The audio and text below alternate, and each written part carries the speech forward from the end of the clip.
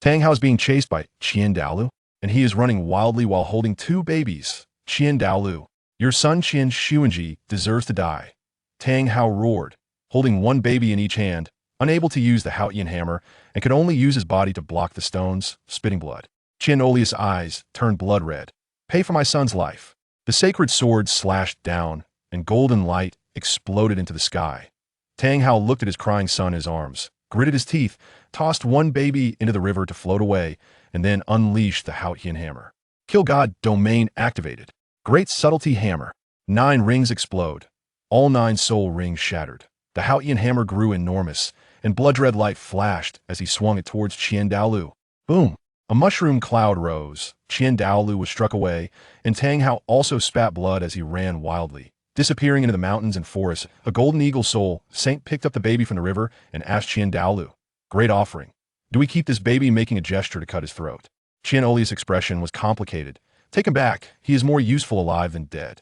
The baby opened his eyes and thought, my dad is Tang Hao. I've crossed over to Douluo, but why can't I remember my family from my previous life? 3 months later, in the secret chamber of the spirit hall, Bibi Dong finished her training. Surrounded by green energy, her face twisted.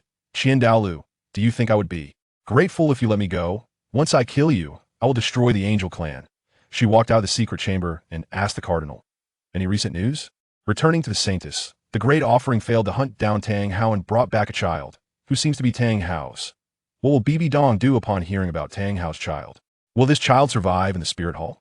When he grows up and learns about his background, will he help the spirit hall or seek revenge on Tang Hao? Reporting to the saintess, the great offering failed to hunt down Tang Hao. The Haotian sect is hidden, and the great offering also brought back a child, who seems to be Tang Hao's. Bibi Dong's next reaction will definitely shock you. After hearing the cardinal's words, Bibi Dong sneered. Qian, you half-god, can't even kill Tang Hao. Did you let him go on purpose, or is it just that you can't? But Tang Hao's child is somewhat interesting. Meanwhile, the baby started living a life of crying when hungry and sleeping when full, staring blankly at the ceiling. One day, the newly appointed Pope Bibi Dong passed by the room, heard the crying, and pushed the door open. The nanny was feeding the baby, and upon seeing her, quickly knelt down. Bibi Dong looked at the baby with a complicated expression. Is this Tang Hao's offspring? The baby looked in her eyes and suddenly smiled broadly. Bibi Dong's heart jolted. This smile was like a ray of sunshine, illuminating her frozen heart. She thought of her daughter Renxue, her expression filled with pain and sorrow. From that day on, Bibi Dong visited him every day, playing with him. Calling you little one won't do. Let's give you my surname. Bibi Dong thought for a moment. How about Bibi Han? The baby smiled and vaguely called out, Mommy. Bibi Dong trembled all over, lifting him up. Say it again. Mommy. Good. I have a child now. Years later, little Bibi Han was doing push-ups. 989-9100. Hainer, it's time to eat. Bibi Dong called out. Mommy, I want to train my body to absorb high-rage soul rings, the 2nd ring purple, the 4th ring black, to bring you glory. Bibi Han's eyes were determined. Bibi Dong smiled and patted his head. Mommy believes in you. Hurry and eat. It's all your favorite. What will Bibi Han's martial soul be? Will he inherit the Haotian hammer or follow Bibi Dong's spider? If he finds out his biological father is Tang Hao, which side will he stand on? Can he achieve his goal of the 2nd ring purple, the 4th ring black? Looking at the table full of mountain delicacies, Bibi Han swallowed and picked up his chopsticks, saying, let's eat. Next, will Bibi Han's martial soul awakening bring surprises to Bibi Dong? Mom, can I have the token for the top floor of the library? Bibi Han asked, looking up with his little face. Bibi Dong frowned. There are things up there that I don't like. I've read all the other floors. Bibi Dong hesitated for a moment but still gave him the token, her expression worried. If you see that guy, you'll have to rely on yourself. At the entrance of the 7th floor, 2 soldats stood guard, coldly spitting out 2 words. Token. Bibi Han flashed the token and entered smoothly. Inside were all old books, and on the front was a painting titled Angel Suppresses Evil, a 6-winged angel wielding a sword to suppress ugly soul masters. He picked up History of the Spirit Hall and read. 1,000 years ago, evil soul masters ran rampant, and the 6-winged angel goddess swept them away, founding the Spirit Hall, eventually becoming a god. So the Spirit Hall is older than the 2 great empires. Bibi Han sneered, and they say imperial authority is supreme. Ha ha. Little friend, how's the reading? A kindly old man suddenly appeared. I've gained a lot. Bibi Han chatted with him and even asked, do bullied soul masters become evil soul masters? The old man nodded. It's possible a twisted mind is prone to fall. Bibi Han narrowed his eyes. I understand. There's more to this than meets the eye. At dusk, he bid farewell to the old man, calculating in his heart. I absolutely cannot betray Mommy Bibi Dong. I must protect the spirit hall. No matter how dark it is still a shield for the people. Who exactly is this old man? Is he the guy Bibi Dong is worried about? Will Bibi Han's martial soul awakening be interfered with by this old man? I still need to have strength. Only with strength can I do these things. Only with strength can I protect the spirit hall in the future. How will he enhance his strength next? Tang San, my only brother, I really don't want to meet you on the battlefield. Bibi Han muttered to himself that a few days later, in the awakening hall, Bibi Dong held his hand. Hainer, no matter your talent, you are still my son. Bibi Han stepped into the hexagonal formation, and the Soul Emperor activated his soul power, enveloping him in pale golden light. Why isn't the martial soul coming out? Everyone was puzzled. Bibi Dong became anxious. Increased the soul power output. Suddenly, Bibi Han raised both hands, a small black hammer and an ordinary blue silver grass. Dual martial souls? But this is too ordinary. The next second, the Soul Emperor's face turned pale. My soul power has been completely absorbed. Bibi Han shouted painfully. Mommy, give me your soul power? Bibi Dong hurriedly transferred her soul power, and behind her appeared 1 yellow, 2 purple, 5 black, and 1 red 9 soul rings. Especially that red 100,000-year soul ring, dazzling to the eyes. As the soul power poured in, the black hammer shell cracked, revealing a golden hammer with purple lightning. The blue-silver grass turned golden, covered in blue patterns. Within the blue light range, people felt refreshed and their wounds healed within the golden light range. People's abilities dulled. This is a domain. Bibi Han also changed. His light blue short hair grew long to his waist, mixed with golden hair. His little face became fair and delicate, looking stunning. Everyone get out. Besides little Han looking handsome. If anyone dares to speak about anything else, die. Bibi Dong's eyes turned fierce. Everyone hurriedly left. Hainer, show Mommy your martial soul again. Blue silver divine, Haoyan divine hammer, Bibi Han said. Bibi Dong smiled. The hammer should be called the Haoyan hammer. It sounds nice. She took out a large crystal ball. Let's measure your innate soul power. Bibi Han placed his hand on it, and the light exploded. Level 20. Innate full soul power at level 20. Bibi Dong was overjoyed. Good son. In the Pope's palace, Bibi Han greeted Grandpa Ju, Grandpa Gay. The 2 titled Douluos were confused. You are Xiaogang? Yeah. I became handsome after awakening my martial soul. How fierce are the blue silver god and the Haoyan hammer in actual combat? With innate level 20 soul power, is he even better than Tang San? Can he surpass the gods in the future? How would Ju Gue Douluo help him upon seeing his talent? Bibi Dong walked straight to the Pope's throne and sat down, her aura changing dramatically. The iron-blooded female Pope has arrived. Will Bibi Dong arrange for Bibi Han next? Elder Ju, Elder Gay, Xiaogang has innate full soul power of level 20, Bibi Dong said lightly. Ju Gue Douluo was so shocked that he couldn't close his mouth. Level 20? This is similar to the young master. Seeing Bibi Dong's expression wasn't right, he quickly shut up.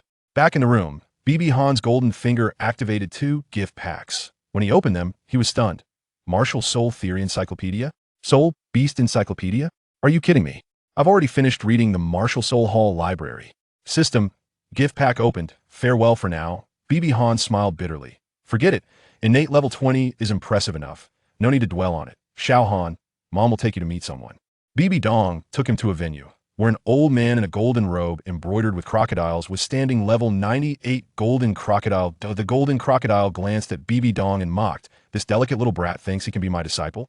Bibi Han immediately retorted, an old man about to be buried. Is he worthy of being my master? Do you dare to speak to me like that? The golden crocodile glared. People who are rude to my mom do not deserve my respect. Bibi Han stood his ground. The golden crocodile threw out a piece of clothing. Put it on and run until I say stop, then I will accept you. Bibi Han picked it up motionless. Just 70 pounds. He put it on and ran, his shoulders and arms under pressure, running lap after lap, pushing himself to the limit without stopping. He caught a glimpse of his mother's worried gaze, smiled at her, and then provocatively looked at the golden crocodile. Surprise flashed in the golden crocodile's eyes. Finally, he collapsed from exhaustion, and Bibi Dong quickly caught him, glaring at the golden crocodile. Second elder, the golden crocodile straightforwardly said, I will take this disciple. Suddenly, a figure appeared beside the golden crocodile. Surprisingly, it was the old man from the library. Big brother, why don't you kill him? His talent is stronger than Xiao Shui's. He will become the second Tang Qian in the future. The golden crocodile asked. The old man Qian Douluo said, there are considerations, you teach him well. What exactly does Qian Daolu want to do? What scheme does he have in keeping Bibi Han around? How ruthless is the golden crocodile's body refining method? Can Bibi Han withstand it? This matter has my considerations. You can go ahead and do it. Qian Daoli's words hide how many calculations? Next, will Qian Daolu intervene in Bibi Han's training? Oh, the soul power flows within the body and can be released to form a barrier. If used on the hands and feet, it can achieve formidable strength. If it nourishes the eyes, would it create a captivating gaze? Let's give it a try. Wearing iron rings on both hands and feet, as well as on the lower abdomen, Bibi Han rushed towards the mountain. Despite the heavy iron ball around him, his speed still reached 10 meters per second. When the iron ball reached the slope, its speed began to slow down. From the front view, Bibi Han appeared as a large character, struggling to move forward with a hunchback.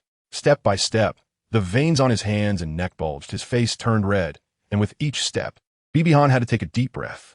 In the distance, golden crocodile Douluo stroked his beard and thought, not bad. On his first attempt, he could reach 60 meters high.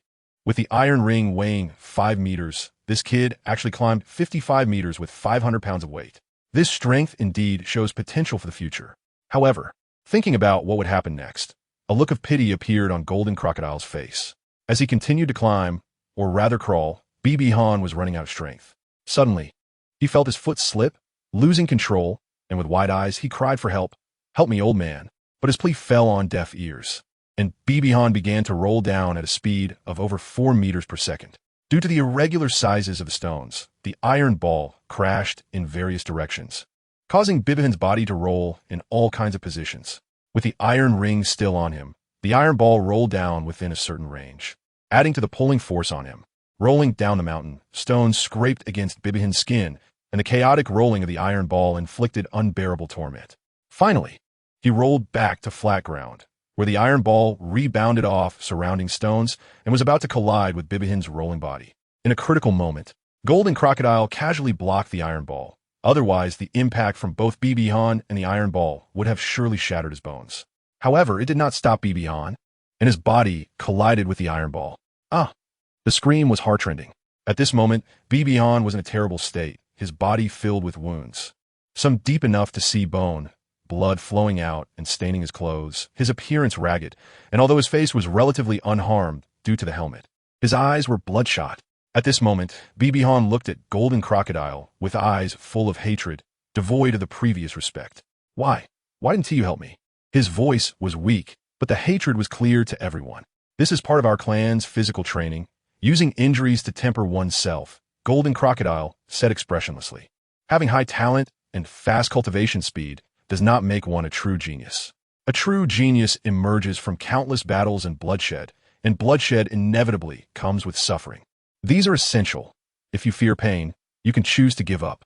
Golden Crocodile waved his hand, and 2 healing soul saints appeared, which had been prepared in advance. They will heal your injuries. If you choose to give up, you can go get your spirit ring. With that, Golden Crocodile left. Although the blue silver god also had powerful healing abilities, without a spirit ring, being only at level 20 was clearly not comparable to the healing abilities of the 2 soul saints. Under their full treatment, in 1 minute, Bibi Han's body was healed, and the redness in his eyes disappeared. Thank you, uncles, Bibi Han said gratefully as he sat on the ground for a long time without moving. Am I not trying to let everyone on the continent live in peace? Am I not going to destroy the 2 great empires and those blood-sucking nobles? If I shrink back from just an old man's family training, how can I accomplish these things? He climbed up the small mountain again, continuing to ascend. 500 meters away, 2 figures stood there. One was Golden Crocodile, and the other was a woman in a luxurious black robe with golden patterns, wearing a 9-turned purple gold crown, Bibi Dong. As a mother, how could she be absent while her son was undergoing such training? At this moment, her eyes were moist, her expression a mix of worry, pain, and pride. Golden Crocodile's face, however, showed no such emotions. It was filled with satisfaction. Your Holiness, you have truly raised a good son. Jade must be carved to become a useful tool. Little Han, given time, will surely achieve greatness. As the ancestor of the Golden Crocodile clan, he had also experienced such moments. He once wanted to give up, but his father forced him to continue. Because Golden Crocodile's martial spirit was the Golden Crocodile King, a super martial spirit passed down through the generations. That period could be described as his darkest time. Afterward, no younger generation in the clan awakened the Golden Crocodile King martial spirit. unable to endure the hardship, so it had been a long time since anyone had come here. And Bibi Han was the first to continue challenging himself like this. Then she left. A truly excellent child does not need supervision. Chapter 8. Training complete. Obtained Spirit Ring. Bibi Han is still climbing, once again reaching a height of 56 meters. The immense physical exhaustion makes him want to give up, but he thinks, no, I must be stronger each time. Bibi Han, keep climbing up. 60, 7, 60, 8, 60, 9, 70. Bibi Han rolls down again, this time landing at the bottom, where a sensitive attack system, Soul Saint, helps block the iron ball for him. He looks at Bibi Han with a hint of admiration in his eyes, not for his strength, but for his perseverance and courage. Finally, after reaching 75 meters high, Bibi Han completely faints, having no energy left. In the same room, filled with the scent of medicine, Bibi Han wakes up. Grandpa Ju, how long have I been asleep? An hour and a half. Wow, that long. Looking at the medicinal bath, Bibi Han feels it and asks Grandpa Ju, isn't this medicinal bath different from the one I soaked in before? The effect is better. No way, how could that be? Ju Douluo quickly replies, Grandpa Ju, don't lie to me. I know very well that if you had such an effective medicinal bath, you would have let me soak in it long ago. No need to wait until now. There's only one truth. This is someone else's medicinal bath recipe.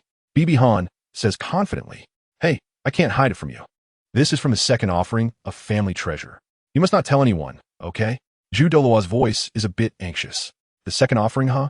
A peak Douluo at level 98. He could easily take on a dozen of himself. I understand. So that old guy has such a personality. Not wanting him to know about this. Realizing this, the image of the old man in his mind becomes even more towering. Returning to the small hill, Jean, he seems to be waiting for him. Approaching him, Bibi Han respectfully bows and says, Master. Jean Yi's body trembles as he looks into Bibi Han's eyes. That little guy, Xiao Ju, told you about the medicinal bath, huh? He must be feeling a bit itchy. Bibi Han thought somewhat speechlessly, Xiao Ju, little guy. I call you Grandpa Ju, and you call me little guy, so wouldn't that make me a little guy? However, this guy seems to be one generation older than my great-grandfather Tang San, so calling him that doesn't seem wrong. No, I figured out from that even more powerful medicinal bath, Bibi Han replied. Master, I haven't truly agreed to let you be my disciple yet. Bibi Han smiled and replied, yes, master. Then, Bibi Han continued to practice. After absorbing the medicinal bath provided by the master, Bibi Han's body became stronger once again. Eventually, Bibi Han reached a height of 79 meters. In the evening, Bibi Han returned to his room, using the gentle soul power of Blue Silver God to continuously nurture his eyes while still practicing. The two activities did not conflict. A knock on the door was heard. Mom, Hunter, how was your training today? Does it still hurt? Mom, you really are watching over me. It does hurt, but it's incredibly useful, Bibi Han replied nonchalantly. Then he raised his fist and said, although I've only practiced for one day, I feel like I could pin the version of myself that completed the first stage of training to the ground. His mother nodded and said, pain is an essential part of the path of the strong. Being injured and fighting through injuries is completely normal. If you are unafraid of pain in battle, you will have a significant advantage among peers. I understand. Thank you, Mom.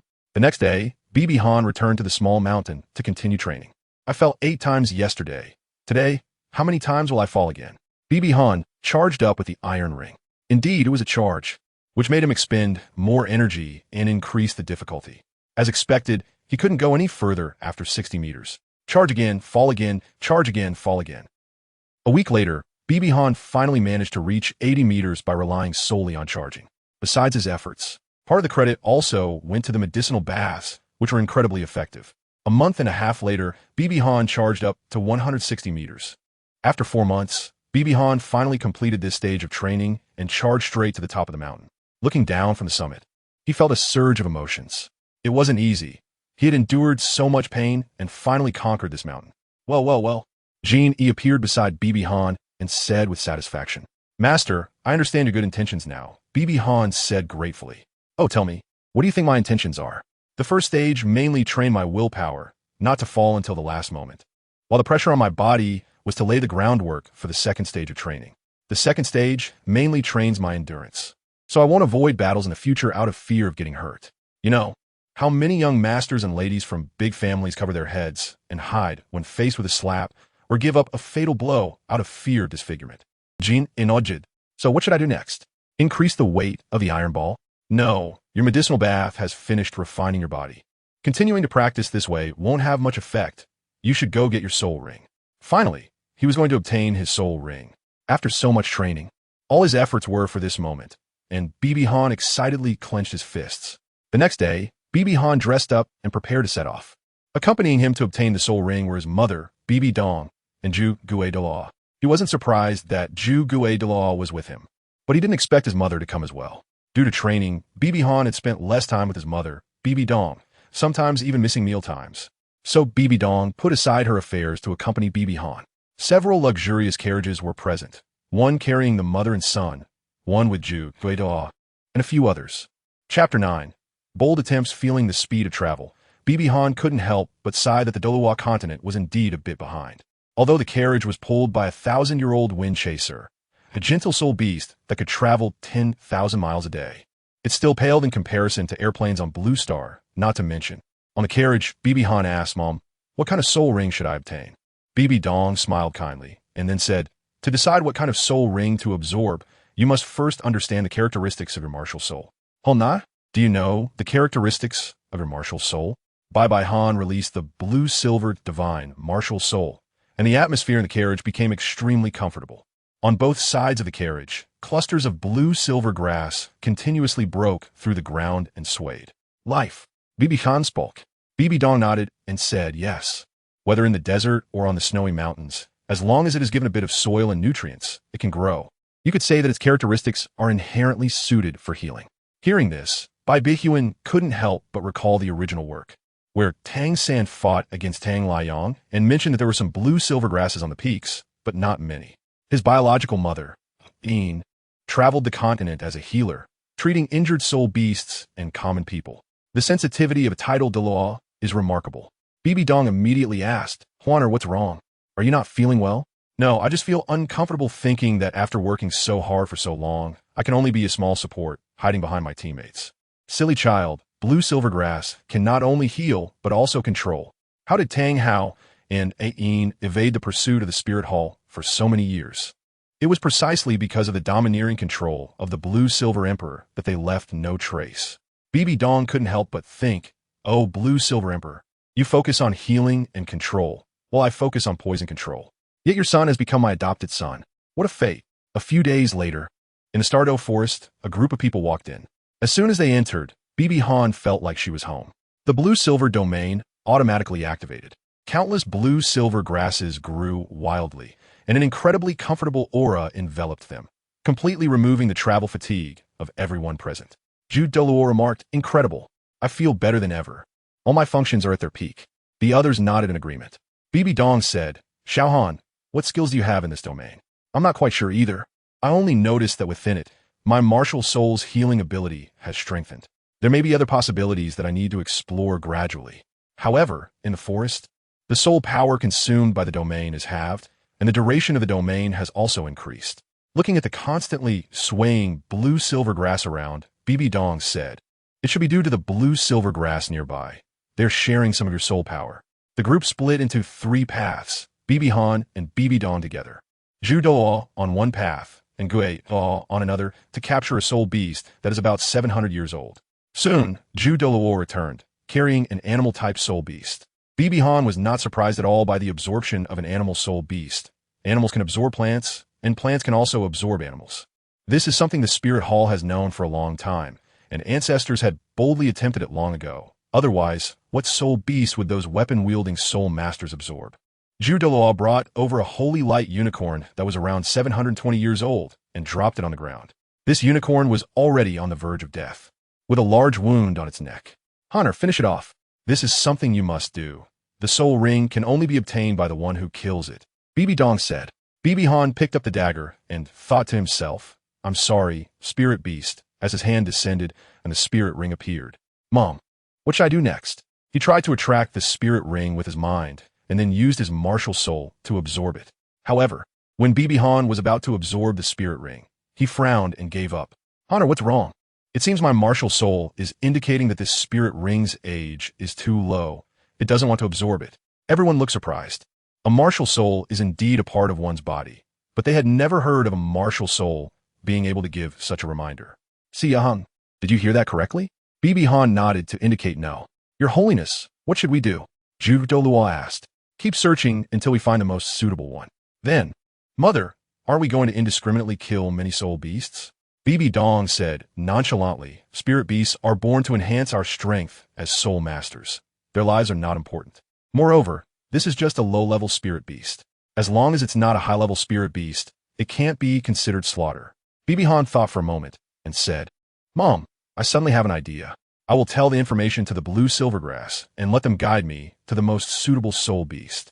Bibi Dong's eyes lit up, thinking that this could also work. Let's do it this way. Guided by the blue silvergrass, we quickly arrived at a place where there was a plant over 3 meters tall. This is the soul vine, said Douluo. The soul vine absorbs the soul power of the creatures it entwines to strengthen itself. When the soul vine breaks through 10,000 years, it can also absorb the life force of creatures. Absorbing life force, a 10,000-year soul vine is considered a truly evil soul beast. Yes, this is indeed fitting. Vines that absorb soul power naturally have extremely strong toughness, which is perfect for control-type soul ring, but the age is too high. Bibi Dong said with some regret. Over 3 meters tall represents over 3,000 years. This exceeds the 3rd soul ring of an ordinary soul master and is not suitable for the 4th soul ring. Oh, not? Let's find a lower-aged one. No, Mom, this one's just right. I can feel my martial soul radiating a kind of desire. And Mom, you should know about martial soul suppression, right? Martial soul suppression, as the name suggests, means that higher-level martial souls suppress lower-level martial souls of the same kind. Just like in the original work, when the Blue-Silver Emperor released a trace of aura, the Soul Emperor's other Ghost King, Vine, couldn't move. I believe that with martial soul suppression and my body's strength, I can do it. In terms of strength, even a soul sage can't compare to me, Mom. Believe that I can do it. Chapter 10. 1,000-year first and second ring. Looking at Bibi Han's determined eyes, Bibi Dong said, All right, if there are any problems, Mom will stop it immediately. The poor soul vine, upon sensing the powerful aura when the group first arrived, curled up into a ball, but ultimately could not escape its fate. It was killed, and a purple soul ring appeared. Blue Silver God, I can feel your desire. Let's absorb it together. The pulling and absorption began. Suddenly, an incredibly hot energy flowed throughout Bibi Han's body, making her feel like she was about to explode, and her whole body began to swell. This is bad. The energy is too strong. Xiaogang can't bear it anymore. Douluo immediately said. Bibi Dong was about to interrupt when the blue silver god in Bibi Han's hand suddenly emitted a powerful force and began to sway wildly, as if saying that even a small soul vine dared to resist. Bibi's inflated body also began to stabilize. Bibi Dong sighed, Honor, stay alert. Whether in body or consciousness, you are in a boiling ocean. A blue light suddenly enveloped Bibi Han, helping him resist this ocean. After a few hours, Bibi Han was surrounded by blue light and some blood-colored mist, biting his silver teeth tightly, not daring to relax, and fighting desperately. Everyone's eyes were fixed on Bibi Han. Brows furrowed. It was already the most critical moment. Hold on, Hunter, hold on. Bibi Dong looked worried. It was now impossible to interrupt, as part of the soul ring had already merged into Bibi Han's body. If it were interrupted, even if Bibi Han could survive, he would likely become a lifelong cripple unable to cultivate. Huh, look outside. Your Majesty, the Pope succeeded. We just need to wait a moment. Xiaogang will wake up once he fully absorbs it, said Douluo. After a while, the soul ring entered Bibi Han's body, and he finally finished absorbing the soul ring and opened his eyes. Huh. Bibi Han took a deep breath. Hunter, how do you feel? Bibi Dong asked. I told you not to worry, Mom. The martial soul is a part of the body. How could it harm me? I feel great now. All the fatigue from absorbing the soul ring is gone, and I am full of power. Then what is your first soul skill? Bibi Dong asked again. My first soul skill is called Devour. It devours the opponent's soul power and feeds it back to me, restoring 1 soul power per second. Is that so? Everyone thought. The speed of Devour depends on the soul power I possess. If I am a soul master, the restored soul power is one of my soul master's soul power. If I am a soul king, then the restored soul power is one of my soul king's soul power. If my soul power is full, then all this soul power will be released to the outside world. The most important thing is that this soul skill does not require soul power consumption. It's considered a passive ability, Bibi Han added proudly. Hiss. Everyone was extremely surprised. If this is true, then Bibi Han would truly become a powerful being in the future. To put it bluntly, Bibi Han alone could annihilate a 1,000,000-strong army without much physical consumption. An eternal motion machine. Is a divine-level martial soul really this powerful? Bibi Dong was also extremely excited, but there was still one last step. Honor, unleash your soul skill, and let me see how resilient your blue silvergrass is. Eldeyu understood. The martial soul emerged, and the soul ring appeared. The first ring was purple. Blue silvergrass go. The golden blue silvergrass swiftly wrapped around Elder Ju. So fast. Even an ordinary soul Zun would find it hard to dodge, Elder Ju thought. However, he didn't intend to dodge. He mainly wanted to see the resilience of the blue silvergrass. As the blue silver grass coiled around him, Elder Ju felt his soul power continuously depleting, approximately equivalent to that of a level 20 Great Soul Master. Then he exerted more force, shattering the blue silvergrass surrounding him.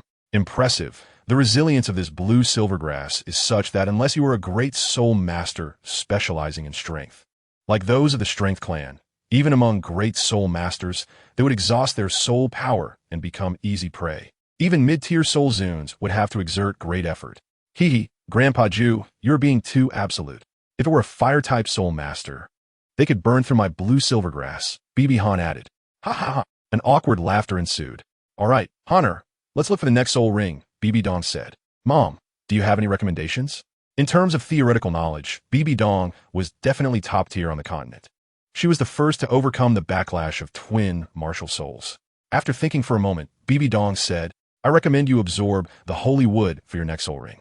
The Holy Wood, a plant-type soul beast, has only one effect for soul masters. It increases soul power capacity. As for the soul skill generated, the soul skill of blue silvergrass should be the blue silver shield, which is essentially useless. He can directly use the blue silvergrass to form a shield without needing to release a soul skill. After some thought, although the soul skill was useless, absorbing it would not only increase his soul power capacity and recovery speed, but also the inherent healing ability of the blue silver god could heal himself. Not bad. Okay, Mom. Blue silver domain. Bibi Han once again released the message. What's wrong?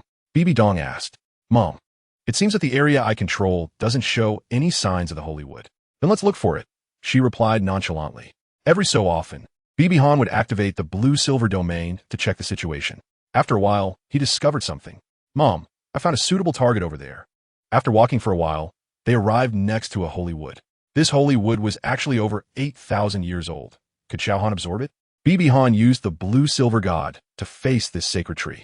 After receiving a response from the blue-silver god, he confidently replied, yes. Bibi Han looked at Bibi Dong, seeking her answer.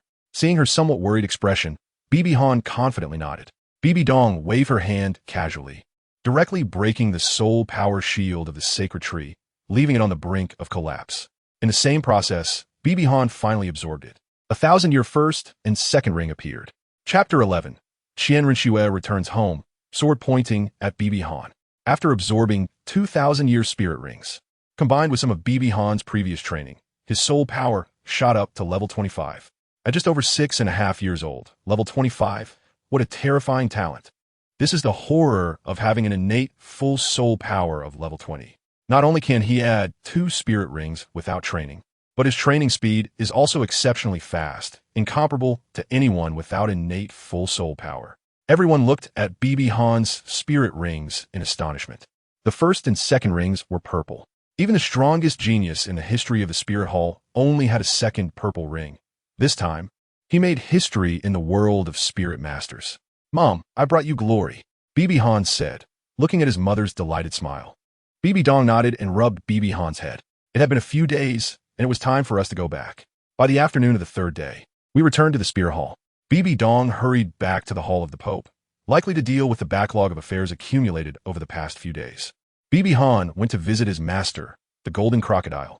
In the courtyard, the Golden Crocodile seemed to know that Bibi Han was coming, leisurely sipping tea. So, did you get the soul ring? How many years is it? The light voice of the Golden Crocodile reached Bibi Han's ears. Master, don't drink tea. I guarantee you'll be greatly surprised, Bibi Han said confidently. Who am I? What could possibly surprise me? The Golden Crocodile took a sip of water without care. Slap in the face.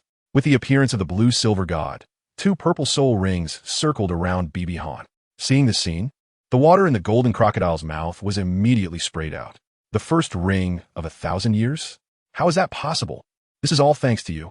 Master, your teachings were excellent. but training methods helped me develop this strong body, and with the assistance of my martial soul suppression, I was able to achieve all of this. Bibi Han narrated the events in detail. I see. You can go rest now. Come here tomorrow, the golden crocodile said, but his tone was somewhat off. Bai Han didn't think much of it, assuming that his master was just a bit embarrassed and had left. Xiaogang, you're truly outstanding. Master is really happy to have accepted a disciple like you, but Jin Yi looked at Bai Han's departing figure with a complex expression, then walked towards the offering hall. Upon arriving at the offering hall, Jin Yi said to Qian Douluo, who was standing in front of the angel statue, Big brother, Xiaogang has absorbed the soul ring. So what if he has absorbed it? What is there to say? Qian Douluo replied indifferently. At that moment, Qian Douluo had transformed back into his handsome middle-aged appearance at the age of 40, with golden hair and wearing golden armor. The back of his golden armor resembled the wings of a six-winged angel, making him look quite imposing. However, he had 2 purple soul rings, and I could clearly see that his first soul ring was over 3,000 years old, and the second was over 8,000 years old. As a title Douluo of level 98, Jin Yi could easily discern the age of the soul rings. What? Qian Douluo turned around, his eyes filled with shock. He didn't think Jin Yi was lying to him, as the consequences of deceiving him would be extremely serious. Jin Yi had struggled with this statement for some time. He liked his disciple, but he was more loyal to the angel lineage. In the original story, he had self-destructed to save Qian Renxue. In the original story, he dedicated his life, including his life, to the Wuhuan Hall. A conflicted expression appeared on Qian Douluo's face, as he had not expected Bai Han to be so formidable with such strong talent. Although he had not changed his mind now, what about in the future? If he couldn't grasp it at that time, such a genius would be a huge threat to the Wuhuan Hall. However, he really didn't want to use his power to suppress Bai Han. Just like back when he pursued Tang Hao, he hadn't taken it seriously. Otherwise, with his demigod cultivation, he could have completely crushed Tang Hao in terms of soul power, speed, and mental power. How could he not kill him? A level 92 power. What was a 9-ring explosion? It barely reached a strike from a level 99 title Douluo, which couldn't hurt him at all. He was a demigod. In the original story, Qian Douluo had severely injured Ning Fengji's level 97 sword Douluo from a distance with a single strike. So was it difficult to take out the level 92 Tang Hao, who was cradling a child from a distance? How many times could a soul ring explosion withstand such power? The main thing was that Qian Douluo understood that Tang Hao was not the murderer of his son. Otherwise, even if he was Tang Chen's grandson, Qian Douluo would undoubtedly kill him. Although Tang Chen was stronger than Qian Douluo, they were still on par. Would the grudge of killing a son be forgiven because of friendship? This person was presumptuous as a father. Just as Qian Douluo was feeling conflicted, the angel statue suddenly shook, and the conflicted expression on Qian Douluo's face turned to one of affection, while Jeannie's face transformed into that of a kind old man. Because a figure had returned, she possessed an exquisite beauty with long golden hair, and wore a golden palace-style lawn dress. The dress was one piece, seemingly woven from golden threads, without excessive decorative patterns, elegant and simple in style. The golden collar protected her snow-white and slender neck, and her long golden hair flowed casually behind her, not meticulously arranged. This formed a stark contrast to her neatly arranged palace attire. Renxue, Mississippi Grandpa Jin Yi, I'm back. After a round of warm greetings, Qian Renxue said, Grandpa Jin Yi, did you accept a disciple named Bai Han? Yes, why? Jin Yi replied, I want to meet him and learn from you for a while. Xiaogang, you just became the crown prince. You can't stay for long. Qian Douluo said, with a hint of pain in his eyes. How ironic, to be unable to stay longer in one's own home. Don't worry, Grandpa. I've used a substitute to pretend to be sick. There is no problem in the short term. Qian Douluo and Jeannie understood that Qian Renxue had come back specifically for Bai Han. Qian Douluo's gaze flickered, and Jin Yi understood the meaning in Qian Douluo's eyes. No problem, Mississippi Grandpa Jin Yi, you're being too polite. I said you could just call me Xiaoshue like Grandpa does. Call you Xiaoshue. In Qian Renxue's heart, only Grandpa and Grandpa Jin Yi could call her that. Everyone else, including that woman, could not. Qian Douluo transmitted a message, and after thinking for a moment, Jin Yi replied, All right, then I will also call you Xiaoshue from now on. Qian Renxue smiled. Bai Han, we should meet. A coldness appeared in Qian Renxue's eyes. Chapter 12, Collision. In the evening, Bai Han was practicing in his room, using cultivation to replace sleep, and he did not neglect nourishing his soul power in his eyes. Oh, not? Mom, you look tired, please go rest. Seeing the fatigue in his mother's eyes, Bai Han hurriedly said, "No, Mom has something to tell you." "Then Mom, please sit down. I'll give you a shoulder massage." "Mom, is there something you want to say?" Bai Han asked while massaging his mother's shoulders. "Oh, not? Your second soul ring is 8,500 years. Do you want to challenge the 10,000-year third ring?" Mom, you're right. When I reach soul respect and my soul ring lights up with 2 purple and 1 black, not a single yellow. Wouldn't that scare the opponent silly and allow me to win easily? Honor, Mom suggests you don't. Do you know the difference between a 10,000-year soul ring and those below 10,000 years? At this moment, Bai Han suddenly remembered that a 10,000-year soul ring has a soul beast's resentment, forming a soul shock, no matter how strong your willpower is. If your mental strength does not meet the standard, even if you successfully absorb the soul ring, you will end up becoming an idiot. Soul shock. Is there a way to cultivate mental strength, Mom? There are some methods to train mental strength, but they are all tedious and very hard. Have you made up your mind? If not, the 10,000-year fourth ring will also do. No need, Mom. What's hardship? Isn't it less than what I endured training with Master Genie? After giving him those methods, she said, "Honor, tomorrow you have a classmate. I hope you can get along well with her." After saying this, Bai Dong left immediately. Han didn't have time to ask who that person was. It didn't matter. He would know tomorrow. Cultivate, cultivate, cultivate. The next day, Han arrived at the courtyard, pushed the door open, and immediately saw the golden-haired girl standing not far away. He was stunned on the spot because she was just too beautiful. She looked to be just over a decade old, with long golden hair reaching her waist, skin as white as snow, fierce phoenix eyes, a straight nose. The most standard oval face, slightly slender phoenix eyes, and a face with a hint of sharpness. She had a tall stature and a curvy figure. Han had seen beautiful women before. The maidens of the Pope's palace were all stunning. Otherwise, they wouldn't have become maids there. He had also seen the beautiful Douluo, but the woman in front of him was several streets ahead of them. The only one who could compare in his mind was his mother, Dong. You are that woman's illegitimate child, Han. A cold voice came from her lips, laced with hatred. That woman? Illegitimate child? Blonde. So beautiful, I know who she is now. But Han was furious. You filthy woman. Who the hell is an illegitimate child? If you keep talking nonsense, believe it or not, I'll tear your mouth apart. An even colder voice emerged from Han. Damn it, the original work has top-notch intelligence. Yet you don't know who I am and directly insult my 2 mothers. Unbearable. You dare to insult me.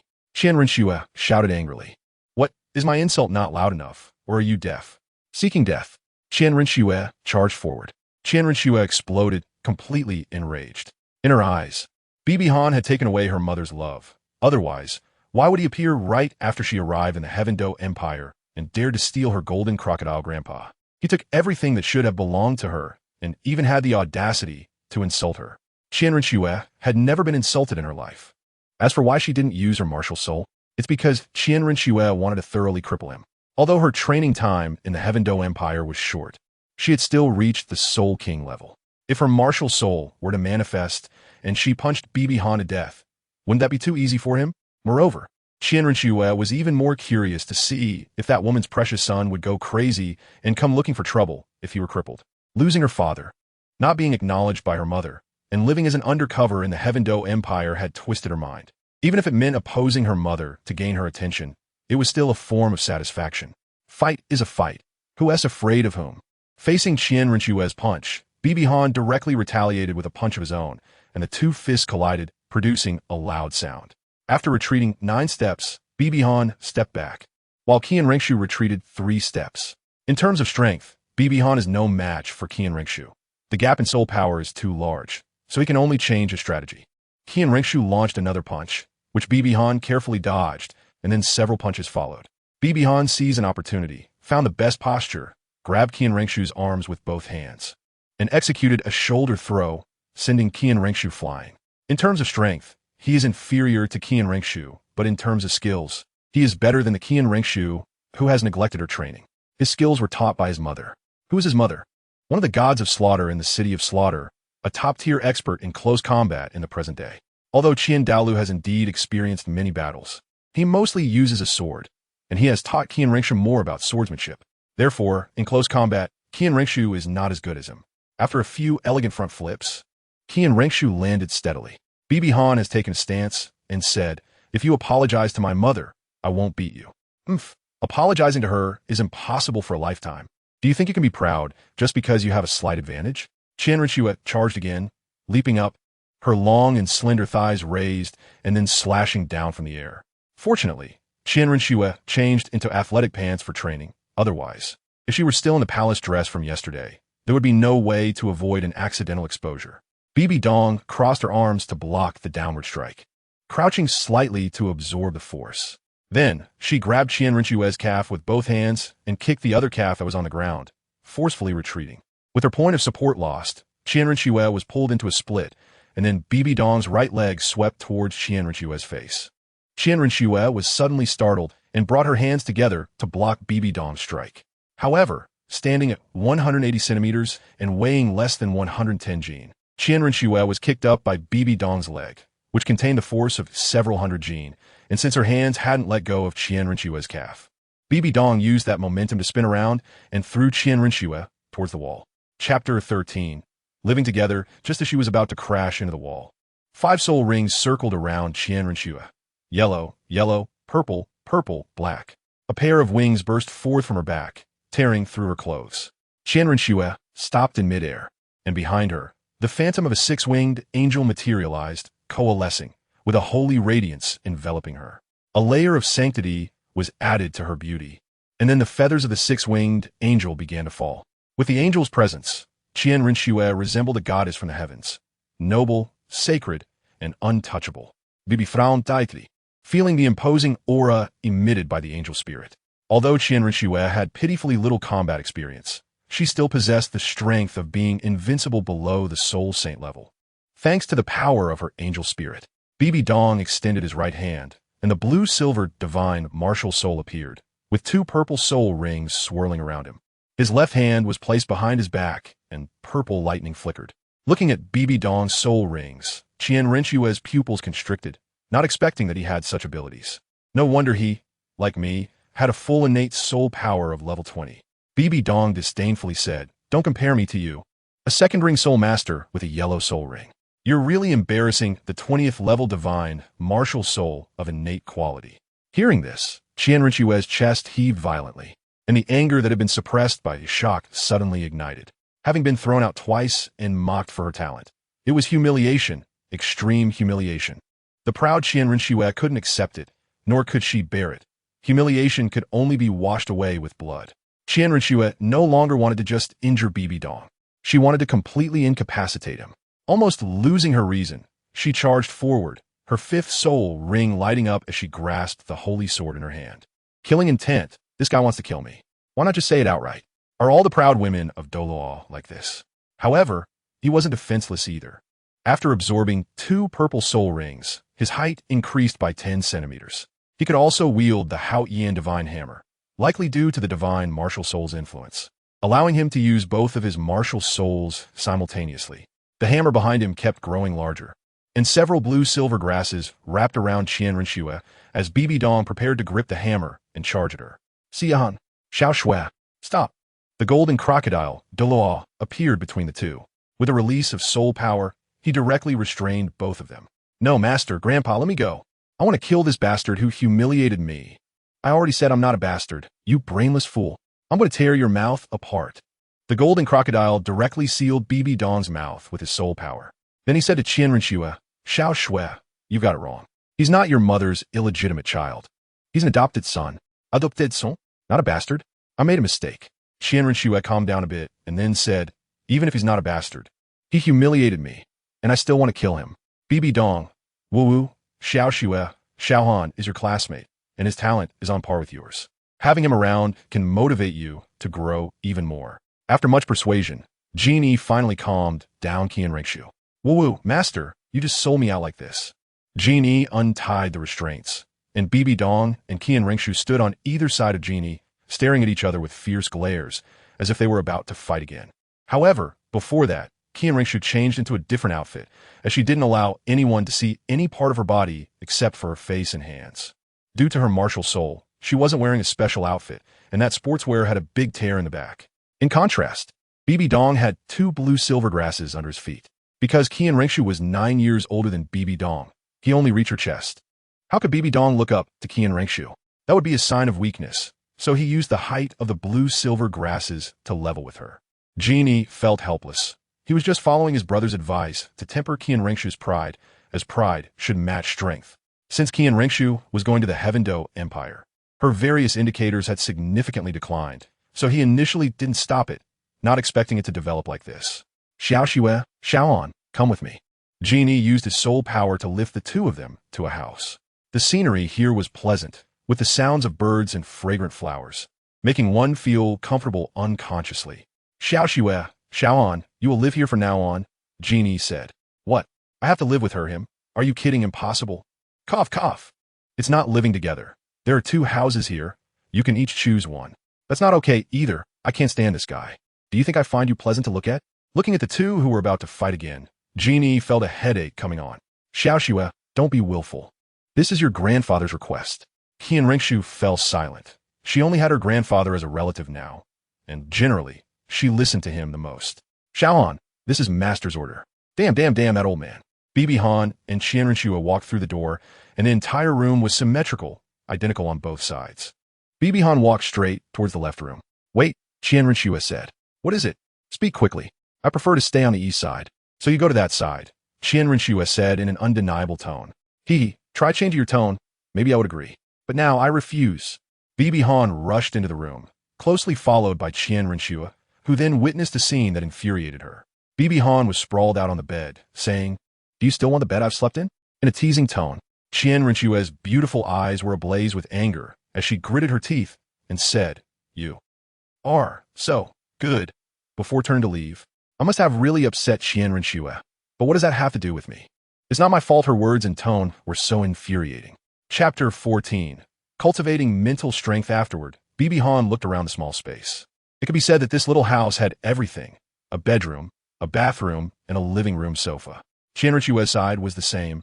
After all, it was symmetrical. He then began to practice the method his mother had given him to enhance his mental strength. Bibi Han filled a cup with water and used his mental power to lock onto it. A small water ball floated out, and he commanded it to move towards his mouth. Before it reached his lips, the small water droplet trembled unpredictably, and he appeared extremely nervous. Beads of sweat forming on his forehead. It was difficult, quite difficult.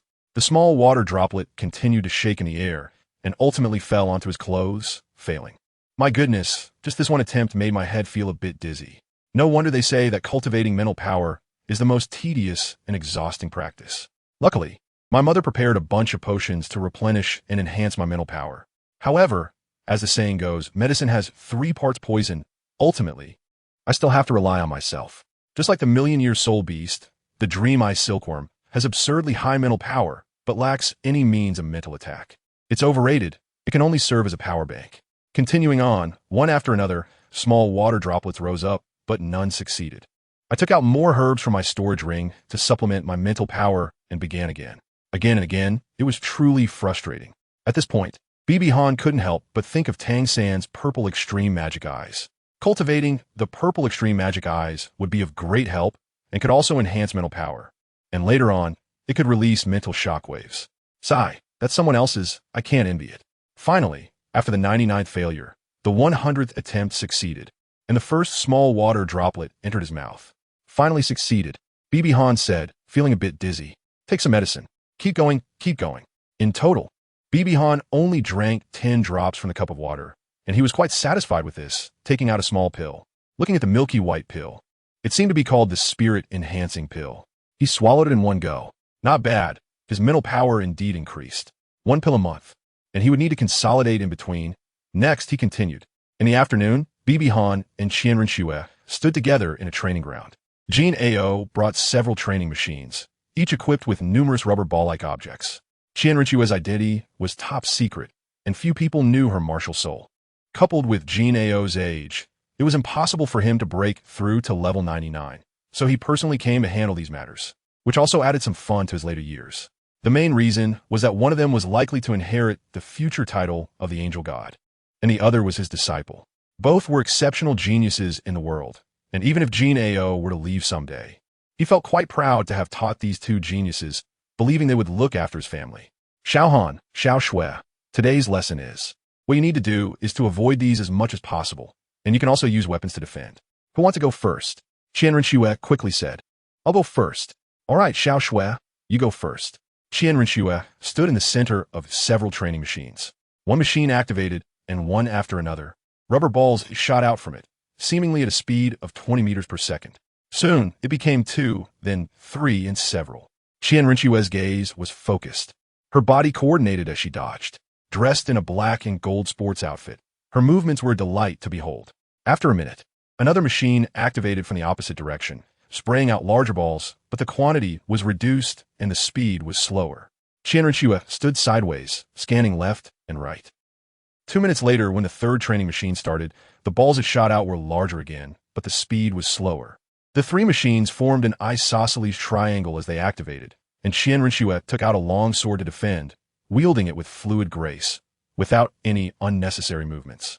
Seeing this scene, Bibi Han was also amazed. Impressive. No wonder she pushed Tang San back at the Heaven Do Palace. When the 4th training machine activated, the 4 machines formed a rectangle, and Qian Renxue could no longer hold on, getting hit on her back several times because she didn't see them coming. Although being hit by these things didn't cause any serious harm, it was quite painful, and Qian Renxue groaned a few times. However, as a being with innate full soul power at level 20 and the top talent in the original story, her adaptability was extremely strong, and she learned quickly, soon adjusting and not getting hit again. There were a total of 8 training machines, arranged in a circle.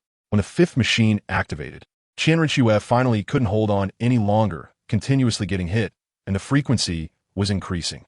Sigh, Xiao Shui still hasn't grasped the key points. Jin Ao shook his head and said. Hearing this, Bibi Han's face showed a knowing expression, because while this training was indeed useful, it lacked significance for the two of them as geniuses. The best way to train reaction ability was through combat, one against many, which could not only enhance reaction speed, but also improve practical combat ability. Mother, Master, they wouldn't let me waste time. I'm currently training my mental power. Could it be? Bibi Han walked to the back of a machine, closed her eyes, and tried it out, a faint smile appearing on her lips. After the 5th machine finished, Jin Iki didn't start the 6th machine, allowing Qian Renxue to step out. Qian Renxue looked a bit flustered, her body glistening with fragrant sweat, her sportswear clinging tightly to her body, showcasing her perfect figure in an enticing way. She gave Bibi Han a provocative glance. Bibi Han returned a provocative smile to her. As she stepped in, the machine started up. Watching the ball shoot out, Bibi Han closed her eyes and used her mental strength to narrowly dodge them. Due to her hair, Qian Renxue couldn't see Bibi Han's eyes, and seeing this scene, she covered her mouth and chuckled, thinking to herself, you're not that impressive. You can't even handle this. However, Jin Yi couldn't help but nod, signifying a good start. One after another, Bibi Han progressed from being unskilled at the beginning to easily dodging the rubber balls. But then a few balls shot out simultaneously, and she wasn't able to adapt in time, getting hit twice. Bibi Han, just give up. Don't let yourself get turned into a sieve later, Qian Renxue laughed. Finally I can watch Bibi Han struggle. I can't wait to mock him for being so arrogant before. Bibi Han completely ignored this proud and somewhat naive guy. Being hit a couple of times didn't affect him much. He had long since adapted to it. After getting hit once more, he was never struck again. Bibi Han was still trying to expand his mental strength behind him with his eyes closed. After a few dozen seconds, the 2nd machine activated, and Bibi Han was not caught off guard, so he avoided being hit. During this process, his mental control was continuously strengthening. While he couldn't exactly lock onto the balls, he could sense their trajectories. Chapter 15. Qian Renxue cried, 2,700 words. 2 minutes later, the 3rd machine activated, and Bibi Han officially opened his eyes. He wasn't skilled enough to rely solely on his mental perception to dodge the balls from 3 machines with his eyes closed.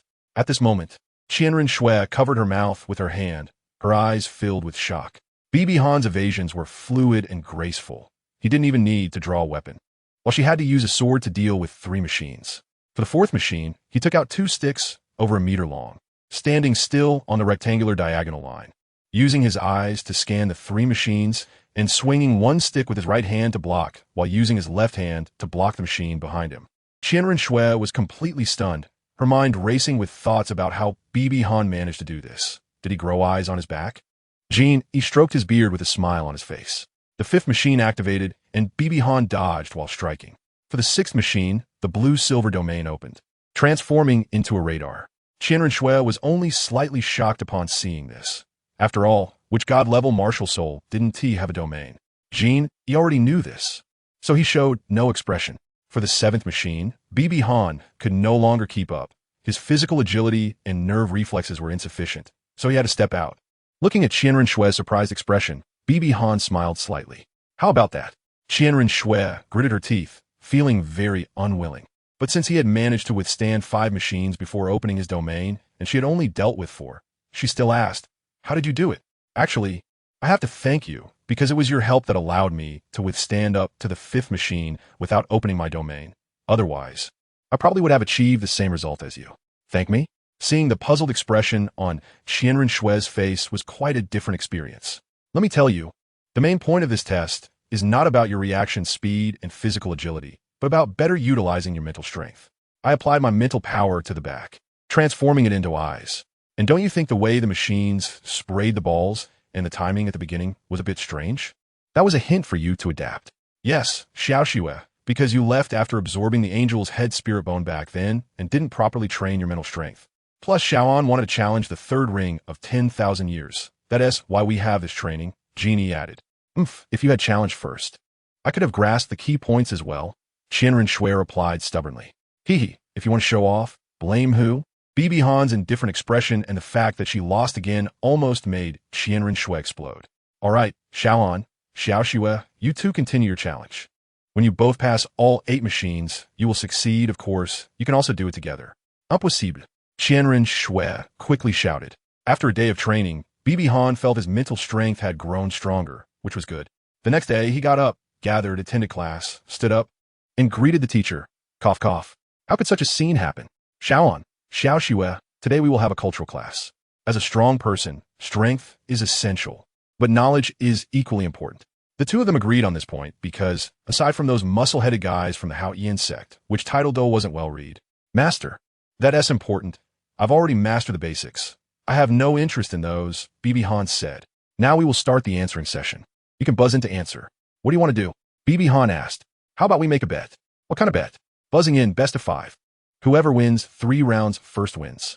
BB Dong looked at the competitive Qin Shui and replied, "All right, but since we're betting, what is the wager?"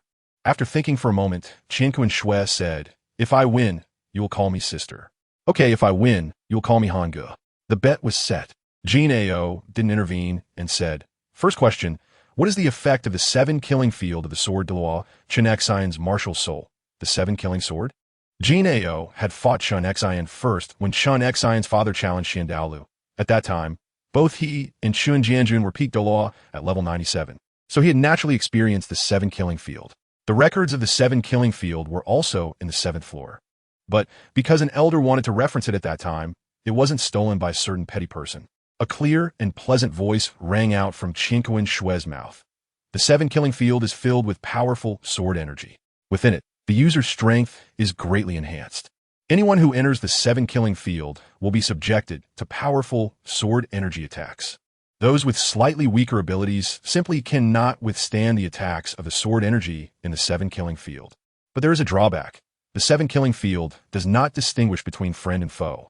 Completely correct. Qin Shui glanced triumphantly at BB Dong. "That's not fair, master. I didn't stay long on the 7th floor before training with you, and I have never read that knowledge book. Luck is also a part of strength." Jin Ao replied. BB Dong was left speechless. The second question is, what kind of soul beast is this, and what abilities does it have? This time, BB Dong took the lead. The dark demon Evil God Tiger, God-level soul beast, possesses attributes of evil, darkness, lightning, wind, time, and space. It has extremely high intelligence and immense strength, capable of fighting for 10,000 years, and it also has a bizarre ability that can make a person instantly disappear. So whether you can defeat it or not, do not provoke it. Just leave quickly. The book says this, and BB Dong can only say this. Can she add any truth? Correct. In the final round, both BB Dong and Qian Renxue felt nervous and didn't want to call each other sister, brother Dong. The next question is, soul beasts that reach 10,000 years may transform. Transformed soul beasts will come to the human world, but they might be discovered and killed by soul Douluo and title Douluo to obtain their rings and bones. However, why do they still enter the human world? BB Han slammed the table of Qian Renxue with great force. "What are you doing?" Qian Renxue shouted in shock. BB Dong ignored him and said loudly, 10,000 years ago, soul beasts transformed and came to the human world to absorb a certain aura emitted by humans. By absorbing this aura, they can quickly cultivate. Qian Renxue, you lost. Upon hearing this, Qian Renxue realized, you did that on purpose to disrupt my thinking. You despicable person. Qian Renxue scolded. Despicable? I just haven't trained for a few hours. And my hands are a bit itchy. Fulfill your promise. No way, you're just playing tricks. Give me another question, or I won't admit that I lost. The last question, what situation in the world allows one to exceed innate full soul power at the age of 6? Qian Renxue slammed her hand on Bibi Dong's table. But Bibi Dong was completely unaffected because he had already guessed that she was planning something underhanded when he caught a glimpse of her malicious smile before the question was asked. Huh, why did I say also? During the time Qian Renxue was slamming the table, Bibi Dong loudly said, the limit of innate soul power is proportional to the strength of the martial soul. The top-level martial souls can carry at most innate level 10 soul power. To exceed innate full soul power, there are only two situations. Either a super martial soul or a divine martial soul. Or you cheat. Qian Renxue. This time you really lost. Fulfill your promise. Bai Han crossed his arms and quietly waited, knowing that Qian Renxue would definitely fulfill her promise. Because Qian Renxue is the granddaughter of Qian Douluo, who taught her personally and upheld the spirit of a knight. Genie stood by and couldn't offer any advice. Qian Renxue lowered her head, her face flushed, biting her silver teeth tightly, and finally said, Han Ge. Bibi Han nodded in satisfaction and made a sound. Xiaogang, Xiaoxue. The next question is very important for your future. Listen carefully. As a leader, if you discover an exceptionally talented person in the future, how would you attract them? Bibi Han didn't know how to respond for a moment. Qian Renxue said, satisfy all of the other parties' conditions within their range of value. A foolish idea. Bibi Han directly retorted, you're cursing me again. Qian Renxue shouted. In her 2 days of life, she had been cursed 3 times. And it was all by the same person. How could she accept that? Bibi Han replied disdainfully, what is wrong? Did I say something wrong? Then tell me, what is wrong with what I said? First, you need to know that person's identity before coming up with a corresponding solution. Second, you must be clear whether that person is someone you can control. Lastly, and this is what I really want to ask, if you can control both of these aspects. Then if that person demands you to exchange the lives of your own people for him to join, would you agree? Otherwise, using small sacrifices to obtain greater benefits is not a normal thing, right? You are completely wrong. Bibi Han stood up and shouted at Qian Renxue. Qian Renxue was momentarily stunned by his shout.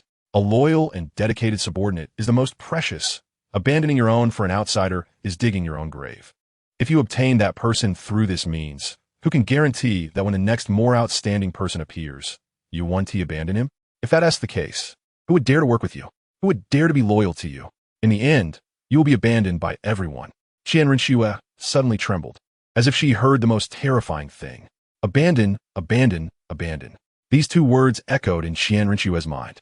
Tears streamed down her face as she covered her face and ran out crying. Chapter 16. Understanding, heartache, apology, compensation. This guy just ran away. Crying about what? Bibi Han was somewhat puzzled. Xiaogang, did I say something wrong? Not at all, but you uncovered a scar in Xiaoshue's heart. Scar? Let me tell you about Xiaoshue's childhood. Xiaoshue's mother, who is also your adoptive mother, Bibi Dong. What? Bibi Han pretended to be surprised. Since Xiaoshue was born, her mother went to the city of slaughter. Under the care of her grandfather, father, and us, she was innocent, lively, and full of childlike charm, extremely likable. However, she always wanted to see her mother, fantasizing about her mother's return. It was Bibi Dong's return that completely changed Xiaoshue. For certain reasons, Bibi Dong despised Xiaoshue and treated her like trash. Every time Xiaoshue met her mother, she would cry and run back, asking why her mother didn't like her at all and even hated her. After awakening her angel spirit, this hatred deepened sharply. On the day she awakened her spirit, Xiaoshue excitedly went to see Bibi Dong, but what she received was a hard slap. This was also the first time Xiaoshue was hit. Jin Ao spoke with a sad tone. Bibi Han silently lowered his head, imagining that scene. Qian Renxue must have been extremely sad at that time. Then, Xiaoshue completely abandoned everything a child should have and devoted herself to cultivation, wanting to gain her mother's approval. Her cultivation may not have suffered as much physical damage, but fainting from training like you was a daily occurrence. Yet there was still no improvement. After the death of the former pope, Bibi Dong became the pope, and was the first to seek out Xiaoshue. Xiaoshue welcomed her with surprise, but what Bibi Dong brought her was a plan that no genius would ever agree to. You only need to know the first rule: disguise yourself as a maid and serve others. She did this for 2 years. A genius, a peerless genius. The daughter of the Pope, the most noble birth in the entire continent, becoming a maid. In Douluo, a maid is a position of extreme lowliness. In front of their masters, they refer to themselves as servants. In the whole of Douluo, which noble genius is not arrogant? Which genius looks down on maids? Yet Xiaoshue still went, in order to gain her mother's recognition. Because we did not educate Xiaoshue well, her experiences led her thoughts to become this way. It is not her fault that her thoughts turned out like this. So, Bibi Han, I now ask you to coax Xiaoshue back, and then apologize. Jean, he said sternly. Clap, clap. P.S. Here, the author explains that Qian Renshue's character development is directly related to Bibi Dong, who is the protagonist's adoptive mother. If Bibi Dong did not love Qian Renxue at all, the protagonist would not care. If she did love her, then it would be considered aiding and abetting. Bibi Han slapped her own face twice in frustration, feeling a bit guilty. Having read the original work, she understood Qian Renshue's tragic fate. Yet she had been opposing her at every turn just because of Qian Renshue's words about being a bastard and her greedy nature, even rubbing salt into her deepest wounds. Without realizing that her personality was shaped by certain reasons, it wasn't her fault. She hurried after Qian Renxue and arrived at her door, hearing crying from inside. She thought to herself, maybe I should wait. She probably doesn't want me to see her like this. When she comes out, she can punish me however she wants. I owe her that. After lunch, both Bibi Han and Qian Renxue received their meals from others, and she looked at the unopened lunchbox. Is she still not coming? Forget it. Bibi Han walked towards the top kitchen of the spirit hall, where the food was prepared for the elders of the spirit hall, filled with delicacies. I'll cook for her. Thinking back to before she was 6, when she learned here and then left, along with the culinary skills of Huaxia from Blue Star, she got started. Knock, knock. Qian Renxue, are you there? Your lunch. I'm coming in. Stepping into Qian Renshue's room, it was painted pink, filled with the aura of a youthful girl, and had a faint fragrance. After circling the living room, Bibi Han knocked on the door and entered the bedroom. She was sleeping. Looking at the tear stains at the corners of Qian Renshue's eyes, Bibi Han felt a bit uncomfortable. But she had to admit that Qian Renxue looked too beautiful while sleeping. Silently placing the thermal lunchbox on the side table, she wrote an apology note. At that moment, in the worship hall, Qian Daolu was looking for the golden crocodile Douluo. Golden crocodile, what is going on? Why didn't Xiaoshue eat lunch today? Qian Daolu was naturally very concerned about Qian Renxue, and since her lunchbox hadn't been opened, someone came to report to him. Huh, what happened? Seeing Qian Daolu's expression, Golden Crocodile thought it could no longer be hidden, so he said everything as it was. Good, good. A mere son of Tang, how dares to treat my Snow like this? Is this the Haotian sect, or the Spirit Hall? Last time he scolded Snow. It was fine. After all, Snow was at fault first. But now he actually made Snow cry. He.s. asking for trouble. A killing intent emerged from Qian Daolu. Brother, calm down, calm down. Golden Crocodile quickly advised. Upon hearing this, Qian Daolu became even angrier. How could I possibly calm down? Snow has suffered so much in the Heaven Do Empire, and when she returns home, she can't even be happy, and has to endure that little brat-s anger. Golden Crocodile earnestly advised, brother, although Snow cried, she can also understand the importance of recognizing people. This will greatly benefit her future as a pope. Oof. If I don't kill him, I'll give him a heavy lesson. Qian Daolu flashed and arrived at the room where Bibi Han and Qian Renxue were staying. Using his spiritual power to scan and find out what Bibi Han was doing and what she was writing, his anger dissipating somewhat. Just as Bibi Han was putting down her pen and preparing to leave, she suddenly heard Qian Renshue's voice. No, no, don't leave me alone, Grandpa Mom. I know I was wrong. Qian Renshue's voice was filled with sobs. Dream talking. Hearing these words, Bibi Han felt a bit sad. Qian Renxue was just a child who lacked security and craved love. Thinking of the original Qian Renxue. Her 20 years as an undercover agent had gone to waste because of her mother's decision. The angel god's grandfather sacrificed himself, and she was also secretly plotted against by the sea god during the god test with Tang San. She showed mercy to Tang San everywhere. But when Tang San learned of Qian Renshue's feelings, he directly used her feelings for him to plant a heart demon, intending to kill her later. After the Spirit Empire was destroyed, she was coveted and hunted by the nobles of the entire continent, forced to hide in unknown corners, changing her name and burying her identity. If it weren't for her mother pleading and the angel spirit possessing powerful flight capabilities, along with her level 89 strength and divine gear, comparable to a super Douluo, the outcome would likely have been dire at the hands of those nobles. Eventually, in order for the angel spirit to continue, she had to marry, and her descendants didn't even dare to take the Qian surname. Otherwise, if she returned to the outside world with the surname Qian and the angel spirit, she would directly meet her death. One could say her life was a tragedy. Bibi Han walked to Renxue's bedside, gently rubbed her hair with his hand, and said softly, "No one will abandon you. A good child knows how to correct their mistakes." Really, really? Renxue's voice trembled a bit. Yes, Shue'er is a good child, knows how to correct her mistakes, and is so beautiful and cute. Who wouldn't like her? The blue-silver domain activated, and under the aura of the blue-silver domain, Renxue curled up and fell asleep. Sleep well, Renxue. What your mother owes you, I will repay you.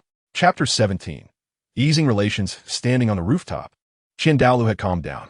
When he saw Renxue talking in her sleep, he felt extremely sad. However, when he saw Bibi Han walking towards Renxue, the killing intent in his heart rose again. It could be said that if Bibi Han dared to do anything inappropriate while Renxue was asleep, he would not hesitate to kill Bibi Han immediately, even if it meant going to war with Bibi Dong. At worst, he would incapacitate Bibi Dong, reclaim the position of Pope, and when Renxue grew up, he would directly use force to overturn the so-called undercover mission in the Heaven Do Empire. After leaving Renxue's room, Bibi Han returned to his own room to cultivate. After a while, Renxue woke up and stretched. This was arguably the best sleep she had had since childhood. Gurgle, gurgle. Renxue touched her flat stomach and said angrily, "Damn guy, you made me miss lunch." She turned her head and saw something in the room. A lunchbox? Who was so bold as to enter her room without her permission and into her bedroom? She walked over and looked at the note on the lunchbox. Biting her silver teeth, she thought, Bibi Han, that guy again. The handwriting is terrible, and he's written an apology letter. Does he think I will forgive him? Impossible. I won't eat the food he made. Gurgle, gurgle. Let's take a look. I won't eat it.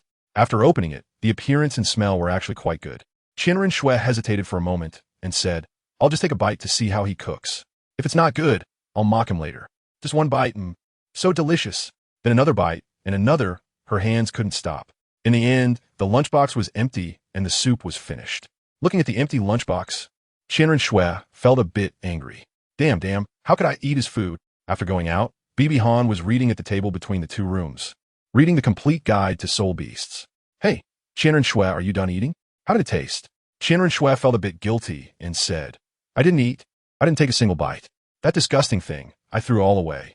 Bibi Han smiled slightly and said, "You said you didn't eat anything, and then you said it was so bad. That's really contradictory." He pointed at Renxue with his hand and then gestured beside his own mouth. After Renxue followed his lead, she discovered that the result was a grain of rice. Her face turned red, and she ran outside. There's still the smell of meat soup. The meat soup I made should be quite good, right? Not good, came Renxue's voice from afar. For dinner, it was still Bibi Han who cooked. At first, Renxue was stubborn, saying she wouldn't eat the food he made. Bibi Han replied, "I specifically told the chefs tonight that I would cook dinner. If you don't eat, you won't have dinner." Renxue took the lunchbox from his hands and retreated to her room to eat. A few days later, Bibi Han and Renxue entered the venue together to deal with the machines. Yes, together, because Bibi Han had been cooking for Renxue for a few days. Their relationship had eased significantly. When Bibi Han invited her, Renxue shyly agreed. The two of them faced 14 machines together in the venue.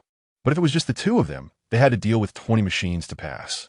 The reason was that since they chose to cooperate, they naturally had to achieve a result of 1 greater than 2. Otherwise, what was the point of cooperation?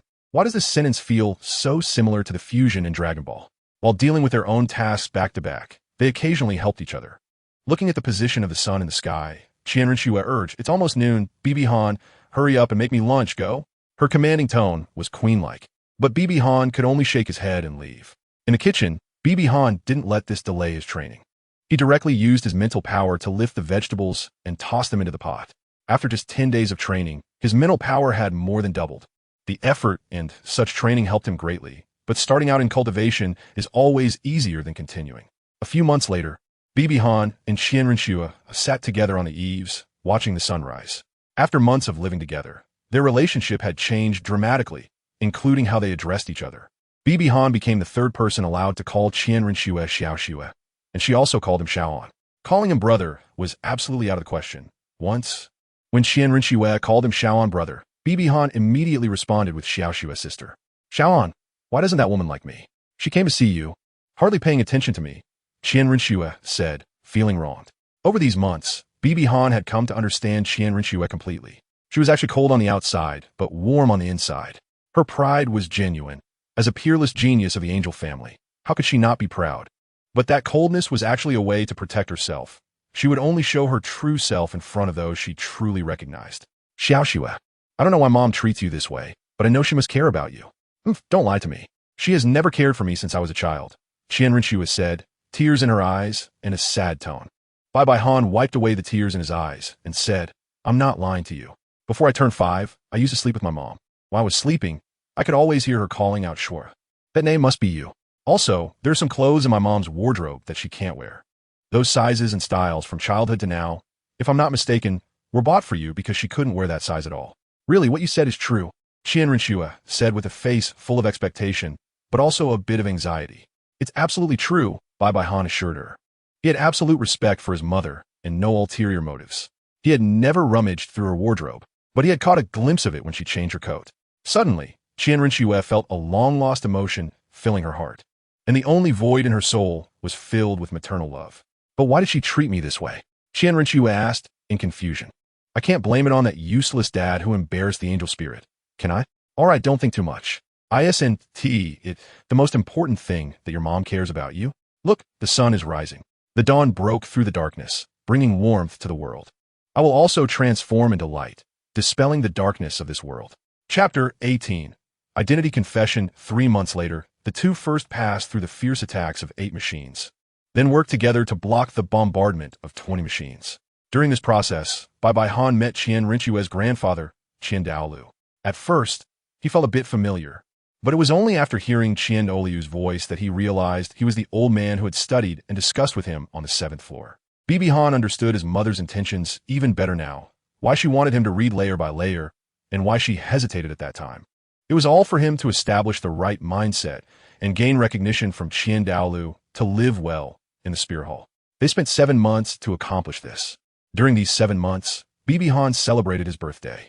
On his birthday, he used his long-lost cute tricks to successfully get his mother and Qian Renxue to have a meal together at the same table, although the atmosphere was still tense. On Qian Renxue's birthday, Bibi Han took her to fly kites, play around, and personally made a 16-layer cake.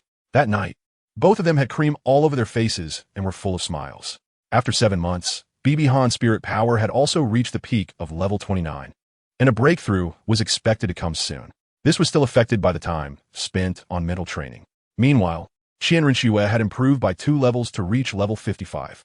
It seemed that despite both having divine spirit souls, the angel spirit was indeed faster in terms of cultivation speed. On that same rooftop, Bibi Han and Qian Renxue were sitting on top. Xiaohan, I won't be able to stay much longer. It will be hard to come back and see you in the future, Qian Renxue said sadly. The plan for the crown prince of the Heaven Do Empire to feign illness was becoming increasingly untenable. Over these 7 months, it could be said that Qian Renxue had the happiest time of her life. Although it started off poorly and she suffered a lot, she later became very happy, encountered many new things, learned many lessons, made her first friend, and even improved her relationship with that woman. If she could, she really didn't want to leave and return to that world of deceit, living a false life under the masks of others. Can you tell me what you were going to do? Although Bibi Han already knew, he still wanted to ask. Qian Renxue leaned close to Bibi Han's ear and said, This is such an important matter. I completely trust you to be honest. Bibi Han was very touched by this. Qian Renxue suddenly asked, By the way, Xiaohan, you were adopted. Who are your parents? Why would they abandon you with such great talent? Do you really want to know? Bibi Han's expression darkened, and he hesitated before speaking. To be honest, he really didn't want to hurt Qian Renxue. Not at all. In the original story, what evil did Qian Renxue, as a villain, actually do? Did she massacre cities? Did she oppress the people? Did she enjoy ambushes and dirty tricks? None of that. She merely poisoned 2 princes or killed a bunch of nobles. But from a normal person's perspective, weren't those people deserving of death? Born into the royal family of the Heaven Do Empire, surrounded by the most disgusting nobles, how much evil did they commit in secret? Can you believe the original content from the anime? As the saying goes, One is influenced by their surroundings. In the future, when the Spirit Hall embarks on its unification campaign, the nobles of the Heaven Do Empire will surely perish in Bibi Han's eyes. As for the ambush during the retreat, soldiers and spirit masters being scolded, Bibi Han truly laughed. Did Qian Renxue kill innocents? Did she destroy Heaven Do City? Did she take the opportunity to loot the treasury? In the future, these top powers will have to go to the front lines for battle. With no money in the treasury, how will they wage war? Won't they have to squeeze the common people even more? The ones who will suffer the most are still the commoners. As for the nobles, now there are constant frictions at the border between the Heaven Do Empire and the Star Luo Empire. How could he not know that they had lived extravagantly? Thinking of saving some money? What nonsense about loving peace? It's laughable. As an angel, Qian Renxue always had her bottom line. Despite her unfortunate experiences, her heart remained bright. On the other hand, Tang Hao, as a hero of the people and an idol for many, how many Spirit Hall sub-branches did he destroy? How many low-level spirit masters, like those who worked diligently for a living, did he kill? Really? Qian Renxue replied. Hee, sooner or later she will find out. Rather than let her be more heartbroken and conflicted in the future, perhaps it's better to be honest now. Bibi Han raised his left hand, and a golden hammer, surrounded by purple lightning, appeared in his hand. Oh, Xiaogang, I didn't expect you to have a twin martial soul. A twin divine-level martial soul. Qian Renxue was a bit puzzled as to why Bibi Han released another martial soul, but she was still happy for him. Bai Han smiled wryly and said, take a good look at the pattern on this hammer. Qian Renxue then carefully observed and saw that the pattern on the hammer was the Haotian hammer. Blue silvergrass. Haotian hammer, you are. Qian Renxue's voice trembled sharply. Bibi Dong, eyes closed, said in immense pain, yes, I'm the murderer of your father. Dong Gao is son. Understanding from Qian Renxue's perspective, Qian Renxue's body trembled violently. How ironic it is that the first friend in her life turned out to be the son of her father's killer. And she is also the daughter of his mother's murderer. Understanding from Qian Renxue's perspective, there is a saying in the Soul Master world that misfortunes do not affect family. But how can this be fully achieved? Hatred itself is difficult to resolve. Hurting one person leads to the destruction of an entire clan. This is an extremely rare phenomenon in this world. The two were originally sworn enemies, yet now they have become very close friends. Tears streamed down Qian Renxue's face. Little Shui, Bibi Dong called softly, don't call me that. We are enemies, not friends. Then Qian Renxue spread her wings and flew away. Watching Qian Renxue's departing figure and the tears that continued to fall from her eyes, Bibi Dong's heart ached fiercely. And a tear also slipped from the corner of his eye. Enemies, why? P.S. The author is a single dog and doesn't have enough brain capacity. So the emotional scenes are like this. Please be kind, dear readers. Chapter 19. Farewell and promise returning to the Pope's palace to meet his mother. Hana, what's wrong? Did you encounter difficulties in cultivating your spiritual power? You don't have to try so hard. I have already thought of how you can obtain the third ring of 10,000 years. His mother said, looking at Bibi Dong's pained face. It's not that. Mom, I confessed to little Shui about my birth. Bibi Dong's expression changed drastically, turning extremely worried. What about you? She cried, saying that we are enemies, and then she left. Having never experienced heartbreak in her past life, Bibi Han now felt her heart hurt so much. Perhaps it really was a mistake to let you meet back then. Bibi Dong felt some guilt for making that decision. Both sides are her children. She couldn't make a choice. Mom, it's not your fault. I will handle this. I want to meet Xiaoxue, but she doesn't want to see me. All right, Mom will help you. Afterwards, Bibi Dong went to the offering hall to find Qian Renxue, but failed, and Bibi Han also visited several times, all in vain. From then on, Bibi Han locked herself in her room, planning to numb herself through cultivation. A few days later, Bibi Dong pushed open the door to Bibi Han's bedroom. At that moment, Bibi Han was deeply immersed in her cultivation, but she had changed significantly from before. Her long hair was messy and unkempt, having not been brushed for days, and her fair face was covered with a layer of dust, as if she hadn't washed for several days. Her eyes also had some bloodshot veins. Xiaogang. Seeing Bibi Han like this, her mother felt incredibly pained. Mom, what's wrong? Despite feeling sad inside, Bibi Han still forced a smile in front of her mother. This is a letter from Xiaoxue. Bibi Dong was a bit excited and a bit worried as she opened the letter, the elegant handwriting coming into view. I'm leaving. Didn't you want to see me? I'll be waiting for you at the south gate. Qian Renxue. Upon reading this letter, Bibi Dong immediately perked up and rushed out. Xiaogang, what's wrong? Her mother asked as she turned around. Her mother handed her a mirror and said, Look at yourself. How can you have the face to meet someone like that? Seeing her reflection, Bibi Dong widened her eyes, quickly washed her face, ran her fingers through her hair, and tidied up her clothes. Then she thanked her mother and dashed out. The South Gate was an exclusive passage for the Platinum Bishops and above the Spirit Hall. No one else was allowed to enter. Bibi Han directly used his blue-silver divine martial soul, throwing out a bunch of vines to secure the stone pillars on both sides, transforming them into a large slingshot. He asked 2 red-robed bishops to help him launch, assuring them that he would be fine. The full strength of the red-robed bishops sent Bibi Han's small frame flying thousands of meters. Although the martial soul city, as a big city, was far inferior to Heaven-Do City, it still spanned 10,000 meters. Just before landing, Bibi Han took out the Qian hammer martial soul and threw it downwards with all his might. Boom! A pit formed on the ground, and using the reaction force, Bibi Han landed safely and then dashed off. As for the punishment he might face later, or what those who saw the Qian hammer would say, Bibi Han completely ignored it, considering those trivial matters insignificant compared to Qian Renxue. At the South Gate, Qian Renxue was waiting for him at the entrance, but of course, she was not alone. The guards were hiding in the shadows. Bai Han gasped and called out, "Xiao Shui." Bibi Dong looked at Qian Renxue, whose condition was not much better than his. Her eyes were red, and she had dark circles under her eyes, clearly not feeling well these past few days.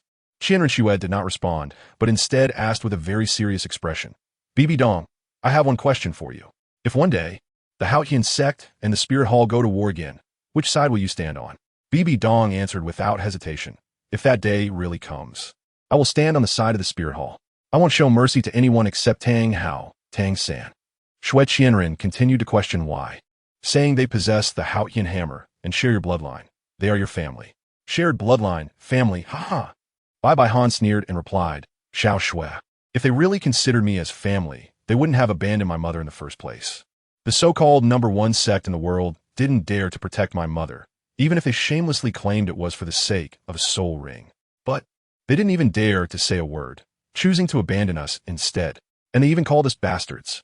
I will not associate with cowards. They have insulted the majesty of the Qian hammer." When Bai Han said these words, his tone was incredibly serious and disdainful. Qian Renxue knew how Bai Han had chased after her.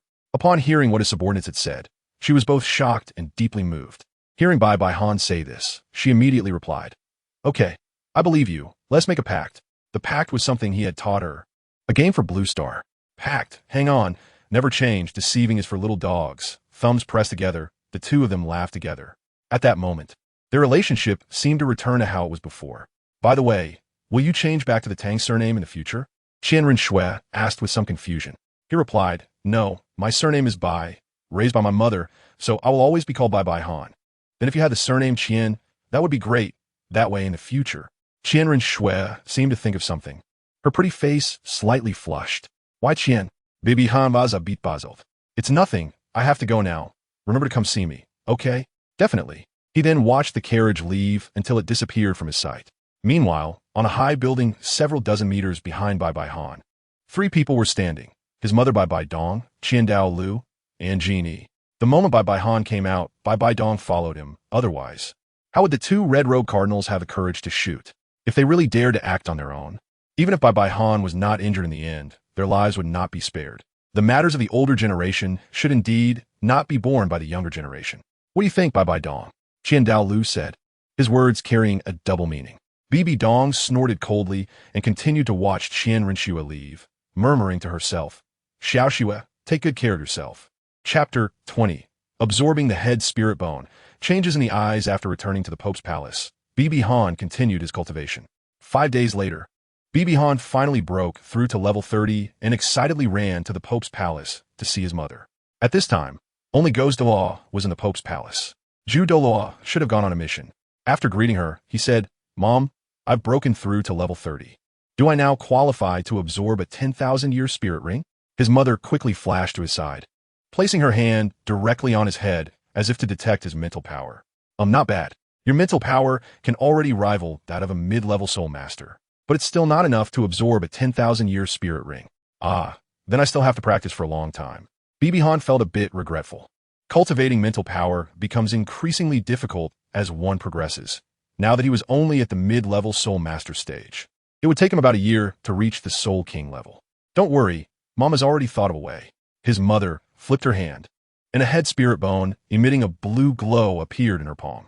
Head spirit bone. BB Han's eyes widened in surprise. This is the head spirit bone of wisdom, which condenses mental power. Hena, absorbits. Mom, this is too precious. I'd rather continue to train.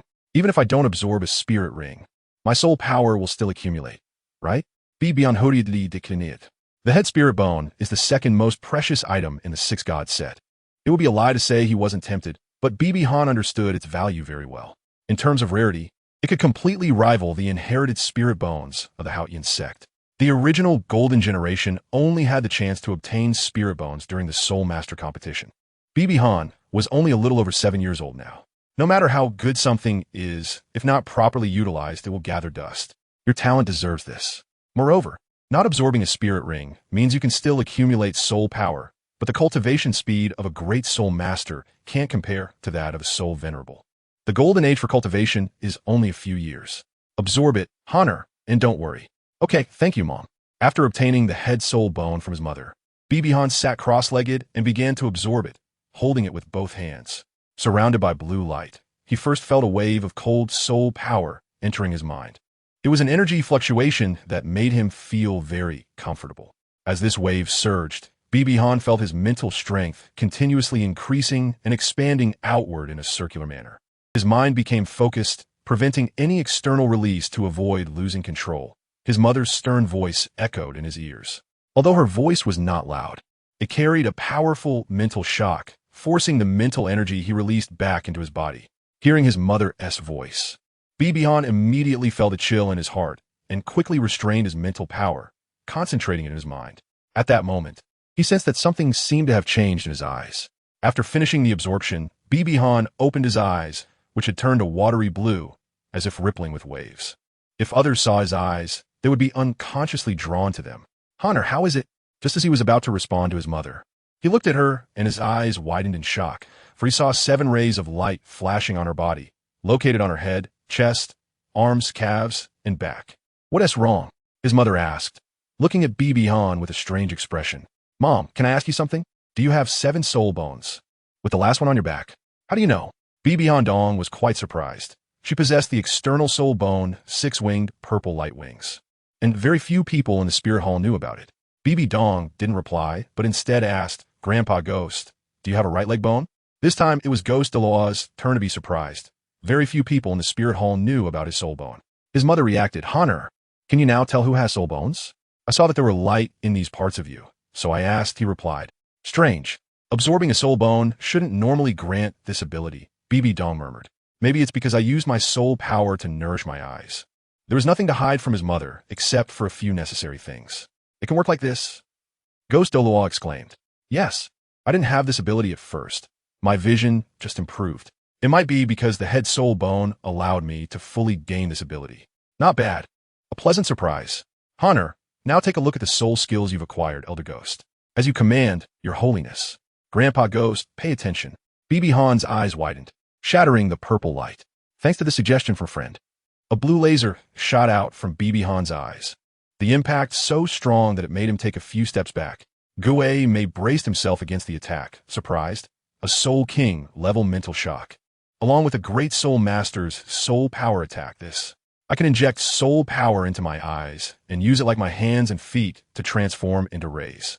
I can use mental rays 3 times a day, but as long as I have soul power, I can use soul power rays.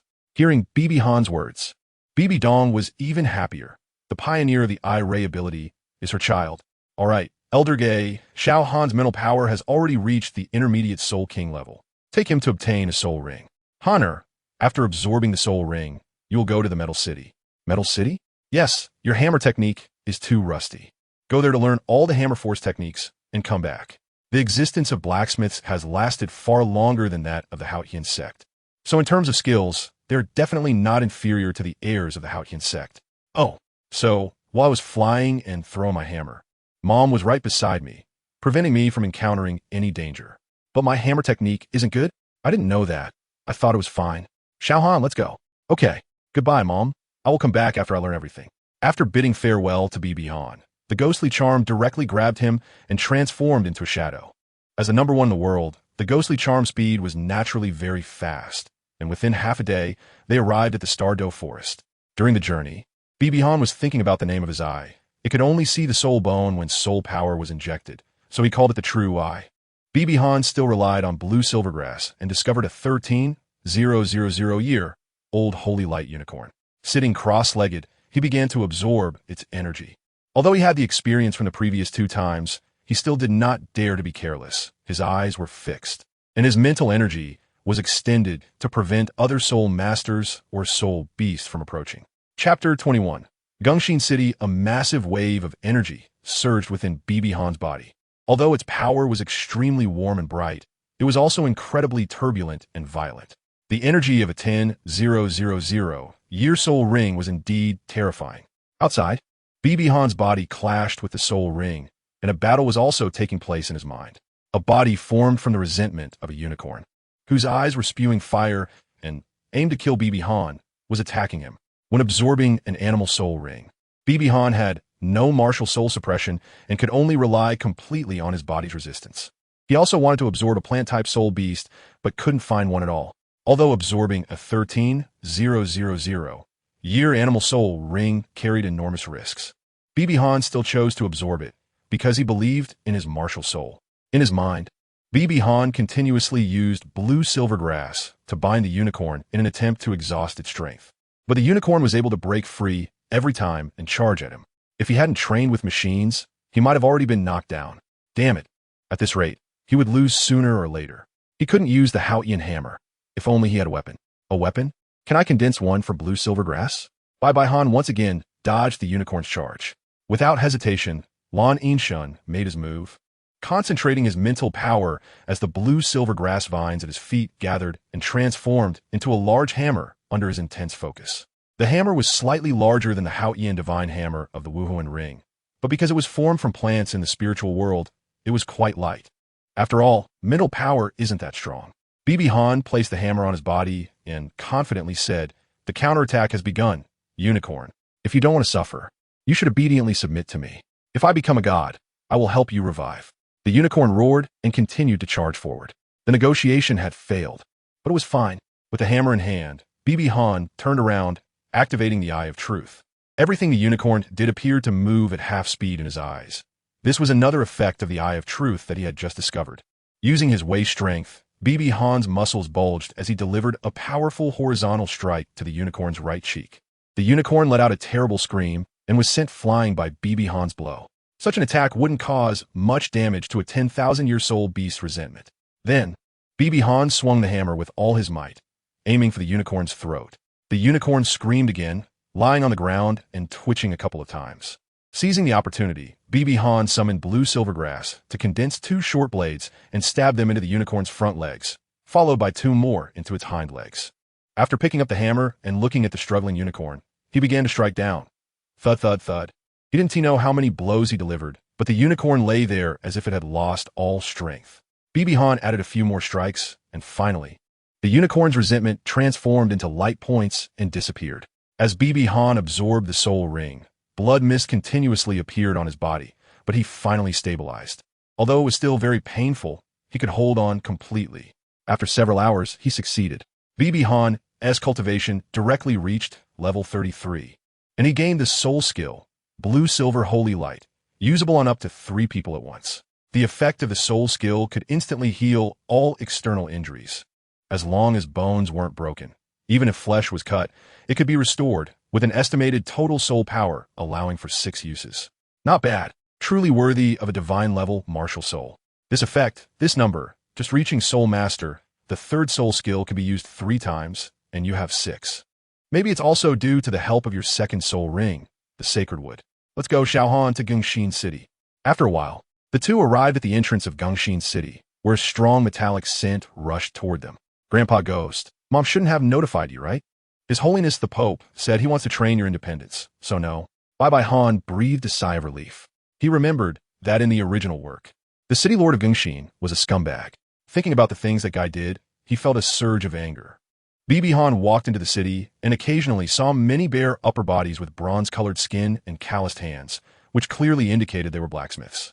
Along the road, there were also people continuously watching him, mostly women, because Bibi Han was indeed very eye-catching, with long waist-length hair that was a deep blue with gold, and handsome facial features. His clothes were rather ordinary, which he wore on purpose. Due to his blue-silver spirit, he naturally emanated an aura that made people feel fond of him without realizing it. At that moment, a blacksmith uncle stopped and asked, "Little friend, why are you alone? And where are you going?" The uncle had a kind expression, as blacksmiths were generally more straightforward. Although he had absorbed a 10,000-year spirit ring and had grown 8 centimeters taller, he was still only 143 centimeters, definitely a child. Bibi Han did not look down on the blacksmith uncle's question. He believed that there is no distinction of high and low in worldly positions. In his previous life on Blue Star, if there were no sanitation workers, how would the cities be clean and tidy? If there were no couriers, how could we enjoy our leisure at home? Bibi Han politely replied, "Uncle, I plan to go to the Spear Hall." "Oh, I advise you not to go. The people at the Spear Hall are not good people," the blacksmith uncle said with a strong expression of disgust in his eyes. "Why, uncle? Aren't the people from a spirit hall supposed to manage soul masters and prevent them from harming us?" "Harm? The greatest harm we suffer comes from them. They bully and oppress others without mercy. Just a few days ago, a pretty little girl was secretly captured by those beasts, and now we don't even know where she is." After expressing his righteous indignation, the uncle had an apologetic look on his face. "I'm sorry, little friend. I shouldn't have let you know about these things." "Uncle, I should thank you for telling me," Bibi Han said. "Huh?" The blacksmith uncle was a bit confused. "Uncle, I'm leaving now." In a flash, Bibi Han ran away. Stopping in a small alley, she said, "Grandpa Ghost, you must have heard that, right?" A voice came from the air. "I heard it, but I don't know if it's trustworthy. Because there are too many families in the Soul Master world that smear our Spear Hall. Is it true? Can't we just investigate secretly?" Bibi Han's face was cold. He could be sure this was all true because, years later, they would rob directly on the street. A brown-yellow building with its doors tightly shut bore the emblem of the Spirit Hall, featuring 5 sword spirit emblems. The Spirit Hall usually received Soul Masters, and their main entrance should be open all day, yet it was actually closed with not a single person around. Chapter 22. Dealing with the termites approaching the door. Bibi Han activated his blue-silver domain, causing blue-silver grass to grow little by little, probing slightly into the interior. After taking a look, Bibi Han couldn't help but curse, "Damn it, not a single person around, getting paid by the Spirit Hall, but not doing any work." Then, Bibi Han jumped through a small window into the Spirit Main Hall. It was dim inside, with not a sound to be heard. No, it should be that the building of the Spirit Hall has good soundproofing. Around a corner, 2 Soul Masters dressed in Spirit Hall attire were chatting. "I envy Bishop Myers and the others so much, singing and dancing day and night. When will it be our turn? With our kind of strength, we might as well wait. Next month, when we get paid, let us go to the brothel and vent properly." "True, although the quality isn't high. The more the merrier. You guys are doing great." A voice filled with killing intent suddenly rang out. Unbeknownst to the 2 Soul Masters, a child had appeared beside them. And what was even more terrifying were the soul rings surrounding the child. Purple, purple, black. Before the 2 Soul Masters could utter a word, their necks were already ensnared by the vines of the blue-silver grass. The activation speed of the blue-silver Emperor was fast, and the blue-silver God was even faster. Bibi tightened her grip, ready to crush them to death. They struggled incessantly, their faces filled with pain, turning purple. Bai Han trembled slightly, but ultimately didn't take action, feeling a sense of resistance in his heart as he let go of the blue-silver grass, and they fainted. "Grandpa Ghost, am I a bit useless?" It's the first time for everyone. Thinking of himself, if he hadn't been in complete despair back then, he wouldn't have truly taken the life of another. Continuing forward, he arrived at a room, the highest and most luxurious one, without a doubt, where Myers lived. "Little beauty, don't be afraid. I'm coming to indulge you." No, let go of me." A young girl's voice filled with tears rang out. "Struggle, struggle. The more you struggle, the more excited I become." Suddenly, the door was kicked open by Bai Han. "Scum, stop." Bibi Han looked around and saw the scene inside. An iron cage with several women inside, dressed in only a few rags. At that moment, Miles was grabbing the arm of a tearful little girl, tearing her clothes. The girl was only a few years older than him. A little ghost had actually come here. What were those people outside doing? Upon seeing this, there was no way they could leave alive. A killing intent emanated from Miles. He casually struck, not using much force. After all, he was a soul sage. How powerful could a little ghost be? He thought this strike was enough. The Qian hammer was unleashed, striking down with full force. Bang! Both he and Miles took a few steps back. The Qian hammer. It was a remnant of the Qian sect. At this age, with this kind of power, capturing you would be a great achievement. 2 yellow, 2 purple, 3 black. 7 soul rings circled around him, showcasing the might of a soul sage. At this time, a few people rushed in. They were Miles's lackeys. Lord Miles, the Qian hammer. Everyone, go together and capture him. We must not let him escape. Okay. Everyone used their martial souls and pounced towards BB Han. Looking at the crowd rushing towards him, BB Han remained calm and shouted, "Grandpa Ghost." Boom! A massive aura suddenly appeared, sending everyone around flying. As the figure of Ghost Awe stood beside BB Han, surrounded by 2 yellow, 2 purple, and 5 black soul rings. Title Douluo. Terrified voices escaped their lips. No, don't kill me. We are from the Spirit Hall. Fools. Ghostly Charm took out the Elder's token to prove his identity. Elder. Everyone's faces were filled with panic, quickly kneeling and begging for mercy. Ghost Douluo remained unmoved by this scene, saying, "You scum have tarnished the reputation of the Spirit Hall. Your deaths are not worth lamenting." Ghost Shadows. Shadows appeared from the ground, wrapping around them, seemingly wanting to drag them underground. Elder, spare me, spare me. Grandpa Ghost, wait. Killing them like this is too easy. The anger of the common people won't be extinguished either. Then what should we do? I'll write a letter to my mother. A few days later, in the square of Gongxin City, all members of the Spirit Hall were chained and lined up in rows, surrounded by the citizens of Gongxin City. In the first row stood Miles, a heinous criminal, along with the former leader of the Spirit Hall, an old man with white hair named Miles. In the second row were Miles's lackeys, also guilty of numerous crimes. In the third and fourth rows were ordinary members of the Spirit Hall. Although they hadn't committed any major crimes, their cover-ups were also offenses. At this time, BB Han had changed into an extremely luxurious outfit, accompanied by several people. Citizens of Gongxin City, please be quiet. I am. Regarding the various evil deeds of the Spirit Hall members and the harm caused to everyone, I feel deeply sorry. On behalf of the Spirit Hall, I apologize to you. Several people bowed at 90 degrees. The women I rescued from the Spirit Hall are only these few, but I know that their victims are far more than this. However, the dead cannot be brought back to life. I hope you can find peace in this. In this regard, the Spirit Hall will make compensations within a certain range. Saying this, BB Han bowed again. As for them, the first and second rows, they are beyond redemption. Therefore, you could do anything to them. Even using their chains to walk your dogs, we won't say anything. Rest assured, their powers have been completely sealed, so you need not worry about their resistance. As for them dying, you needn't worry either. There are excellent healing soul masters here. If they are on the verge of death, we will immediately treat them, allowing you to continue beating them. Let us begin. After saying this, BB Han left. Instantly, the citizens of Gongxin City went wild. Voices filled with extreme resentment erupted. Sister, brother can finally take revenge for you. That damn Miles. That person picked up a hammer and charged forward. Daughter, these beasts have finally been punished. May your spirit rest in peace.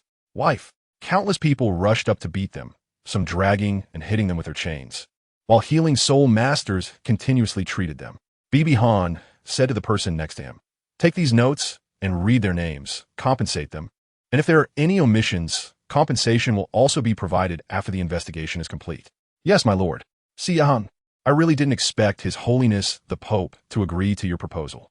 Grandpa Ghost, an eye for an eye is the best way to make amends. Let them vent their grievances and anger. By the way, how's it on Mom's side? His Holiness the Pope has already started to make adjustments. The punishment methods are quite similar to yours. First an eye for an eye, then beheading them. His Holiness the Pope has also set up an inspection bureau, supervised by Ling Yuan, allowing the common people to report freely. BB Han nodded. In this world, the status of women is low. In the eyes of those who consider themselves upper class, they're not even counted as people, merely resources. It is most appropriate to have Elder Ling Yuan supervise. Chapter 23. Learning the Hammer, the third gift pack. The next day, BB Han arrived at the center of the Blacksmith Association to request an audience with Master Lu Gao. A man approached, seemingly named Silong. He looked at BB Han and her companions with a somewhat complicated expression and said, "Esteemed guests, please follow me." After walking a short distance, they encountered a large door blocking the staircase. BB Han could not discern the material of the door under the true eye. She saw different colored metals emitting varying lusters. Silong walked up to the alloy door, raised his hand, and knocked lightly on it in a rhythmic manner. Bibi Han noticed that every spot Xiaolong's fingers struck was different, with varying degrees of force, and the metal door responded with slight mechanical sounds.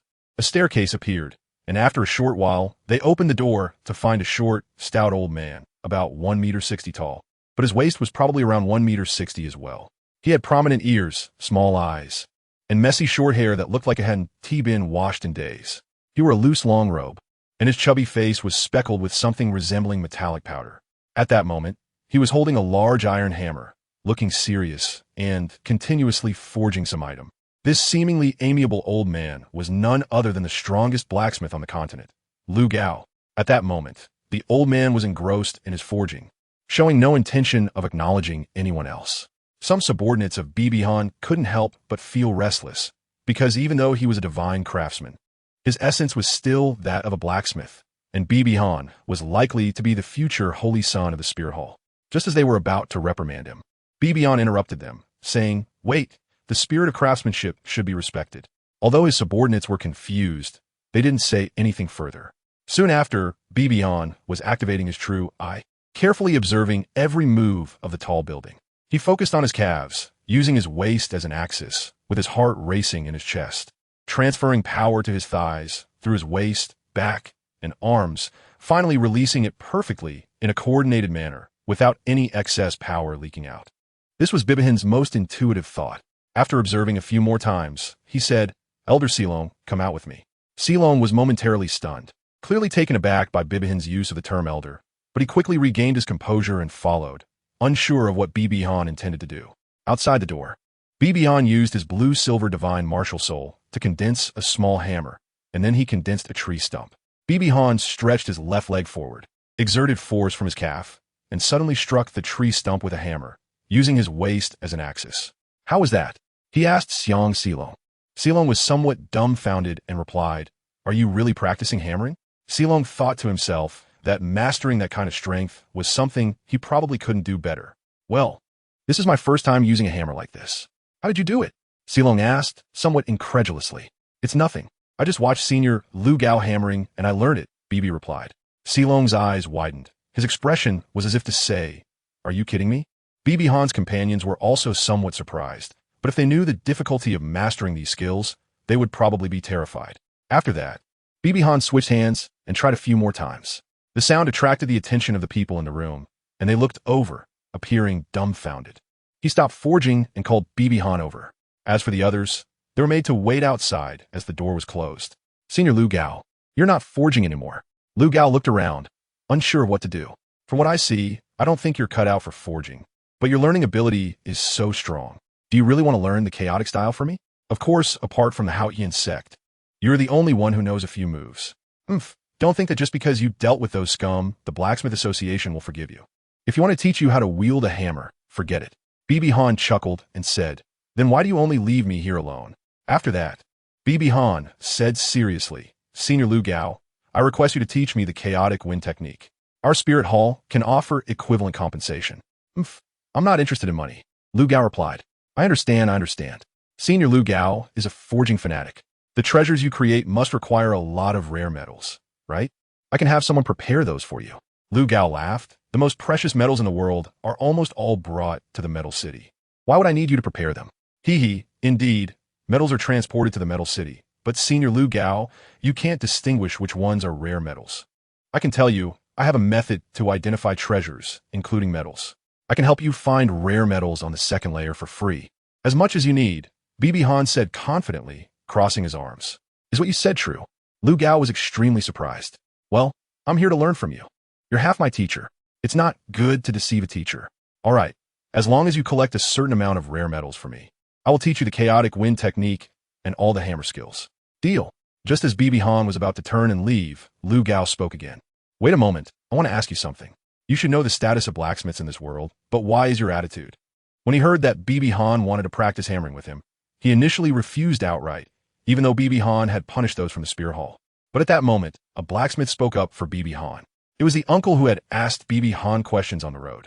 It was after hearing his words that Lu Gao decided to observe Bibi Han. Seeing Bibi Han stop the subordinates of the Spirit Hall and his strong learning ability, along with hearing him call out to Senior Xiaolong, he decided to accept Bibi Han.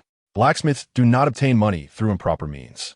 To me, there is no distinction of high or low positions. Being a blacksmith is just a means of making a living. Historically, blacksmiths have existed even longer than the spear hall.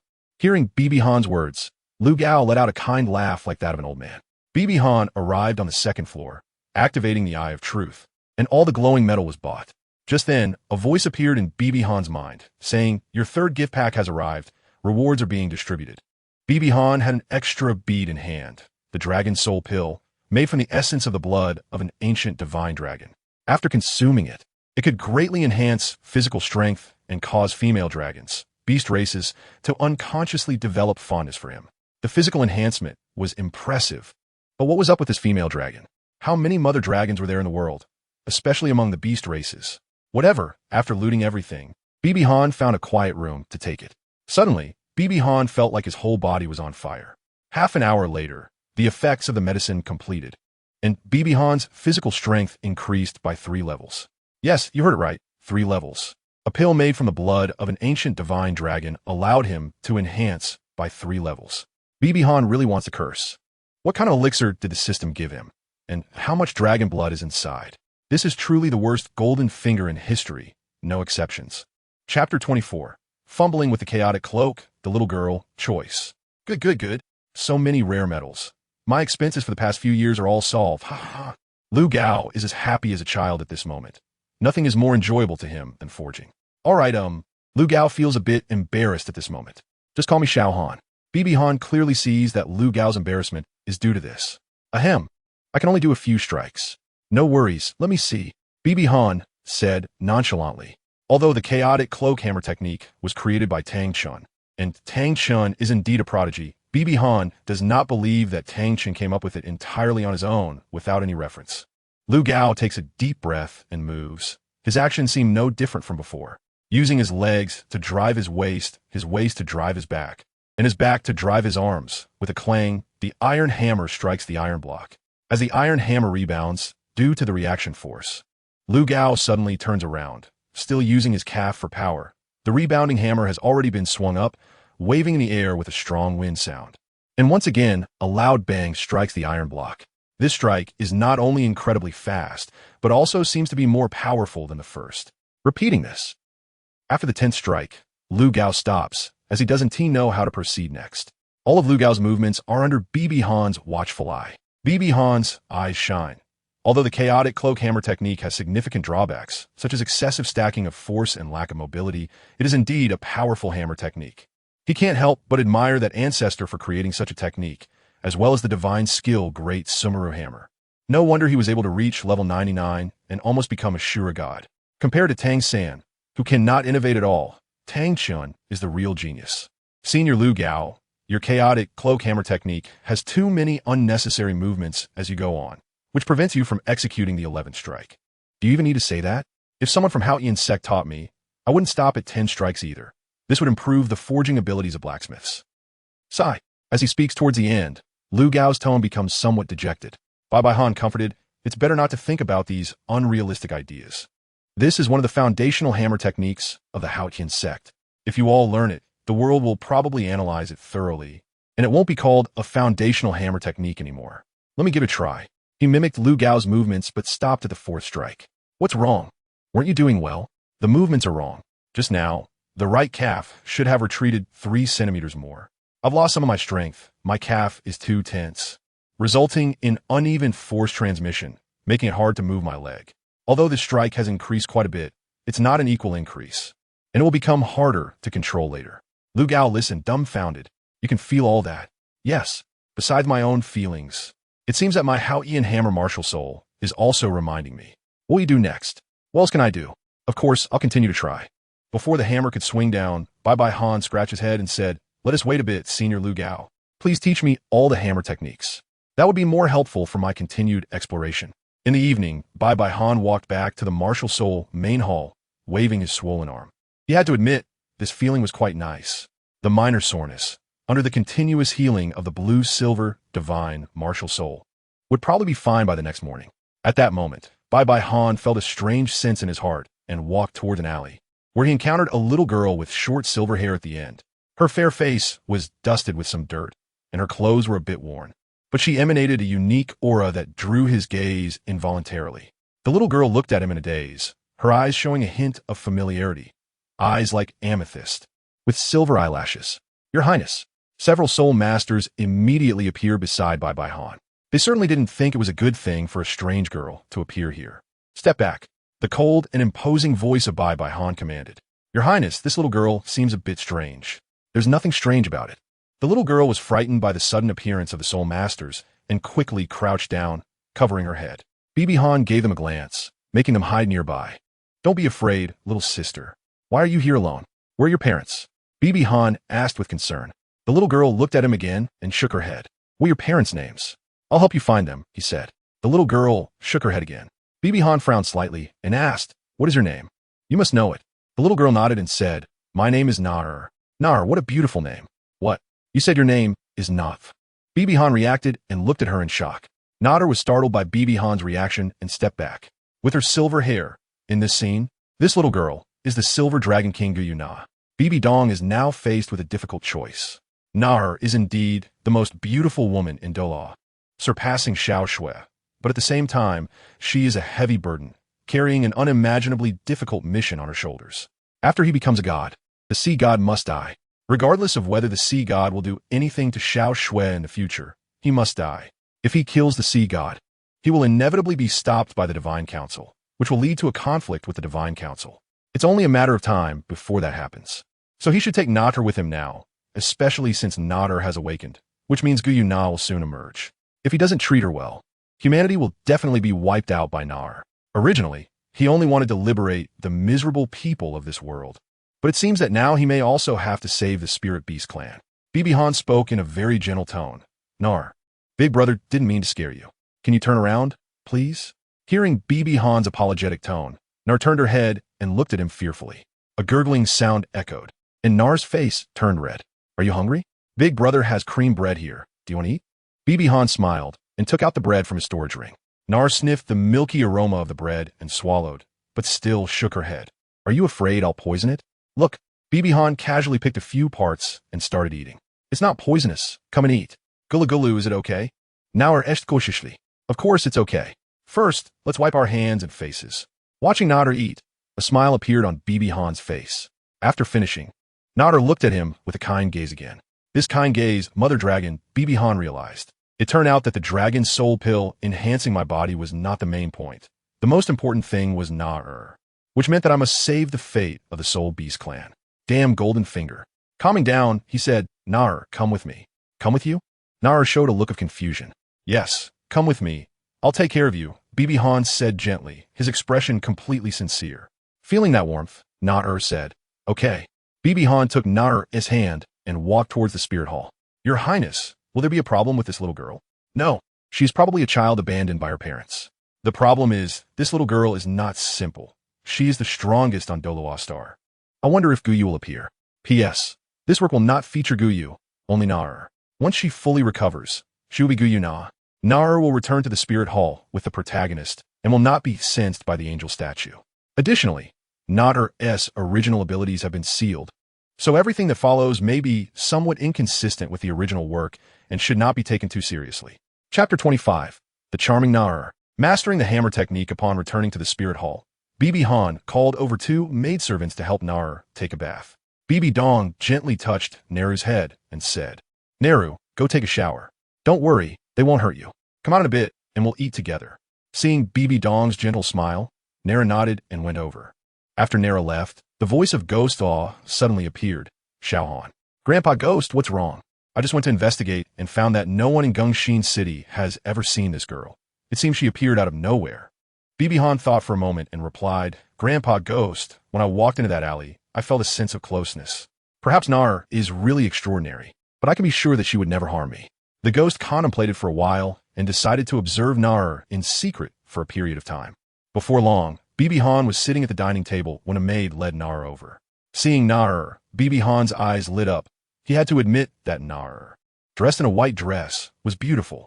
With her fair skin and extremely well-proportioned features, she looked like a porcelain doll, very cute, and she also exuded a faint, pleasant fragrance. Naer, come over and have dinner. Han waved his hand. Naer looked at him hesitantly. Bibi Han smiled, took her hand, and sat her down beside him, gently patting her little head and saying, I made so many delicious dishes just for you. So go ahead and eat. Don't be shy. Watching Nader start to eat, he also began to dig in. After a whole day of exercise, they were both quite tired, and since both of them had big appetites, they devoured the entire table of food. After cleaning up, Bibi Han waved his hand again, and 2 more people came in, bringing a basket of toys. Do you want to play with the toys? No. Big brother will teach you how to play. Bibi Dong naturally couldn't play with Nader for too long. He still had to cultivate. And nodded. By the way, Nader, how old are you now? I'll be 6 in 3 months.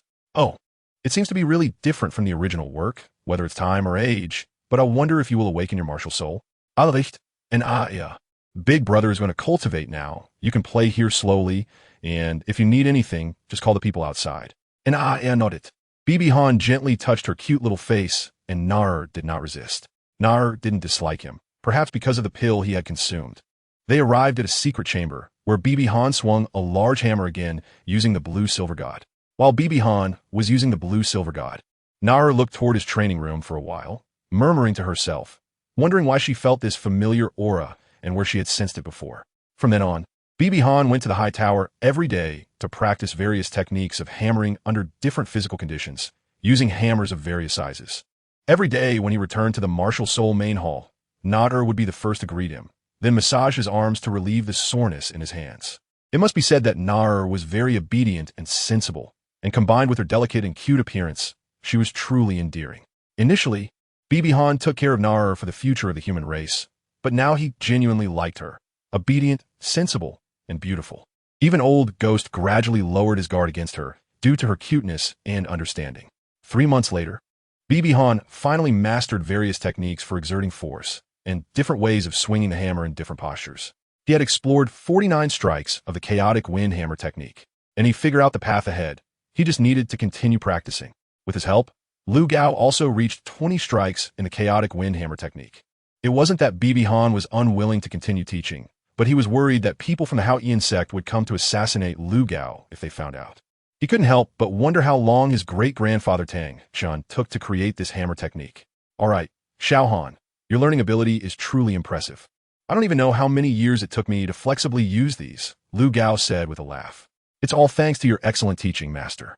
In Douluo Continent, you can only have one master, but you can have many teachers, he continued with a chuckle. Master, I have to go now. If there are any scoundrels like Myers in the Martial Soul Main Hall, you must report to the inspection hall immediately, Lu Gao said, his expression somewhat sad. Understood, Lu Gao replied. By the way, master, I would like to ask you for a favor. Go ahead, what do you need my help with? Lu Gao responded readily. This might require a bit of rare ore from you. Bibi Han hesitated and said, There's no need to feel embarrassed. The rare ores you gave me, I might not even use them up in my lifetime, Lu Gao said, his eyes shining as he looked at the piles of rare ores beside him. I want you to help me forge a stretchable outfit, like your 8 treasures Rui soft armor, but I need it to be heavier, preferably 800 pounds. Sure, no problem. You want this outfit for training, but I must warn you, 800 pounds is very heavy. Be careful not to crush your body. Don't worry, I'm completely fine. It's just the weight of 85 Hao Qian hammers. If possible, I would prefer to divide the 800 pounds into shoes, clothing, and wristbands. You little rascal. Trying to push your luck, huh? All right, come by in a few days to pick it up. I'll see you in a few days, master. After bidding farewell to his teacher, Bibi Han returned to the martial soul main hall. Tomorrow was the day Nader would awaken her martial soul. He wondered if she would succeed. When he opened the door, Nader was waiting for him at the entrance. Big brother, Nader called out. Nader, how did you know I would be back so early today? Because I can tell by your footsteps that it's you, and you have a very special scent. Scent? Is it the natural aura given to me by the blue silver god? All right, Nader, big brother won't be training today. I'll just play with you. Okay. Nader cheered. The next day at the awakening hall, Bibi Han brought Nader there. Nader stood in the awakening array, ready to awaken her martial soul. Nader nodded and walked over. Would she awaken her martial soul? It didn't matter. If she didn't, he would still take her back, believing that her mother would like Nader. In 2 years, when the Silver Dragon Spear appeared, there would be nothing to worry about. Chapter 26, Silver Dragon Spear, back to the Martial Soul Hall. Let's begin, Bibi Han said to the Soul Master, overseeing the awakening. Bibi Han carefully observed Nader's right hand, and a long spear, entirely silver, appeared. The spear exceeded 12 feet in length and was very slender. On its thin shaft, there were dense silver scales, which were hexagonal and very delicate and uniform. This spear had a pointed tip only at one end, and the length of the tip accounted for about 1/3 of the spear. The tip was conical with a total of 12 grooves on it. The silver dragon spear, a divine, king-level martial soul. If Naoer truly awakened, she would be invincible in Douluo with a spear in hand. Big brother, I awaken my martial soul. Naoer turned her head and said cheerfully, Okay, let's test your soul power. Bibi Han nodded, a smile appearing on his face. When Naoer placed her hand on the crystal ball, it suddenly exploded. Everyone present was stunned, except for Bibi Han. Seeing the expressions of those around her, Naoer timidly said, Big brother, everyone go outside. Remember, no one is allowed to speak of what happened here, or else. Bibi Han triatanit. The ghost doll also revealed his martial soul. 2 yellow, 2 purple, and 5 black. Posing a threat with the strength of a tidal Douluo. They quickly nodded and ran outside as the door closed. Naoer, don't be afraid, you did something good. Good thing? Naoer blinked, her eyes full of confusion. When did breaking something become a good thing? Don't think too much about it, try this. Bibi Han took out a crystal ball that could test soul power up to level 30. With a divine, king-level martial soul. It was uncertain if she could reach level 30. Naoer placed her hand on it, and the crystal ball lit up. Level 20, another innate genius with level 20. The ghost Douluo felt like he was dreaming. Xiaogang casually brought home a girl who was an innate level 20 genius. No, Xiaogang said he had a feeling at that time. It couldn't just be because of this. Naoer is amazing. Bibi Han gently touched Naoer's little face. Even at level 20, it was extraordinarily impressive, and it was better than level 30, as it allowed that old fellow Qian to stir up trouble. Come on, Naoer. Big brother will take you to play. Xiaogang, you're training. Grandpa Ghost, take a few days off, it won't matter. A few days later, Bibi Han's training gear finally arrived. Ha ha ha, Xiaogang, this is my proud masterpiece. This color was specially made for you. Before him was a beautifully crafted blue windbreaker adorned with golden patterns, along with a pair of blue and gold shoes and a set of blue and gold bracelets. It must be said that it matched his hair perfectly. Thank you, teacher, Bibi Han said excitedly. Bibi Han directly switched them out, with clothes weighing 500 jin, shoes weighing 100 jin each, and wristbands weighing 50 jin each. It was a long-lost feeling that I hadn't experienced again after training with Master Genie.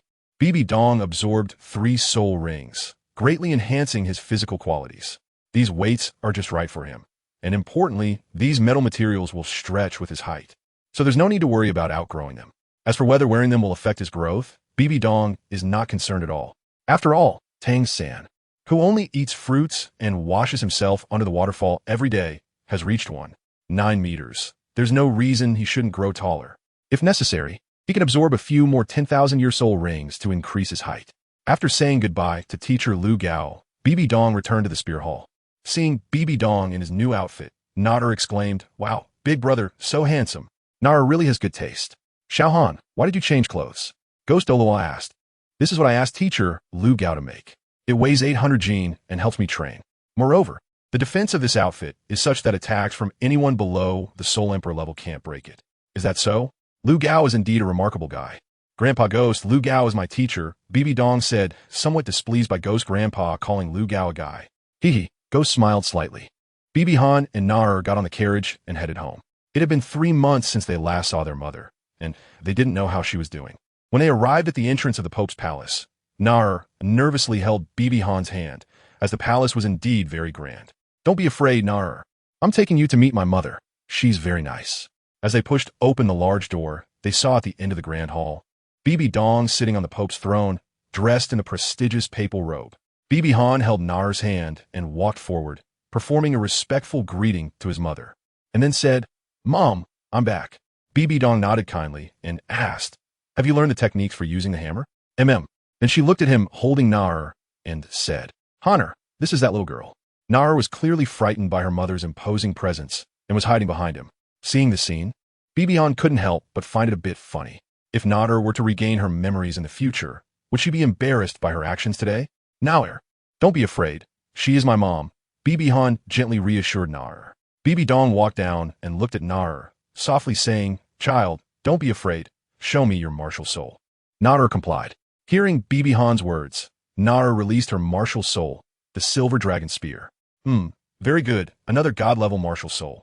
Bibi Dong said excitedly, Naoer, are you willing to be my disciple? She had had the idea of accepting a disciple for a long time. Initially, she valued Hu from the Martial Soul Academy, who had an innate spirit power of 9. 7. Later, Bibi Han directly jumped to an innate level of 20, and he even had twin martial souls. With such a huge gap, Bibi Dong was worried about the impact on her future disciples' mentality, so she chose to give up. However, she couldn't teach them either, because she didn't know how to cultivate the Haotian hammer, so she could only give them to the golden crocodile Douluo. Now, with another innate level 20 genius, she absolutely had to accept her as a disciple. As for not being able to teach a spear-type martial soul, how could that be? There were many who wielded guns in the spirit hall. She had learned about this part of knowledge long ago in her youth. As for those who wielded hammers, almost all of them had joined the Haotian sect. Nar quickly agreed. My education is top-notch on the continent. Nar hesitated for a moment and said, Nar has met the master. Good, you're my only disciple. Bibi Dong appeared extremely happy. Upon hearing the word only, Bibi Han breathed a sigh of relief. It seemed that Hu had not become their mother's disciple, which was great. Chapter 27. The Spirit Hall lacks funds. Honor. You take Nar to get familiar with the environment first. I still have some matters to attend to. Looking at his mother's somewhat tired face, Bibi Han said, Mom, what matters? I can help, even if I don't understand. I can summarize most of it for you, so you don't have to read it. Besides, nothing much. Just that the Spirit Hall is a bit short on funds. Short on funds? Bibi Han was somewhat surprised. The Spirit Hall was the oldest force. How could it be short on funds? His mother explained this to him. Bibi Han immediately understood that it was because the Spirit Hall had developed too quickly. Originally, there were only Spirit Hall branches in first and second tier cities, but now they were all over the continent, which had led to a surge in the number of Soul Masters, and more people were receiving Soul Master subsidies. Additionally, many Soul Masters had joined the Spirit Hall, and each Soul Master needed to eat and receive a salary. Yet, the funding from the two great empires was still limited, and the Spirit Hall's income could barely keep up. Bibi Han had some ideas. Mom, this time when I went to Gongxin City, I saw many Soul Masters who take money without doing any work. Although you have eliminated beasts like Myers, there are definitely still corrupt individuals. We can start addressing this issue. Let's find these people who take money without doing their jobs and make them leave. This is indeed a solution, but it won't work in the long run. After dealing with these corrupt individuals, what should we do next? The fundamental problem remains unsolved. There are too many people receiving Soul Master subsidies. Mom, we can also focus on those who receive Soul Master subsidies. If those people are genuinely using the subsidies to cultivate, that's fine, but the problem is that they use this money for eating, drinking, and entertainment. The Soul Masters in the small branches of the Spirit Hall have mediocre cultivation talent, so they are usually quite idle. It would be better to have them investigate the daily situations of those receiving Soul Master subsidies. For those who use the subsidies for eating, drinking, gambling, and other vices, they should all be blacklisted and prohibited from receiving the subsidies. Additionally, we should establish an age limit for receiving Soul Master subsidies, determining the minimum age to receive them, so they have the motivation to cultivate. It's important to know that 1 gold soul coin is enough to cover half a year's expenses for a common family. A soul venerable can earn 100 coins in a month, which is an unimaginable income for an ordinary family. Your identity as a Soul Master is noble, but what we want is your dedication to cultivation. Bibi Dong's eyes lit up. This was indeed a good idea. Then, I have no more thoughts. Not bad, Huaner. This idea is enough to solve the problem. All Soul Masters in the world are under the Soul Sect, and how many of this large group should be blacklisted? Dai Mubai and Ma Hongjun don't need to be mentioned, as well as you Xiaogang, who scam food and lodging at Nodding Academy and use the Soul Hall subsidies as savings. As for whether Ma Hongjun has a bit of injustice. Do you think someone who wants to go up to a pretty girl as soon as he sees her would be working hard to cultivate? If you are so tired every day that you can only lie on the ground, would you still think about such things? Next, Bibi Han took Nar to stroll around the Pope's Hall, then walked towards the back hall. Nar, your room is right here, and next door is Mommy's room. Just 10 meters ahead and turn a corner, that's Big Brother's room. Do you know? Now or nosh. After that, Bibi Han went to the offering hall to pay respects to Master Genie and also met Qian Renxue's grandfather, Qian Douluo, the first homebody of Douluo. Back in the room, Bibi Han kept thinking about how to make some money. Although in the original work, his mother solved this matter later, who would complain about having too much money. Thinking of the original work, Bibi Han suddenly had an idea. He remembered that Saint Soul Village sold vegetables well because of its geographical advantages, which meant that some places had difficulty selling. Also, when Dai Mubai and Tang San first met, They had a fight at the Rose Hotel, and he arrogantly said that if anything broke, it was on him. This means that if some powerful soul masters without money came, they wouldn't lose money. I have an idea now. Daimu Bai, you really have some value. Starting from human desires, what do people want the most? For women, it should be beauty, but it seems I don't know any beauty products. For men, it should be in that aspect. No, that won't do. If those nobles get this kind of medicine, wouldn't that harm women even more? They can only rely on food. Hot pot is, of course, the first choice. The seasoning for hot pot doesn't require special skills like unique delicacies, and it's simple and low cost. The next day, Bibi Han came to the Pope's Hall to share these ideas with his mother. Mom, we can charge those restaurants a certain amount of protection fees. If soul masters come to cause trouble, we will subdue them and make them pay double. I believe many restaurants and hotels will agree. Moreover, we are in the right. So there's no need to worry about any public opinion criticizing us. And these, milk tea and instant noodles. Who can resist the temptation of these two kinds of food? Instant noodles are just ordinary noodles with some boiling water and seasoning, and they taste so good. Aren't they more convenient and tasty than dry rations? And milk tea. This is what most women in China love to drink. Huaner, I really don't know how your brain came up with these things. His mother looked very pleased as she looked at the milk tea and the finished instant noodles, as if she saw gold soul coins flying in. Mom, I think we should also consider packaging. For those with some capital, we should use exquisite packaging and write noble exclusive on it. Those nobles care about face, right? They see themselves as superior and view commoners as lowly. What does it matter to give them face? If ordinary milk tea sells for 5 copper soul coins, then noble exclusive milk tea can sell for 5 gold soul coins, 1,000 times more. We can just put a little more seasoning in it to make the taste better. I believe they will definitely buy it. Also, we must monopolize the copyright. Only we can sell it, and no one else is allowed to sell it. If anyone dares to sell it, we will go to their door and demand compensation. Wait, I also plan to create several more versions. I will think about it. Old vinegar sauerkraut, spicy beef. Huaner, once you finish, I will prepare a gift for you. Soulbone, Bibi Han's eyes brightened. You will know when the time comes. His mother smiled. Chapter 28, Going to School, 3 days later. Bibi Han tirelessly created more than 10 types of instant noodles and over 20 types of milk tea for his mother. These foods from the Soul Hall became a hit across the continent as soon as they hit the market, and the money came rolling in. Those foolish nobles. Even though they knew that the 2 types of milk tea and instant noodles were not much different, no one bought the ordinary packaging. Understood, rich and extravagant. They want face. Some soul masters were quite miserable because they did not receive soul master subsidies, just like Xiaogang from Notting Academy. Today, he happily went to the Soul Division Hall to collect his soul master subsidy, only to be told that he was over the age limit and did not qualify. And our Guilin native chicken lamented, without these gold soul coins, how will I go to Guilin in the future? What the heck? How old are you to go to Guilin? Countless lazy employees from the Soul Hall took their pots and left, while diligent workers like our brother Tao got promoted. Suddenly, countless soul masters in the soul master world cursed the Soul Hall. But so what? The employees who remained kept praising the Soul Hall, saying to work hard for a raise, while those commoners who couldn't sell their vegetables and the restaurant owners who often suffered damage continued to praise the Soul Hall. The most important thing is that the foundation of the Soul Hall remains unshakable and is slowly growing stronger. Mom, the problem should be solved now. Looking at his mother, who seemed a bit relaxed and leisurely, Bibi Han asked, it has been solved, and I can take a break for a while. Then what about my gift? I have made such a great contribution. I should have a generous gift, right? Yes. His mother took out 2 sheets of paper and said, this is your gift. Bibi Han was stunned when he held the 2 pieces of paper. One was an admission notice from the Soul Master Academy, and the other was his personal information. What the hell? Is this messing with me? Bibi Han asked with a mournful face. Mom, you must be mistaken. I still need to go to school. And can this really be considered a gift? That's right, Haner. Being strong yourself is certainly important, but the help of teammates is essential. Going to school can also be considered a way to give you a good childhood. Bibi Han felt that his mother's previous words seemed dismissive the more he thought about it. Hao Qian, the angel, the sea god, the sword, each of these with domains. Which one is it meant for one-on-one battles? It seems his mother is the same. Mom, you know my Hao Qian divine hammer comes with the thunder domain, right? Can this domain fight in groups? The thunder domain reduces all opponents' reaction abilities by 10 within its range, while the user's physical vitality increases by 10 across the board. It can grow further.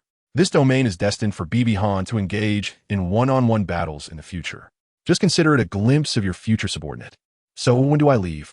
Tomorrow morning, his mother replied, and then went to see Naer. Damn, My mother's attitude toward me has changed so much. Forgetting her son for a disciple? Is this a joke? That's my gift. The next day, Bibi Han was taken away by Elder Ju, but before that, he said his goodbyes to his mother and master. He wanted to pinch Nader's cheek, but when Nata said with reluctance, "Big brother, Nader will miss you," he changed it to ruffling her hair. On the way, he asked, "Grandpa Ju, which class am I in?" "You're in the golden class," Elder Ju replied. "Golden class?" Elder Ju explained, "It's the class where our spirit hall trains the golden generation. The most outstanding graduates here might become the holy son or holy maiden of the spirit hall." "Oh, the holy son of the spirit hall." Bibi Dong stroked his chin and asked, "How long is that?" 3 years. 3 years of training." "What? That kind of trivial matter takes 3 years?" "Grandpa Ju, let me go back." Bibi Han strugled in Udolus grasp. "What are you worried about? His Holiness the Pope wouldn't make you do something so meaningless. You're joining the last class, and that class will graduate in half a year." "Half a year? That's still within the acceptable range." Upon hearing this, Bibi Han stopped struggling. They arrived at a massive mountain range outside the Spirit Hall, at the foot of which stood a grand and imposing mountain gate, with the words Spirit Hall Academy inscribed on it in strong, vigorous characters. Bibi Han observed with the eye of truth and found that the scene inside the mountain was completely unclear from the sky, likely covered by some formation. At the entrance of the academy, a middle-aged man stood in front of the gate, and his purple attire gave him an imposing presence without anger. When the two landed, the man in front performed a bow and respectfully said, "Elder Ju, Kars, I'll leave Xiaohan to you." Kars looked at Bibi Han with a hint of doubt. This little guy could only be 9 years old. "Come on, do you have any eyesight? I'm already 5 meters tall." It's not surprising that Kars had this impression. After all, the minimum age requirement to enter the golden class of the Spirit Hall was 9, and all students in there were at least great soul masters by that age. In the abnormal world of Douluo, the minimum height for those in the golden class was 6 meters. "Xiaohan, give your admission notice and materials to the dean." "This is the dean. I must build a good relationship. If I violate academy rules, it would be just turning a blind eye." "Hello, dean, this is my file." Bibi Han remained quite polite. "Name, Bibi Han. Soul power, level 35. Martial soul. Soul rings. Age, 7.5. 7.5, level 35. That's impossible." Elder Ju said, "This file is valid. You could take Xiaohan to the golden class." Hearing this, Kars understood why the martial soul was. It could only mean the other party's martial soul was extremely powerful. "All right, Xiaohan, come with me." "Oh, goodbye, Grandpa Ju." Elder Ju looked at Bibi Han's innocent demeanor and felt it was very strange. Seeing Bibi Han like this, the dean breathed a sigh of relief. He usually wasn't like this. Even the son of a titled Douluo elder dared to act here. But today this genius was just too monstrous, and it was clear that this name was definitely related to His Holiness the Pope. The authority of His Holiness the Pope was something everyone in the Spirit Hall respected. "Xiaohan, let me talk to you. As a student, you should abide by the law and respect your teachers." Once inside the academy, Bibi Han couldn't be bothered to pretend anymore. Facing the dean's rambling, he really didn't want to listen any longer. He raised his hand and said, "Don't worry, Dean. I will respect my teachers, but the rest is optional. Those theoretical classes are just a waste of time for me. But you can rest assured, I won't cause trouble. I might skip some classes, but my grades will definitely not drop. Now, take me to class." The dean opened his mouth, unsure of what to say, and decided to report Bibi Han's daily behavior to His Holiness the Pope. He was aware of his own abilities. He really couldn't teach such a genius. The mountaintop was precisely where the golden class was located. Chapter 29, Turmoil. The entire mountain was divided from bottom to top into ordinary class, key class, elite class, and golden class.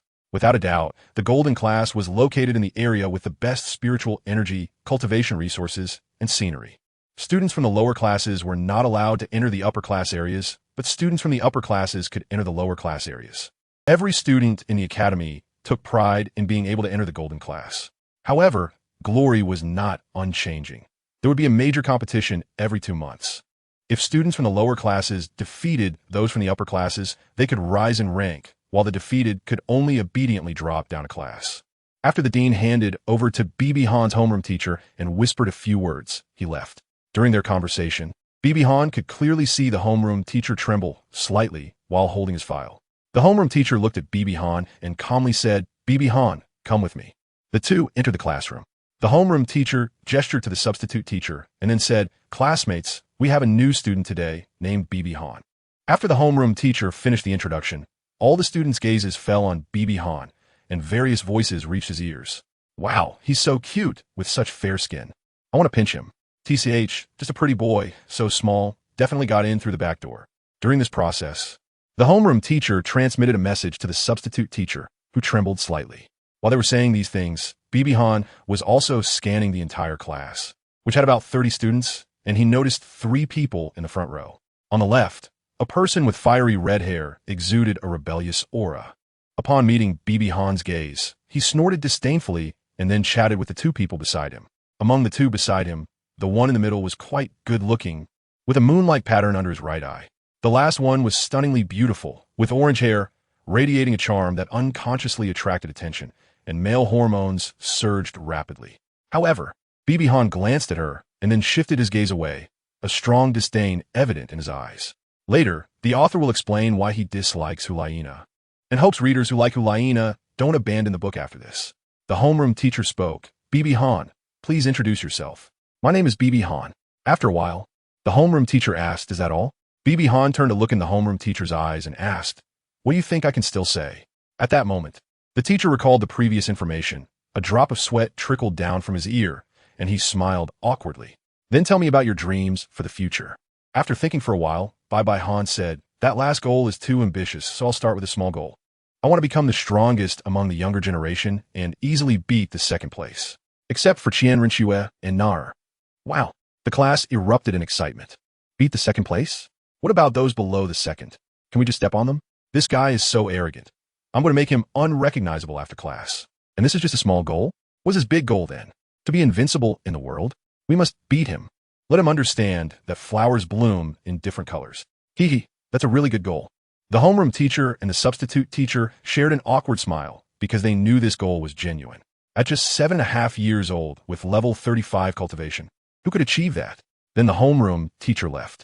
All right, Bibi Han, find a seat, the teacher said. Here, come sit next to me. A pleasant voice came from Hulaina, who waved at Bibi Han and pointed to the seat beside her. As the saintess of the Wuhuan Hall in the original story, Hulaina must be quite clever. From the homeroom teacher's actions, she analyzed and confirmed that this Bibi Han in front of her was definitely a super genius, and coupled with his perfect appearance, he naturally met her criteria for a partner. Hence, the earlier scene. If not, it wouldn't be a big deal. Just because of Hulaina's words, Bibi Han was instantly surrounded by the fiery gazes of all the boys in the class. Hulaina, their goddess. What right does a little brat who can only talk big have to get close to their goddess? Ignoring the fiery looks from the boys and Hulaina's invitation, Bibi Han walked towards the empty seats in the back row where there were no students. Yin gave Bibi Han a knowing look, but Bibi Han didn't see it all. Bibi Han was too lazy to argue with them, but that didn't mean he was unwilling to take action. For a reckless fool who dared to put his leg in the aisle, wanting him to trip, Bibi Han simply stepped on it. It should be noted that Bibi Han was currently wearing 800 pounds of training gear. If he hadn't controlled his strength, that kick could have resulted in a catastrophic fracture, leaving the fool in a wheelchair for life.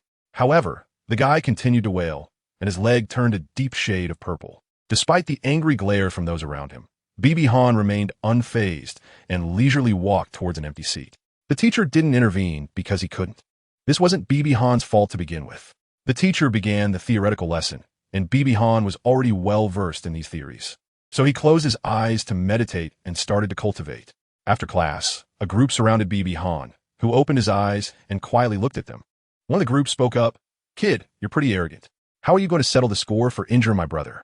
"Well, he got injured, so what? Besides, he was asking for it. Don't blame others. If you have something to say it quickly." "My time is valuable," Bibi Han replied casually. "Good kid. I see you're looking for a fight.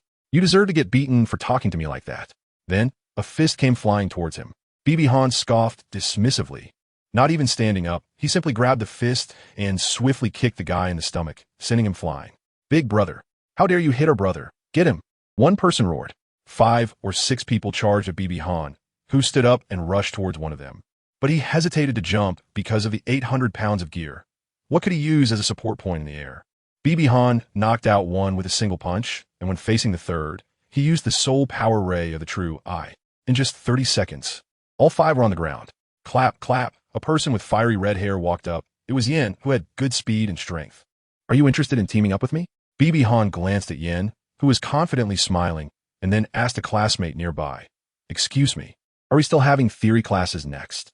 The person looked at Bibi Han with some fear and replied, the morning is all theory classes, with basic theory and practical theory. Stop, I got it. Bibi Han asked again, what about the afternoon? In the afternoon, it's practical classes. Bibi Dong nodded, thinking that he would come back in the afternoon. Yin, who was beside him, became angry when he saw that he was being ignored. As a candidate of the golden generation, he had never been treated this way except when facing Hulaina. With his fire attribute martial soul, he certainly couldn't hold back his temper and threw a punch at Bibi Dong. In response, Bibi Dong raised his right hand to block Yan's punch, remaining completely still. What? Yan was somewhat surprised. Although he didn't use all his strength, he had put in about 80% of it, and yet it was easily blocked by the other party. Bibi Han grabbed Yan's hand and pulled him forward, striking Yan's face with his left hand. Yan hurriedly blocked with his left arm. However, Bibi Han's left fist was a feint. The real attack came from his left leg, which kicked upwards and hit Yan in the chest. Yan was kicked up into the air, crashing against the ceiling before falling down. Knowing that Yan had tough skin, Bibi Han put significant force into that kick, causing Yan to struggle to get back up after hitting the ground. Without even glancing back at what happened next, Bibi Han left the classroom to find his dorm. Chapter 30. The Unforgivable Person. Hulaina, watching the direction Bibi Han went, Hulaina asked with great interest, brother, what do you think of him? Very strong. Xiaoyu replied, a hint of wariness in his eyes. Resolving 5 people so easily, Xiaoyu thought he could do it too, but he definitely couldn't do it so effortlessly. If he had taken that kick from Yin, he probably would have passed out. I told you, he's not ordinary. Hulaina responded, her eyes filled with intrigue. At that moment, the teacher entered the classroom. Seeing the situation, 4 or 5 students sprawled on the ground and a piece of the ceiling fallen, he furiously shouted, Who dares to violate discipline and fighting class? A timid student replied, Teacher, it's Bibi Han. Hearing that name, and recalling what the head teacher and dean had said in the office, the previously furious teacher lost his anger instantly and asked, then, where is he? He said that theory classes are a waste of time and that he won't attend theory classes anymore. Only practical classes, another student replied. Upon hearing this, the teacher weakly said, just go back to your seats and attend class. Then what about Bibi Han? How will he be dealt with? That's none of your concern. The teacher replied impatiently. Hearing the teacher's tone and seeing his expression, Hulaina's curiosity grew even stronger. Bibi Han, who exactly are you? With a name like that, could you be the son of His Holiness the Pope? But there haven't been any rumors about His Holiness being married. On the other side, Bibi Han found his dormitory. A single room on the 3rd floor, well equipped with everything ready. So he directly sat down cross-legged and began to meditate. After a while, there was a knock on the door. Bibi Han frowned slightly, thinking that there shouldn't be anyone familiar with him. Who is it? When the door opened, he was surprised to see Hulaina. Looking at her, Bibi Han's expression immediately turned cold. What are you doing here instead of attending your class? His tone was extremely icy. Hulaina blinked her charming eyes and replied in a sweet tone, don't speak to me like that. The teacher asked me to come and tell you to go back to class. Bibi Dong disdainfully replied, can your excuse be any more fake? It's already been half an hour since just now. If the teacher really wanted me to come to class, it wouldn't have taken this long, and they wouldn't come to call me for class. She continued, speak up, what do you want? Hurry up and leave after you're done. Hulaina then turned around and slipped directly into Bibi Dong's room, hands behind her back, half bending forward as she asked, your identity is indeed extraordinary. I came to find you just to chat. At that moment, Hulaina exuded an alluring aura, and with her enchanting face and captivating eyes, it was likely that no man could resist her. Unfortunately, she chose the wrong person because of her mother and Xiao Shue's fate. Bibi Dong utterly despised her and would naturally not be influenced by her charm. Bibi Dong said again, go out. The voice was deep, as if it was about to explode. No, a girl just wants to chat with you. Do you know how many classmates in the academy want to talk to me? I'm not even willing. Hulaina continued to provoke. As soon as she finished speaking, Bibi Dong, without saying a word, grabbed Hulaina by the collar and threw her down the corridor. From the 3rd floor, 6 meters down, the fall wouldn't cause any harm to his soul master. As he was about to return to his dorm, Bibi Dong thought for a moment and snapped his fingers. Instantly, a patch of blue-silver grass appeared on the ground where Hulaina fell. At that moment, Hulaina lay on the ground, staring blankly at Bibi Dong's retreating figure. She was unharmed physically, but her spirit, her pride was shattered. She covered her face and ran away crying. Hearing Hulaina's cries, Bibi Dong felt no sympathy, not even a hint of confusion. In the original work, it was she who helped Tang San obtain 3 100,000 year spirit rings. If Tang San's 6th ring wasn't 100, years. Could Xiaoshui have defeated the combination of Tang San and Xiao Wu? Would the Tiando Palace transformation have failed? Would this have become Xiaoshui's heart demon? And later, how much did that 100,000-year spirit ring help Tang San in the sea god assessment? Without those two forest kings' sacrifices, could Tang San have broken through to title Douluo so early? And could he have fought against his mother at Jiaoling Pass, causing the spirit hall to lose several powerful individuals? It can be said that Hulaina played the biggest role in the downfall of the spirit hall. Hulaina was different from Qian Renxue. She received truly good education, attended the Spirit Master Academy, and her values and outlook on life were absolutely normal.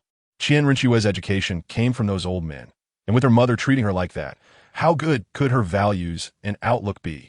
If Bibi Dong hadn't appeared, undoubtedly, her mother's affection would have been transferred to Qian Renxue, allowing one person to enjoy her mother's love, receive a good education at the Spirit Master Academy, use Xiaoshui's resources to cultivate and gain Xiaoshui's status. But what did she do? She ate inside and dug outside, betraying the spirit hall. What does it mean for Tang San not to go to the Stardow Forest? Is Tang San out of his mind? Wouldn't it be better to go home and find his parents? What's sixth title Douluo? If Tang San really went to the Stardow Forest, wouldn't he sense the 7 powerful auras surrounding the 2 forest kings? At the sacrifice of Xiao Wu, deceived by Tang San's feelings, she still failed to see through Tang San's essence, still licked, and then sent Tang San an even bigger gift.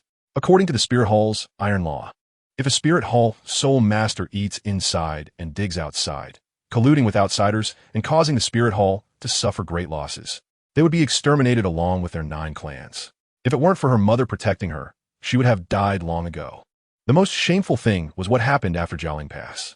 The original work describes Hulaina retreating to the deep mountains, neglecting her cultivation, remaining unmarried for life, and yearning for Tang San until her death.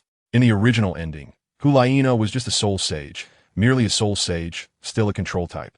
How could she escape under the hands of numerous noble soul, Douluo? It's easy to think. Apart from Xiaoshui using the powerful flying ability of the 6-winged angel to take her far away, could there be any other possibility? As for Tang San letting her go, don't think about it. Later, Tang San wanted to kill her. At that time, Tang San was getting married, taking Xiao Wu's first blood and developing the Tang sect. Would he care about her? In the original work, her mother Bibi Dong treated her like a daughter, and her grandfather Gui treated her like a granddaughter. The Spirit Hall adopted her when she was still an orphan, giving her a home. As a result, her mother died. Her grandfather's body was gone.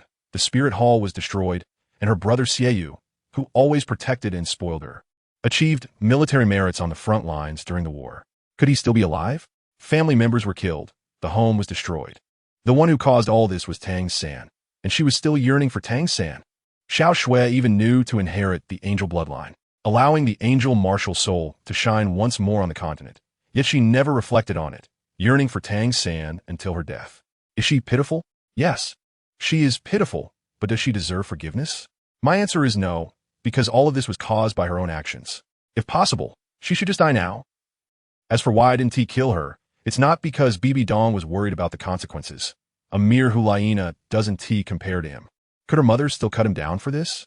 She isn't the Hulaina in the original work. At most, she'd ask a few questions and face some punishment. And the reason is that these events haven't happened yet. If we really follow the original work, then Douluo should also be dead, and he wouldn't be called Grandpa anymore. If Hulaina ever truly betrays the Spirit Hall, there is no doubt that Bibi Dong would be the first to hammer her to death. Chapter 31. Bibi Dong versus Xiaoyu and Yin. After being discarded like garbage by Bibi Dong, with her pride shattered, Hulaina returned to her room, crying. After a while, Xiaoyu and Yin went to find Hulaina, only to find her crying in her room. The protective brother Xiaoyu and the devoted Yin couldn't hold back any longer. They shouted, "Nana, who bullied you? Brother will seek justice for you." "Yes." The devoted Yin quickly responded. But Hulaina wouldn't say a word, just kept crying. There was no other way. Xiaoyu and Yin could only ask around. As Hulaina was a goddess, naturally, someone was paying attention to her. Thus, some people witnessed the scene where Bibi Dong threw Hulaina down the stairs. After hearing this, Xiaoyu and Yin were furious and rushed to Bibi Dong's dorm to knock on the door. Bibi Dong was extremely impatient with their arrival and said, "Speak quickly if you have something to say." "Bibi Dong, what did my sister do for you to treat her like this?" She disturbed my cultivation. Bibi Dong replied casually. Just because of this, you treat her like this? I warned her before. If she seeks death, who can she blame? All right. Does Bibi Dong dare to come down and fight me? Xiaoyu said angrily. Sure, let us go. Bai Han agreed without thinking, as he needed to establish his authority in the academy. Otherwise, there would always be troublemakers coming to find him. The classmates below, hearing our conversation, hurriedly ran out. The news of the battle between Bibi Han and Xiaoyu quickly spread throughout the entire academy. Many students left their classrooms and headed towards the arena. Unlike the classrooms, the arena allowed all students of the academy to observe. The battles between upper-class students were highly beneficial for them as well, serving to inspire their progress. In no time, the arena was surrounded by countless spectators. At this moment, Bibi Han and Xiaoyu had not yet arrived, so people were inquiring about the news. Upon hearing the reason why Bibi Han was fighting Xiaoyu, all the male students unanimously cursed Bibi Han, wishing he would die. Some teachers also arrived, secretly gathering near the arena. Some were interested in the battle, while others were drawn by Hugina, who might be the goddess for these long single teachers. No faction lacks scoundrels. Human hearts cannot withstand tests. If Hugina's talent were not so exceptional, and she were in an ordinary class, she would have likely been harmed by some teacher or leader long ago due to her beauty. However, Bibi Han still chose to stand with the Spirit Hall, because the Spirit Hall was much better than those nobles. Most importantly, the Spirit Hall provided a ray of hope for the common people, awakening their martial spirits for free, and a shield, suppressing evil soul masters. At this moment, Bibi Han and Xiaoyu arrived at the arena. On their way up, countless male students shouted, Kill him! Kill him! How dare he hurt our goddess?" Bibi Han paid no attention to these voices and pointed to Yin beside him, shouting, "Red hair, you come up too." In his hurried entrance, he knew Yan's name but couldn't call it out. "Red hair?" Yin suddenly became furious. "My name is Yin, remember it." "Why Yin?" "Bibi Han, what do you want?" "I can handle you alone." Xiaoyu frowned. As a proud genius of the Spirit Hall, he would not allow a situation where he faced multiple opponents. If it were to be a multiple fight, he would be the one fighting against many. One is far from enough. Calling Yin makes it barely interesting. "Get up here. I don't have time to waste on such trivial matters." "What? This guy is too arrogant." "Yin, Xiaoyu, kill him." Countless males shouted. "Yin, let's deal with him together." Xiaoyu sighed. For his sister, just this once, he also felt uncertain about defeating Bibi Han. All right. Once the big brother spoke, Yin naturally agreed. "Xiaoyu, martial spirit, Moonblade. Level 37 attack type, Soul Master. Soul Rings, yellow, purple. Yin, martial spirit, Flame Lord. Level 37 defense type, Soul Master. Soul Rings, yellow, purple. At level 37, considering their age, these two should be 6 years older than me, which means they're 13 years old, and they have actually reached level 37. Indeed, the strength of the golden generation of the Spirit Hall is below that of the Shrek 7 monsters, who do not consume celestial herbs, excluding Tang San and Oscar. Seeing that Bibi Han had not activated his martial spirit for a while, the crowd began to jeer. "Haha, that guy is scared. He doesn't dare to reveal his martial spirit. Everyone says that guy is just looking for death, a clown seeking humiliation." "Of course, Xiaoyu and Yin are the best of our Spirit Hall Academy," a young girl said, blushing as she looked at Xiaoyu and Yin. Xiaoyu said, "What's wrong, Bibi Han?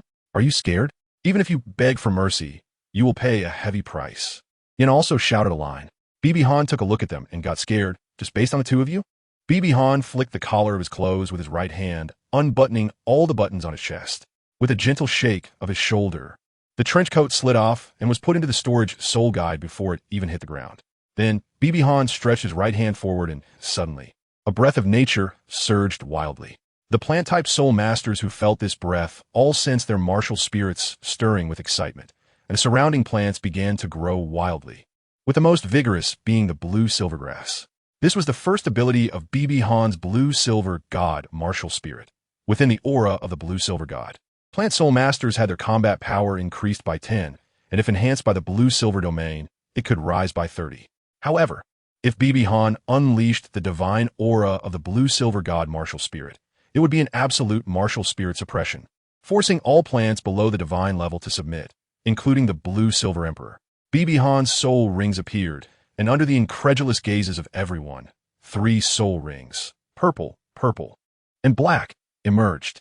The once crowded and noisy arena fell into silence. Xiaoyu and Yin widened their eyes in disbelief.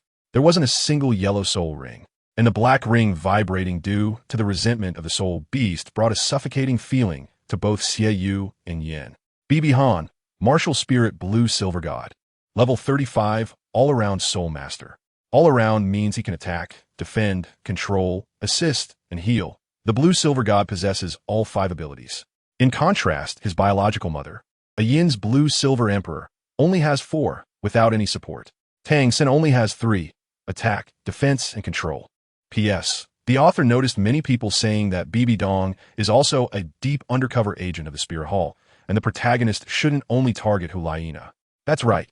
The readers are correct. But the author is the author, and the protagonist is the protagonist. The protagonist was raised by Bibi Dong, who gave all her maternal love to him. As a son, the protagonist has no right to act against Bibi Dong. Bibi Dong let Qian Renxue act early and only sent 2 titled Douluos over, ultimately causing Qian Renxue's undercover plan to fail, wasting 20 years of youth. That is also true, but at that time, the protagonist did not have feelings for Qian Renxue. If the protagonist were raised by Qian Daolu, there would be no doubt that once he achieved title de law, he would immediately smash the Pope's Hall with a hammer. At most, he would only injure Bibi Dong because of Qian Renxue, but if raised by Qian Daolu, the protagonist would probably die shortly after awakening his martial spirit. Drifting along among the common people to grow, the protagonist is not Tang San. Where would he get the cultivation methods? When he reached Tang Hao, he would probably starve to death directly. Chapter 32. Easy victory, how did you do it? Xiaoyu asked incredulously. Good birth, can endure hardship, Bibi Han replied. Indeed, it was because of a good birth that Bibi Han awakened dual divine level martial spirits, starting at level 20.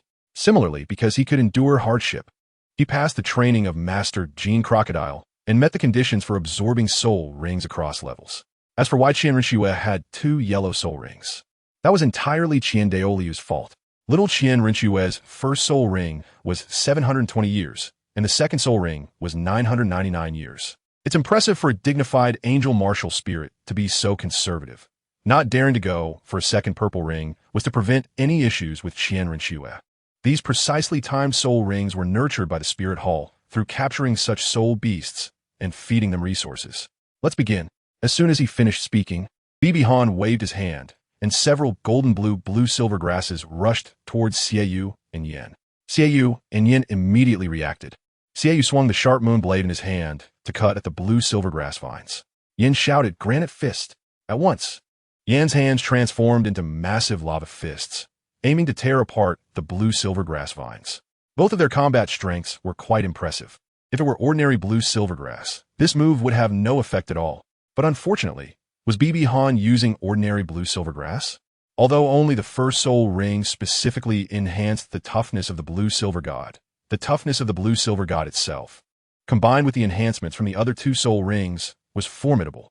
Xiaoyu's strike only shattered 2 blue silver grass vines, and the remaining vines directly wrapped around Xiaoyu, while a similar scene unfolded for Yin. Suddenly, Xiaoyu and Yin felt their soul power being continuously drained, estimating that it would be exhausted in 80 seconds. This was precisely Bibi Han's first soul skill, the passive skill Devour, which absorbed the opponent's soul power at a rate of 1 per second, based on his total soul power. Xiaoyu immediately reacted, saying, "Yin, we have to finish this quickly, otherwise we won't last long." Yin nodded, and their third soul rings lit up. Third soul skill, Madness of Xiaoyu.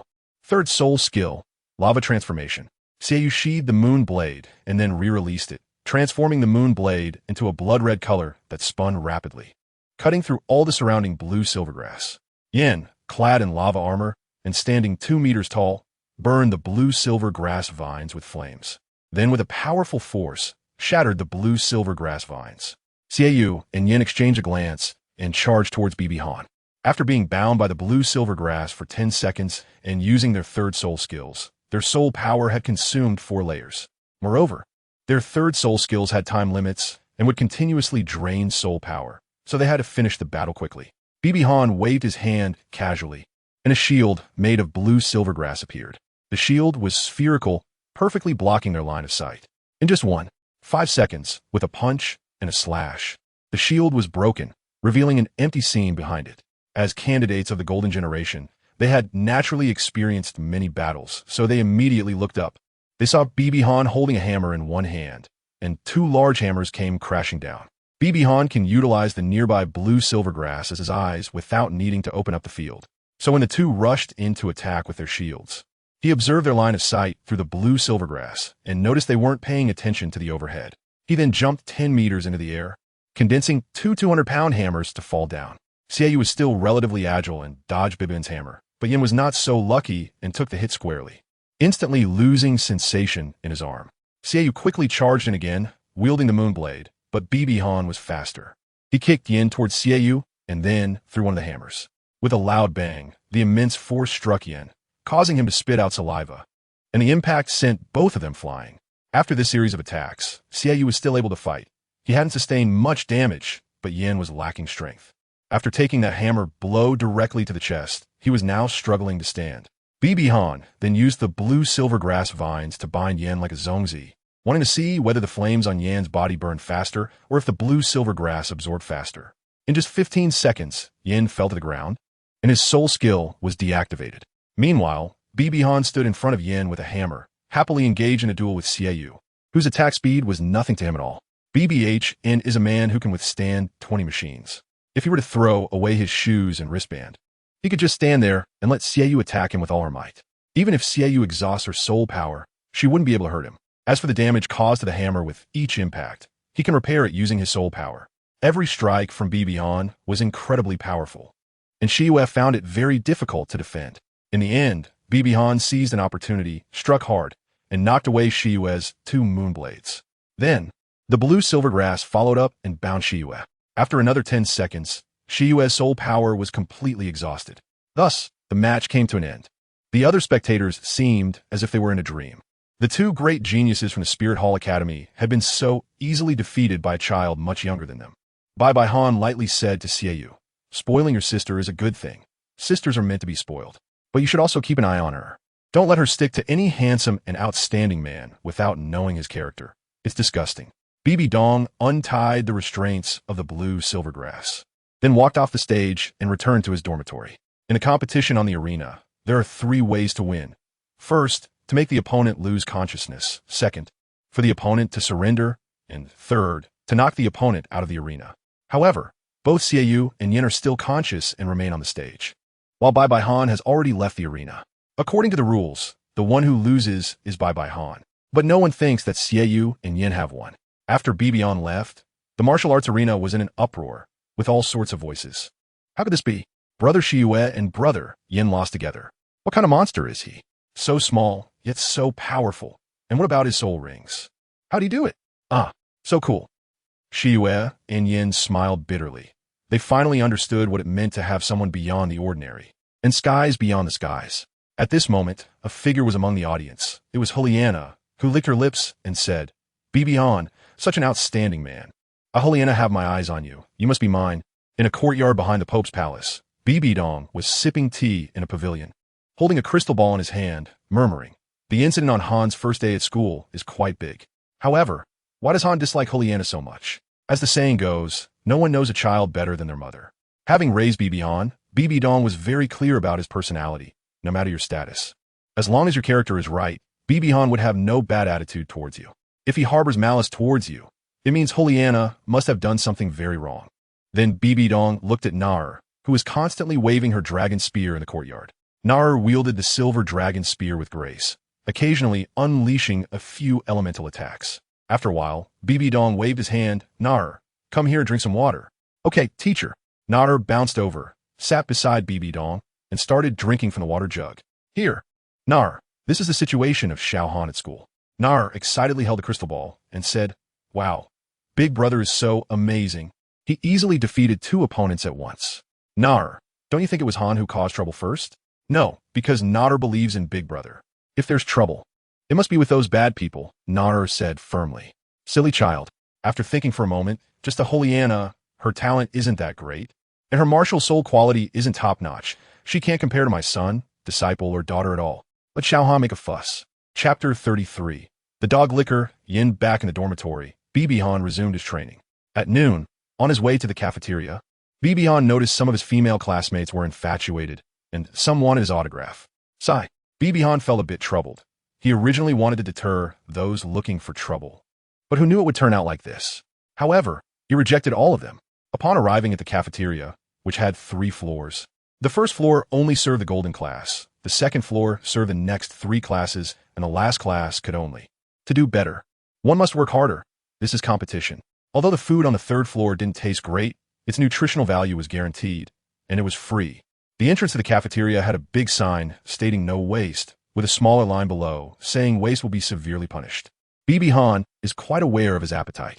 He takes a basin, fills it with rice, and finds a step to sit down. In this state, eating is quite laborious, but it is also part of his training, allowing him to better control his strength. During this process, a fragrant breeze wafts in, and it is none other than Hulaina. Aren't you annoying? Can you go somewhere else? Bibi Han said with great disdain. Why? Since you arrived in class, you haven't spoken to me. Why do you dislike me so much? Hulaina said, feeling very wronged. In the distance, Yan's eyes burned with anger as he ground his teeth, but he simply couldn't do anything. He couldn't win. Bibi Dong didn't want to explain, and there was no way to explain. As soon as his martial soul was released, the blue-silver grass transformed into a hemispherical protective shield, firmly enveloping him and separating him from Hulaina.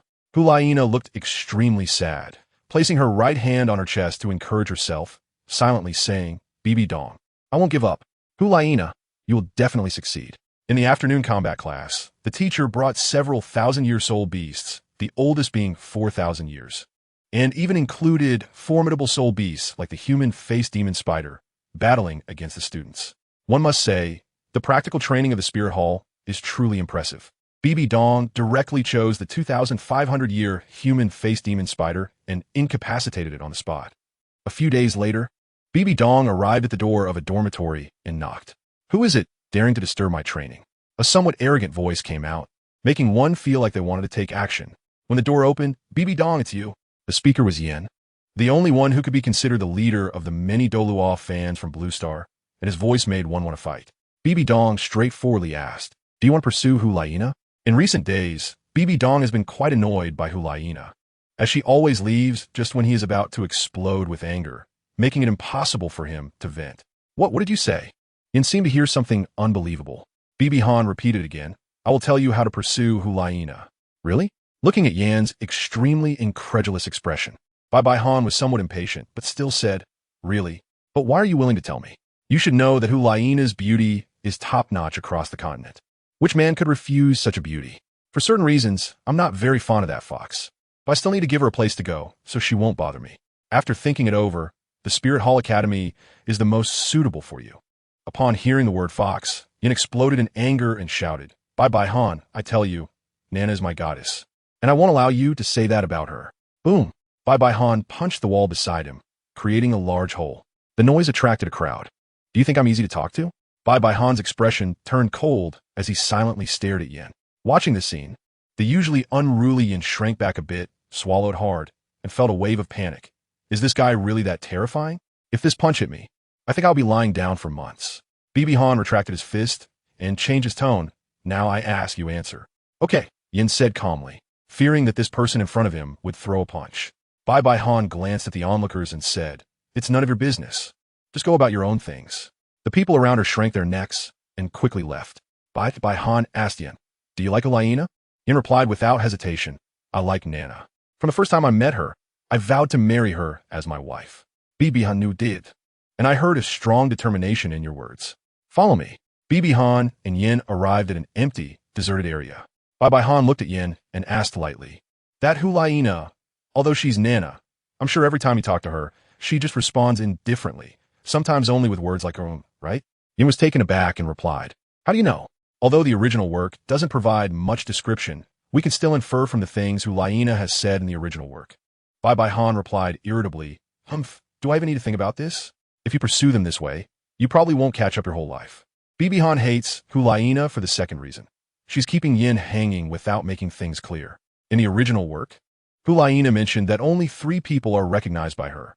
One is Xiaoyu, another is Tang San, and the third is Tang Yin. Tang Yin completely overpowers Tang San purely because of his handsome face, while Tang San's twin martial souls are ignored. It's simply laughable. When did the Soul Master world prioritize looks? Or is Hulaina already invincible? Such a foolish person is unworthy of being a saintess.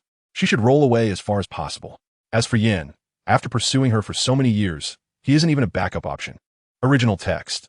Hulaina called out eagerly, her beautiful eyes filled with sorrow. All these years, she couldn't accept Yan's feelings. Although she was reluctant to admit it, she knew very well it was because of the man before her. She would never forget the experiences they shared walking through hell together. Nor could she forget this man's presence. This is what makes him even more disgusted. Since you don't like Yin, why keep him hanging? Just clearly reject him. Yin, at the very least, is the fourth-ranked male of that era, assuming the 7 monsters don't consume immortal herbs, and surely many people pursue him. If you don't keep him hanging, why should he be single for over 30 years, especially in a place like Douluo? If this were on Blue Star, this would be a typical example of a woman everyone despises. Don't argue. It's clearly stated that Hulaina hasn't accepted Yan's feelings, and after all these years, it means she neither rejected nor accepted him, nor responded. Back to the point, Yan eagerly asked, "What should I do to make Hulaina like you?" You need to meet certain requirements. First, you need a handsome face. Hearing this, Yan's face immediately dimmed because he indeed looked rather ordinary. The kind you'd see on the street. Bibi Han then said, "That's not the most important thing. The most important thing is strength. You need to have the strength to conquer her, and also, your mindset should be broader. Don't threaten other men if they glance at Hulaina. That will only make people dislike you." "But Nana has better talent than I do," Yin said, looking extremely troubled. Hearing this, Bibi Han frowned, looking at Yin with some disdain. "Can't you give your fellow men some dignity? You have no confidence in your talent? Don't forget, you are the ancient martial soul flame lord, the top-tier martial soul. Hulaina only has an exceptional martial soul, the charming fox. While Hulaina has the talent advantage, you have a martial soul advantage. Spend more time on cultivation and stop thinking about how to please Hulaina and drive away rivals. With Hulaina's personality, if she doesn't look at you, who else would she look at? I really don't understand what this foolish Yin is thinking. With his innate soul power, he is destined to become a titled Douluo. With a bit more effort, he might even enter the Hall of Offerings. As for Hulaina entering the Hall of Offerings, Bibi Han thinks it is quite difficult. How can a fox comprehend this? Will she continue to be flirtatious? Can Hulaina accept that? Just look at the original Hulaina. She even went to the City of Slaughter, and the Killing God domain is not suitable for a fox martial soul. Chapter 34. Training. Understand now, Han Ge, Yin said seriously. Han Ye. Forget it. Bibi Han gave him 2 books. One on martial soul theory and the other on soul beasts. For future theory classes, don't attend. Just read these 2 books. They contain extremely detailed introductions to the lifespan of soul beasts and their weaknesses. Return them to me after you finish, and I'll talk to the teacher. By the way, don't damage my books, and you can't take notes on them, Bibi Han added. Why? No reason. If you dare to make any marks on them, I'll chop off your hands. Bibi Han said this with a very serious tone, making it clear to Yin that he was not joking. These 2 books have notes, and there are quite a lot, all made by Bibi Han and Renxue while reading together, making it meaningful. How could he let this guy ruin them? Train well and defeat Hulaina, Bibi Han encouraged at last. Hearing Bibi Han say this, Yan's fighting spirit ignited, and visions of the goddess falling into his arms filled his mind. At that moment, a figure emerged from the shadows. It was Hulaina. Her eyes filled with tears as she asked Bibi Han. Why? Bibi Dong already knew that Hulaina was there. The investigative ability of the blue-silver god is not to be underestimated. Part of his words was meant for Hulaina to hear, so she wouldn't come to bother him again. Bibi Han's expression showed no change as she replied. What do you mean, why? Why do you dislike me so much? What did I do wrong? Hulaina asked angrily, remembering the tragic lives of the people depicted in Do Air after the fall of the Spirit Hall. Large numbers of civilians were slaughtered by evil spirit masters. Bibi Han shouted directly, "Shut up. You don't deserve to ask why. Also, I don't like you, and I will never like you." Upon hearing this, Hulaina stepped back 2 steps and burst into tears, running away again. Nana. Yin also wanted to chase after her when he saw this. Stop. If you want to embrace the beauty, then don't chase after her, Bibi Han said. Yin indeed paused for a moment. After the stimulation, Hulaina should undergo some changes. Come on, Yin, if you have any questions, feel free to ask me. Then Bibi Han left. In the following days, Yin underwent significant changes. He no longer attended theoretical classes in the morning, and in the afternoon, he ignored everyone, focusing on his training. However, he would occasionally come to ask Bibi Han for advice. Hulaina also had some changes. The only thing Bibi Han knew was that Hulaina no longer bothered him, and he was too lazy to understand anything else. 5 months later, Yin broke through level 39 before Xiaoyu and excitedly ran to thank Bibi Han, who was also close to reaching level 38. That day, when the afternoon practical training was about to end, the dean suddenly arrived and called for the entire class to gather. Students of the Golden Class, maintaining the stability of the continent is our duty as the Spirit Hall. This time, His Holiness the Pope has given us a mission to eliminate a band of robbers that has been wreaking havoc in the region. You will set off tomorrow morning to destroy them. Can you do it? Yes. The whole class replied firmly. Standing in the crowd, Bibi Han thought that this time the enemy's strength would definitely not be low. His mother probably arranged for him to face a formidable opponent. The next day, everyone boarded the carriage. Yin did not sit with Hulaina, but instead shared a carriage with Bibi Han. Brother Han, I want to ask, why do you always wear this outfit? For full 5 months, Bibi Han has been wearing that blue trench coat. No matter how good-looking that blue trench coat is after wearing it for a long time, one will inevitably feel some aesthetic fatigue. Bibi Han did not respond, but threw his blue trench coat to Yin. Then, Yin screamed and collapsed to the ground. But he wasn't hurt, just his hand felt a bit numb. Brother Han, you wear this every day. Not only that, my shoes weigh 100 jin, and my wristband 50 jin, but I didn't wear them out today. Impressive. Yin couldn't think of any words to express his shock. How can you walk with 100 jean shoes? It's terrifying just to think about it. He also understood that last time Bibi Han fought against the two of them, he hadn't used his full strength. Otherwise, it would have been a complete massacre. After several days of travel, they finally arrived. On a dark and windy night, the leading teacher said, "Students, today is a drill for your future battlefield. In this battle, there will be teachers to protect you, but don't think that having teachers means you can relax. If you encounter stronger opponents and lose your will to resist, then such students, the teachers will not save you, lest you harm future comrades." Did you all hear that clearly? The teacher asked seriously. Heard clearly.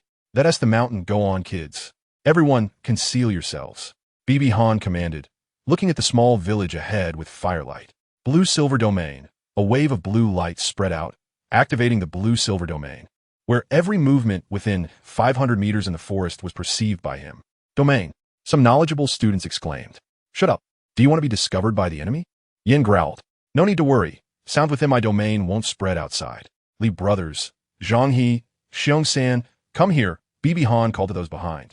Brother Han, you four are agility attack type soul kings. There are 4 guards at the entrance of the bandit group, all low-level great soul masters.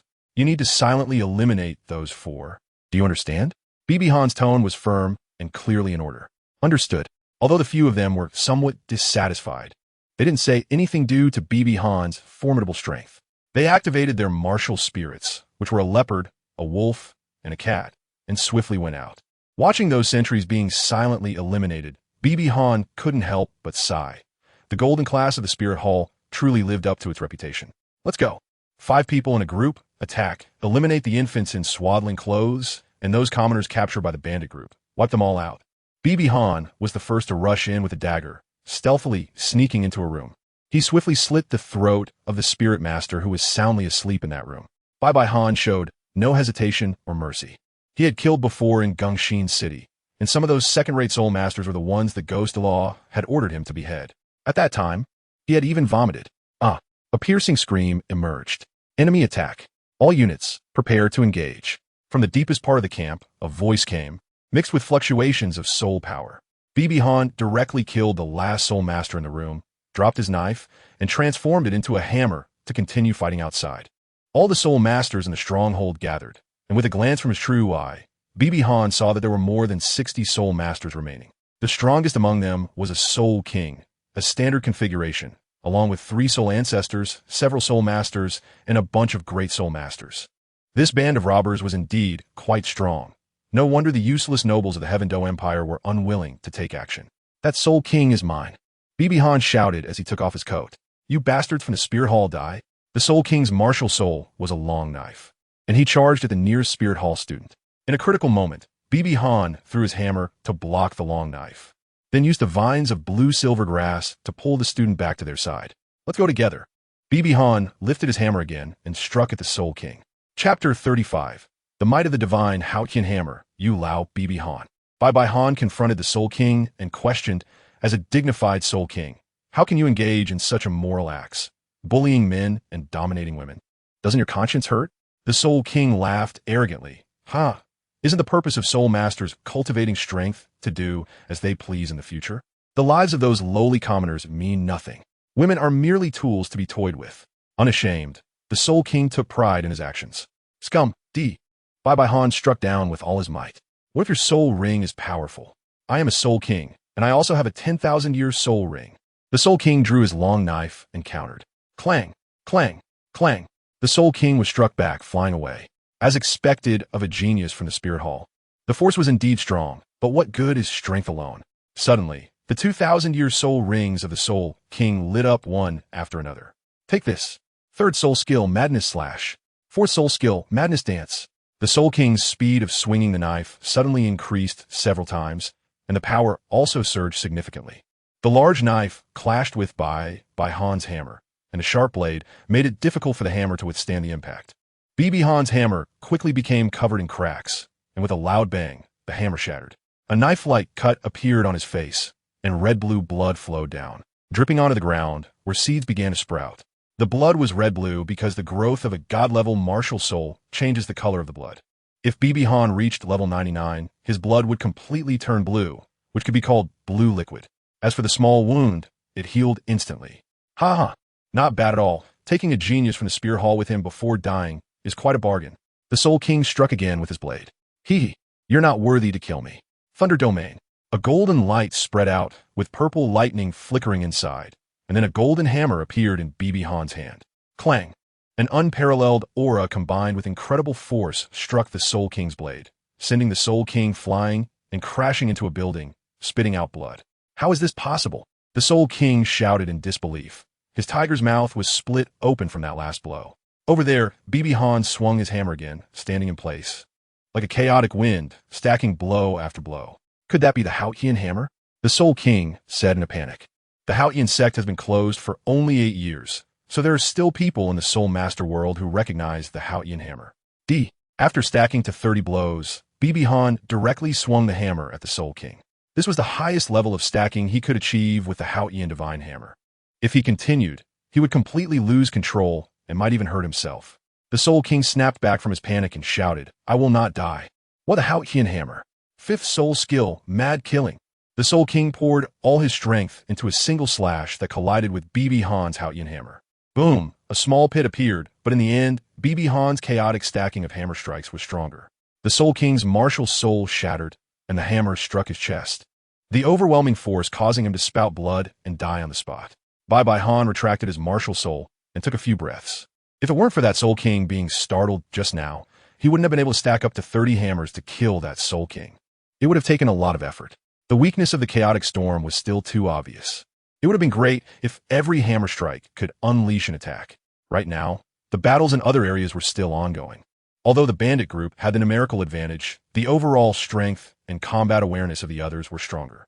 One could see that Xiaoyu and Yin were each facing a soul master, while Hulaina's performance was also quite impressive. She used her charm to confuse others, making them turn on each other. Han transformed into a control-type soul master, occasionally helping to reduce damage. At this moment, Yin finally relied on the astonishing defense brought by his powerful martial soul, getting up close and taking down that soul master. Just then, a flying soul venerable appeared from above, diving down to attack Hulaina. Han, noticing this, immediately activated the blue-silver domain, controlling the blue-silver grass at Yan's feet to turn into vines and propel Yan forward, even using the destruction purple light from the Eye of True Sight to accelerate him. Just in time, before the Soul Venerable arrived, Yan managed to leap onto Hulaina to block the attack, blood splattering as Yan's right arm was pierced. Yan! Hulaina exclaimed. This cry brought Yin back from his pain and confusion, and he quickly kicked the Soul Venerable away, gazing affectionately as he said, Nana, are you okay? With me here, no one can hurt you. Hulaina looked around and realized that Han was nowhere to be found. She sighed sadly, her gaze becoming resolute, as if she had made up her mind about something. Meanwhile, at another battlefield, Han, wielding a hammer made of blue-silver grass to kill, silently said, Yin, whether you can catch up depends on you now. This is all I can do to help. Half an hour later, they finally resolved the situation. There were no casualties in the Wuhuan Temple Academy, though some were seriously injured, and Yin was supported by Hulaina, who was holding one of his arms. After gathering Bibi Han used the third soul skill of Blue Silver God to heal them, deliberately omitting Yin, as everyone understood. However, Yin, being foolish, insisted on treating himself, forcing Bibi Han to pretend to be exhausted. Thus, Yan's wound was bandaged by Hulaina. At this moment, someone asked Brother Han, "Is that hammer of yours really the Haotian hammer?" All eyes turned to Bibi Han, their expressions questioning. After all, the Soul King had mentioned the Haotian hammer with quite a loud voice, and many people had heard it. The Haotian sect and the Wuhuan temple are mortal enemies. Many people had died in that battle, possibly including their relatives. Therefore, Bibi Han wasn't surprised by their reaction. Bai Han did not answer, but instead asked back, "Have you heard of the Golden Haotian Hammer?" The people shook their heads. Indeed, they had not. The Tang clan had been passed down for 1,000 years, and the Haotian hammer was always black, blue, or at most there was one red one. Bibi Han asked again, "Have you heard of the Haotian hammer's domain?" The others shook their heads. The Haotian hammer is indeed a top-level martial soul, but it doesn't possess a domain at all. So what is there to doubt? They dispelled their doubts, but still looked at Bibi Han with amazement.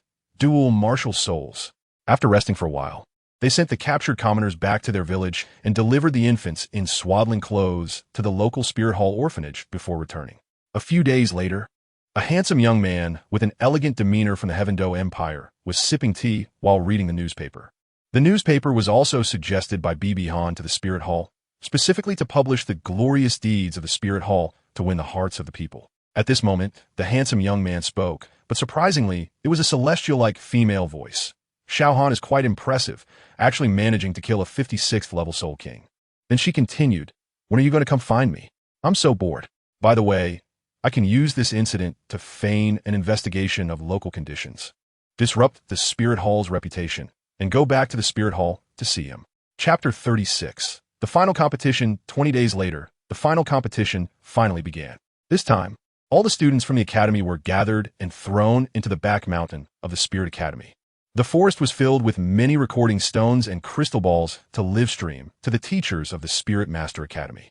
Each student had a badge, allowing them to cooperate or act alone, with rankings based on the number of badges they could seize. Anyone who lost their badge and failed to reclaim it within half an hour would be eliminated. As for whether there were slight rule violations, it was true that students from earlier classes were stronger than those from later classes. But the students from later classes had a higher age limit, 14 years for the Golden class and 25 years for the regular class. It can only be said that talent was insufficient and age was a factor. It was somewhat like a battle royale. One might get ganged up on, but there wasn't much to worry about. In the forest, the blue-silver domain would greatly enhance, perhaps even stronger than Qian Renxue's angel domain. Soul King. Bibi Han could show you with blue-silver God. Bibi Han was already aware of the effects of the blue-silver domain. First, the blue-silver grass's reconnaissance ability at the Soul Sovereign level could detect movements within 300 meters, but due to Bibi Han absorbing soul rings beyond his level, this range expanded to 500 meters. Second, all blue-silver grass and blue-silver grass seeds within the domain would be under his control. Third, the combat power of all plants within the domain increased by 30, with his blue-silver God enhancing resilience and healing abilities. Fourth, it could dispel 50 of negative effects. He wondered if there were any other abilities he had yet to discover. In the afternoon, all the classmates gathered on the playground, facing the dean and several teachers, with 3 chairs in front of these teachers. 3 chairs. Could it be that the Pope was arriving? A soft voice echoed, containing a pressure that swept across the crowd. It was immediately clear who the soft voice belonged to. 3 figures flew in, arriving in front of the chairs, with the foremost being Bibi Han's mother, Bibi Dong, dressed in the Pope's robes, exuding great nobility. The other 2, dressed in red robes, were naturally the Zhuge Da, and they were dressed quite formally at this moment. "Greetings, Your Holiness." Voices came from all directions, and everyone knelt on one knee, placing their right hands on their left shoulders. Among these people was of course Bibi Han. He had to consider his mother's dignity in front of so many people. "Rise," a stern voice commanded. Everyone stood up. After rising, Bibi Han's eyes widened because Nair had also arrived, wearing a silver palace dress. Her originally short silver hair had unknowingly transformed into shoulder-length hair, complementing her exquisite face, making her incredibly beautiful as she stood next to his mother. After some time apart, Nair had grown considerably, likely around 10 centimeters taller. Then Nair's gaze swept across and landed on Bibi Han in the front, smiling at him. Instantly, the group beside Bibi Han froze, turning into silly grins. Then Bibi Dong slowly spoke. This competition is the most significant one for the Spirit Hall. The winner may become our Spirit Hall's holy son or holy daughter. This statement ignited everyone's passion. Who wouldn't want to become a high-ranking holy son or holy daughter? This is my direct disciple, and she will also participate in this competition. Nair, step forward. Yes, teacher. Nair walked over with a serious expression and stood directly in front of Bibi Han.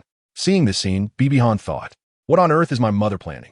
Allowing Nair to participate. Does she want her to become the holy daughter? After distributing the badges, they began, with each leading teacher taking their respective classes to the back mountain.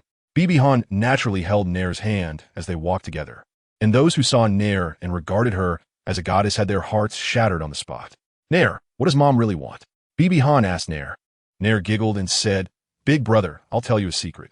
Oh, Bibi Han lowered his head, wanting to get closer to Nair's mouth. Big brother, if you do that, Nair won't be able to walk anymore. Oh, what should we do? Nair replied. Big brother is so silly. Just pick me up and lean me close to your ear. There's so many people. Forget it. Let us cut off those unrealistic thoughts of others and let them focus on their training. Bibi Han lifted Nair's delicate waist with his right hand, bringing her closer to his ear. At this moment, all the male classmates stood frozen in place, completely heartbroken. Bibi Dong felt an urge to facepalm upon seeing her disciple. How could she have taught such a student? Doesn't he know the proper occasions? Big brother. The teacher said this competition is for me to become the saintess and you to become the saint. But there's a condition. We need to collect 95 tokens from everyone present to pass. 95. That means we have to challenge everyone, which is difficult. It seems we need to take off our gear. But big brother, Nair will help you. Nair is already level 28 now. Oh, Nair is really impressive. After the group was brought to a location by their homeroom teacher, the teacher told them to wait in place, and not long after, they heard, the competition begins. Bibi Han spoke up. Everyone, you have heard the competition rules. This time, I'll let you off the hook, but if we meet again, I won't show any mercy. Nair, let this go. Wait. Someone suddenly called out, but the tone was clearly not very pleasant. What else is there? Bibi Han asked. Bibi Han, you are indeed formidable. But don't think that you are invincible on your own, someone said arrogantly. Wearing fancy clothes every day, I've been displeased with you for a long time, another added. A total of 10 people stepped forward, intending to surround Bibi Han. You guys, Han go. I'll help you, Yin said. Bibi Han kachuri plaid, no need, Jan. Looking at the 10 people in front of him, Bibi Han's tone was somewhat sarcastic. The sky is clear, the rain has stopped. And you think you can do it just because there are more of you. Hee, blue-silver domain. Countless blue-silver grasses suddenly emerged, binding those 10 people. Oof. Am I going to let you release your martial souls? With a wave of his hand, Bibi Han used the blue-silver grass to pull them into a large character formation, making it difficult for them to use their soul power. And several of them were unable to summon their martial souls. How is that possible? You haven't summoned your martial soul at all, those people said in disbelief. There are countless martial souls. Can there not be a martial soul that can attack without being released? Bibi Han asked, can you really guess my abilities? Feeling their soul power being drained and unable to resist, some began to beg for mercy. Bibi Han, please let us go. Begging for mercy, huh? 10 people. That's quite a luxurious configuration. Do you want me to start off by letting you all perish? Let you go? Of course I will. I'm such a kind person. I'll let you go once your soul power is completely drained, Bibi Han said earnestly. No, please. The speaker in front looked like he was about to cry, clearly on the verge of having his soul power drained. After thinking for a moment, he decided to let them go. After all, these were future elites of the Spirit Hall, possessing their own pride, and going too far wouldn't be good. So he released the bindings of the blue silvergrass. This is the only time. There won't be a next time. He then gently said, Nair, let's go. Nair nodded with a smile. Bibi Dong, watching this scene from outside, also showed a satisfied expression.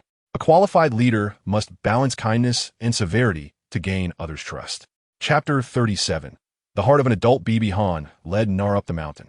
To return to the academy, they had to pass through the path at the summit, which meant that everyone would eventually end up there.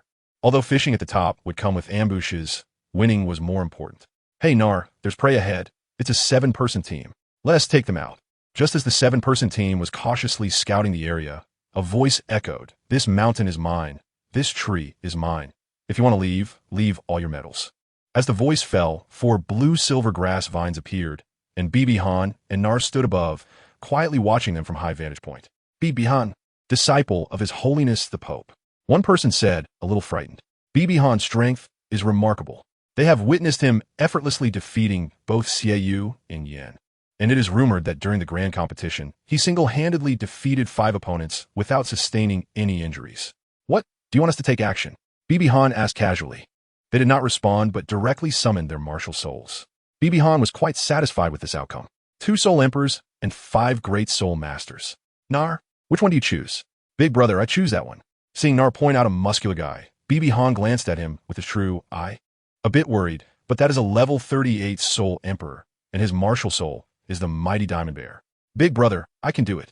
Nar unleashed her martial soul, the silver dragon spear, with 1 yellow and 1 purple soul ring appearing and charged straight at him. The onlookers gasped in surprise at the sight of her soul rings, exclaiming that she was yet another who had absorbed a soul ring beyond her level. Truly worthy of being the disciple of Her Majesty the Pope. Bibi Dong also jumped down, clasping his hands together, and the Hao Qian divine hammer appeared. But the hammerhead was wrapped in blue silvergrass. Bibi Dong made a move against 6 people, casually waving his hand, and 1 beast, martial soul grandmaster, fell to the ground, unable to get up. Then, Bibi Dong used blue silvergrass to form a hemisphere to wrap around several individuals, preventing their escape, while allocating part of his mental energy to observe the battle outside the blue silvergrass. Nar and the Soul Master were testing each other. Inside the blue silvergrass, there were 5 muffled sounds, and within just a minute, all 5 were on the ground without any effort. After the blue silvergrass retracted, Bibi Dong quietly watched Nau'er-esh battle. Nar's dragon spear was incredibly sharp, and with every swing, a blood mark appeared on her opponent's body. The Soul Master's second soul ring lit up, and the savage bear palm was unleashed. The man's palm turned brown as he struck. Facing this attack, Nar bent her body sideways, holding her guns to block. Bibi Dong's heart tightened for a moment, but then relaxed. Nar dodged the palm, using her guns to block against the man's thick arm for leverage, then spun around and struck his left waist with her gun. The man immediately broke his defense. Clutching his waist, cold sweat pouring down, it looked painful. Nar did not miss this opportunity. She thrust her spear upwards, and the Soul Master's strong body flew out, crashing into a tree. Nar then followed up with a large fireball, igniting the bear, which screamed in agony and conceded. Big brother, I'm amazing, right? Nar asked, a bit smug as she walked over. Of course you're amazing. Nar solved it without using any soul skills. Bibi Han placed one hand on Nar's back, using the blue silvergrass to take away their metals while absorbing some soul power to help the two return to their peak state. Let's go, Nar. The sky is getting dark quickly. Bibi Han held 4 plump rabbits in his hand. There are also soul beasts in this mountain, but their ages are generally not high. Those with higher ages have long been captured. Nar, it's almost dark, we should rest now. Bibi Han used a hammer to create a small pit, then activated the blue-silver domain, collecting all the dry branches and twigs within a radius of 500 meters. Na ignited the fire. With a casual fireball, Na lit the firewood. Meanwhile, Bibi Han began to clean the 4 rabbits, and then started barbecuing, taking out some water and seasonings from his soul guide. The rules only stated that food could not be brought, so bringing these was not a violation. A rich aroma wafted out, and for those soul masters who were drawn by the firelight and the smell, Bibi Han directly used the blue-silver domain to teach them a lesson, draining their soul power without holding back and quietly allowing them to be taken away by their companions. However, before that, Bibi Han kindly created a protective shield for them to prevent harm from other soul beasts. Na was ready. He handed her a big fat rabbit. It's so delicious. Na had a big appetite, so her eating was not very elegant, with grease all over her mouth. Big brother, what is this? Na curiously looked at the red seasoning bottle. Oh, this is chili powder. Sprinkle a little on it. Nah, this is very spicy. Douluo is not like Blue Star. There's more natural energy here, so this chili is much spicier than the ones back home. Just a little, Na requested, considering Na's cute and charming appearance. Bibi Han agreed and sprinkled a bit. Instantly, Na found it even more delicious. When Na finished a big fat rabbit, she took advantage of Bibi Han's inattention while he was processing the rabbits and took the chili powder, accidentally spilling too much. She immediately shouted, so spicy, with tears welling up in the corners of her eyes. Bibi Han quickly gave water to Nar and kept blowing air near her mouth. Silly Nar, it's so dark. You should let me do it, Bibi Han said somewhat reproachfully. Nar said aggrievedly, Nar knows she was wrong. Big brother, didn't mean to take it. Seeing Nar actively admit her mistake, Bibi Han shook his head and said, it's okay, Nar. Just let me eat this one. I'll roast another. BB Han completely didn't mind Nar's drool and started to nibble away. Watching this scene, Nar's little face turned a bit red. After the two of them finished eating and drinking, they were satisfied. BB Han took out a quilt and a pillow from his storage ring. Nar, go to sleep. After lying down in the quilt, Nar said to BB Han, Big brother, aren't you going to sleep? I'll sleep after I put out the fire. After extinguishing the fire, BB Han made a pile of blue-silver grass nearby and then laid down in it. In the darkness, Nar's gem-like purple eyes sparkled as she said something surprising. Big brother, we can actually sleep together. This made BB Han's closed eyes open, and he scanned Nar with his spiritual power. If there were light now, one could definitely see that Nar's face, nestled in the quilt, was very red. BB Han's heart was slightly moved by Nar's words, but quickly calmed down as he replied, No, Big brother will sleep outside. Nar was indeed the Silver Dragon King who had lived for 1,000,000 years, but due to the mysterious gift package, her heart was now just like that of a 6-year-old girl. And he, with the mind of an adult, could not take advantage of Nar's current innocent mindset. Such an act would be no different from that of a beast.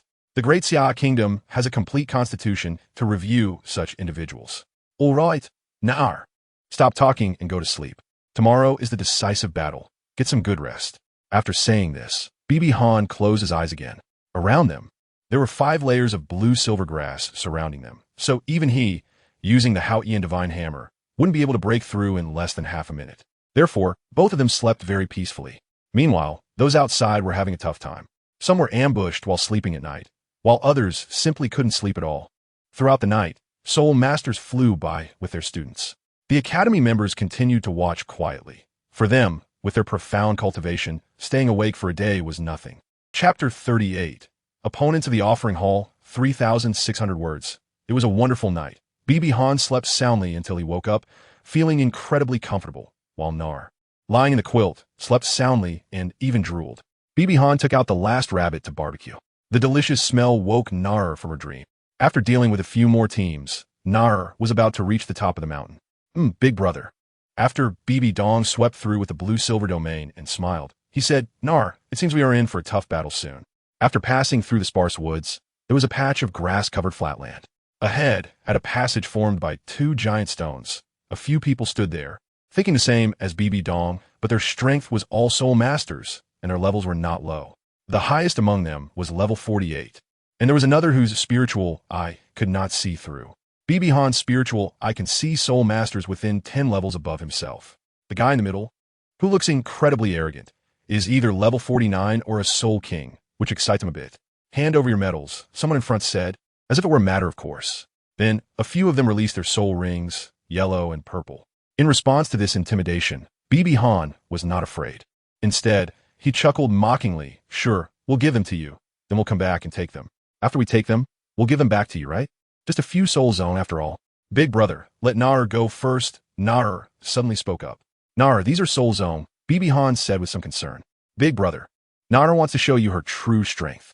Nar raised her fist and said firmly. Seeing Nar's determined gaze, BB Han nodded. All right, you two fight me. Nar slowly stepped forward, 2 soul rings falling down, and with her silver dragon spear aimed at the two, she said lightly. Although the two were shocked by Nar's soul ring configuration, they hesitated because Nar is a disciple of the Pope. What if they hurt her? BB Dong didn't give them time to hesitate. The blue-silver domain opened, and the vines controlling the 2 of them threw them over. Nar immediately rushed forward.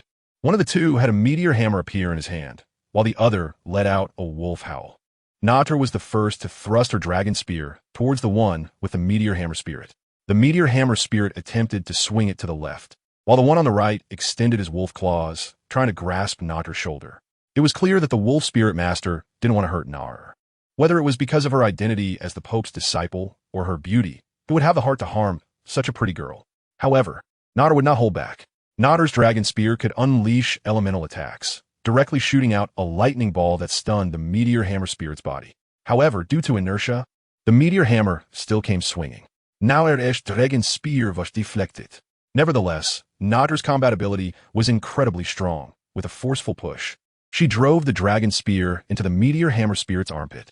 As for the wolf claws, she stomped down hard, using the power of the wind element to leap 3 meters high, swinging the meteor hammer spirit around in midair and crashing him onto the wolf spirit master.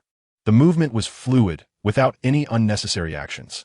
Then Nader's first spirit ring lit up, increasing the speed of her dragon spear's swings threefold, sending multiple spear shadows towards the two spirit masters.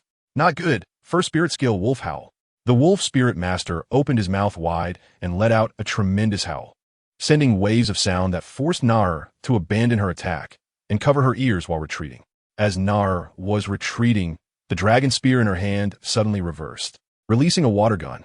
While water had little lethality, a high-pressure water gun could cut through rock, but Nader's water gun didn't possess that much attacking power. The meteor hammer spirit recovered from a few seconds of paralysis, and his first spirit ring lit up, Meteor Strike. The meteor hammer in his hand doubled in size, easily shattering Nader's water gun. After one round of clash, there was no clear winner. No, it should be said that Nader lost. They had held back. It's quite difficult for a great soul master to take on two mid-level soul sects, Bibi Han murmured. Luo-kun, we can't hold back anymore. We almost capsized just now, said the meteor hammer spirit. Let's end this quickly. We can't afford to be too cautious now. Okay. Third spirit skill, Wolf Domination. Third spirit skill, Gale Step. Nader, be careful. Bibi Han shouted to Nader. Don't worry, big brother. Just as they were 3 meters away from Nader, 7-colored light spread out, forming a domain of red, orange, yellow, green, blue, brown, and black elements. Within this domain, Nader could easily create any type of element, and the damage of her elemental attacks was increased by 300. Everyone watching from the outside exclaimed, Domain. Bibi Dong and the two Douluo, Zhugue, had smiles on their faces. It's stable. X3 The two people in the elemental domain saw fireballs and thunderballs coming from all directions, while Nader, who was standing still, disappeared. This is the spatial power that Nader possesses, allowing her to teleport freely within the elemental domain. From the perspective of Bibi Han, who was watching with the eye of truth, he couldn't help but feel that these two people were a bit miserable. Not only did they have to fend off the attacks of the elemental balls, but they also had to be on guard against Nader appearing at any moment to hit them. After 20 seconds, the elemental domain dissipated, and the two of them lay miserably on the ground, their bodies tattered and bleeding. Nader was also exhausted, leaning against the dragon spear to stand. Bibi Dong came to Nader and delivered some souls to her, praising, Nader is really amazing. Don't you think that's a bit excessive? Said the arrogant guy, standing in the middle, a bit angrily. Excessive? I don't think so. It's just a minor injury. If Nader had used the dragon spear, they would have died long ago. This little injury can be easily treated by any healing soul master, and then just rest for a day. I think it's embarrassing for two soul masters to use their full strength and still not defeat a great soul master, Bibi Dong said nonchalantly, shrugging his shoulders. Suddenly, the man revealed 5 soul rings. Yellow, yellow, purple, purple, black, and a stick appeared in his hand, with dragon-like patterns on a long staff. I am Qian. Come on, Bibi Dong. Let me see if your strength lives up to your master's reputation, the man said coldly. You're not allowed to make a move, he commanded again. The dragon staff, I see. At just over 20 years old, you've reached the rank of Soul King. You haven't embarrassed your ancestors, Bibi Dong replied. With such talent, such a level, and the top-tier martial soul dragon staff, Qian is likely to reach at least level 95 and become a titled Douluo in the future. Upon hearing this, Qian snorted. Bibi Han made a move with his left hand, the Haotian hammer in his grasp, and said, come on. Qian didn't use any soul skills, only continuously provoked with the dragon staff, each strike aimed at Bibi Han's vital points. The somewhat heavy Haotian hammer made it difficult for Bibi Han to defend himself. Qian mocked while attacking. Is this all your strength? What are you thinking? I'm just warming up. Suddenly, the Haotian hammer in Bibi Han's hand shrank by a segment, making it easier to wield. He executed an upward swing, striking the dragon staff upwards, then turned around, and the hammerhead in his hand grew larger, smashing toward Qian's chest. Qian quickly defended, resting the dragon staff against his chest. Clang! Qian was pushed back 5 meters on the spot, incredulous as he said, your hammer can change size at will. What else? If it just increased in weight, wouldn't that be a disgrace to a divine-level martial soul? Upon hearing this, Qian's first and third soul rings lit up in sequence, and the dragon staff in his hand quickly extended, with black flames erupting from its head. This kind of trick won't work on me. With his right hand, he summoned the blue-silver divine martial soul, and blue-silver grass vines burst from the ground, binding the dragon staff. Then Bibi Han stepped on the dragon staff and charged forward. You can use 2 martial souls at the same time. Qian Gu Yuntian exclaimed in surprise. Ignoring Qian Gu Yuntian's astonishment, Bibi Han swung the hammer toward his head. Due to the blue silver grass, the dragon staff could only retract and then be released again to block the powerful hammer strike, but the immense force caused Qian Gu Yuntian to kneel on one knee. Bibi Han adjusted his stance and swung sideways, causing Qian Gu Yuntian, who was defending on one knee, to roll back several meters, covered in dust. With his once splendid attire now torn. How is this possible? How could I be so embarrassed? Qian Gu Yuntian said, his mentality crumbling. He unleashed his big move. The fifth soul skill, Dragon Staff Pressure Kill. Qian Gu Yuntian threw the dragon staff upwards, and it instantly transformed into a 3-meter-long, half-meter-thick staff. He charged at Bibi Han, holding the dragon staff. Seeing this scene, Bibi Han smiled, fully prepared. Bibi Han's soul power surged throughout his body, inputting into the Haotian hammer. The 500-pound Haotian hammer in his hand transformed into a 2,500-pound weapon.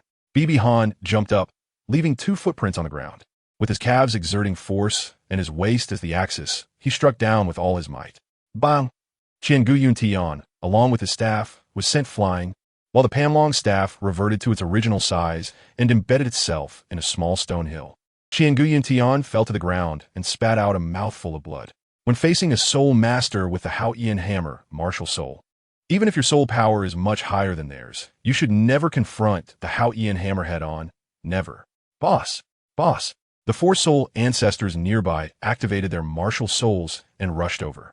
The blue-silver domain and thunder domain were activated. The 2 domains enveloped those individuals, and the blue-silver grass burst out of the ground, launching an attack.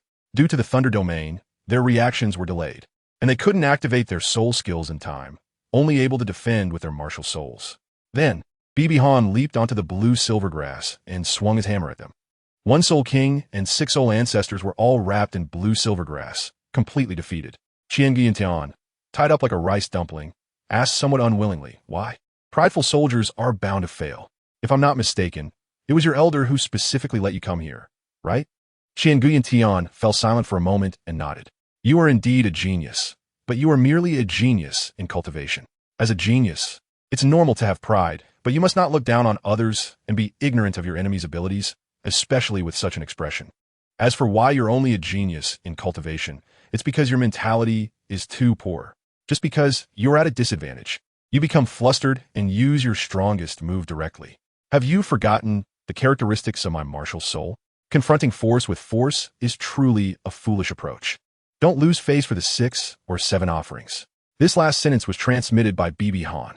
Qian Gu Yuntian pondered for a while, grasping something, and nodded. Bibi Han mocked the few people beside him. And you guys, with all your skills, when you saw your boss lose, you panicked like crazy.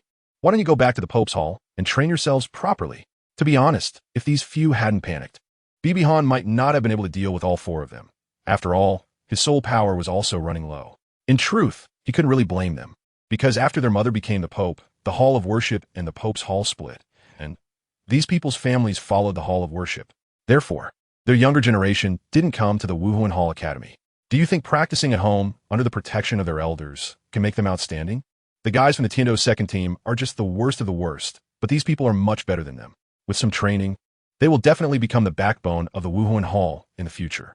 Bibihan's words were meant to urge those who followed the worship hall to hurry back to the Pope's Hall, to participate in training and improve their strength.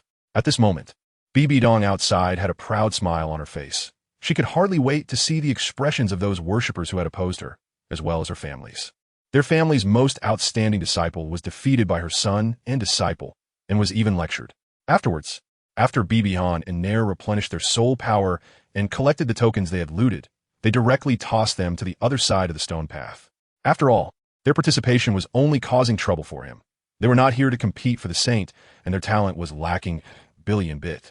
However, those guys did manage to collect quite a number of medals, over 600 in total. Most of the Academy's medals were in their possession. They couldn't have started collecting them right from the beginning of the competition, could they? Chapter 39. Battle with the Demon Charm after the battle ended. Bibi Han made 2 chairs and sat there with Nair, taking out some juice, crossing her legs, drinking, and waiting, feeling very relaxed. The 2 soul masters who came were dealt with, and then they were made to exit. It was almost noon, so it should be about time. They already had 1,000 medals, and the last strong team should be coming out now. Sure enough, three figures approached from a distance. It was Yin, Xie, and Hulaina. Seeing them walk in, Bibi Han excitedly asked, "You must have quite a few medals, right?" Yin replied, "Brother Han, we have just over 150. When Bibi Han heard this, his eyes lit up directly. "Very good. Are you giving me the medal like this? Or should I use a bit of violence?" As soon as he finished speaking, Hulaina took a step forward. Her gaze towards Bibi Han was very cold, filled with hatred. Bibi Han was very pleased with Hulaina's gaze. And glancing at the distance between her and Yin, who was closer to Xiao, he couldn't help but think, "Yin, in 6 years, Tang San will meet you all. During this time, you must win over Hulaina. Bibi Han, we finally meet." Hulaina said coldly, "Oh, and there is more." Bibi Han remained seated, shaking the juice in his hand. Seeing that Bibi Han still didn't take her seriously, Hulaina's gaze turned even colder. "After being humiliated last time, I have vowed to take revenge. You have some awareness, but with your strength, it's better not to provoke me. The three of you together is still not enough. It has been half a year. Now Xiaogang is at level 39, Yin at the peak of level 39, Hulaina at level 37, and Bibi Han at level 38. I indeed can't do it alone. But aren't you curious why the three of us can obtain more than 150 medals?" Hulaina said again, her expression extremely proud. The three of them together had earned a total of 158 medals, surpassing 10% of all medals, a record that made Hulaina feel proud. Bibi Dong looked disdainfully at Hulaina and said, "What's there to be confused about? Nar, and I have collected 1,000 of them." She then threw out a sack, which was filled with medals that sparkled in the sunlight. Xiaoyu's mouth twitched slightly, having just slapped his sister in the face. Yin looked at Bibi Dong with shining eyes, thinking, as expected of Brother Han. Hulaina's icy face turned bright red as she said with intense hatred, "Brother, come on." Xiaoyu and Hulaina both unleashed their martial souls, with Xiaoyu's body crashing into Hulaina's. In the instant their bodies collided, a red light enveloped them. The red light flickered, and the two originally separate individuals merged into one, a figure with flowing long hair, indistinguishable in gender, wielding a moon blade in each hand. "Bibi Dong, prepare tout dit." A voice that was neither male nor female came from them. Seeing the scene, Bibi Dong finished the juice in his hand and walked towards the enchanting figure. He wanted to experience the power of the enchanting figure who had defeated Tang San in the original story. A red mist spread, enveloping Bibi Dong, reducing his senses by 40%, suppressing his soul power by 40%, and delaying all his actions by 40%. Then the genderless voice echoed. "It is precisely this martial soul fusion technique that allowed us to defeat those opponents, whether they were top soul masters or small teams of a dozen people. Now it's your turn, Bibi Dong." Bibi Dong opened his true eye and looked at the enchanting figure walking towards him. To be honest, he didn't take this martial soul fusion skill seriously at all. Once the blue-silver domain was activated, the red mist would be dispelled immediately. However, he didn't do that. The strength of the enchanting figure was not even comparable to that of Qian Guyan Tian, and she couldn't even use soul skills. Therefore, not dispelling the mist made it more challenging.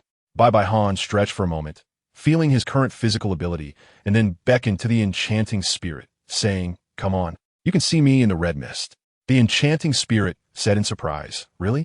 Hulaina, with talent that isn't top tier, yet is still so arrogant. I'm talking about you. Without your mother's full cultivation, how strong are you now?" Hulaina felt a bit embarrassed and angry, controlling the enchanting spirit to launch an attack. The spirit's calf powered up and charged at Bai Han, swinging the moon blade from top to bottom without showing any mercy. Ha! Bai Han simply sidestepped and avoided it. Then, facing several moon blade attacks, he continued to dodge. "Is dodging all you can do?" The enchanting spirit asked mockingly. "No, I'm used to confirming something, BB under plead." Confirming something? The enchanting spirit was a bit confused. "Your skills aren't as good as I imagined," Bai Han said, a smile of realization appearing at the corner of his mouth. Since Hulaina's mother didn't take her as a disciple, she certainly couldn't have the skills to easily defeat Tang San, as in the original story. In contrast, Naer had various little tricks and used leverage in countless ways. Bai Han took out the Haotian hammer with his left hand, and this time there were no restrictions from the blue silver grass. "Your hammer is indeed the Haotian hammer," Yao Mei said. "So what?" Bai Han pointed the hammer at Yao Mei, completely unconcerned. "Take this." Bai Han swung the hammer down. An ordinary Haotian hammer at the Soul Sect level without soul rings could still contend with the Soul King level Moonblade, not to mention Bai Han's hammer. And his strength was even greater. Yao Mei was pushed back step by step. At this moment, Yao Mei retreated, throwing a moon blade, which Bai Han casually swatted away. Then jumped up and swung the hammer down towards Yao Mei's head. Yao Mei met the attack with one hand, but was forced to kneel. However, Yao Mei smiled wickedly. Taking the hit was intentional. With his left hand, he moved backward, and the moon blade that had been knocked away by Han flew back, aiming to sever Bai Han's shoulder. Han smiled wickedly, having already trained for attacks from behind. He retracted the Hao Qian hammer, squatted down, and wrapped his two legs with blue silver grass several times. Then, using one hand to support himself on the ground, he kicked both feet towards the demon's stomach. Facing the attack from the moon blade and Han's dual kicks, the demon caught the moon blade with one hand while the other hand struck down towards his legs. However, his legs were wrapped several times by the blue silver grass, so he wasn't worried about the moon blade cutting through. Subsequently, the demon was heavily kicked by Han twice, his body flying backward in a U-shape. Dong summoned the Hao Qian hammer and said lightly, "Is this all the strength of your martial soul fusion technique? I'm really disappointed. Don't get too complacent. I still have one final move." Yao Mei wiped the blood from the corner of her mouth. Taking a deep breath, she seemed unhurried, gazing at Dong and said, "You're the first to try my self-created skill. To be defeated by my self-created skill, you should feel honored." Han had no expression on his face, but he was almost dying of laughter inside. Wasn't it just a self-created soul skill, Full Moon? It really made it seem impressive. Behold, Full Moon. The demon moved, his body swirling like a whirlwind, and in an instant, he and the two crescent blades nearly vanished simultaneously, leaving only a huge white disc in front of me. You should feel honored. This is my first time unleashing my second soul skill, and I don't know if it will be the last blue-silver shield. Rows of blue-silver grass formed a shield surrounding the demon. If the demon wanted to attack Han, he would have to cut through these shields, which would consume soul power and reduce the demon's spinning force. The shield made from the second soul skill, blue-silver grass, was much harder than the shield Han made with blue-silver grass, and he probably wouldn't have used it if he weren't facing Full Moon. Han really didn't think much of Full Moon because the principle was similar to the spinning top he played with as a child. The launch strip of Full Moon was maintained by the demon's soul power. As for the so-called lack of flaws, that was even more laughable. No technique could be flawless. If you could fly, the demon's red mist and Full Moon would be useless. As the demon broke through the shields layer by layer, Han also began to stack his wind blades layer by layer, multitasking while constantly creating shields. At the 32nd hammer strike, the demon finally broke through all the shields and attacked him, which of course was intentional on his part. With a bang, the weakened Full Moon could not possibly contend with Han's Hao Qian Divine Hammer, and the demon was directly disintegrated, flying out, the red mist also dissipating. Xiaoyu and Hulaina were heavily injured, both spitting out blood, their arms broken. Meanwhile, Han only felt a slight numbness in his arm, and thus, this battle came to an end. Chapter 40. Becoming the Holy Sun. Hearing the loud noise, the battle between Na, and Yin also ended.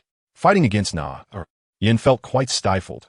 Flames were useless against Na, and were instead turned against him, and his not-so-fast attacks couldn't hurt Na, who continuously struck him with her dragon spear. However, Na couldn't go all out, otherwise, Yin would have already been down, as his defense was insufficient to withstand the silver dragon spear. Nana, seeing Hulaina heavily injured on the ground, Yin rushed to her side and used his soul power to detect her condition. Feeling that she was just unconscious, he breathed a sigh of relief, only to discover that Hulaina's left arm was broken. "Han, why did you use such heavy force?" Yin questioned angrily. "Get the facts straight. If I really used heavy force, it wouldn't be just an arm. It's just a broken bone. Don't overreact." Third soul skill, blue-silver holy light. After healing him a bit, Han turned to Yin and said, "Give me the medals." Yin obediently handed them over. Looking at the 158 medals, Han smiled. This practice was finally over. "Yin, what are you waiting for? Carry Hulaina. Are you going to wait for her to wake up?" Without waiting for Yin to react, Han took Na-Er's hand and walked towards the academy, leaving the remaining medals behind. At this moment, three figures were hovering above them. It was Pope Dong, Zhu Douluo and Gue Douluo. "Your Holiness, that demon martial soul fusion skill is quite good. Even my mental power couldn't penetrate that red mist," Zhu Douluo said. "Just SOSO. That fusion skill is just a useless gimmick in a titled Douluo battle," Dong replied. Seeing the puzzled expressions of the two titled Douluos, Dong slowly continued. "The strength of the demon lies in the red mist, which can suppress a large part of the opponent's power. However, after the martial soul fusion skill, Xiaoyu and Hulaina's soul skills could not be used at all, and the area covered by the red mist is limited. Most titled Douluo battles happen in the sky. Zhu and Gue Douluo nodded in understanding. Bibi Dong and Nar have arrived at the gathering square, where 90 of the students from the whole school have already assembled, and more students are arriving one after another. After he and Nar fought for the medals, the competition was announced to be over. This competition was entirely prepared for him and Nar to become the Holy Son and Holy Maiden, with the others merely playing a supporting role. Although it sounds quite harsh given their talents, they really can't become the Holy Son and Holy Maiden. As for the original Holy Maiden, Hulaina, without her mother-esque full support and training, she doesn't amount to much. She falls far behind both her predecessor and this generation's Xiaogang. To be honest, it's not too cruel. While they may not become the Holy Son and Holy Maiden, this is still a great opportunity for training, providing even more experience than the previous year-end competitions.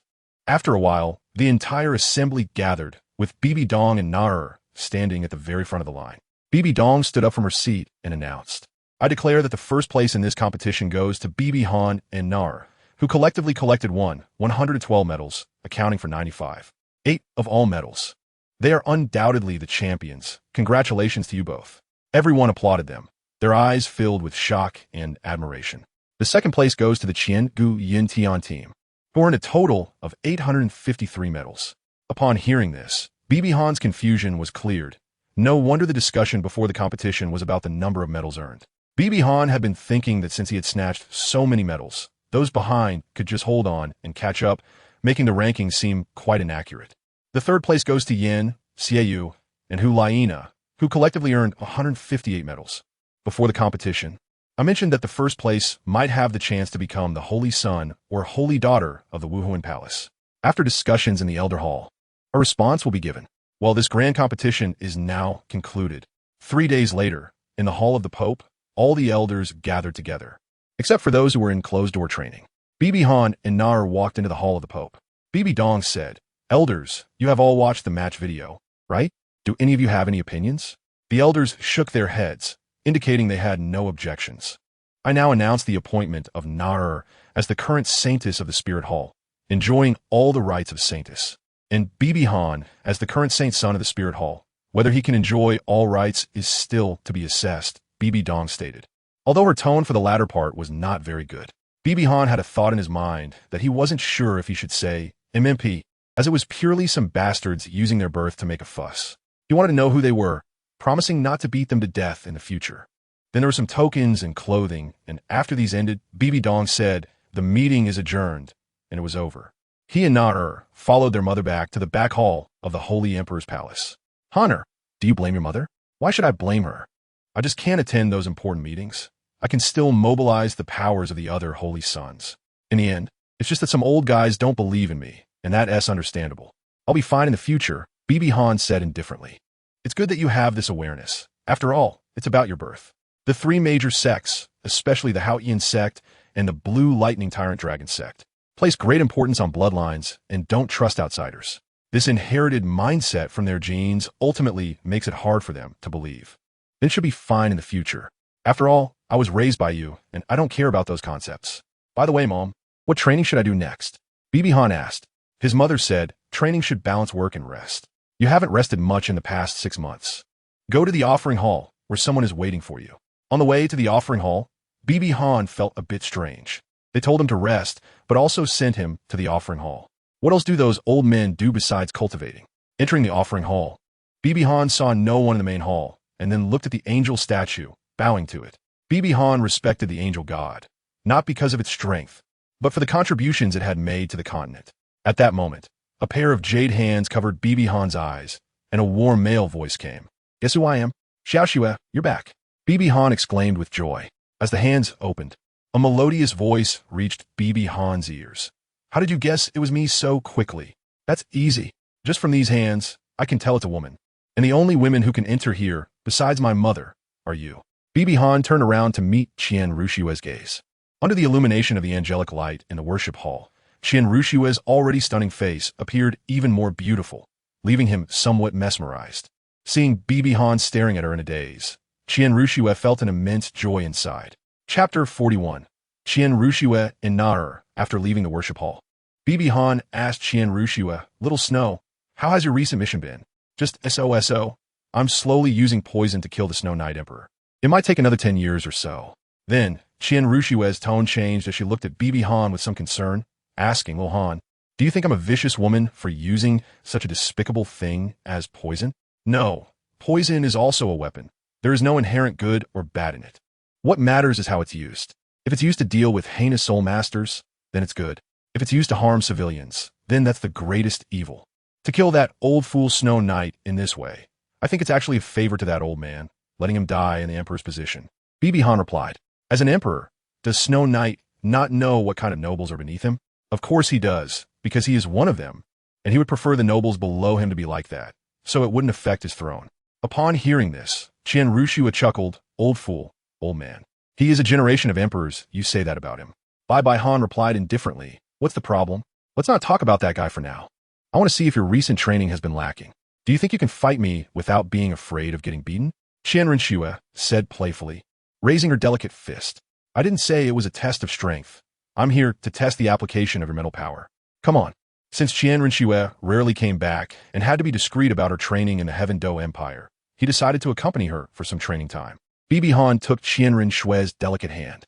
Qian Renshue's cheeks flushed, but there was no hint of displeasure on her face. The two arrived at a bamboo forest, where Bibi Han crafted a small hammer and a sword from bamboo. Xiaoxue. Next we will use our mental power to create eyes and spar with each other. How about that? Bibi Han asked. Sure. Qian Renxue happily agreed. Bibi Han threw the bamboo sword to Qian Renxue and closed his eyes. Qian Renxue also closed her eyes. Come on, Xiaoxue. With her mental force transformed into eyes, she saw a seemingly colorless world, where swords and hammers continuously clashed, intersecting in the bamboo forest. As they fought, their movements became faster and faster. Qian Renshue's bamboo sword kept stabbing at Bibi Han, who was becoming somewhat fatigued in defense, his body constantly retreating.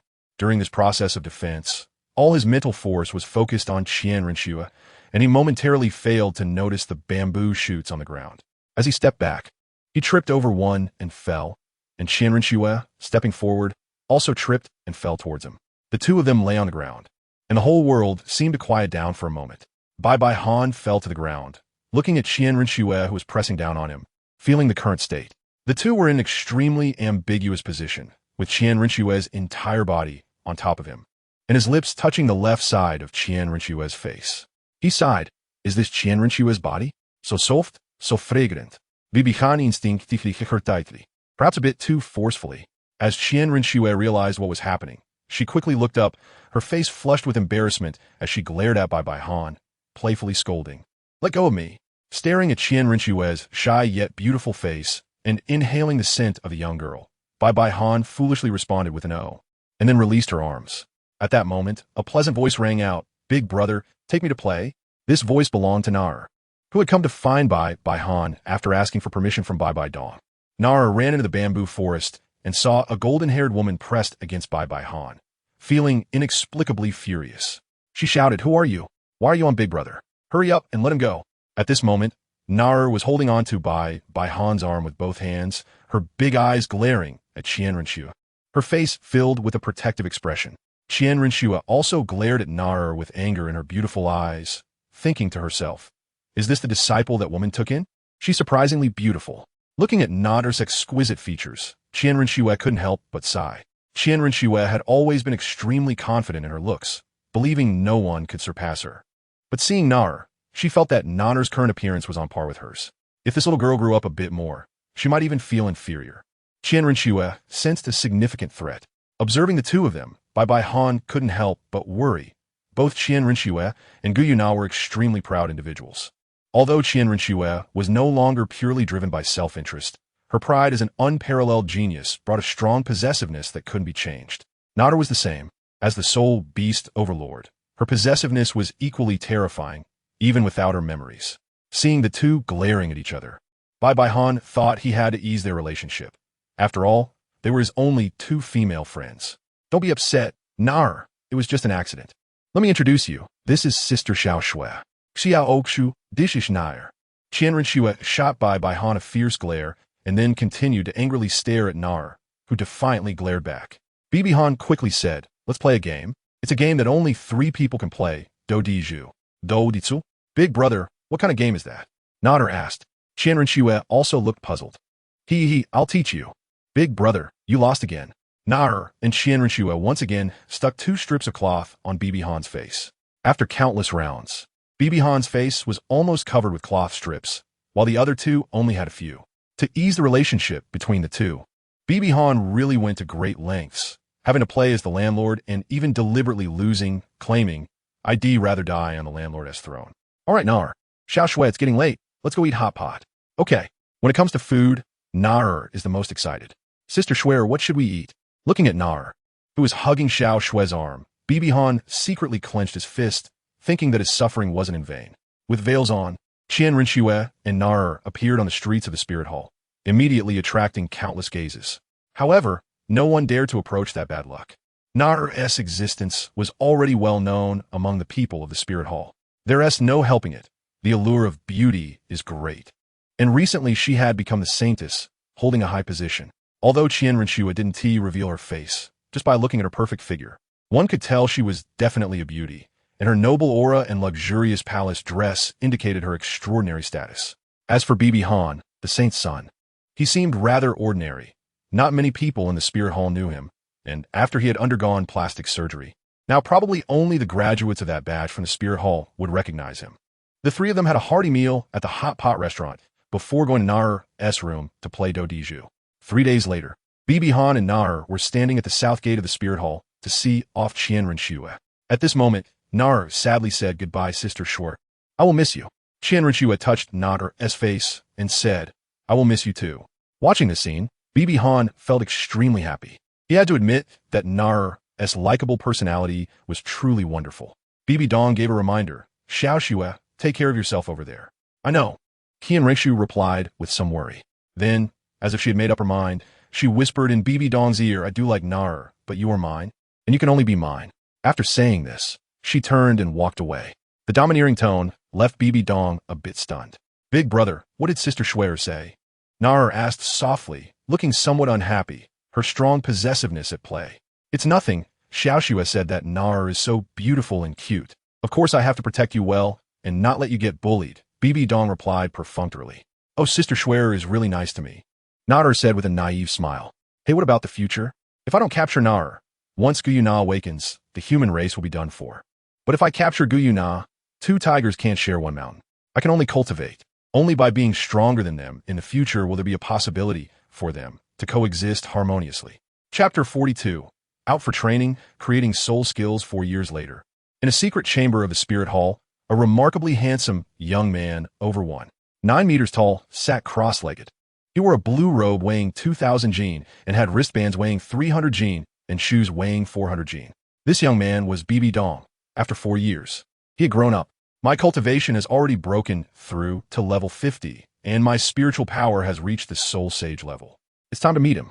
Bibi Dong opened his eyes, walked out of the secret chamber, and arrived at the Pope's hall. "Big brother." A pleasant voice reached Bibi Dong's ears, and of course, it was Nader who called him that. Looking at Nader walking towards him, Bibi Dong smiled and touched her small face. For years had passed, and Nader had grown up. Her beauty stunning, standing at 165 meters tall, her figure already taking shape. She was the goddess of the younger generation in the spirit hall. With a spirit power level of 46, and everyone in the spirit hall knew Nader. As for Bibi Dong, the holy son, he had remained quite low-key, hardly making any appearances over the past 4 years. Many people only knew that there was a holy son in the spirit hall, but they didn't know what he looked like or what his strength was. Before Bai Han arrived at the Pope's throne, his mother said, "Honor, you've broken through level 50. Bai Dong said with some surprise, "Yeah, I just broke through." "Well then, let Elder Ju take you to obtain your spirit ring." "Mom, obtaining the spirit ring is one thing, but I also want to request something else from you." "What is it?" "I want to go out and train." Bai Han said. Bai Dong, who had been reviewing memorials, paused his pen and said with some concern, "Honor, the outside world is very dangerous." "That's right. Big brother, don't go outside," Nader quickly echoed. "It's precisely because there's danger that I want to go. Staying in Spirit City is too comfortable. I want to go out and toughen up so I can become stronger and protect Nader," Bai Han said, looking at Nar affectionately and patting her little head. Hearing this, Nar blushed and lowered her head. Bibi Dong watched this scene with a mixture of comfort, nostalgia, and regret. She then said, "You can go out for training, but I will send 2 soul Douluos to be by your side." "Mom, let's skip the soul Douluos. I'm just going to the Heaven Do Empire." Apart from the top 3 sects, how many soul Douluos are there in the Heaven Do Empire? If you send them, it won't have any meaning for my training. A high-ranked soul saint will be enough. Bibi Dong thought for a moment and agreed. After saying goodbye to her mother and teacher, Bibi Han arrived at the southern gate of the Wuhuan Hall. The most difficult part was dealing with that girl, Nar. Nar looked at him reluctantly and said, "Big brother, are you going to see Sister Shui this time?" "Yes, of course. Big brother's going to see her." Bibi Han did not hide it. Although Xiao Shui had come back a few times in the past few years and had a good relationship with Nar, for him, they were secretly competing with each other, not giving an inch. "No, you are mine. You can only be mine," Nar said firmly, hugging Bibi Han and refusing to let go. Bibi Han helplessly said, "All right, Nar. Big brother still has to go. If you don't go see Sister Shui, I will let you leave." "Okay, I won't go." Seeing Nar being so persistent, Bibi Han could only reply like this. "Then let's make a pinky promise." Nar extended her little pinky. "For little Shui, I guess I could be a little dog this once," Bibi Han thought to himself. After shaking hands with Nar, Bibi Han walked away. On the way, Bibi Han reached into his pocket and took out a map, which was the route he had specially asked someone to investigate for his trip to Soatawa City. There was a red line on the map with a few red markers next to it. "I'll take care of these pests." A few days later, Bibi Han was slowly walking toward the mountain stronghold. "Who are you? Get out of here, or you'll die if you come any closer," shouted a soul master patrolling the walls of the stronghold. Bibi Han seemed to not hear and continued to walk forward. "Kill him. Shoot the arrows." Whoosh, whoosh, whoosh. Facing the arrows shot at him, Bibi Han's face showed no expression, and his eyes turned into the water blue true eyes. The trajectory of all the flying arrows became clear in Bibi Han's eyes. He reached out and caught several arrows aimed at him. "Pretty accurata," Bibi Han commented indifferently. Then, 6 arrows floated in front of him, and with a concentration of soul power, he pushed. The 6 arrows flew back at 3 times the speed, piercing through 6 people who fell to the ground. There was one left, his face filled with terror, blowing a whistle and shouting for people to gather. "Come, come.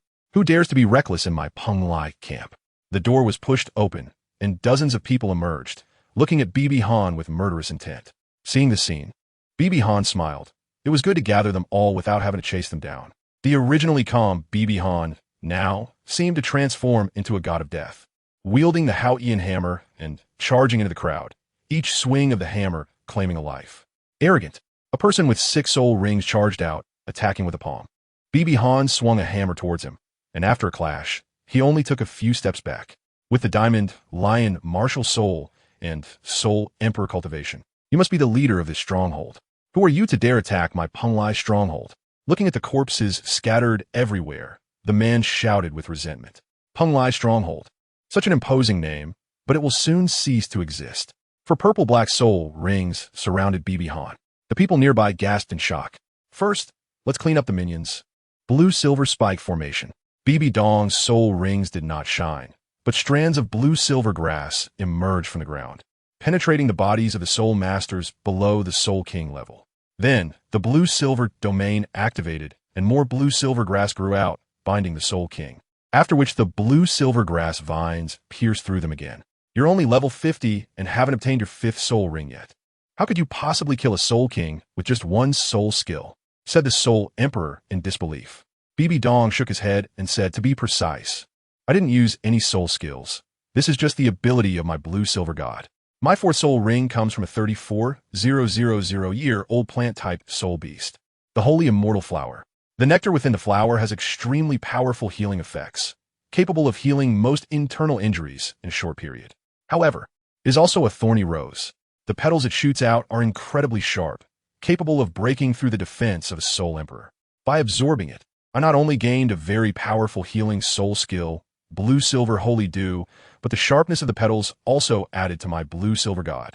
Coupled with the strength of my martial soul, breaking through the defenses of a soul king is more than sufficient. And as for breaking the restraints of the blue-silver grass, it is impossible without the power of a soul emperor. How could that be? I want you dead." The blue-silver domain activated again, and the teleportation was initiated. Bibi Dong's body flickered 5 times, reaching a distance of 40 meters away from the Soul Emperor. This was the last skill of the blue-silver domain that Bibi Dong discovered, teleportation. A Soul King can teleport a maximum of 5 meters, but the ability to absorb beyond levels gradually extended this distance to 8 meters, and he could use his soul power for 500 times. At the time he discovered this skill, Bibi Dong was extremely excited. To be honest, the blue-silver domain should be called the life-saving domain. It offers reconnaissance support, long-range attacks, and teleportation. Bibi Han raised the Haotian hammer and struck a pose for the upgraded version of the chaotic wind hammer technique. Take this. Remember to repent well in hell and be a good person in your next life. As Bibi Han began to swing the Haotian divine hammer, each swing sent a Haotian hammer formed from soul power crashing forward. The attack power of the soul power Haotian hammer was exactly the same as that of the Haotian hammer when it struck back then. This was the ability he discovered through continuous exploration after gaining the recognition of the Haotian hammer. He infused soul power into the Haotian hammer, making the soul power adhere to its surface, allowing the hammer to absorb and grow larger, then siphoning off a bit of internal soul power to make the hammer smaller. In a moment of shrinking, he would swing it rapidly, and the Haotian hammer pattern formed from soul power would be projected directly. This process was somewhat similar to the enlarging and reducing of the Haotian hammer, but operated on completely different principles. The reduction of the Haotian hammer was merely a free reduction in weight from the original 500 pounds to make swinging easier, while enlarging could only return to the maximum weight of 500 pounds. To continue increasing weight, one needed to infuse more soul power. The principle of this upgraded version of the chaotic wind was not difficult, but required extremely strong control and consumed a considerable amount of soul power. Other Haotian hammers might also be able to do this, but Bibi Han estimated they wouldn't be able to realize it. Since Tang San left, the Haotian sect had not innovated again. The only combination was the Ghost Shadow Mysterious Track and the Chaotic Wind Hammer technique, which hardly counted as innovation. It was precisely because he spent a vast amount of time practicing and improving this self-created soul skill that Bibi Han only advanced 11 levels in 4 years. Chapter 43. Blue Silver Forest, second soul bone. The terrifying hammer continued to smash towards the Soul Emperor, faster and more powerful. After dodging and dispersing several Haotian hammers formed from soul power, the Soul Emperor couldn't help but spit out blood. No, I can't let this continue. He activated his fourth soul skill, Lion Demon Transformation, and fifth soul skill, Mad Lion Fury Wave. After using 4 or 5 soul skills, the muscles of the Soul Emperor's body swelled by a factor of 2, and a golden light curtain enveloped him like a protective shield. Then, a massive lion phantom appeared above his right hand. The little ghost. After sweeping away the incoming Haotian hammer, he charged at Bibi Han. When the Soul Emperor was still 2 meters away from Bibi Han used the blue-silver domain to teleport behind him and struck down at his back. The Soul Emperor smiled ominously and immediately turned around to block with Mad Lion Fury Wave, dissipating 3 strikes of the 5th soul skill. Then the 6th soul ring lit up. 6th soul skill, reversal. After the 6th soul ring lit up, the already dissipated Mad Lion Fury Wave reappeared, and its power was surprisingly the same as when it was first used. Ha ha ha, didn't expect this, did you? The effect of my 6th soul skill is to reverse the consumed soul skill. Die, and taste my full power Mad Lion Fury Wave. Bibi Han smiled, his eyes wide open, shattering the purple light. A beam of bluish-purple light pierced through the Soul Emperor's head, causing the Soul Emperor's raging lion spirit to dissipate. As he clutched his head and fell to the ground, groaning in pain. Didn't expect this, did you? I have a soul bone ability, and my mental strength is on par with a soul sage. After a little while, it's done. Go to hell now. Chaotic wind hammering technique, 99 strikes. With 1 strike. Boom! A large pit with a 5-meter radius appeared, and the Soul Emperor's lion demon transformation was torn apart like paper, reduced to a pile of minced meat. Phew, Your Highness, you are too powerful. Just now, my subordinates wanted to rescue you, said the Soul Sage respectfully. There's nothing to be surprised about. The 3 of you go take the swaddled baby to the local Wuhuan Hall orphanage, along with some commoners who were captured. Give this to them. Bibi Han tossed a bag of coins to the Soul Sage. Understood. Hey, no matter which mountain stronghold, there will always be commoners captured as slaves, and women turned into playthings. It's too sad for the weak in this world, especially beautiful women. It's even sadder after the Wuhuan Hall is destroyed. Taking out the map again, Bibi Han began his campaign to conquer cities and forts. A few days later, Bibi Han arrived in an unknown forest, and the voice of the soul sage came. Your Highness, are you here to hunt soul beasts for your 5th soul ring? No, I'm here to meet a certain plant. A plant? The soul sage replied in surprise. No need to be surprised. You'll know soon. Feeling the increasingly close aura and the rising blue silver grass around him, Bibi Han took a deep breath and a comforting smile appeared on his face. After walking another 100 meters, a voice came. Human, leave this place. This is not where you should be. This voice was filled with a warning tone. 3 soul sages appeared beside Bibi Han, unleashing their martial spirits in vigilance. Bibi Han walked past them and said, There's no need to be nervous. This is my second home, my biological mother's home. The soul saints looked at each other, then turned to Bibi Han, their eyes seemingly asking if our holy son has a problem with his mind. With a silent sigh, he thought it was pointless to explain to them and continued forward. A voice came again. Since you don't want to leave, then stay here. Several thick blue silver grasses attacked the 3, but Bibi Han merely said calmly bold. As soon as the words fell, the friendliness that surrounded Bibi Han vanished, replaced by an overwhelming and authoritative aura. Under the pressure of this aura, all the blue silver grasses in the blue silver forest bowed down. If Bibi Han is willing, he can cause all the blue silver grass in the blue silver forest to die on the spot. This is the majesty of the blue silver god, cultivated over millions of years in ancient times. This scene left the 3 soul saints stunned. Then, the blue silver grass in front opened a passage, and a 10-meter-tall plant emerged, looking as if countless vines were intertwined to form a special plant. Its entire body was a clear blue, and its surface shimmered with a special brilliance as it rushed out. Bibi Han transmitted a message to the 3 soul saints not to worry, as it was one of his subordinates. A giant blue-silver grass burst forth, and at the center of its vines, there appeared a mark resembling a human face, which looked extremely terrified. It knelt down at a position 1 meter in front of Bibi Han, saying, Blue Silver King, I pay my respects to your majesty. Please forgive me for my disrespect. Looking at the Blue Silver King's anxious expression, Bibi Han smiled lightly and said, I am not the Blue Silver Emperor. The Blue Silver King was somewhat stunned, raising its head to look at Bibi Han, its eyes filled with confusion. In its perception, the only being capable of suppressing it was the Blue Silver Emperor. The Blue Silver King continued, Then who are you? I'm the Blue Silver God. After saying this, Bibi Han released the golden blue silver grass, activating the blue silver domain. All the blue silver grass cheered on the spot, as they felt their lifespan increasing at a rate of 1 year per second. Feeling the power of this formidable blue silver domain and the high and mighty, unapproachable aura emanating from Bibi Han, the Blue Silver King exclaimed in astonishment, You are a god, a being above the Emperor. Bibi Han retracted the divine aura of the Blue Silver God and said, Let's talk inside. My god, please. The Blue Silver King bowed respectfully and followed behind Bibi Han. Bibi Han turned to the 3 soul saints and said, I need to explain some things here, which will take some time. The spiritual energy of this place is quite good, so you can practice here with peace of mind. They arrived at a place surrounded by ancient trees, where the main root of the Blue Silver King was located. Bibi Han straightforwardly said, Blue Silver King, I am actually the son of Blue Silver Emperor. What? You are the son of our Emperor? Blue Silver King couldn't believe it. How could Blue Silver Emperor possibly have given birth to Blue Silver God? Blue Silver King expressed his confusion. My birth mother is still alive. After breaking through to Soul King, I can feel where she is, and I can also feel where you are. That's why I was able to come here. Then our Emperor is well? Bibi Han's expression was somewhat sad.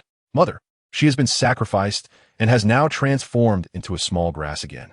But I will resurrect her in the future. I came here to explain something and to ask a question. My God, please speak. I have a brother named Tang San. He has the Blue Silver Emperor bloodline, and in the future, he will be able to awaken the Blue Silver Emperor. Now, I want to see him and check his character. Isn't my God living with the Crown Prince? The Crown Prince? I see. For certain reasons, I did not live with him. I want to investigate whether he has a sincere heart. If he does, I will help him awaken the Blue Silver Emperor.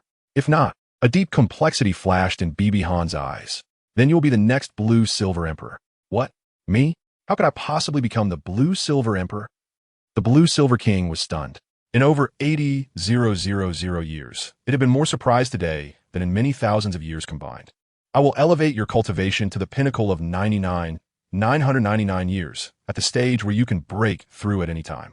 If in the future, Tang San is of good character and cares for the world, you will help him awaken the Blue Silver Emperor. Do you understand? I understand, my lord. The Blue-Silver King said somewhat reluctantly. As the saying goes, a subject who does not want to be an emperor is not a good subject. But due to the Blue-Silver God's reasons, it had no choice but to obey Bibi Han's orders. Also, my question is, do you know the principle of soul ring condensation? Bibi Han continued. Why does my God ask this? At this moment, the Blue-Silver King looked at Bibi Han with a gaze filled with both worry and eagerness. Bibi Han didn't understand why the Blue-Silver King's gaze had changed like that, but didn't ask. He said, in the future, I will flatten the two great empires, unify the continent, and establish a nation based on the core values of the 24 characters. With no more wars, the population will naturally grow rapidly. At that time, the number of soul masters will also surge, and the demand for soul rings will increase. In this ebb and flow, soul beasts will definitely be exterminated, and I do not want to see that happen.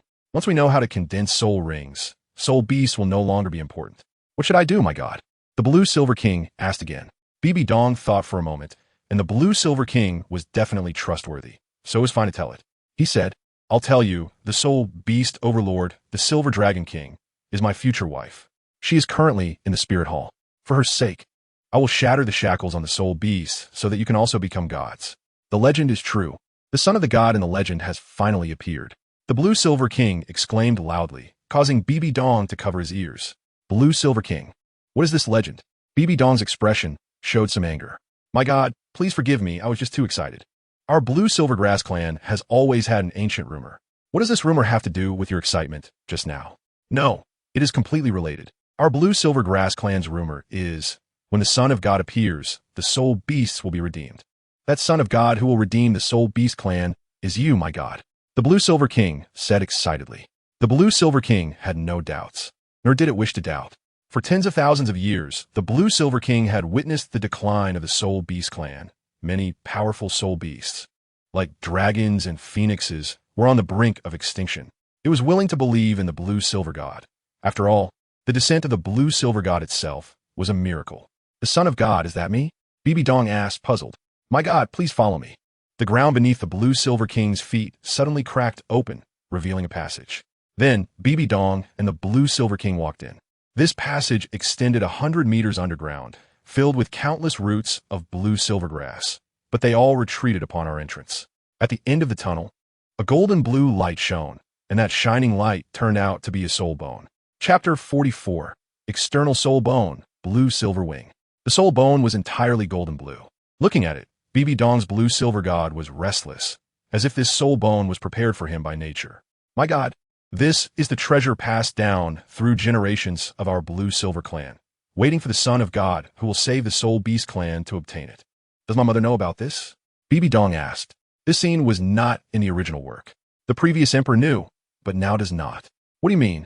The emperor guarded the treasure before transforming, waiting for the Son of God to appear. After the emperor transformed, she secretly told me about this place, erased this part of her memory, and left. I see. No wonder Tang San in the original work did not obtain it. Bibi Han stepped forward and reached out to that blue and golden soul bone. Before he could touch it, the soul bone seemed to sense his presence and directly crashed into his body. Bibi Han hurriedly sat cross-legged and began to refine the soul bone. The Blue-Silver King stood guard beside him, and then called upon the blue-silver grass of the blue-silver forest. The blue-silver grasses began to ooze blue liquid, which transformed into blue light spots that floated towards Bibi Han's body, forming a blue ring. The Blue-Silver King looked at him with great reverence, saying, My God, this is the life force condensed from all the blue-silver grasses in our blue-silver forest. We hope you will save our Spirit Beast clan in the future. As Bibi Han absorbed the soul bone, he felt no pain. On the contrary, it felt extremely comfortable, just like when he awakened his martial soul. After a while, 4 pairs of wings appeared behind Bibi Han, tearing through his clothes. The wings were entirely golden blue, each wing measuring 80 centimeters in length and 20 centimeters in width, looking lifelike. Once Bibi Han finished absorbing the soul bone, the blue halo around it began to change, skipping directly from white to yellow to purple and turning black. The black deepened continuously until it merged into his body. At the moment of merging, the blue-silver divine blood within Bibi Han boiled wildly, and his appearance evolved once again. The muscles that had been swollen from years of hammering shrank slightly, making him look more coordinated. His originally deep blue hair became even darker, while the golden hair decreased, resulting in 90% blue hair and 10% gold hair. His already handsome features became even more striking, and the blood within his body was no longer visible as red. My God, this is the soul ring condensed for you by our Blue-Silver clan, which can provide you with the most suitable soul skills. The special thing about this soul ring is that it can grow according to the changes in your body strength. Its current age is 60,000 years. BB Han stood up and thanked the blue-silver grass around him, which had grown several times in height. Looking at the 4 pairs of wings behind him, BB Han felt a bit excited. He could finally experience the thrill of flying, so he began to fly within a small range. Look, that is the Holy Sun. Wings. Are those the soul bones of the Holy Sun? BB Han looked at the 4 pairs of wings and said, "Let me give you a name. Let's call you Blue-Silver Wing." The Blue-Silver Wing has the ability to fly and conceal itself, and it can also provide a 50 boost to BB Han's body. Regarding the concealment skill, as long as BB Han wishes it, once he hides his aura, even an ordinary title Douluo would find it difficult to detect him. A super Douluo would need to concentrate all their mental energy to locate him, making it yet another life-saving artifact. After sensing the soul ring, he exclaimed, "This soul ring grants me the soul skill Blue-Silver Regeneration, which allows me to instantly regenerate severed limbs and replenishes my consumed vitality. At the same time, it greatly enhances the healing ability of the Blue-Silver God. Even without an attacking soul skill, the healing effect can rival that of a Soul King. Naturally, repairing the body will consume vitality. It's important to note that if a title Douluo loses an arm, they can reattach it. But if they don't properly care for their body and take some precious medicines, they might experience a lack of vitality and may never be able to break through in the future. However, BB Han is not affected by this, meaning that even if he loses an arm 100 times, with his soul skill, he remains at full vitality. Blue-Silver King, I should help you improve your cultivation," BB Han said to the Blue-Silver King. For the next week, BB Han opened the Blue-Silver domain to repay the Blue-Silver citizens, while he transmitted the pure soul power of the Blue-Silver God into the Blue-Silver King. "Farewell, my God." All the Blue-Silver grasses knelt to bid farewell to BB Han. BB Han looked back at the Blue-Silver forest compared to when he arrived. These Blue-Silver grasses had grown nearly 3 times taller, and the Blue-Silver King had broken through from 85,000 years to 99,999 years. Just one step away from becoming the next 100,000 year old Blue-Silver Emperor.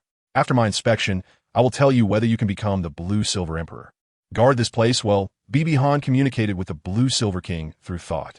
Because of BB Han's infusion of soul power, even from thousands of miles away, the Blue-Silver King could hear his command.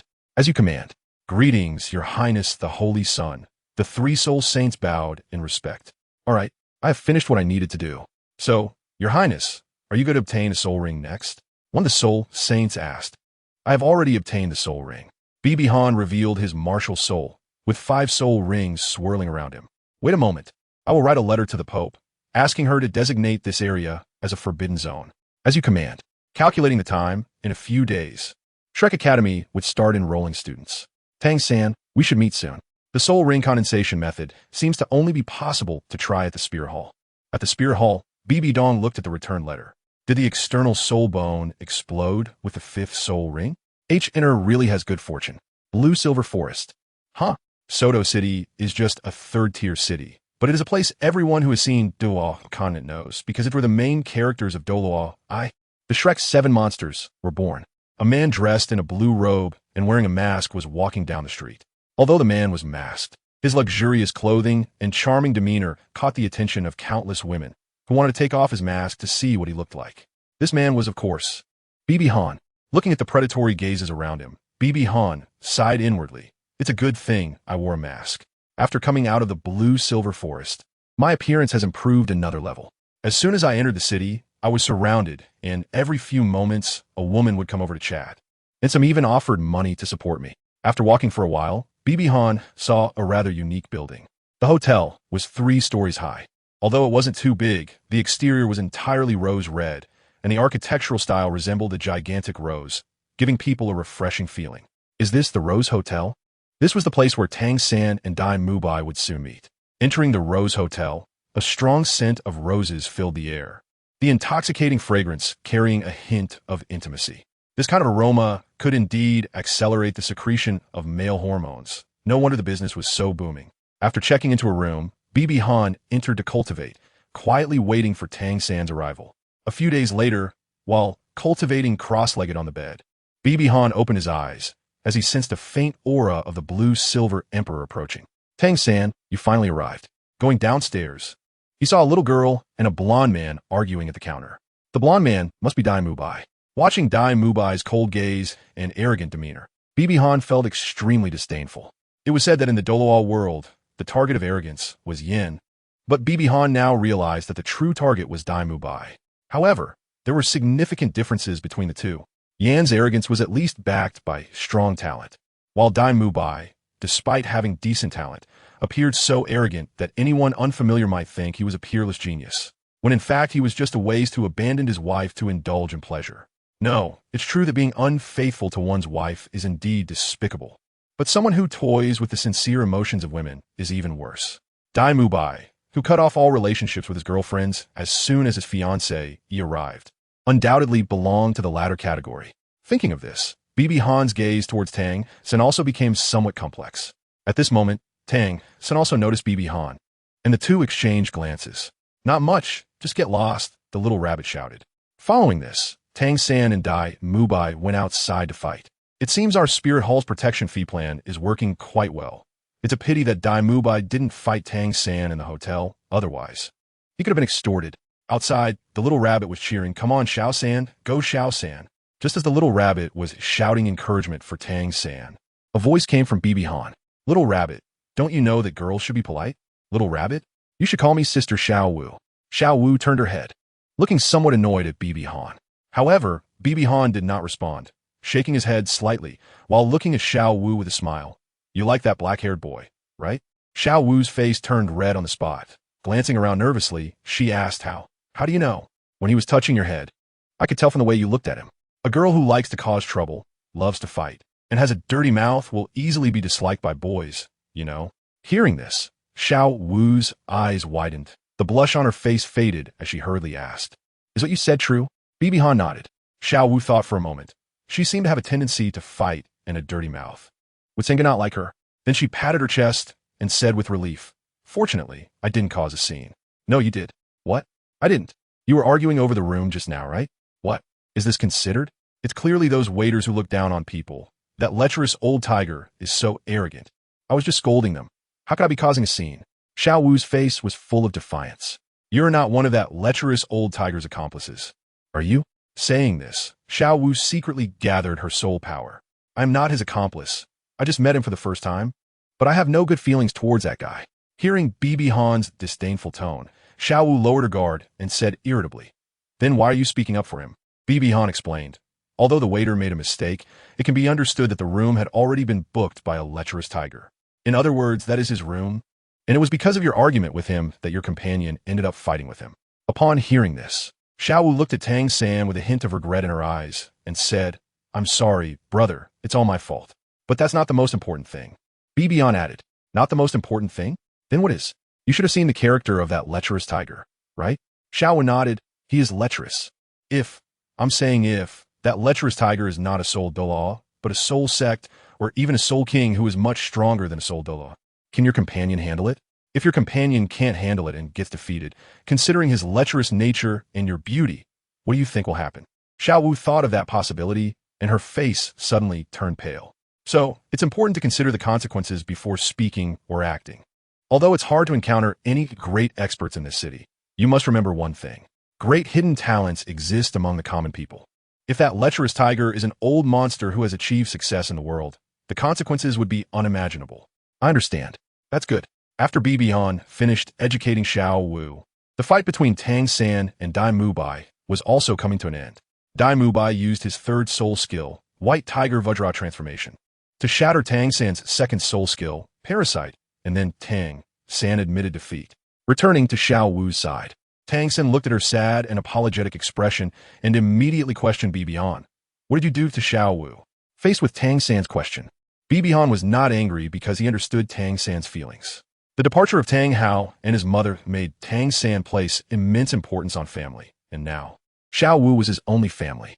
Therefore, no matter how unreasonable Xiao Wu was, he wouldn't be angry, but would instead pamper her.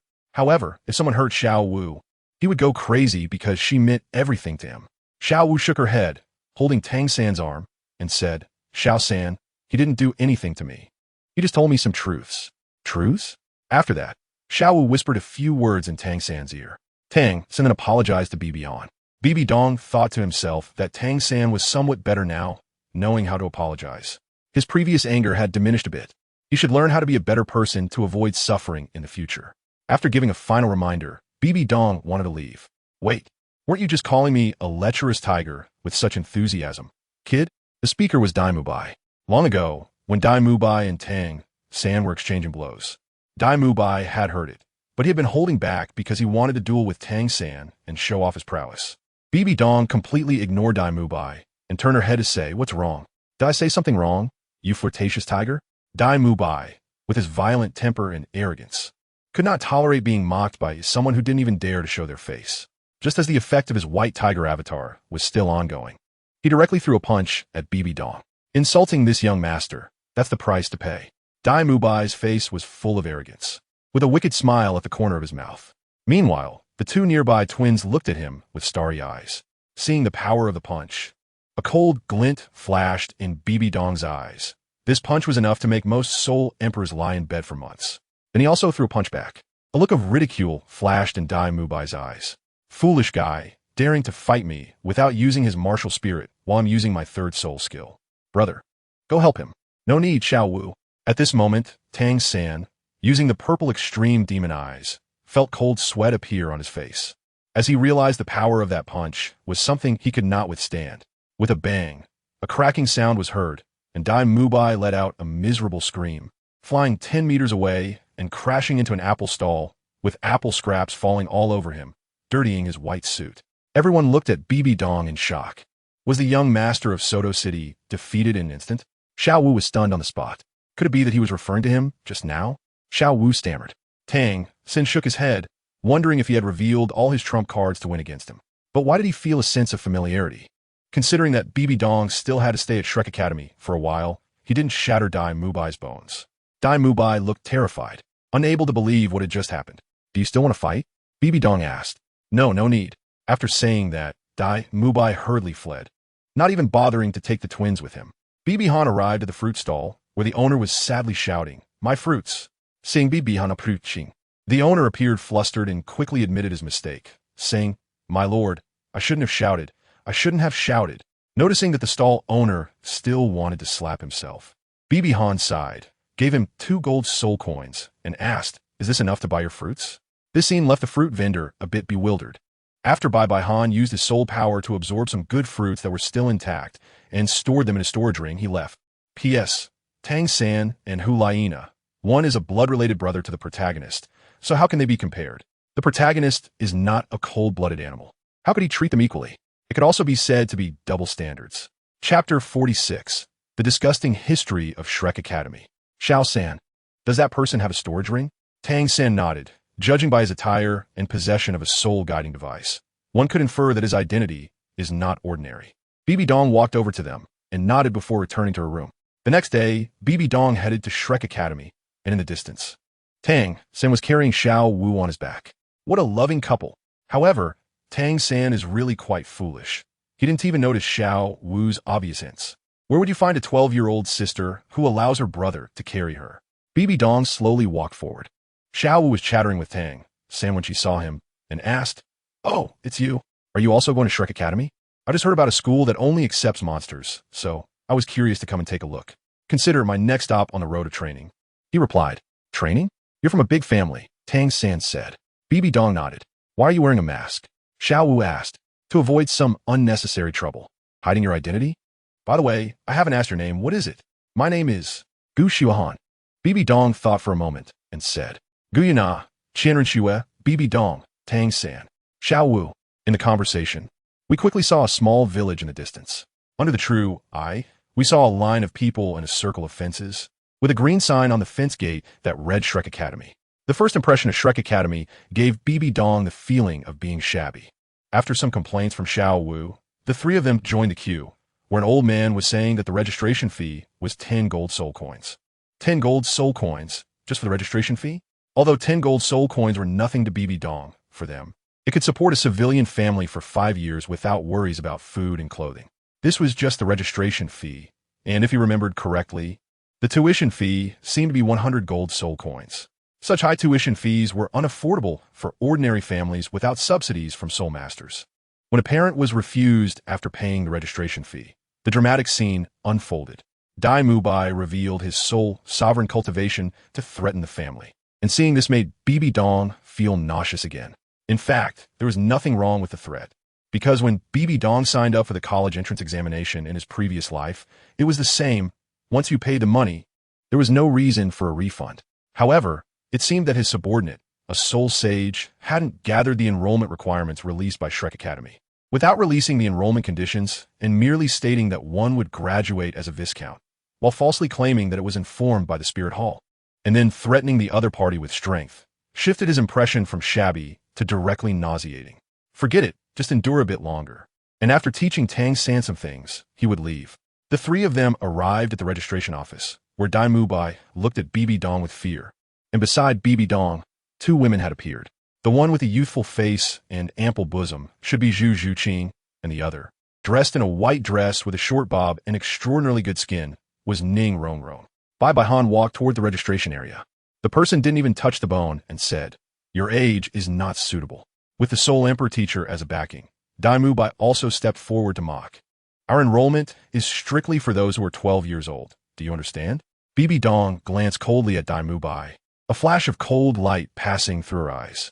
Dai Mubai seemed to feel as if he was facing a prehistoric beast, getting frightened and taking a few steps back. Zhu Zhuqing, seeing this scene, looked at Dai Mubai with some disappointment and then curiously at BB Dong. BB Dong, who stood over 1.9 meters tall, indeed looked somewhat older. BB Han simply replied lightly, "How can you know it's not suitable if you haven't even touched the bones?" The old man thought for a moment and said, "Then go ahead and reach out." He was really 12 years old. The old man was a bit surprised. He had never seen someone so tall at 12, but he quickly calmed his emotions. Then BB Han released his blue-silver divine martial soul, but strangely, there were no soul rings around him. This was actually achieved through the disguise effect of the blue-silver wings. Although BB Han had other methods, he originally planned to use them, but was worried that Tang Hao would see through it, which could lead to some trouble. "You don't even have a soul ring, and you want to come to my Shrek Academy? Get lost, don't waste my time." Seeing a 12-year-old without a soul ring, the old man's eyes were filled with disdain, and his tone was full of sarcasm. BB Dong squinted his eyes slightly, but still explained, "My martial soul is a bit special. It naturally does not reveal soul rings. As for my level, look at this." He took out the proof from the Spirit Hall. Gu Shuahan, mutated blue-silver grass with soul rings of yellow, and purple, level 31, 53, Soul Master. The old man exclaimed, "A 12-year-old Soul Master, what a genius." Xiao San, his martial soul is also blue-silver grass, but it's mutated. No wonder I didn't recognize it earlier. Tang San looked at BB Dong's blue-silver grass and felt a familiar aura. A 12-year-old Soul Master, and with the best configuration. The old man laughed on the spot and said gently, "Congratulations, classmate. You have successfully entered Shrek Academy and become a monster of our Shrek Academy." Looking at the old man's enthusiastic expression, one could hardly imagine that just a moment ago he had a disdainful look and wanted to drive me away. BB Han appeared calm on the surface, but his inner disgust was even greater. Monsters? What kind of fools would rather be ugly monsters than decent people? Does he think I don't know how ugly Shrek is? As for why the old man would let a useless martial soul like blue silvergrass in, it's simple. If BB Han didn't meet the requirements and couldn't graduate, the old man would just kick him out. In the original work, 35 students were expelled like that. If graduation is guaranteed by Shrek Academy, there's no reason for them to refuse. Soon everyone passed the test.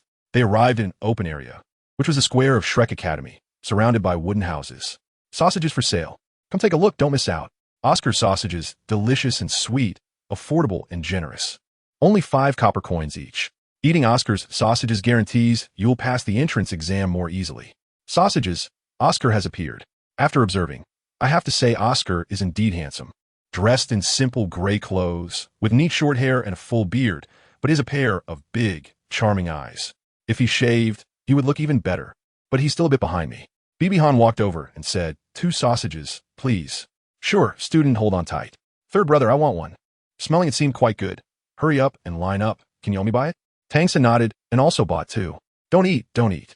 Originally, Dai Mubai was eager for Bibi Han to eat the sausage, but seeing that Tang San and the others also got one, he quickly reminded them. The taste is good. Is there any other flavor? Everyone looked at Bibi Han in surprise. Brother, you're the first one to know and eat my sausage recipe, Oscar said gratefully. It's just food. As long as it's non-toxic, harmless, and tasty, I don't care how it's made, Bibi Han replied. How about a little sausage? Here you go, brother. Bibi Han started eating again. Hey, Gushuan, is it really that delicious? Tang San asked. As a food system soul master, how could what I make not be delicious? You guys should try it too. However, Tang San and the others still didn't eat, unable to overcome their mental barrier. But Bibi Han didn't mind. After all, they would have to eat it eventually. Then there were matters concerning the crystal ball, and so on. Chapter 47. Hinting at Tang San, 3,100 words. The group arrived at a place where there was an ordinary-looking, shorter, but extremely robust middle-aged man. Is this Zhao Wujia? Holy Sun, it's Zhao Wujia. Should we capture him? A soul sage asked via sound transmission. No need, considering he has been honest for a few years. If he dares to commit any crimes in the future, just take him to the Slaughter City. Understood. Tang San, level 29 control system, Great Soul Master. Martial Soul Blue Silvergrass. Xiao Wu, level 29 assault system, Great Soul Master, Martial Soul Rabbit. Ning Rongrong, level 26 support system, Great Soul Master. Martial Soul 7 treasure, Glazed Tile. After a moment of surprise, Zhu Zhuqing, level 27 agility attack system, Great Soul Master, Martial Soul Nethercat. Gu Xuan, level 31 healing system, Soul Reverend, Martial Soul Blue Silvergrass. Upon hearing this, Tang San and Xiao Wu looked at Bibi Han, their expressions seeming to say, "Are you joking?" Dai Mubai also looked incredulous. I really am a healing system soul master. If you don't believe me, look. The third soul skill, Blue Silver Holy Light. A golden radiance enveloped Zhu Zhuqing, and as she rolled up her sleeves, they could see the nasty wound on her arm that hadn't yet healed instantly mending, her skin becoming fair and smooth. Thank you, Zhu Zhuqing said gratefully. Seeing this scene, Tang San and Xiao Wu believed it. Zhu Zhuqing, how did you get hurt? Xiao Wu asked. It's nothing, just got injured accidentally during training, Zhu Zhuqing replied, not wanting to reveal her identity.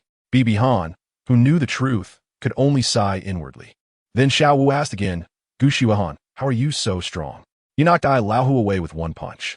Dai Mubai felt a bit frustrated, but couldn't refute it. Ning Rongrong and Zhu Zhuqing also looked at Bibi Han in astonishment, unable to believe that a healer could knock away an assault type, especially with several levels of difference. Bibi Dong replied, the training methods in our family are a bit more painful, so my body is stronger. Oh, everyone upon hearing this. Ning Rongrong's eyes turned as if she was thinking about something. Then Tang San began to assign tactics. After thinking for a moment, Tang San said, Ning Rongrong will assist the three of us, then Xiao Wu will be the main attacker, and I will control Teacher Zhao's attacks as much as possible to limit him while assisting Xiao Wu in the frontal attack. Zhu Zhuqing, I need you to flank from the side and use your speed to distract him, while Gu Xuan will be responsible for healing us at any time. Time passed quickly. Zhao Wujia charged in, wanting to knock out Ning Rongrong. In response, Bibi Dong grabbed Ning Rongrong's arm and threw her towards Zhu Zhuqing. Then he dodged Zhao Wujia's bear paw. As for why he didn't use the blue-silver grass vines, it was of course because of the devouring soul skill.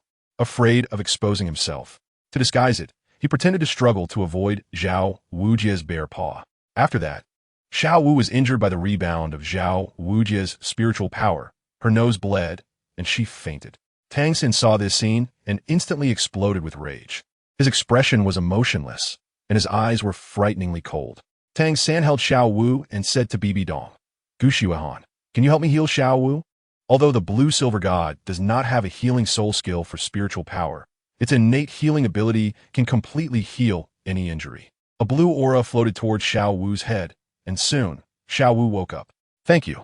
Xiao Wu, are you okay? It's all brother's fault for not protecting you well. Tang San's face was filled with remorse. Brother, I'm fine. Xiao Wu had no injuries, so she bounced back up again. Brother, let's go together. No, Xiao Wu. Just as Tang San was about to launch a hidden weapon, Bibi Dong stopped him. What is it? You don't need to help me. I said I would fight alone, Tang San replied.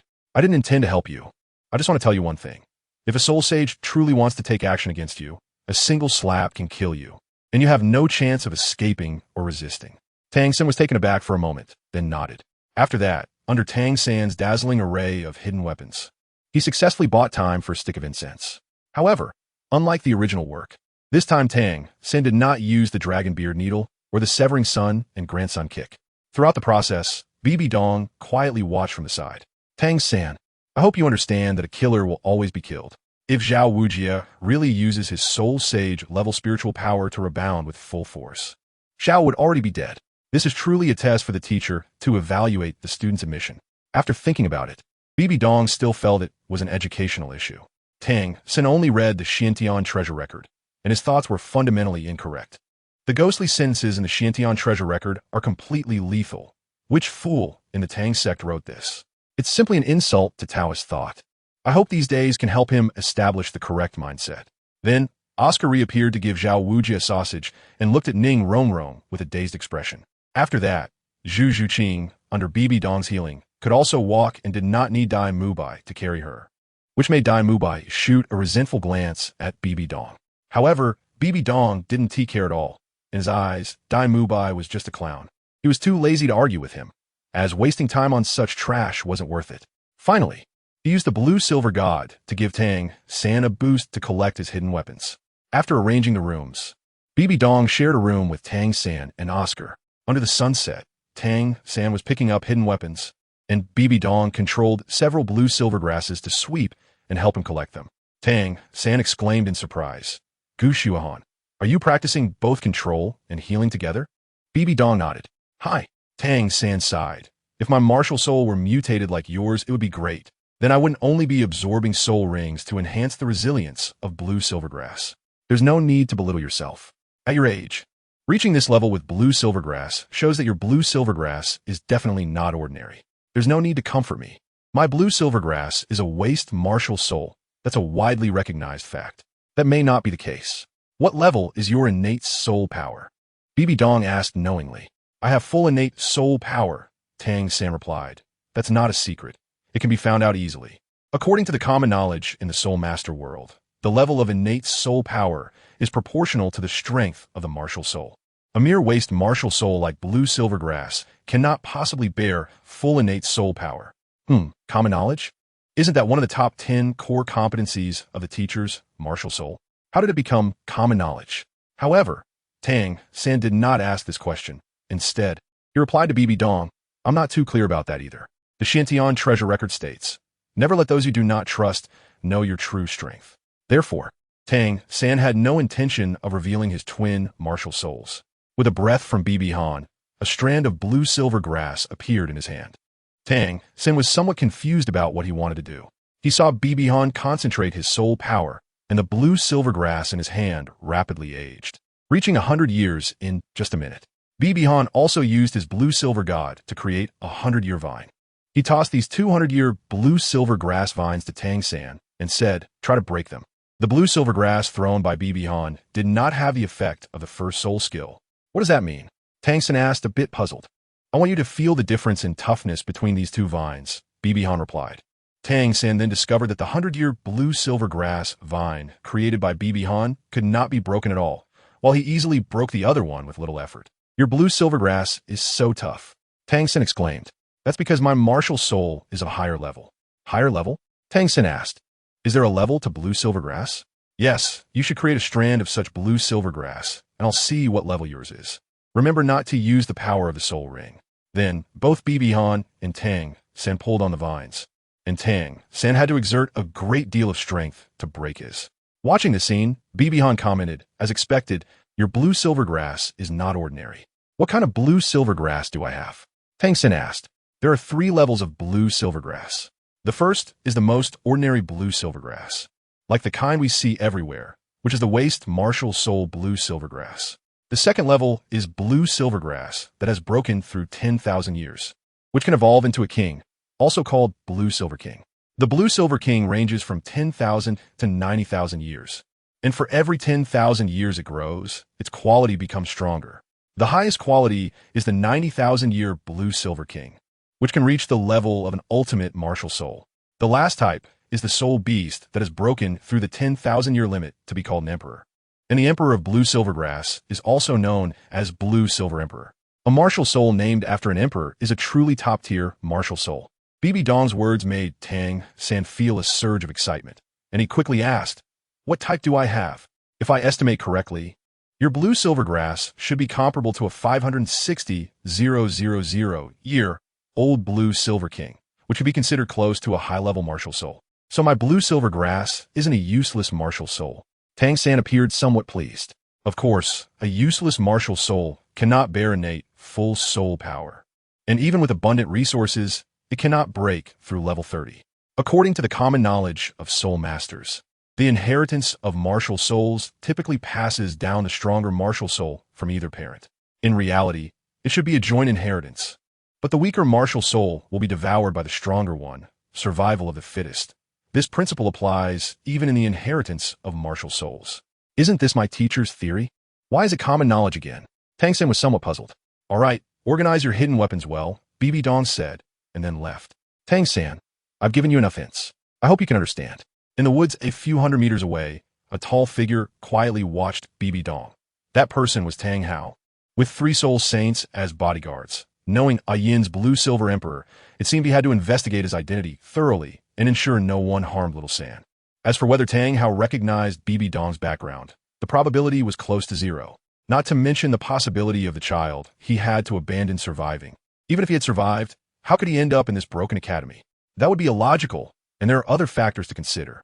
Appearance. BB Dong's martial soul is the blue-silver god, and its resemblance to the blue-silver emperor is minimal. Aura. BB Dong exudes warmth, while the blue-silver emperor carries nobility. Martial soul. BB Dong's blue-silver grass is golden with blue patterns, while the blue-silver emperor is blue with golden patterns. Chapter 48. Tang Hao appears after BB Dong left. Tang San stood there in a daze, pondering. Why is my teacher's theory considered common knowledge by BB Dong? Has my teacher's theory already been learned by soul masters around the world? Suddenly, Tang San's pupils widened as if he thought of something. Xiaogang just said that the descendants actually inherit the martial soul from both parents, but due to the quality of the martial souls, the weaker will be devoured by the stronger. Since I have twin martial souls, does that mean the quality of my 2 martial souls is similar? My teacher once said that my hammer martial soul is a top-tier martial soul. So does that mean my blue silvergrass is actually the blue silver emperor? But why did he say it is a 560,000-year-old high-level blue silver king? Tang San found it hard to understand, but he felt that Xiaogan's words were not false. There was no particular reason, just a feeling. That kind and warm aura emanating from Xiaogang made him believe that what she said was true. My blue silvergrass should have been inherited from my mother. If my father were here, I could ask him directly. Thinking of Tang Hao, Tang San's eyes were filled with longing and sadness. Then he recalled how his teacher identified his twin martial souls and the derisive comments from those teachers and students at Notting Academy about his teacher. In his conflicting thoughts, Tang San did not realize that the tall image of Xiaogang in his mind had crumbled slightly. Later, BB Dong returned to the dormitory, where Oscar was diligently training. Hearing the noise, he opened his eyes and asked, "Brother, why are you still wearing a mask? Is there some scar on your face?" "Not really. I wear the mask just to avoid trouble. Right now, I have nothing to worry about." BB Han casually took off his mask, and Oscar was stunned on the spot. "Bro, I didn't expect you to be this handsome. I thought I was handsome enough, but compared to you, I'm just a bit lacking." Then Oscar's eyes turned. "Bro, can I ask you for a favor? Speak. Could you not take off your mask in front of the female students at the academy? To be honest, I've developed a crush on that girl named Ning Rongrong." Bye Han nodded. I understand. You're worried that my cultivation is higher than yours, and my looks are better than yours, which will make it hard for you to pursue her. That's how it is. No problem. Really, thank you so much. Xiaogang. Tang San's voice came from behind. BB Dong turned her head and asked, "What's the matter?" Tang San looked at BB Dong's face, also surprised, and then asked, What if a top-tier martial soul has reason for degradation?" Bai Han did not answer directly, but instead asked, "What was your life like before you awakened your martial soul at the age of 6? Specifically, regarding your food, clothing, housing, and transportation." BB Dong wanted to ask Tang San about his childhood, but the original work had little description of his early life. After some thought, Tang San replied, "When I was young, my family was extremely poor. We could hardly fill our stomachs at each meal, mostly eating thin porridge. The place we lived was quite shabby, always filled with unpleasant odors and a metallic scent, and I did all the housework." After hearing this, Oscar exclaimed in surprise, "Tang San, your childhood was really tough, wasn't it?" Hearing this, BB Dong squinted slightly, thinking Tang Hao, you really are a responsible father. A titled Douluo actually expects a child to take care of himself. If Tang San didn't have the mentality of a child and the support of his Qian skills' inner strength, he might have starved to death countless times. After contemplating, Bibi Dong responded, there are two possibilities. The first is that for some reason, your martial soul has not fully awakened yet. What does complete awakening mean? It means the martial soul undergoes a second awakening. As for how to awaken it, I'm not too clear either. The second possibility is due to your living conditions during childhood. From what you've shared about your life, it's evident that your nutrition was extremely poor and your living environment was bad. Such conditions and malnutrition could lead to a decline in your innate soul power, causing your blue-silver grass to degrade. For example, among the three sects, why do their direct disciples awaken top-tier martial souls but have varying levels of awakened soul power? Part of the reason is nutrition. If your parents have good talent, and the food you ate as a child was all precious resources, your talent might be further enhanced because those resources can nourish your body, allowing it to better accommodate soul power. Conversely, thank you for the explanation. Tang San sat silently on the bed, feeling a mix of emotions. The fact that his blue-silver grass martial soul couldn't fully awaken might be due to his father's influence. As the saying goes, destroying someone's path is unforgivable. But this person is his father, making Tang San's thoughts conflicted. That night, in the dormitory, the three of them were resting. At that moment, one person opened his eyes, Bibi Dong. With a blue-silver domain activated, he missed nothing within an 800-meter radius. In a nearby forest, screams were heard as Zhao Wujia was being tossed around like a ball by a tall figure. Tang Hao really is protective of his son. In the original work, a soul saint who was testing students suffered from their dragon beard needle and the severing child's foot, maintaining his identity as a teacher and not doing anything to Tang San. Yet here you are, beating up the opponent. You really have some nerve. Forget it. This isn't the time for complaints. I should focus on the task at hand. A blue-silver grass appeared, pressing against Oscar's back. Oscar, I'm sorry. I have to delay your breakthrough to level 30, but once you do, the soul power I leave inside you should help you save a month of training. As for that phoenix-tailed coxcomb snake, you might not be able to get it. As for Tang San's man-faced demon spider, Bibi Dong was not too worried. He then turned to Tang San. Tang San, I want to mislead you into not going for the 8 spider lances or switching to the healing system, as that is your opportunity. You've already embarked on the poison control system, so you should stick with it, even if it somewhat goes against the essence of blue silvergrass. After that, Bibi Dong lay down. After a while, after teaching Zhao Wujia a lesson, Tang Hao came outside the dormitory and used his soul power to transmit a message, Little San. Upon hearing this voice, Tang San immediately woke up, recognizing it as his father's voice. Despite the 6 years that had passed, Tang San could still identify Tang Hao's voice right away. Come out, Tang Hao said again. Hearing this, Tang San felt surprised and jumped out of the dormitory window. Not long after, he saw Tang Hao draped in a cloak. Father, where have you been all these years? I really missed you, Tang San said, with tears in his eyes. Now is not the time for that. I'm here to talk about your blue-silver grass martial soul, Tang Hao replied calmly. Father, Gu Shuahan said that inheriting a martial soul will only lead to inheriting the powerful martial souls of both parents, while weaker ones will be devoured by the stronger ones. What he said is not wrong. So what about my blue silvergrass? Tang San's tone was hesitant, filled with fear that it was his father's fault for his own inability to awaken the blue silver emperor. Indeed, your blue silver grass martial soul is a top-tier martial soul, blue silver emperor. Then why is it like this now? Because it hasn't undergone a second awakening yet. Tang San's eyes lit up, and the discomfort in his heart vanished.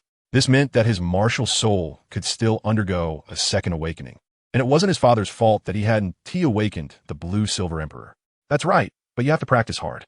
When you reach level 50, I will take you to awaken the blue-silver emperor. Yes, father, Tang San replied excitedly. After saying this, Tang Hao disappeared, and Tang San hadn't even had the chance to ask about his mother. Indeed, my father is strong.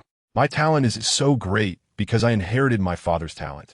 Tang San exclaimed excitedly. Father, does that letter mean you want me to explore my own path? I won't let you down. After that, Tang San returned to the dormitory. Not far away, Tang Hao, who heard Tang San's words, let out a sigh of relief. He was worried that Tang San would overthink things, which was why he had appeared next to him. After all, he wanted Tang San to take revenge on the Spirit Hall and revitalize the Haotian sect. After Tang San returned to the dormitory, Tang Hao released the protective Soul Saint's acupoint on Bibi Dong and then left. The Soul Saint only thought he had taken a short nap. Chapter 49. A Miserable Life for Ma Hongjun. The next morning, Tang San was full of energy, sitting on the rooftop practicing the purple extreme magic eye. His father's words from yesterday revealed many things to him. And with his twin top-tier martial souls and innate full soul power, Tang San believed he would definitely become a strong person, allowing the Tang sect's hidden weapons to shine on this continent. After asking about Oscar and Xiao Wu's whereabouts, he left without disturbing Bibi Dong's training. After a while, Bibi Dong slowly opened his eyes. Yesterday, Tang Hao actually came to find Tang San. It seemed that because of me, the plot here has also changed somewhat. Let's go out for breakfast. Leaving Shrek Academy, following the village's small path, looking at the surrounding farmland, it wasn't long before sounds of fighting came from ahead. That was Xiao Wu, currently fighting with a chubby boy, about 1.6 meters tall, whose hair stood upright. With his martial soul activated, his hair resembled a cockscomb, and his arms had sprouted some feathers, resembling a local chicken. That local chicken must be Ma Hongjun, with the top-tier martial soul, the evil fire phoenix. Ma Hongjun was truly a golden phoenix from a chicken coop. But how is his life now?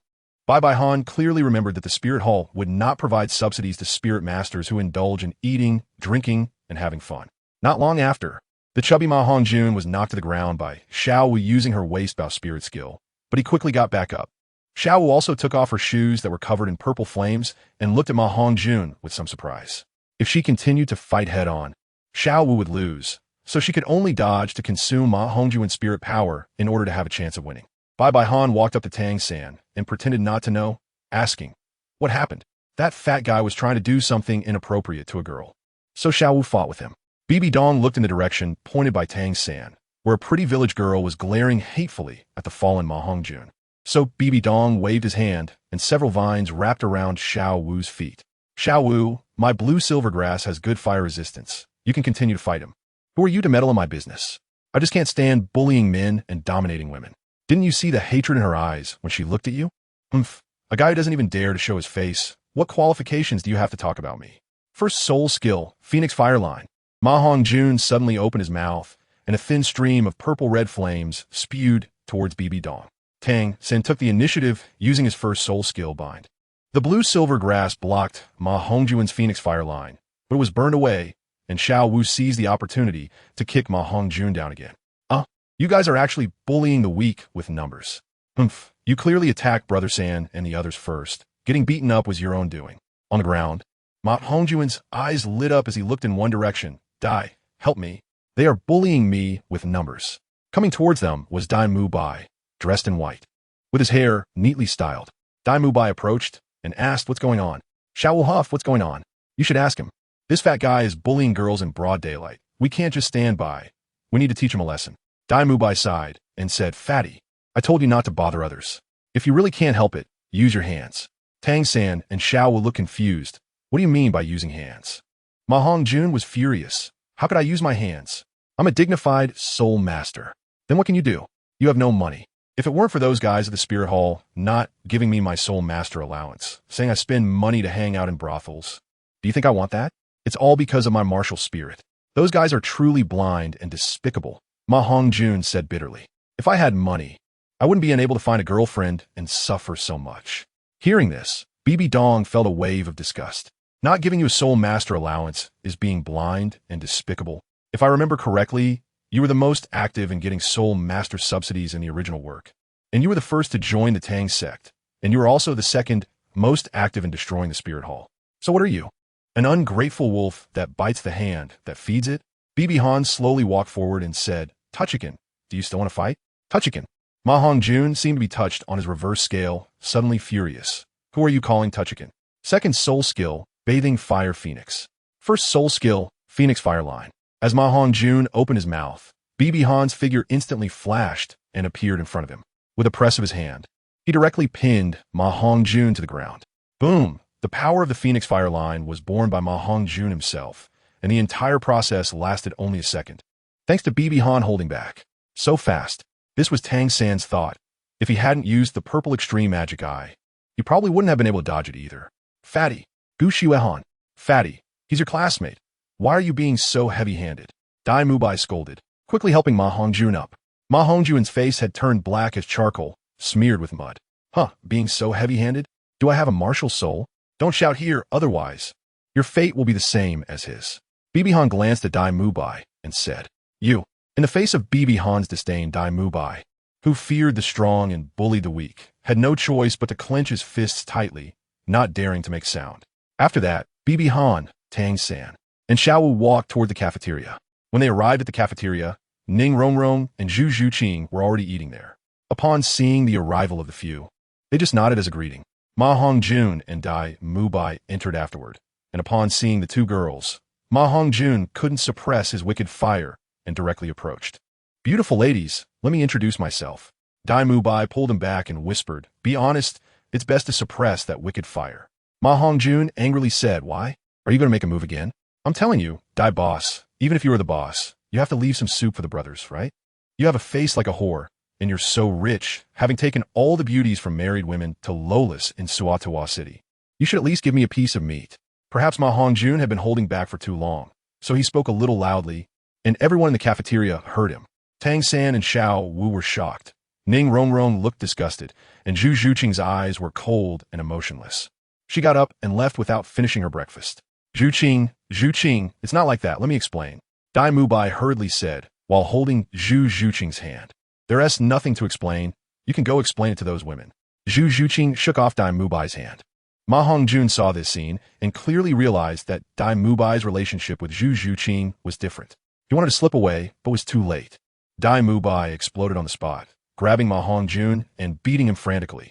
Ma Hongjun cried out in agony, Dai boss, I was wrong, don't hit me. Owa. Chapter 50. Misleading the Disciples of Shrek. Bibi Dong frowned at the cafeteria food, not because of the taste, but because it lacked nutrition. The body is the foundation of revolution, and nutrition is the foundation of the body. How can such food provide for cultivation? He took a steam bun and decided to go outside for a taste. Ning Rongrong asked, Gu Shuahan, aren't you having breakfast? There's no nutrition in this breakfast. I plan to eat outside. Eating outside, but you'll be late. So what? The body is the foundation of revolution. If the nutrition is sufficient, the training will be effective, and cultivation will progress faster. That makes sense, then I'll go with you. Ning Rongrong stood up and walked outside as well. The cafeteria food didn't suit Ning Rongrong's taste, and with Ma Hongjun's loud cries, she had even less appetite. Brother, how about we go together? Xiao Wu, that might not be good. Although Tang San said that, he was somewhat tempted because the idea of faster cultivation attracted him. What's wrong with that? If the cafeteria food was good, would we need to go out? This is a school issue. Then let's go. Thus, Bibi Dong, Ning Rongrong, Tang San, and Xiao Wu skipped class together. The streets of Soto City were bustling at that moment. Extra, extra. The Spirit Hall has again eradicated the evil Soul Master stronghold in the Star Luo Empire, killing 53 evil Soul Masters and capturing 10, including one Soul Douluo. Little friend, give me a newspaper. 10 copper soul coins for one. Here you go. Bibi Han is looking at a newspaper that has several pictures on it, all of which are in color. One of the pictures shows the joint effort of Zhu Gue, Indo, Luo killing an evil soul master surrounded by 8 soul rings. Bibi Dong's gaze fell downwards, and he noticed a picture showing a silver-haired girl wielding a silver spear, piercing through the body of an evil spirit master. That girl, Nar, actually went too. Impressive. The Spirit Hall truly deserves to be our savior, a commoner said. Another person echoed, Yes, yes. If it weren't for the Spirit Hall exterminating these evil spirit masters, we commoners would be the first to suffer. It seems that the threat of evil spirit masters has deeply penetrated the hearts of the common people, and the Spirit Hall's popularity has risen another level. Tang San looked at Bibi Dong, who was engrossed in reading the newspaper, and asked, Are evil spirit masters really that terrifying? Tang San, you don't understand evil spirit masters? I only know that evil spirit masters are those who gain power through improper means. After pondering for a moment, he continued, Let me explain. Anyone who practices by devouring soul power, soul rings, mental power, flesh and blood, souls, or martial souls is classified as an evil spirit master. Evil spirit masters rely on improper methods for cultivation, and through meditation, they grow very slowly. Therefore, their growth is built on the tragic deaths of living beings, which is why everyone detests evil spirit masters. There are many who are exterminating evil spirit masters on the continent today, but apart from a spirit hall, Others are basically just putting on a show. Only the Spirit Hall kills them on sight. That is not true.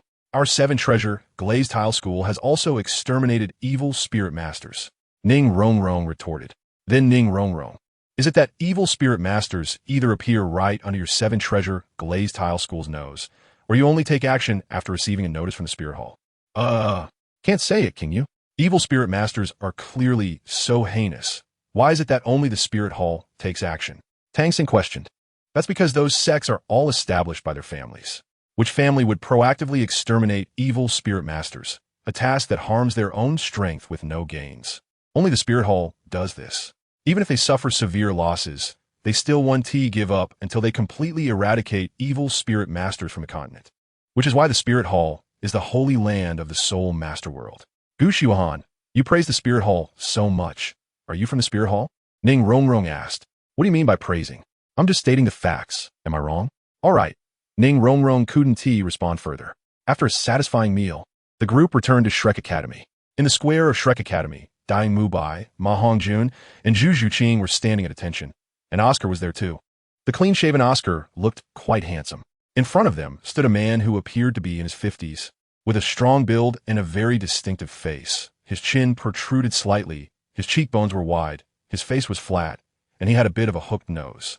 If one had to describe him with something, one could only say his face resembled a shoe sole, giving off a somewhat cunning vibe. He wore a pair of black-framed glasses, with a rigid square frame, and was currently glaring at us.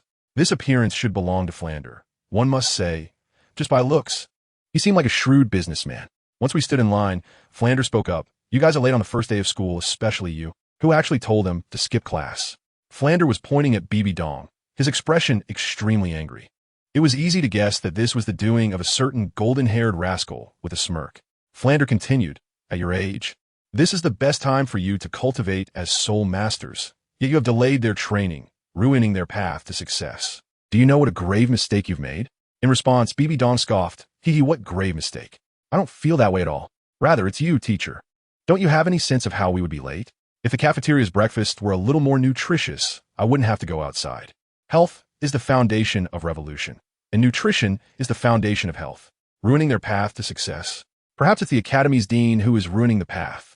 What did you say? Flander exploded in anger. What? Did I say something wrong? Big mistake. Huge mistake. Let me tell you, the student from the last, the one before that, and the one before that, all had the same food, and none of them complained. Flander suddenly turned around, hands behind his back, facing away from us, and spoke in an extraordinary tone. As for ruining their path to success, that's even more absurd. Let me tell you another thing. Shrek Academy has admitted a total of 62 students, but only 14 have actually graduated. Every one of those 14 who left the Academy has become a figure of global attention. And the most outstanding among them is now the youngest elder in the Spirit Hall, second in authority only to the Pope.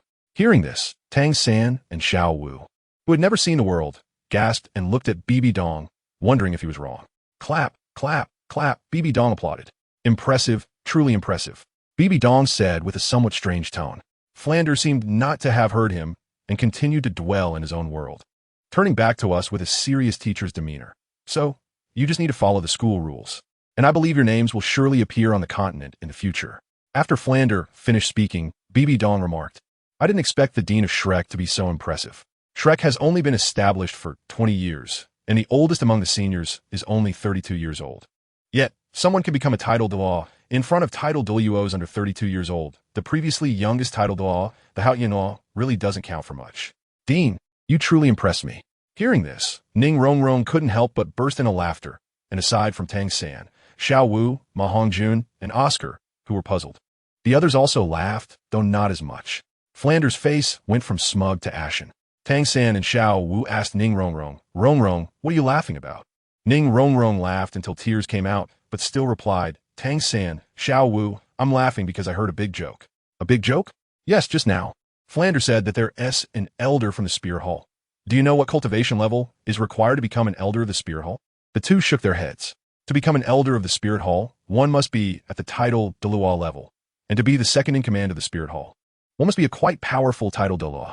The youngest title Douluo on the continent became one at 44 years old, and yet there's talk of someone becoming a powerful title Douluo under 32 years old. Can you say I'm not laughing? After saying this, Ning Rongrong laughed again, and Xiao Wu also burst into laughter, while Tang San was somewhat calmer. Hearing this, Flanders' face turned from ashen to black, looking no different from a pot bottom. He thought to himself, how could I have forgotten that some of them come from prominent families? These things cannot deceive them at all. Bibi Dong's words resurfaced, and he had recruited 62 students with innate level 7 soul power, but only 14 graduated in the end. The graduation rate is indeed high. Hearing this, Zhu Zhuqing found it hard to accept, because her innate soul power was also level 7. She came here to become stronger, but the students trained by Shrek ended up like this. Upon hearing this, Flanders' old face couldn't hold up anymore, but he couldn't refute it. The once great golden iron triangle of the Soul Master world was now being silenced by a child. After saying this, Bibi Dong also felt a chill in his heart, lamenting the waste of talent among those geniuses, but he had no desire to speak up for them, because they had attended a Junior Soul Master Academy. They learned the knowledge, yet they were still deceived into entering Shrek, a school with no resources, and didn't realize it midway, wasting their talents. It was their own fault for being foolish. Chapter 51. Ning Fengji's Ambition, Principal Flander. A cool voice came out, and everyone turned to see it was directed at Zhu Zhuqing. Looking at Zhu Zhuqing's indifferent expression, Flander pretended to be serious and asked, "Is there something you need, Zhuqing?" Zhu Zhuqing replied, "I came to Shrek because I heard about its monstrous reputation and wanted to become stronger, but after hearing Gu Shuahan's words just now, I realized this place will only delay me and waste my time, so I want to drop out." Her firm tone made Flanders' old face darken significantly. For him, Zhu Zhuqing's determined character could definitely graduate and bring achievements to Shrek. He was unwilling to let her go. Cough, cough, cough, fellow students. I apologize for what I said earlier. He had no choice. After hearing Bibi Dong and Zhu Zhuqing, everyone seemed to be thinking about leaving. But I can assure you that this cohort will receive the highest quality training, because we have specially invited a teacher, the renowned master Xiaogang from the Soul Master world. Teacher? Upon hearing this, Tang San's expression changed with surprise. Tang San, that master is your teacher? Dai Mubai asked. That's right, he is the smartest person in this world, and everything I know is taught by him. Gasps of surprise filled the room. Dai Mubai understood how strong Tang San was. Even the dazzling hidden weapons he used were something he couldn't block. If he had that master teaching him, perhaps he could compete and become the Star Luo Emperor. Dai Mubai thought excitedly. The others also decided to wait and see. Flander breathed a sigh of relief upon seeing this scene. The master would arrive tomorrow morning, so everyone could wait one more day. Then Flander slipped away. Seeing several people around Tang San asking about the master, Tang San proudly spoke about how excellent his teacher was. Bibi Dong frowned, and couldn't help but sigh in her heart. Tang San, how much longer will you be deceived by that worthless trash? At this moment, in the spirit hall, Bibi Dong was observing Bibi Han's recent situation, her eyes filled with doubt. Soto City, Shrek Academy. Why would Hunter go there? Does Shrek Academy have any special students? A voice full of authority rang out. Reporting to your holiness, Shrek Academy was founded by the original Golden Iron Triangle's Flander. Inside, there are 2 soul saints, 4 soul emperors, and 7 students, including Tang San. The sound of fingers tapping on the Pope's chair abruptly stopped. Tang San, are you saying that there is someone named Tang San in Shrek Academy? The reporting soul saint lowered his head even further, feeling that the aura emitted by the Pope seemed to become even more terrifying. He quickly replied, "Yes. You may leave." The voice was extremely cold. "As you command." The soul saint hurriedly retreated. The Pope's hall was empty, and the sound of fingers tapping on the Pope's chair echoed again. After a long while, a voice emerged. "Hunter, Mom believes in you. You won't betray Mom." Back at Shrek, Ning Rongrong approached Bibi Han. "Gu Shuahan, please wait a moment." Dressed in a white dress, Ning Rongrong walked towards Bibi Han with a smile on her face. Combined with her exquisite appearance, she truly looked like a refined young lady, harmless and endearing, making one unconsciously develop a fondness for her. "Ning Rongrong, is there something you need?" Bibi Dong looked at Ning Rongrong with a puzzled expression. He took an attitude of avoiding contact as much as possible with this little princess of the 7 treasure glazed tile school. The reason was simple. He knew very well what kind of person Ning Fengji was. A businessman, a smiling tiger. That guy would never submit to the spirit hall under any circumstances. Supporting the Tiando royal family, they had a mutually beneficial relationship, standing on the same plane. Supporting the spirit hall, they were merely subordinates. How could Ning Fengji, who was determined to strengthen the 7 treasure glazed tile school, allow such a thing to happen? Classmate Gu Xiaohan, there's no need to be so formal. After all, we've eaten together. Just call me Renxue. Looking at Ning Renxue's somewhat playful demeanor, it was really hard to imagine that she was a spoiled and willful young lady. All right, Renxue, is there something you need? Ning Renxue's lips curled up. She had taken the bait. Indeed, my charm is the greatest. I wanted to ask about your training methods. Can you share a little with me? Just a little. Ning Renxue said in a soft, sweet voice. That's not possible. Our family's methods are very precious. Bibi Dong rejected without a second thought. We can make an exchange. I can offer any price. Any price? Can you control your distractions? Bibi Dong's face showed a look of expectation.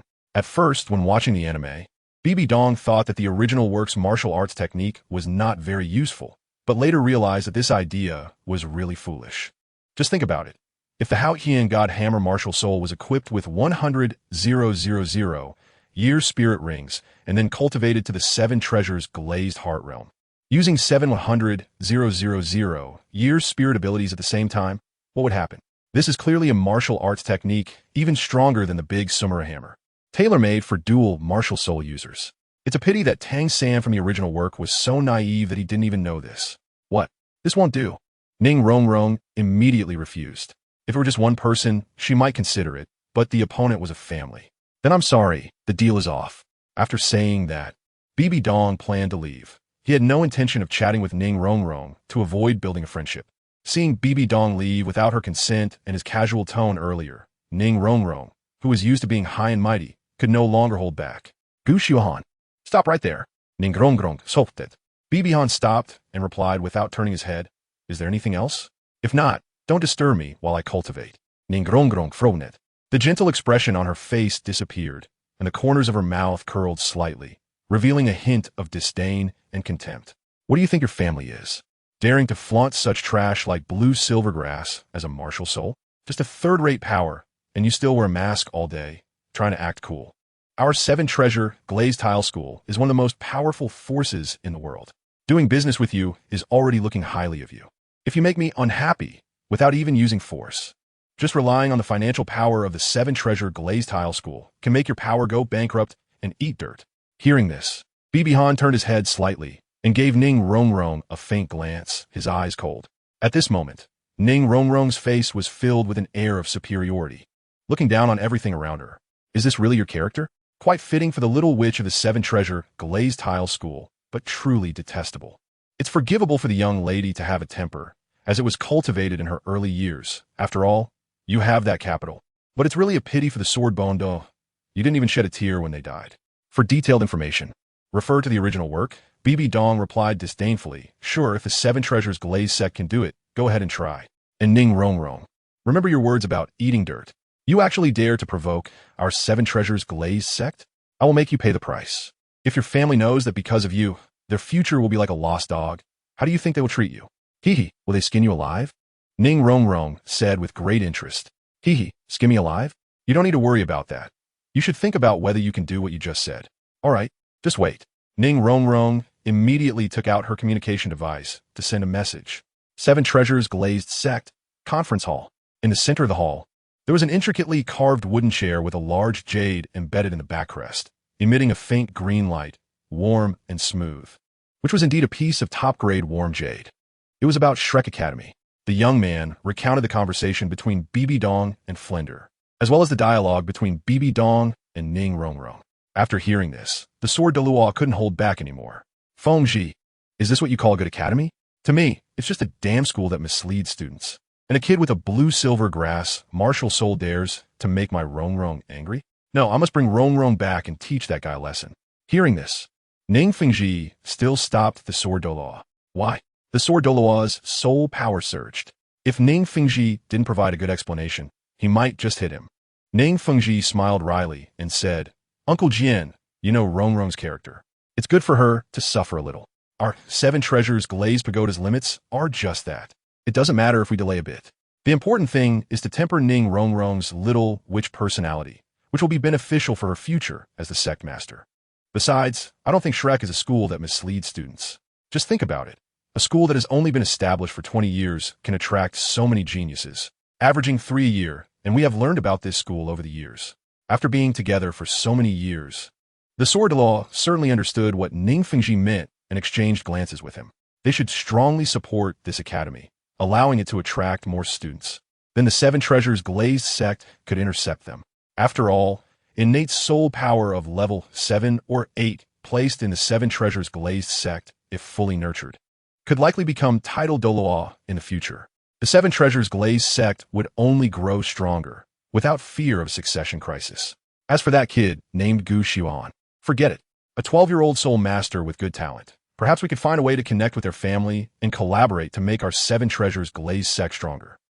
After discussing all this, Ning Fengji felt as if he had become 10 years younger, envisioning a future where the Seven Treasures Glazed sect would shine brightly. Unafraid of the Spear Hall. Chapter 52. Master, Wet. Xiaogang Shrek Academy took another day off. The next morning, Flinder arrived with a man dressed in a black and white student uniform, looking somewhat expressionless. It was obvious who he was. However, both Flinder and Xiaogang looked a bit weary. Xiaogang had some scratch marks on his shoulder, likely from Flinder dragging him here. Looking at Xiaogang, BB Dong's first impression was that he was ordinary, so ordinary that it was hard to believe, lacking both strength and looks. As for theory, anyone who understood Douluo would know that his theories were worthless. BB Dong really can't understand why a mother would fall in love with such a useless person, and remain so until death. Children, now I am announcing something to you. Flinder coughed a few times and pointed to the person beside him. First, I would like to introduce the new teacher of the academy to the new students. His name is the Master. Flinder pointed at the Master. His voice suddenly deepened. He once derived the top 10 martial soul competitiveness through his research and is known as the strongest in martial soul theory. He has a very high level of research on martial souls, is also my brother, and is Tang San's teacher, Mr. Xiaogang. You may not understand this now, but you will definitely know later. Flinder said seriously, from today onwards, the teaching for you will be fully in the hands of the Master, and we will all cooperate with him. So he is Tang San's teacher. I wonder if he will make me stronger, Zhu Zhuqing thought as she looked at Xiaogang. The Master nodded, his stiff face as usual. Looking at the 8 students in front of him, he said, the academy only has you 8 students, and to me, you are a whole. I have already looked over your resumes, and later I will devise some targeted teaching methods. Aside from cooperation, I do not wish to hear any voice different from mine in the academy. Now I will first observe your physical abilities. He pointed to the 8 stones and said, 8 stones, each of you take 1. Run from the academy to Sudao City and back. I require you to complete 10 round trips before lunch. After Xiaogang finished speaking, all but BB Dong went. Xiaogang frowned as he looked at BB Dong. Did you not hear? I heard. BB Dong casually replied, his gaze on the few people carrying stones with ropes. Xiaogang frowned even more and scolded. You heard. Why are you still not going? Hearing is one thing, but doing is another. I think this training method is just a waste of time, garbage. What did you say? Do you dare to say my method is garbage? Xiaogang said with some bloodshot eyes. He always believed that his theories were unmatched, and so were his teaching methods. Gu Xiuhan, I do not allow you to insult my teacher like this. Tang San said angrily as well. Tang San, do you also think this method is good? Even farmers have to carry bamboo baskets of fertilizer. How is this training any different from theirs? Is the training of a monster really the same as that of farmers?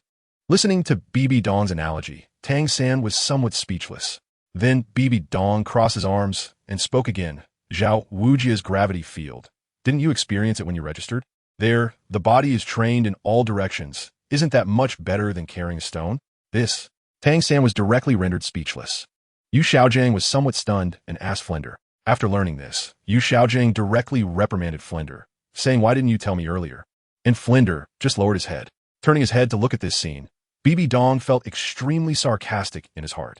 In the Heaven Do Empire, a soul saint is a guest wherever he goes, yet he is scolded by a mere level 29 waste. Flinder, this soul saint, really is quite pathetic. He can indeed be considered a good brother and a good big brother, but he has chosen the wrong friends. As for Xiaogang, saying he is a waste would be an insult to the word waste. The literature and materials from the Spirit Hall can be copied incorrectly and not even fully copied. What top 10 core competitiveness of martial souls? That is completely unnecessary. Aside from some common sense that is easy to understand, the rest is full of loopholes and contradictions. Garbage. Not to mention anything else. Just according to his theory to absorb spirit rings, I don't know how many people it would harm. As for the teaching, it is even more garbage among garbage. For example, Dai Mubai entered Shrek at level 25 and reached level 37 in 3 years, an average of 4 levels a year. And under Yu Xiaogang's teaching, it took 2 years to reach level 40, and then using drugs to reach level 44 before competing in the Soul Master competition. May I ask, the seriously training Dai Mubai spirit power improvement is not as fast as playing around with women? This is the first time I've heard that hard work is not as good as eating, drinking, and playing. Shouldn't that tell us not to work hard? Later, Zhao Wujia appeared and used his 5th spirit ability, gravity compression. At this moment, Yu Xiaogang spoke again, trying to regain his face, saying, "Your training method simply cannot train all the students. Each academy's capacity for endurance is different. Don't you think this training method is foolish?" Bai Han turned his head and looked at Yu Xiaogang with great disdain. Yu Xiaogang felt an endless rage in his heart as he met Bai Han's gaze, for he was too familiar with that kind of look. It was the gaze that regarded him as worthless as garbage. Once again feeling his self-esteem wounded, Yu Xiaogang's expression became somewhat grim. Bibi Dong looked at Yu Xiaogang's face with disdain and said, "Are the other teachers at the academy just sitting around doing nothing? Don't they know how to use soul pressure? Even if they haven't trained well under gravity, isn't it better than moving stones? Isn't one person enough?" The barrage of questions left Yu Xiaogang speechless, his face extremely aggrieved. The other students watching this scene couldn't help but think, is this really the wisest person? Or just a clown? During the training, a small incident revealed Ning Rongrong's spoiled personality to everyone, embarrassing her completely. Let's skip the filler and jump to the later part. That night, Bibi Dong was practicing in the dormitory, while Tang San and Oscar had already gone to sleep. The day's gravity training had left them exhausted. "I can't tolerate this anymore. Shrek is really terrible, with no resources or education. I don't have that much time to waste." Looking at the sleeping Tang San, he said lightly, "Tang San, I've given you enough hints. If you still can't see that opposing me is your future, I won't be polite anymore." Afterwards, Bibi Dong withdrew the soul power that was blocking Oscar's meridians, and Oscar's soul power directly broke through to level 30. After visiting the Stardow Forest, it was time for me to leave.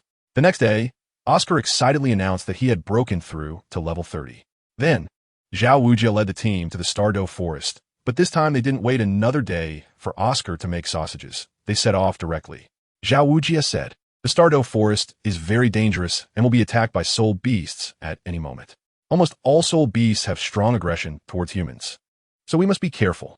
All right, Dai Mubai at the front, Oscar, Ning Rongrong, Gu Xiuhan, you stay behind Dai Mubai. Tang San and Xiao Wu on the left and right sides. Ma Hongjun in the center, Zhu Zhuqing scouting around, and I will be at the back. Any objections?" They shook their heads and set off. While running, Tang San spoke up. "Rongrong, use your second soul skill to enhance our speed by 30%, so we can reduce the time to reach the Stardow Forest."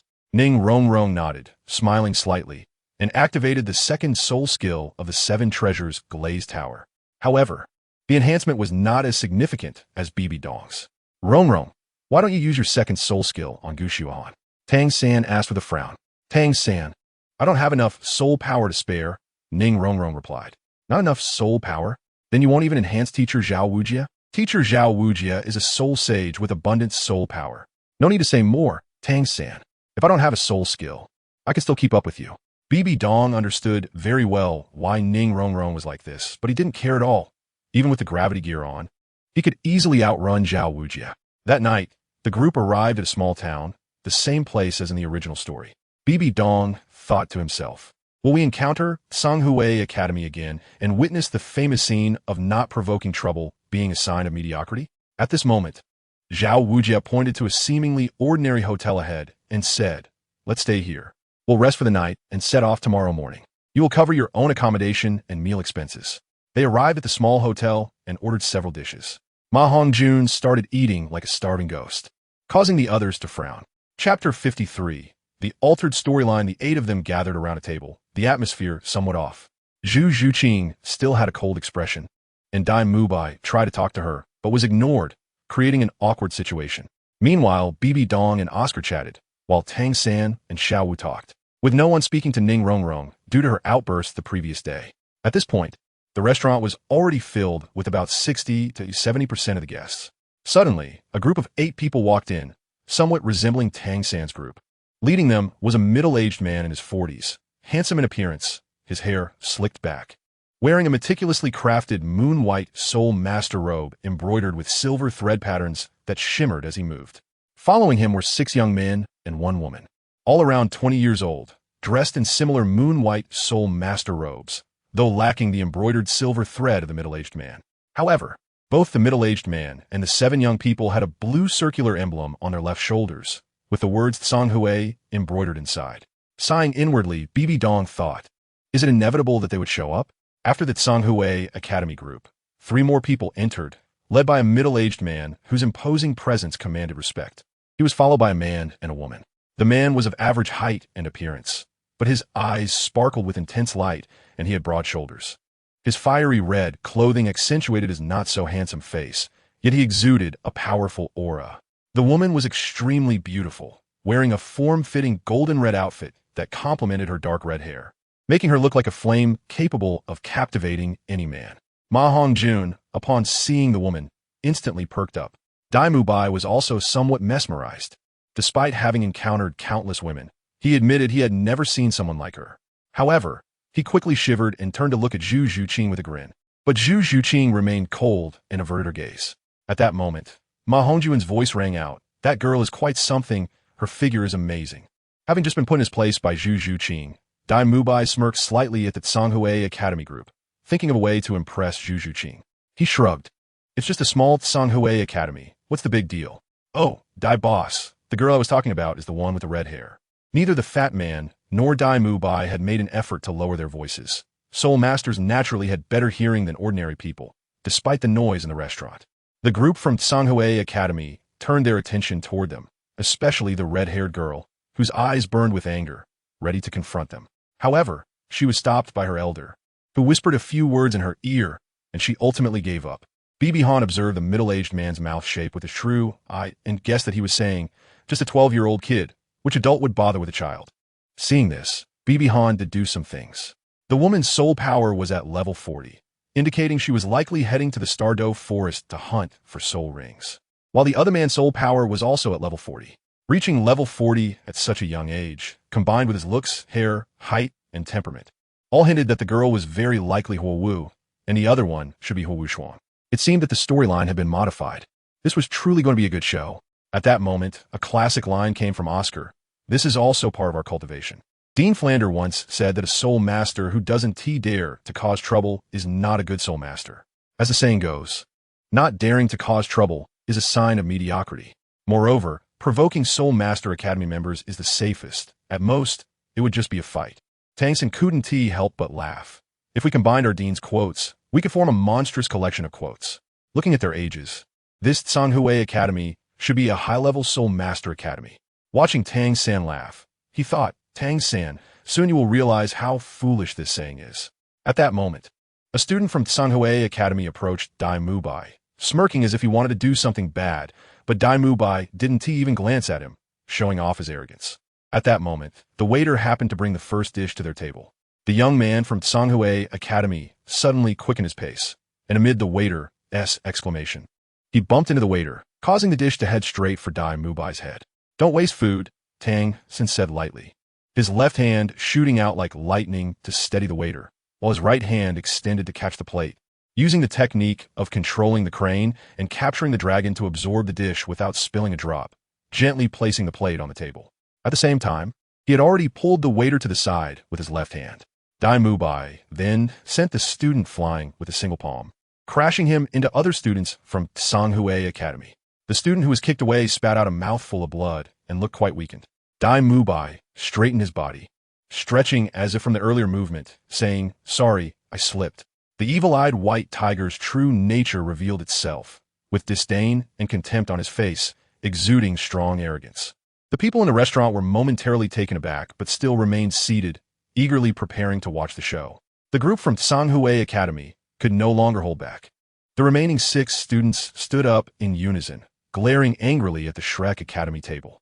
They wanted to rush over, but were stopped by the middle-aged man. Dai Mubai's evil eyes sparkled. You think you're worthy to challenge me? Saying this, he sat back down in his seat. Hearing this, even a most good-natured person could not bear it.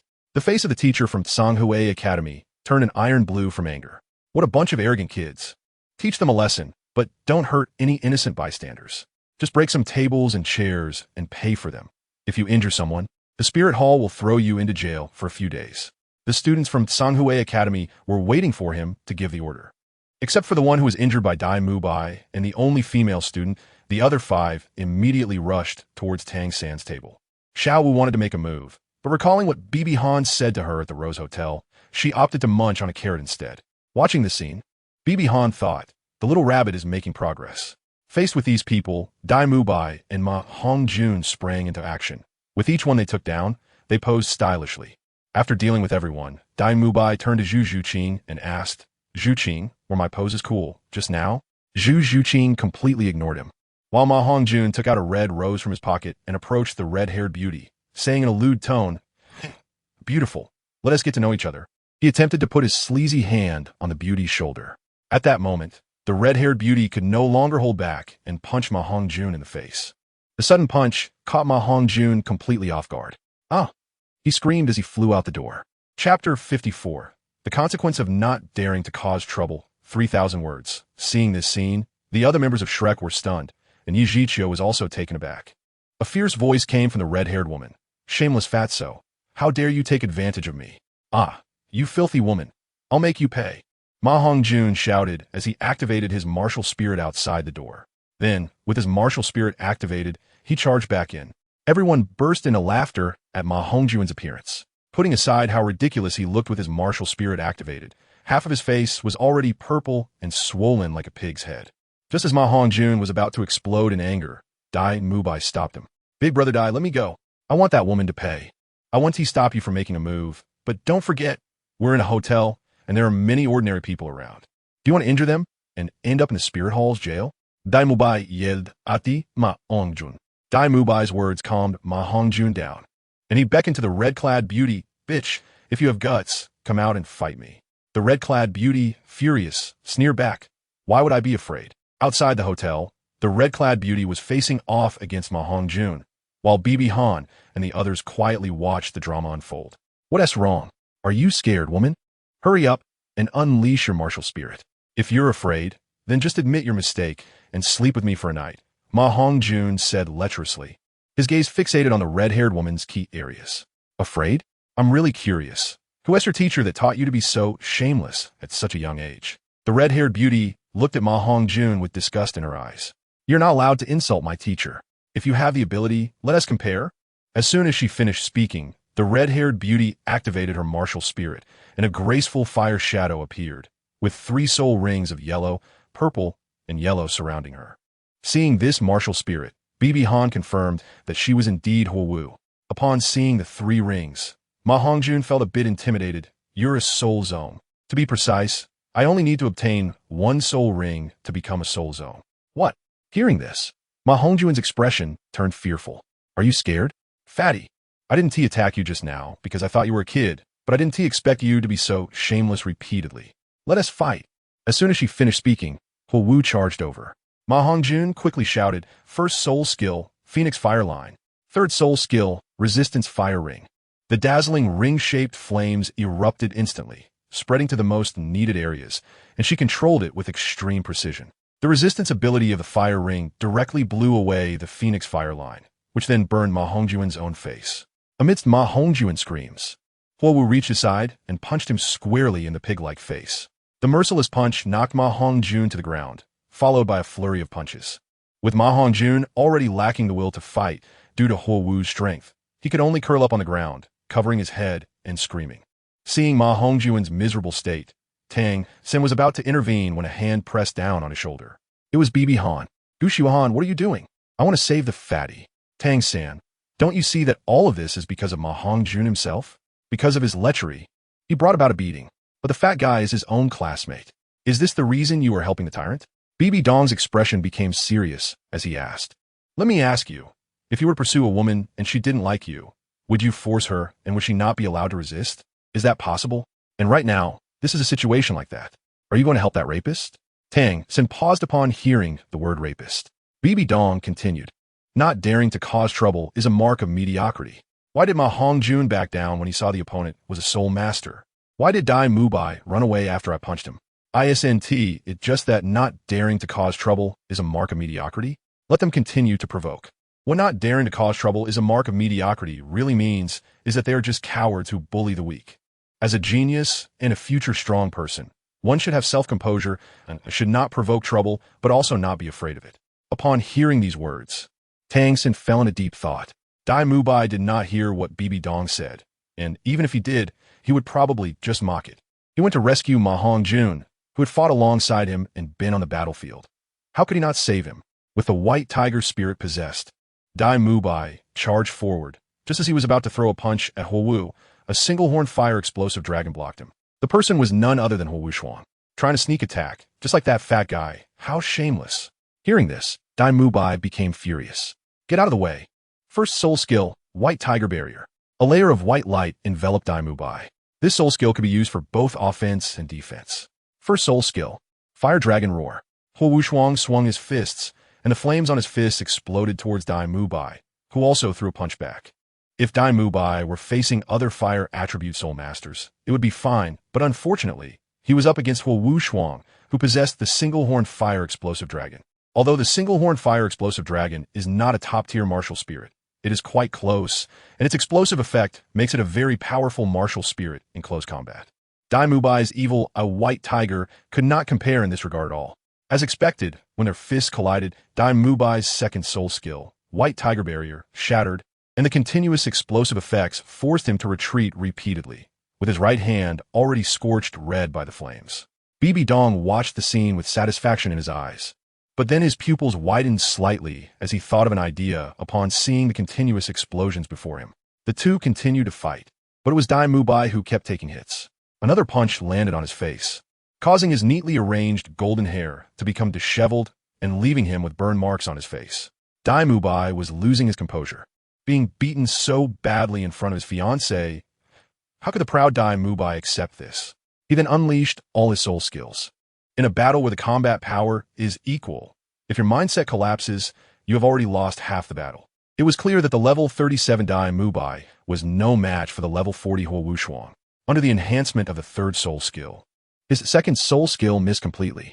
In contrast, Huowu Shuang's second soul skill activated, and the dragon claw print struck Dai Mubai's chest, causing him to spit out blood and fly backward.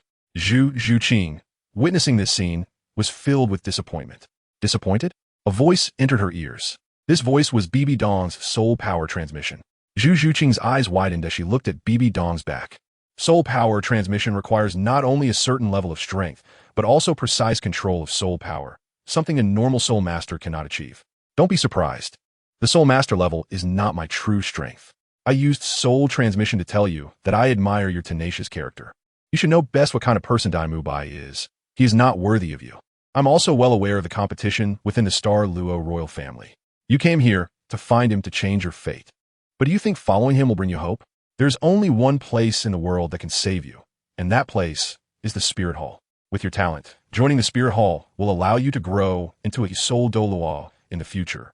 And the Spirit Hall can protect you from the persecution of the Star Luo Empire.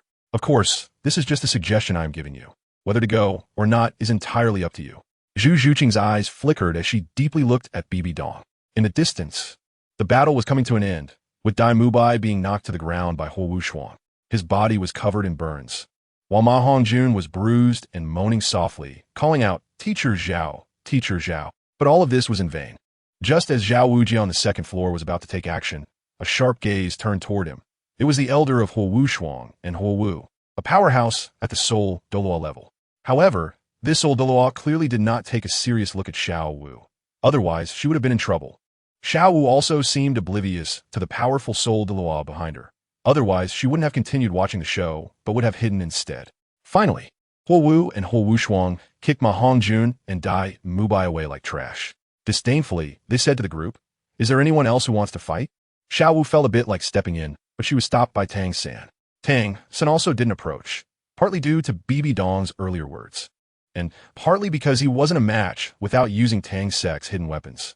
He didn't want to expose them in front of so many people.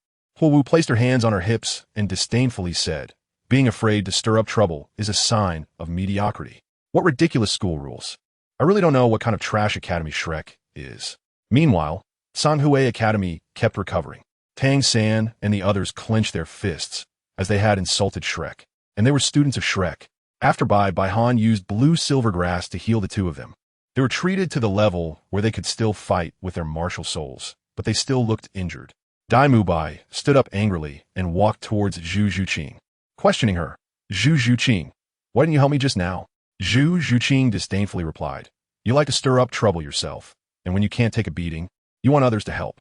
I truly feel ashamed for you. You, even if it was my fault, so what? You are my fiancé, and if I'm injured, you have to help. Hearing this, Zhu Zhuqing's voice became even colder, like an ancient cold jade. You still know I am your fiancé? Then when you fled the Star Luo Empire like a coward, did you ever consider how I would feel when I was being hunted down and needed you the most? Where were you? Dai Mubai was left speechless by her retort. Zhu Zhuqing glanced at Dai Mubai with disgust and walked back to her room. Meanwhile, while Dai Mubai and Zhu Zhuqing were arguing, Ma Hongjun was also asking Zhao Wujia why he didn't come to help him. Zhao Wujia sighed. It's not that I don't want to help, but those two kids' elders are Soul Duluos, and quite powerful ones at that. I can't beat them. Upon hearing Soul Duluo, the little rabbit immediately became agitated, hiding in Tang San's arms, secretly thanking Bai Han for his words back then. Otherwise, if Xiao Wu really won a fight, she might have been recognized and captured. Chapter 55, Humiliation of Dai Mubai after dinner. The group returned to their own rooms. With Bai Han, who wasn't short on money, each person naturally had their own room. At midnight, there was a knock on the door. Bai Han opened his eyes from his meditation. And when he opened the door, it was surprisingly Zhu Zhuqing. At that moment, Bai Han was not wearing a mask. And Zhu Zhuqing was stunned when she saw his face. No need to be so surprised. Just come in and say what you need, he said. I'm sorry for the intrusion. Just get to the point. Zhu Zhuqing organized her words and asked, Are you from the Spirit Hall? Yes. Bai Han did not hide it. Why did you come to Shrek? To help someone walk the right path. Tang San? You figured out. A trace of surprise flashed in Bai Han's eyes. Was his approach that obvious? If you hadn't mentioned you were helping someone, I might not have guessed it. Listening to your conversation with Tang San, I vaguely felt you were constantly guiding him. Both of your martial souls are blue silvergrass. Do you have some kind of connection? You don't need to know these things. Make a choice. Do you want to go to the Spirit Hall? Looking at Zhu Zhuqing's hesitant expression, Bibi Dong asked softly, Can't let go of your family? Zhu Zhuqing nodded. If you can't let go, then leave. What are you still doing here? Zhu Zhuqing, fate is chosen by yourself. The path you choose, you must walk it to the end, even if it means death. After hearing Bibi Dong's merciless words, Zhu Zhuqing's face turned pale as she took a step back. Bibihan's tone did not carry any sense of pity. He truly admired Zhu Zhuqing, the only girl in Shrek without a blemish. But so what? As long as she didn't break away from her family. They would inevitably be enemies in the future, and he wouldn't go easy on enemies.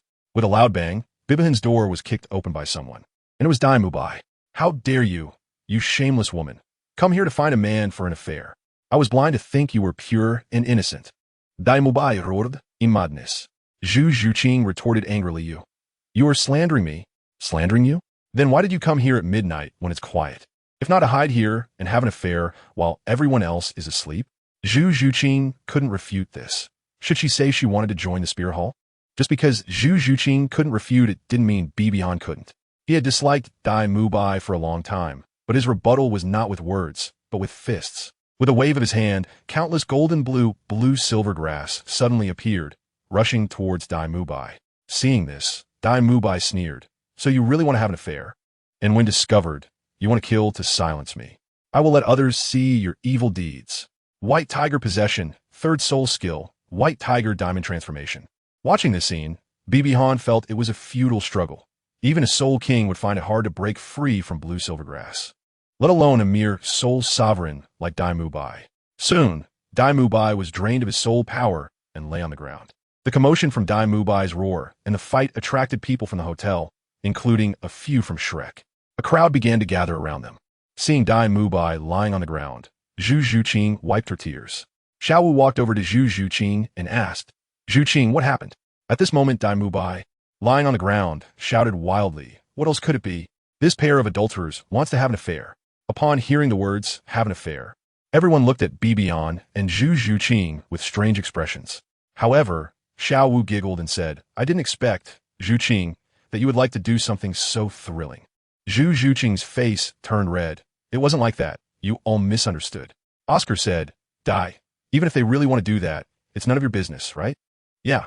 What does it have to do with you if they want to do that? How is it none of my business? Zhu Zhuqing is my fiancé. Wow. The onlookers were shocked by this revelation. What? Gu Xiaohan? Oscar looked at Bibi Han in disbelief, clearly at a loss for words. In the face of such a scene, Bibi Han remained calm. Waste? Are you done talking? You call me waste.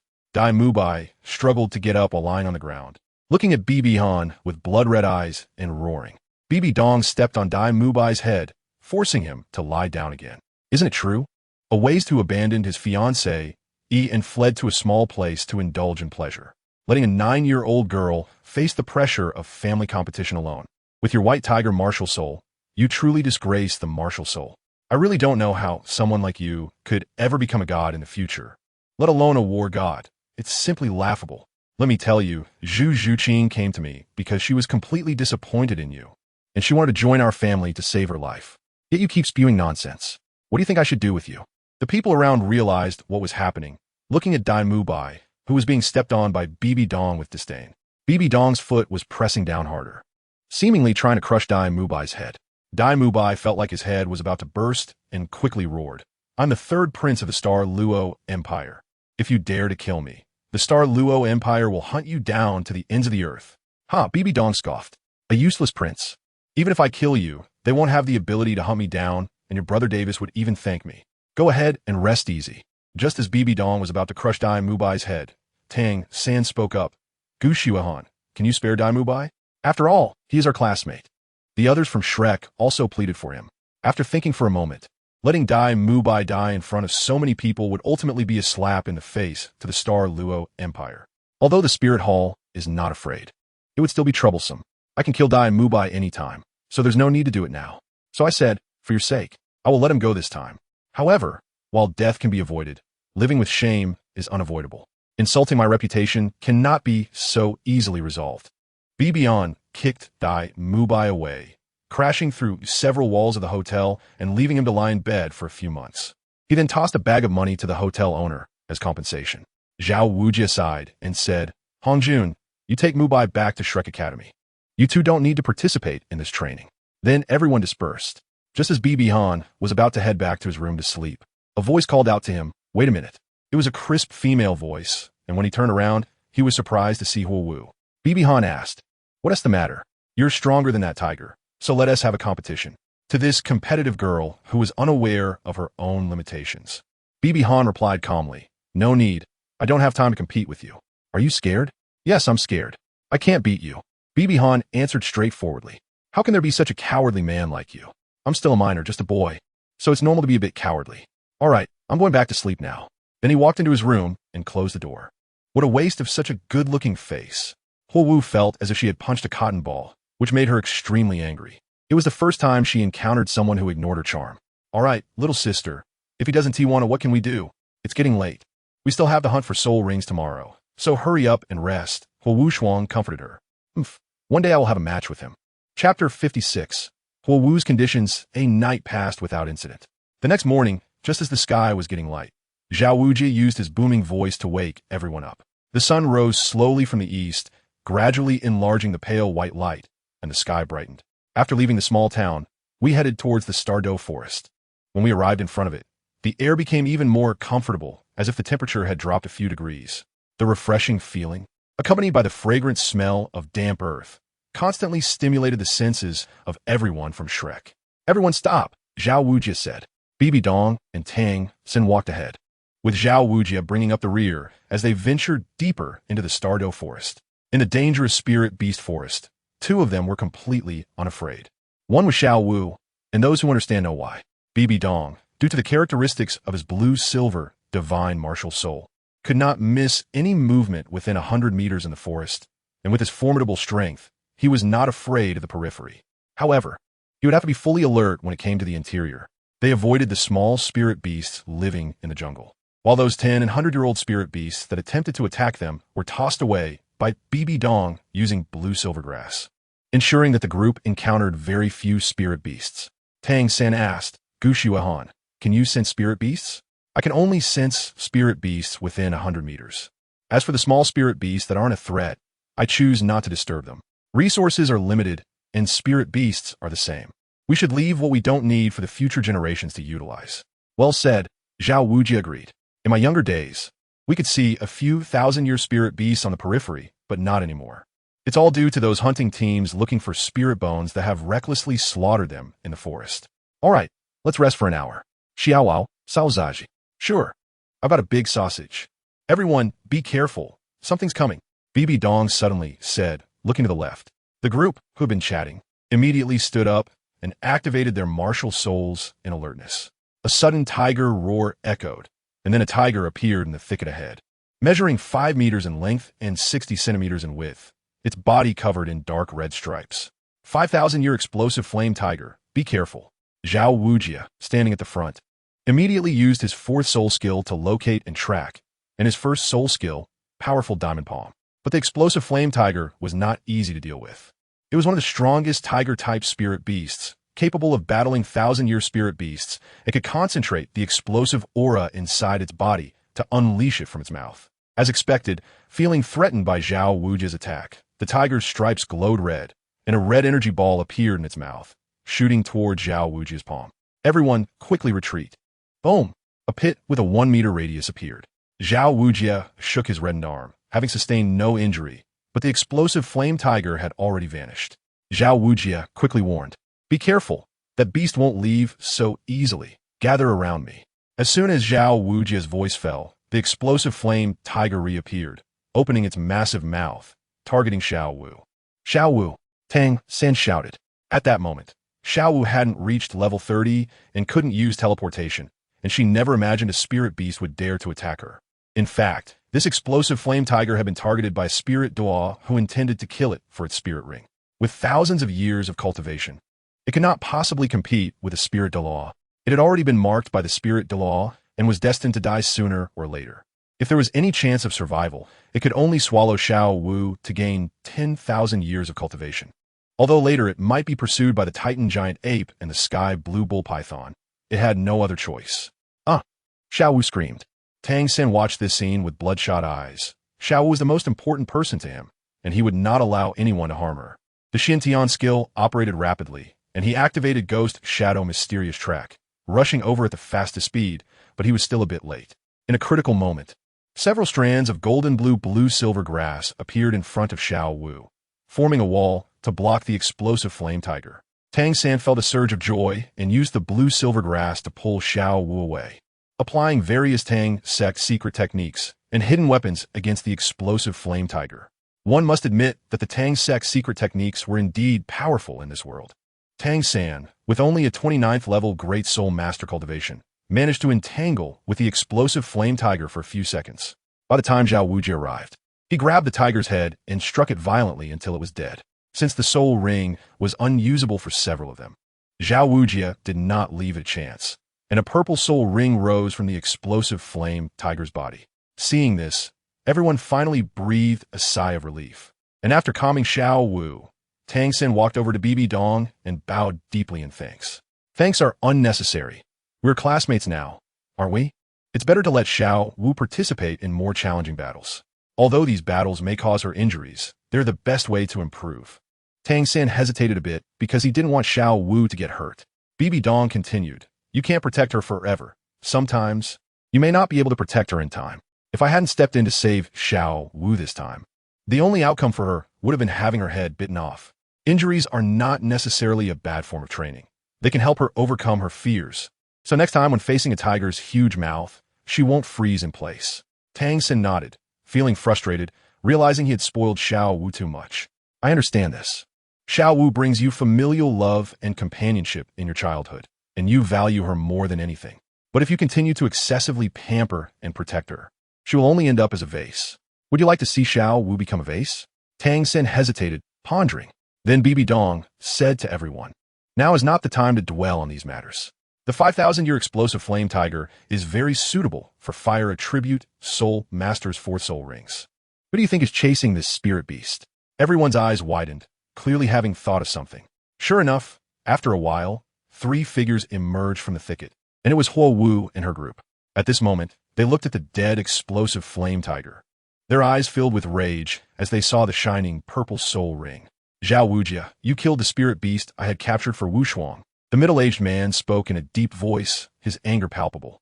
Zhao Wujia clasped his fists and said, "Sorry, senior. This spirit beast suddenly attacked us, and I had no choice but to kill it to protect the children. I asked for your forgiveness." Hua Wu was furious. Forgiveness? What do you have to offer for forgiveness? The explosive flame tiger is so suitable and rare. How hard it is to find. Everyone looked at each other, not knowing what to say. The spirit master world is like this. It's survival of the fittest, and the rules are dictated by the strong. Even if you are wrong, as long as you are strong, you are right. Then Hua Wu slid her finger along her chin and continued. You people have nothing to compensate with, so if you want to seek forgiveness, let him fight me. If you win, I will let you leave. If you lose, we will deal with you as we wish. Okay, father? Hua was pointing at Bibi Dong. The middle-aged man looked at Hua Wu with affection, ruffled her hair, and said, "Whatever you say, my dear." Chapter 57. The arrival of the Titan giant ape. A smile appeared on Hua Wu's face as she beckoned Bibi Dong with her finger. "This time you can't refuse, coward."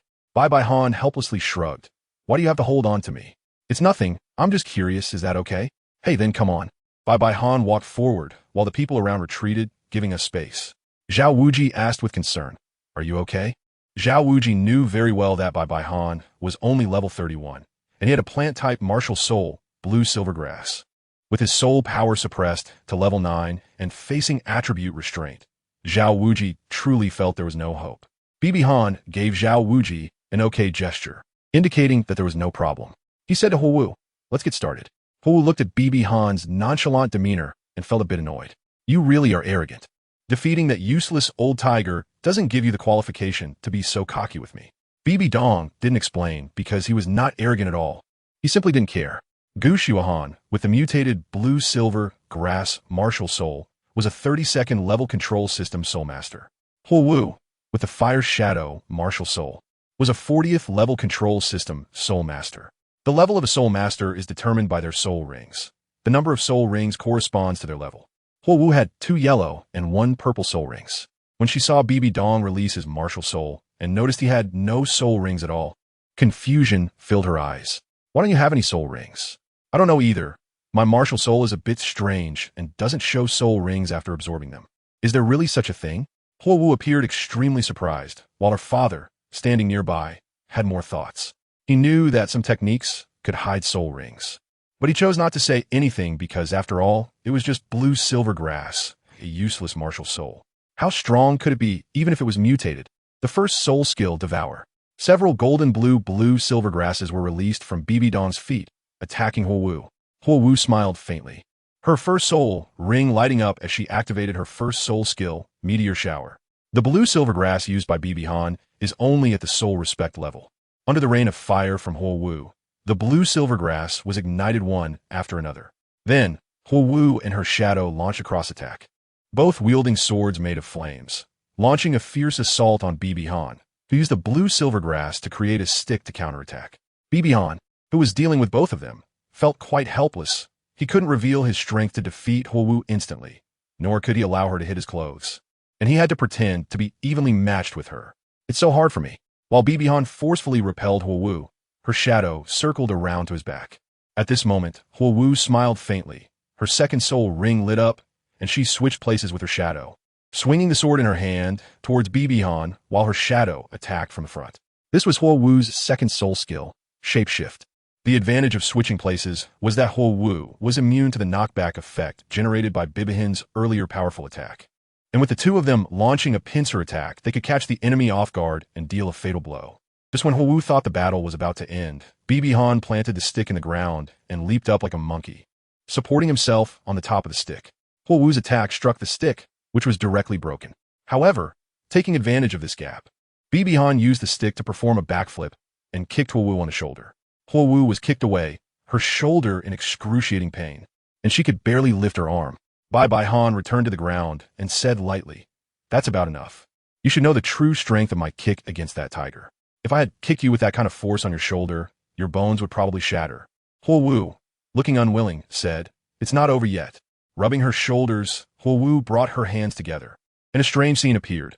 All 3 of Hua Wu's soul rings suddenly shone at the same time, and the fire shadow behind her instantly transformed into a bright white color.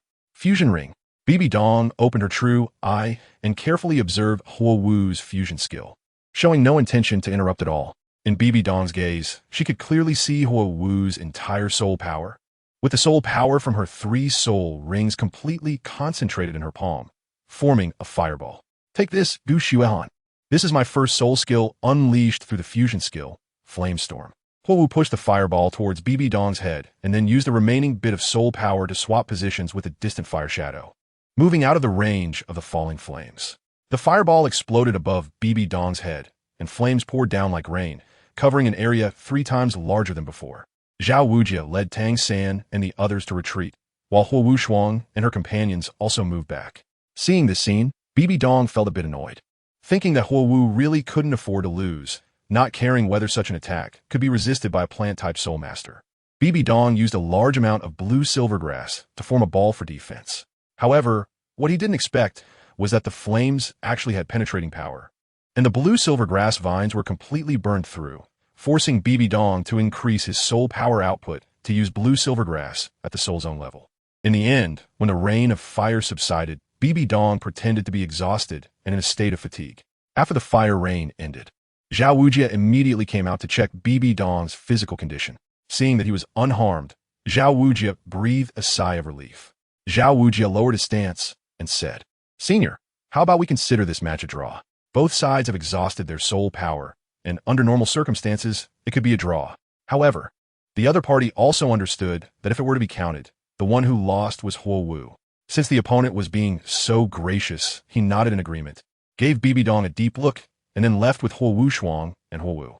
Gu Xuehan, you are amazing. You actually defeated someone at the soul zone level. Here are some sausages to help you recover some soul power." Looking at the fragrant sausages in front of him, Bibi Dong smiled. "Give me a few more. I might not have the chance to eat them in the future." "All right." Zhao Wujia nodded at the harmonious scene of the group and decided to rest for a while longer until the little monsters had all recovered their soul power before taking action again. Bibi Dong frowned slightly, but still said nothing. After a while, Tang San said, "Teacher Zhao, I've broken through to level 30. "Really, Xiao San?" Tang San nodded. It might have been because Xiao Wu was facing the attack of the blazing tiger at that time, and I was extremely worried, so my soul power rapidly circulated, allowing me to break through in advance. Upon hearing this, Xiao Wu's face turned red, and she gently covered her chest with her hands, saying, "Brother, congratulations." Then there was yet another round of dog food and ambiguous glances among everyone. After that, the group was fortunate enough to encounter a soul beast over 1,600 years old. And Oscar obtained a soul skill. "I have a spicy sausage. Another lewd spell. What is the effect of this sausage? It can eliminate all negative mental effects and increase all attributes by 10, which is quite a good soul skill." Then Bibi Dong bought 2 more from Oscar. At night, after setting up the tents, everyone sat by the campfire to prepare for dinner. Suddenly, Zhao Waoqi quickly got up and stepped in front of everyone, a chilling aura emanating from him as he let out a low growl and directly summoned his martial soul, the great strength diamond bear, instantly embodying it. Everyone became highly alert, looking towards the thicket ahead. Is it coming? The Titan giant ape. "Gu Xuehan, if anything happens, you all quickly leave and don't worry about me. Your task is to safely get everyone out of the Stardow Forest." Although Zhao Waoqi had committed many sins, he was indeed a good teacher. Whether it was Tang San, Xiao Wu, or the others, they didn't understand what had happened that made Zhao Waoqi, who usually relied on his strength, so tense. Even that Soul Douluo Henti made Zhao Waoqi so anxious. Just then, they suddenly saw a bizarre scene. In the direction Zhao Waoqi was watching, 2 tall trees slowly parted to the sides, and a massive figure silently walked out from there. It was an existence like a mountain, with dark fur that shimmered faintly under the weak starlight. Despite being on all fours, its shoulder height definitely exceeded 7 meters. If it stood upright, it might be over 15 meters tall. A colossal creature with a terrifying aura. It was a gorilla. Yes, the king of the forest, the Titan giant ape, made its appearance. Chapter 58. The man-faced demon spider. It was actually the king of the forest, the Titan giant ape. Even the usually calm Tang San's voice had changed a bit at this moment. The Titan giant ape appearing in any soul beast forest was absolutely a dominant existence. No soul beast dared to offend it, as the result would inevitably be death. Even a 100-year-old Titan giant ape could defeat certain 10,000-year soul beasts with poor bloodlines, like the blue silver king or the soft-bone rabbit. The Titan giant ape possessed strong attack and defense capabilities, and at a cultivation level of 100,000 years. it would awaken its innate domain. This 100,000-year Titan giant ape's punch was enough to rival a human title Douluo at level 96. Even the severely weakened Tang Hao at level 95 would find it hard to defeat without detonating his spirit rings. The stronger the soul beast, the deeper it resides in the forest, as that area has abundant spiritual energy and faster cultivation. As for why it had come out, aside from Xiao Wu, only Bibi Dong might understand. Respected king of the forest, we mean no offense. If this is your territory, we are willing to withdraw immediately, Zhao Waoqi said in a deep voice. He knew that the Titan giant ape could understand human speech. Especially this particularly strong Titan giant ape clearly had a cultivation level exceeding 10,000 years. The Titan giant ape ignored Zhao Waoqi and slowly walked forward, its eyes constantly glancing at Xiao Wu. As the Titan giant ape approached, everyone's hair stood on end and cold sweat poured down. Zhao Waoqi's heart sank. He knew they might not escape this time, but even so, he had to fight for a chance for the little monster behind him. Everyone run, gather together, and escape with all your strength. After saying this, Zhao Waoqi took a deep breath, his 7 spirit rings shining brightly as he charged towards the Titan giant ape. The great strength diamond bear martial soul manifested. Just then, 2 more martial soul manifestations appeared, belonging to 2 of the 3 soul saints protecting Bibi Dong. One was a flame crazy lion, and the other was a dark demon spider. Your Highness, quickly come with me. The voice came from the last soul saint, who had a pair of golden wings behind him, and his martial soul was a golden eagle. The lion was an attack type, the spider was a control type, and the eagle was an agile attack type. These were the 3 high-level soul saints sent by Bibi Dong to protect Bibi Dong. If they encountered a strong opponent, the 3 would fight together. If they couldn't win, the other 2 would hold them off while the golden eagle would use its powerful flying ability to take Bibi Dong away. Okay, let us go. Just as the golden eagle grabbed Bibi Dong's shoulder and prepared to take off, the Titan giant ape could no longer sit still. Not only was it bound by spider silk, but also had 2 powerful soul saints holding it back, and most importantly, its little sister, Xiao Wu, was moving out of its line of sight. Roar! A huge roar erupted as the Titan giant ape spread its arms, breaking all the spider silk, and the hands of the 2 soul saints that were holding it were also shaken away. A yellowish light suddenly enveloped the Titan giant ape. The 3 soul saints felt a heavy pressure, forcing them to half kneel on the ground. The word domain appeared in their minds. Then, the Titan giant ape waved its big hand 3 times, and the martial soul manifestations of the 3 soul saints shattered, suffering severe injuries and being sent flying. After that, the Titan giant ape ran towards the group. The Shrek members were terrified at this scene, and Tang San stopped. I'll hold the rear. You all hurry and leave. Tang San. Everyone looked at this scene with admiration. However, the Titan giant ape paid no attention to Tang San, leaping in front of the group, then slammed its massive fists into the ground, causing terrifying force that shattered the earth. Everyone was sent flying, and then the Titan giant ape's large hand grabbed Xiao Wu and turned to leave. No, let go of Xiao Wu. As Xiao Wu fell into the Titan giant ape's grasp, Tang San's eyes turned red. Without waiting for his body to stabilize on the ground, he kicked off the ground with a fierce push, leaping towards a nearby large tree, and shot up. His hands swiftly drew from his waist. More than a dozen cold lights shot up at once, heading straight for the Titan giant ape's eyes. However, it was just a futile effort. The Titan giant ape roared, and the sound waves dispersed the hidden weapons, sending Tang San flying backward, spitting blood. He could only watch as the Titan giant ape took Xiao Wu away. Look in that direction. Tang San lay on the ground, shouting Xiao Wu, Xiao Wu. Watching the Titan giant ape leave, everyone let out a sigh of relief. And Ning Rongrong and Oscar collapsed to the ground. They felt as if they had just walked through the gates of hell. While the Golden Eagle Soul Saint also brought Bibi Dong back to the Shrek students. Tang San looked at the flying soul saint beside Bibi Dong. His eyes filled with madness, quickly getting up and rushing over, grabbing his shoulder and saying, Gushiwahan, help me, please help me. Calm down. You would want my subordinates to help you save Xiao Wu, would you? If that's the case, you might as well give up. A soul saint's strength cannot contend with the Titan giant ape. Didn't you see what just happened? No, I want this senior to take me to the Titan giant ape. I'll handle the rest myself. Are you not afraid of death? Tang San's eyes were bloodshot as he said, Xiao Wu is the most important person to me. If she dies, what meaning is there for me to live in this world? I don't ask for the same life, but I do ask for the same death. What a loving couple. Take him with you. Just do as he says, and you only need to get close to the Titan ape in the sky. Bibihan knew that the Titan giant ape would definitely not harm the two, so he issued an order to the Golden Eagle Soul Sage. As you command. Young man, come here. Your sincere feelings have also moved me.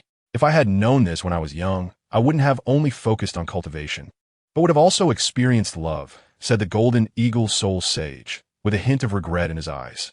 Thank you, Senior. The Marshal's soul, true form. The Soul Sage transformed into a large golden eagle and carried Tang San away. Bibi Dong quietly watched the direction in which the two left. At this moment, a voice came from behind. Gu Xiaohan, which family are you from? The speaker was Ning Rongrong. Bibi Dong completely ignored her question. Bibi Dong understood Ning Rongrong's thoughts very well. The fact that 3 soul saints were dispatched for protection indicated that Bibi Dong's identity and the force behind her were definitely not ordinary. Even the 7 Treasure Glazed Tile School had not sent such formidable power to protect their young lady. Ning Rongrong was worried that she had caused a big trouble for the 7 Treasure Glazed Tile School due to her disrespectful words a few days ago. Seeing Bibi Dong's indifference towards her, Ning Rongrong's temper flared up again. You're really annoying. Bai Han coldly looked at Ning Rongrong, and at this moment, he no longer reserved his strength. A powerful aura swept over Ning Rongrong, making her words stop, cold sweat pouring down her back, and her heart racing. Ning Rongrong's voice trembled. What do you want? If you dare to kill me, the 7 Treasure Glazed Tile School won't let you go. A mere half-baked 7 Treasure Glazed Tile School. What can you do to deter foreign enemies after the 2 titled Douluo of Swordbone are dead? And you, as the young master of the 7 Treasure Glazed Tile School, are so brainless, always causing trouble for your family. You really make Ning Fengji lose face. I won't allow you to insult my father. Indeed, you're brainless. I said you're embarrassing your father. When did I insult your father? Oscar hurried over to mediate and act as a punching bag for Ning Rongrong, and Bai Han couldn't be bothered to respond. Meanwhile, Tang San was getting closer to the Titan giant ape. However, who is the Titan giant ape? Its mental strength is quite formidable, and it sensed Tang San before the Soul Sage even saw it. It was somewhat angry. It had finally been able to talk to Xiao Wu on its shoulder, but someone dared to cause trouble. With a single slap, it sent the 2 of them flying, and Tang San fell into its chosen place. The territory of the man-faced demon spider. The scene from the original work reappeared. A spider, a bizarre giant spider with a body diameter exceeding 5 meters and 8 long, spear-like legs over 3 meters long. It had a completely black shell, shining brightly, and its long legs were slender, silently piercing into the ground with every step. The 8 long legs moved rapidly, even creating a series of phantoms, and in the blink of an eye, it was already in front of Tang San. 2 of its front legs instantly lifted, stabbing down at Tang San. Tang San encountered the evil killer, the man-faced demon spider, and began to fight. Chapter 59, no longer in debt to you. Glancing at Ning Rongrong, who was throwing a tantrum at Oscar. Tang Hao should have gone to see Tang San, so in the blue-silver domain, any movement within an 800-meter range couldn't escape his watchful eye. Under the detection of the blue-silver domain, 3 bloodied individuals were slowly walking toward them. Bai Han used the ability of the blue-silver domain to control the blue-silver grass around the 3, binding them and bringing them over. The other 2 soul sages were well aware of whose ability this was, so they did not resist. However, Zhao Wujia was not aware and thought it was the enemy's means, starting to struggle. But as a heavily injured soul sage, how could he break free from the restraints of the blue-silver grass? He could only be tied up like a dumpling and brought over. Then Bai Han used the 3rd soul skill of the blue-silver god, blue-silver holy light, and the 4th soul skill, blue-silver holy dew, to heal them. With the powerful healing ability of the blue-silver god, it could be said that except for their soul power not being restored, the 3 soul sages were completely healed in other aspects. Zhao Wujia spoke. Gu Xiaohan, let me ask you, isn't your soul power more than level 32? Why do you think so? Bai Han raised an eyebrow and asked Zhao Wujia. Because of the toughness of your blue-silver grass. Although I'm heavily injured, I'm still a soul sage, and your blue-silver grass made it impossible for me to break free. Moreover, I know my injuries very well. This is definitely not something a soul master could heal in one go, unless the other party is also a soul sage. Zhao Wujia's tone was very certain. I see. Too much has been exposed. You are correct. I'm not a soul master, but I'm also not a soul sage. As for what level I am, you will know in the future. Then why did you come to Shrek Academy? Hearing Bai Han say this, Zhao Wujia's expression became vigilant. You don't need to worry about that. Anyway, I mean no harm. Otherwise, why would I heal you? Go find Tang San. He's in trouble now. Bibi Dong sensed Tang San's aura and walked towards the direction of a human-faced demon spider. Zhu Zhuqing watched Bibi Dong's back, unsure of what she was thinking. Along the way, feeling the movement of his left-hand martial soul, Bibi Dong smiled faintly. Oh, has he used the Qian hammer? Then it should be coming to an end. Bibi Han brought everyone to Tang San's side. At this moment, Tang San couldn't care less about the possible dangers. He was sitting there gasping for breath, trying to recover his spirit. Beside him lay a corpse, with a purple soul ring floating above it. Upon seeing their arrival, his expression changed from worry to surprise. Tang San, impressive. You actually killed the man-faced demon spider by yourself. Zhao Wujin came over to help Tang San up and regulate his breath. Tang San didn't have time to greet him and said, Teacher Zhao, protect me. I want to absorb this soul ring. Bibi Han then said, Tang San, think it over. This is a soul ring with a lifespan of over 2,000 years. What? How can you tell? The cultivation of the man-faced demon spider can be judged by the length of its legs. Look, this spider's legs are already over 3 meters long. That's a sign of over 2,000 years of cultivation. Didn't you know that soul beasts undergo noticeable changes every 1,000 years? Just like 100-year soul beasts change according to their 100-year age, and 10,000-year soul beasts change according to their 10,000-year age. I remember your teacher's theory states that the third soul ring's lifespan is 1,760 years. Tang San fell in a deep thought.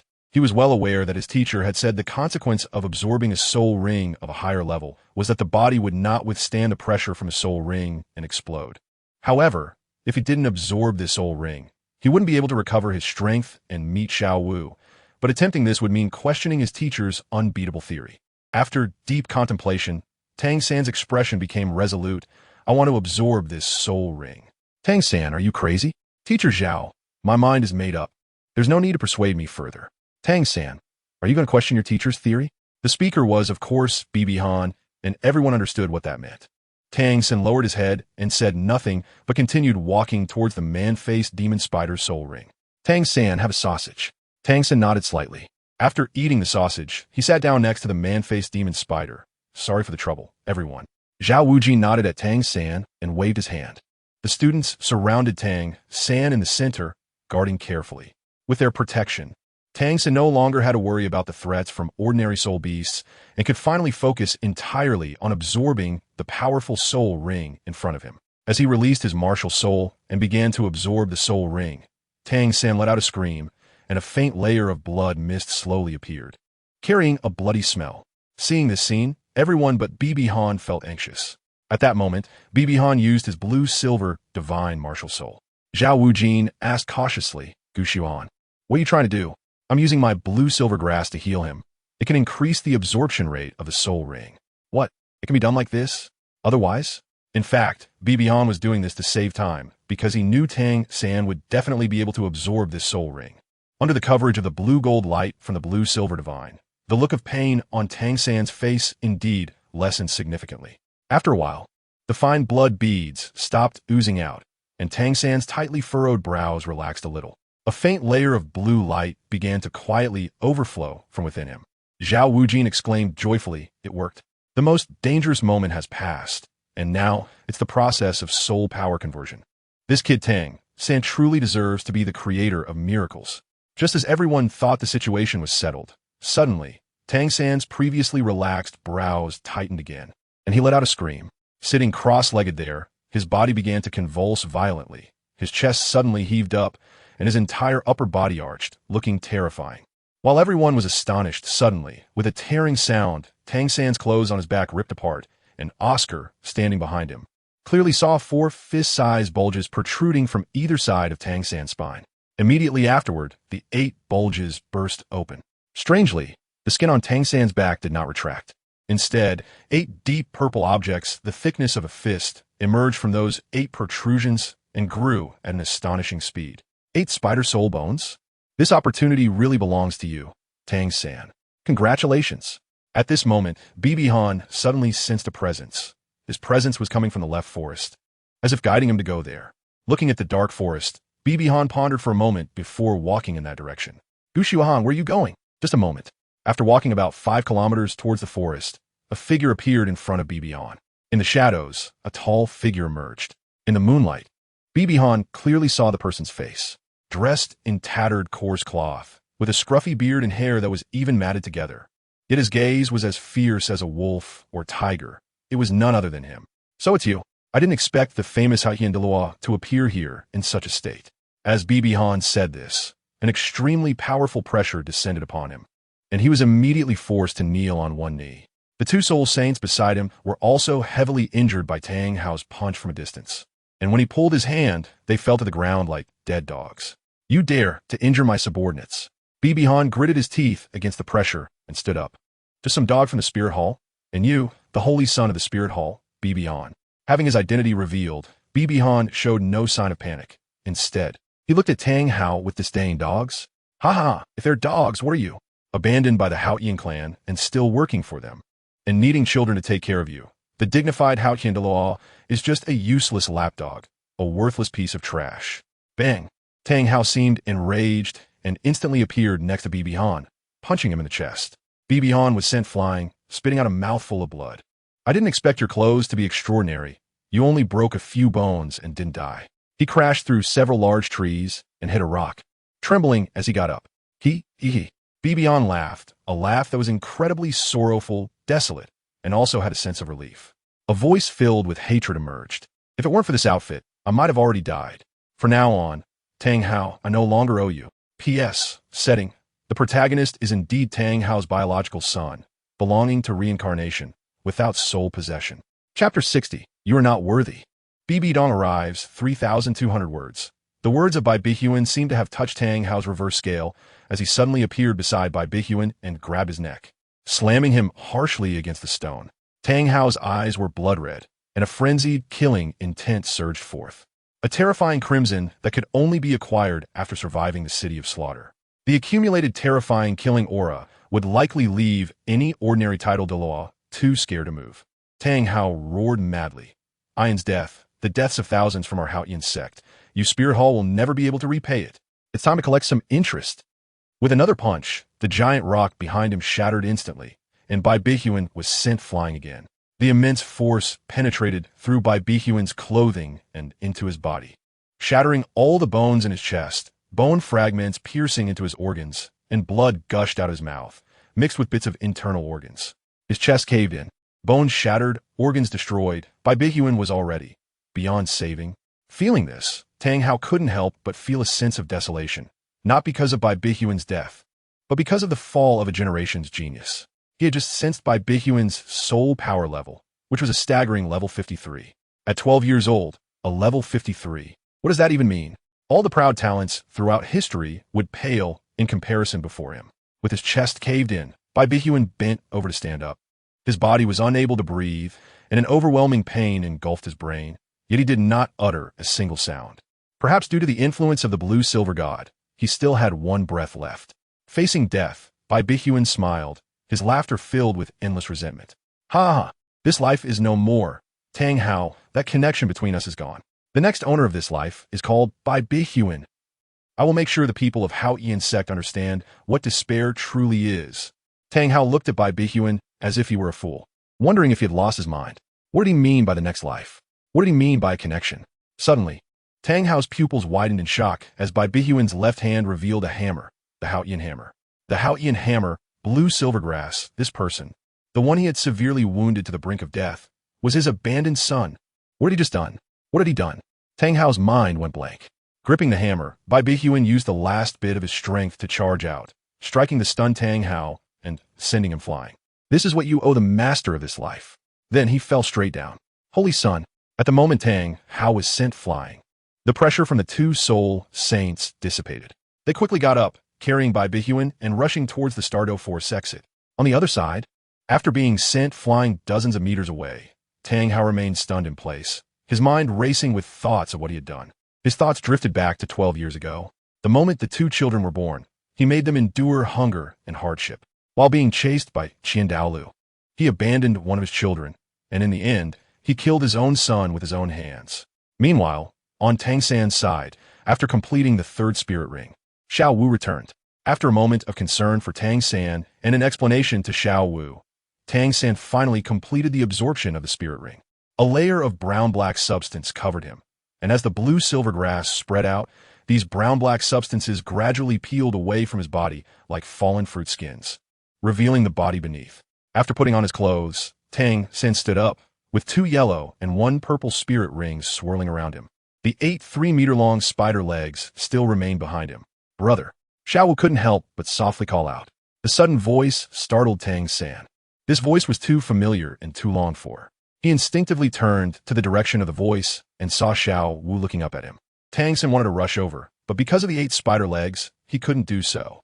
The familiar scent wafted to his nose, and almost instantly, Tang San turned around and embraced Xiao Wu. "Am I not dreaming? Xiao Wu, is that really you?" Xiao Wu also tightly hugged Tang San. "Brother, please don't take risks and absorb spirit rings beyond your level again. Okay? All right, I promise you." Cough cough, Tang San. Your successful absorption of the spirit ring was also greatly aided by Gu Xuan. Xiao Wu coughed and then looked around puzzled. Wasn't that kid just going to the restroom? Why hasn't he come back yet? "Teacher, how did he help me?" Tang San asked, somewhat confused, as his teacher had never told him that others could assist in absorbing spirit rings. "Oh, while you were absorbing the spirit ring, he was using his martial soul to help you heal until you passed the danger period." Tang San felt a bit touched. From saving Xiao Wu to helping him absorb the spirit ring, it was the first time someone had treated him so well since his teacher. "But where is he?" Tang San inquired. "I'm not sure either. After he went that way to take care of business, he never came back. Could he be in danger?" "Impossible. He has a soul sage protecting him. Unless that Titan giant ape returned, who could harm him?" "True. Then let's go look for him. Maybe he got lost?" Back to this side, after Tang Hao remained dazed for a while, he chased after the direction whereby Bihuan was taken away. At this moment, outside the Stardow Forest, the 2 soul saints carrying Bai Bihuan were in a panic. "Holy Sun is running out of breath. We need to find a healing type soul master quickly." "Stop." A voice came from behind. It was Tang Hao. The 2 soul saints were once again restrained by Tang Hao's soul pressure. Gritting their teeth, they said, "Tang Hao, we want. If you kill the Holy Sun, the Spirit Hall will never let you go. Put it down." The bone fragments have already pierced his heart and lungs. He is beyond saving. "I just want to see him one last time." Tang Hao's voice was extremely low. "You are unworthy." A chilling voice came from the sky, filled with overwhelming pressure and killing intent. Tang Hao's gaze suddenly turned to the sky. A figure appeared there, dressed in a luxurious black robe with golden patterns, wearing a 9-curved purple gold crown and 6 wings fluttering behind him. "Bibi Dawn." The 2 soul saints quickly knelt down, their expressions filled with fear. "Your Holiness, the Holy Sun has already lost his breath." Bibi Dong's gaze suddenly turned to Bibi Han, and after sensing that Bibi Han had completely lost all life signs, her eyes turned crimson, with a hint of tears appearing. An incredibly powerful aura erupted from her body, darkening the sky due to this violent energy, and the entire void seemed to tremble. At that moment, having experienced the pain of losing a child, Bibi Dong held nothing back in her power. 7 soul rings appeared, 5 black and 2 red, while the soul-eating spider emperor possessed her, unleashing the killing god domain. Level 98. Title Douluo. Tang Hao's pupils constricted, and his voice turned filled with terror. He never expected Bibi Dong's strength to reach this level. Just the aura alone made him feel the threat of death. With the soul-eating spider emperor possessing her, Bibi Dong's legs vanished, and below her abdomen was a massive spherical body from which 8 thick dark green legs grew, propelling her forward with incredible speed. The legs stretched 3 meters long, filled with green venom, sharp as can be, and her entire body was covered in green armor, with her face also shielded by a carapace, revealing 8 eyes. The whole appearance was extremely terrifying, but having gone mad from the pain of losing her child, Bibi Dong no longer cared about her looks or the trials of the Rakshasa god. She wanted Tang Hao dead. She wanted all the useless members of the Qian sect to accompany her son in death. Transforming into a green flash, she charged directly at him. Tang Hao quickly summoned the Qian hammer. 2 yellow, 2 purple, 4 black, and 1 red soul rings appeared around him. The soul rings that could scare Xiao Wuji now seemed utterly powerless before Bibi Dong. In just one encounter, Tang Hao spat out blood and was sent flying, and the Qian hammer showed a gash from being struck by a spider leg. Then Bibi Dong crossed her hands, and 2 soul bones appeared in her left and right hands. These were 200,000 year soul bones obtained from hunting a 100,000 year soul beast, capable of unleashing the soul bone fusion skill, Abyssal Tear /. This was BB Dong's strongest killing move, equivalent to the combined soul skills of two 100,000-year soul rings. Released together, and paired with her formidable level 98 cultivation, even a level 99 title Douluo would have to treat it seriously. The terrifying green cross light blades flew swiftly, turning everything they touched into dust, even slicing through space itself. Tang Hao felt a surge of deathly threat. In response, he unleashed his ultimate move, the Qian True Body, Great Sumera Hammer, and detonated the rings. Tang Hao felt the threat of death with this attack, and quickly blew up the first 7 soul rings. Boom! A massive mushroom cloud appeared, and Tang Hao's Qian True Body was reverted back to its original form as he hurriedly fled. In the exploded ring state, he could not use any soul skills. With the 7th soul ring destroyed, the Qian True Body was gone, and the power of the explosion would greatly diminish. Remaining here would mean certain death. Meanwhile, BB Dong, standing before BB Han and withstanding the shockwave, used her head soul bone to lock onto Tang Hao's whereabouts. If he tried to run, he would leave his life behind.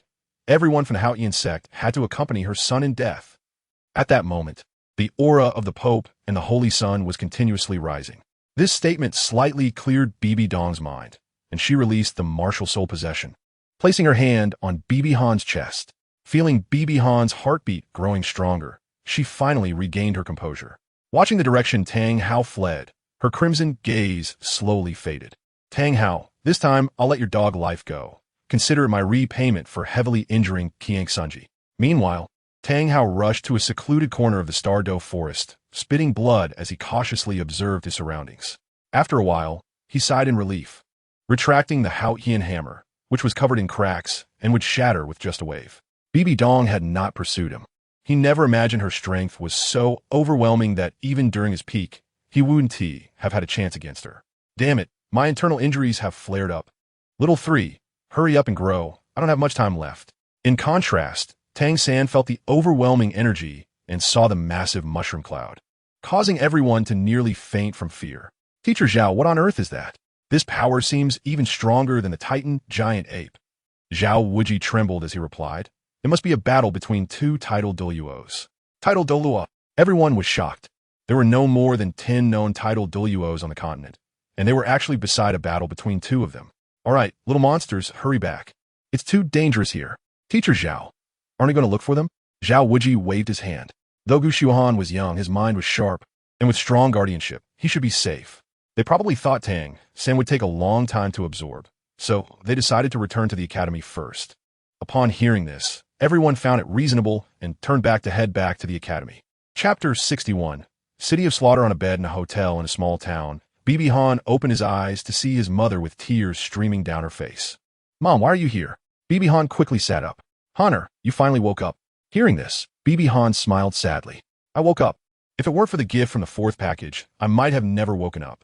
The 4th package reward was a pill, revival pill, which would bring the dead back to life, but could only be consumed by BB Han. Without it, he would truly have died. Remembering Tang Hao made BB Han's expression turn cold. What happened to Tang Hao? I didn't kill him, BB Dong replied, and BB Han felt a bit relieved as he said, Thank you, Mom. Honor, do you still feel any kinship towards him? BB Dong frowned. BB Han shook his head, saying there was none left. After he eliminated me, it was impossible for there to be any. From now on, we are just enemies. BB Dong is not disappointed with Tang San yet. As long as Tang Hao is not dead, there is still a possibility for Tang San to join the Spirit Hall. The enemies BB Dong will face in the future are indeed too powerful, and Tang San is truly a great asset. Bai Han suddenly remembered and asked, Oh right, Mom, how did you get here? I suddenly had a very bad premonition, and then I heard you were heading to the Stardow forest, so I rushed over. Is it the intuition of a strong person? I'm sorry, Mom. I secretly went to Shrek Academy to find him. Mom knows what you want to do. You want your brother to return to the right path, right? BB Han nodded and said, Mom, can we hold off on dealing with him for now? If he still wants to be our enemy in the future, I'll take care of him myself. BB Dong pondered for a moment and agreed. The next day, BB Han resolutely said, Mom, I want to go to the City of Slaughter. No, BB Dong immediately rejected without thinking, her expression becoming extremely serious. Honor, you should know what kind of place that is. It's truly a place where people eat people. Once you enter, even the Spirit Hall cannot intervene in what happens there. It's precisely because of this that I want to go. Right now, I lack nothing. The only thing I lack is real life and death training. Mom, I'm already level 54. In terms of strength, I'm not afraid of even a soul sage. Only there can I experience the best training.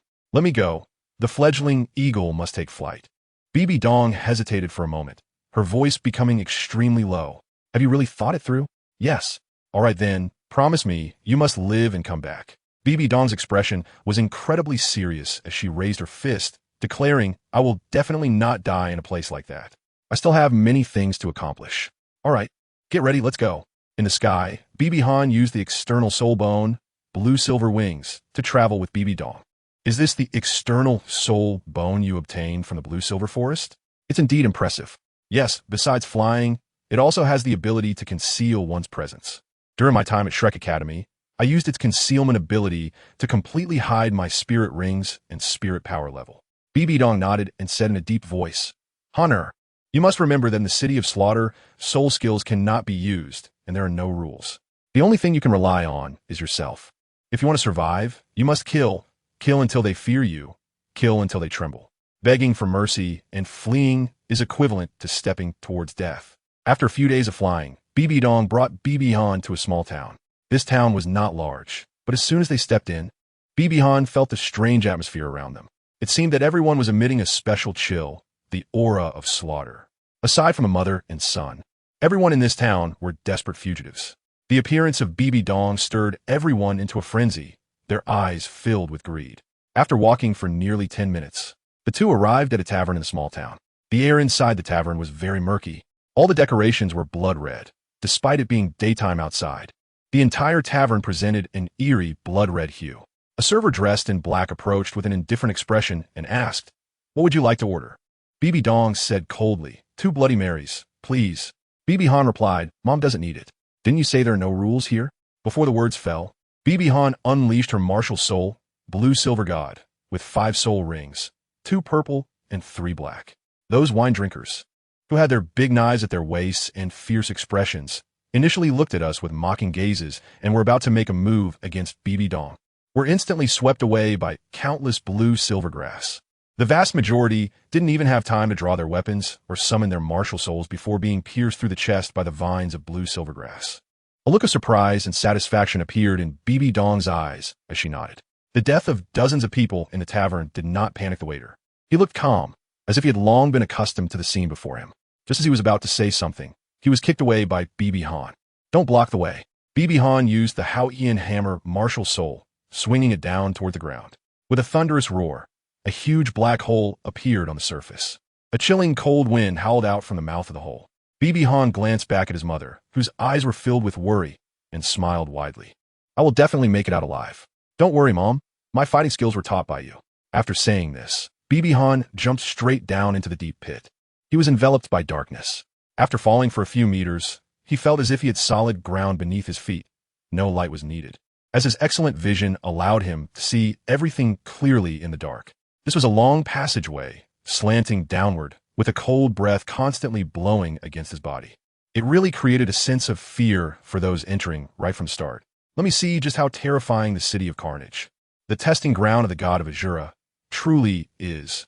After advancing for about 1,000 steps, a cold voice suddenly echoed from all directions. Welcome to the City of Carnage.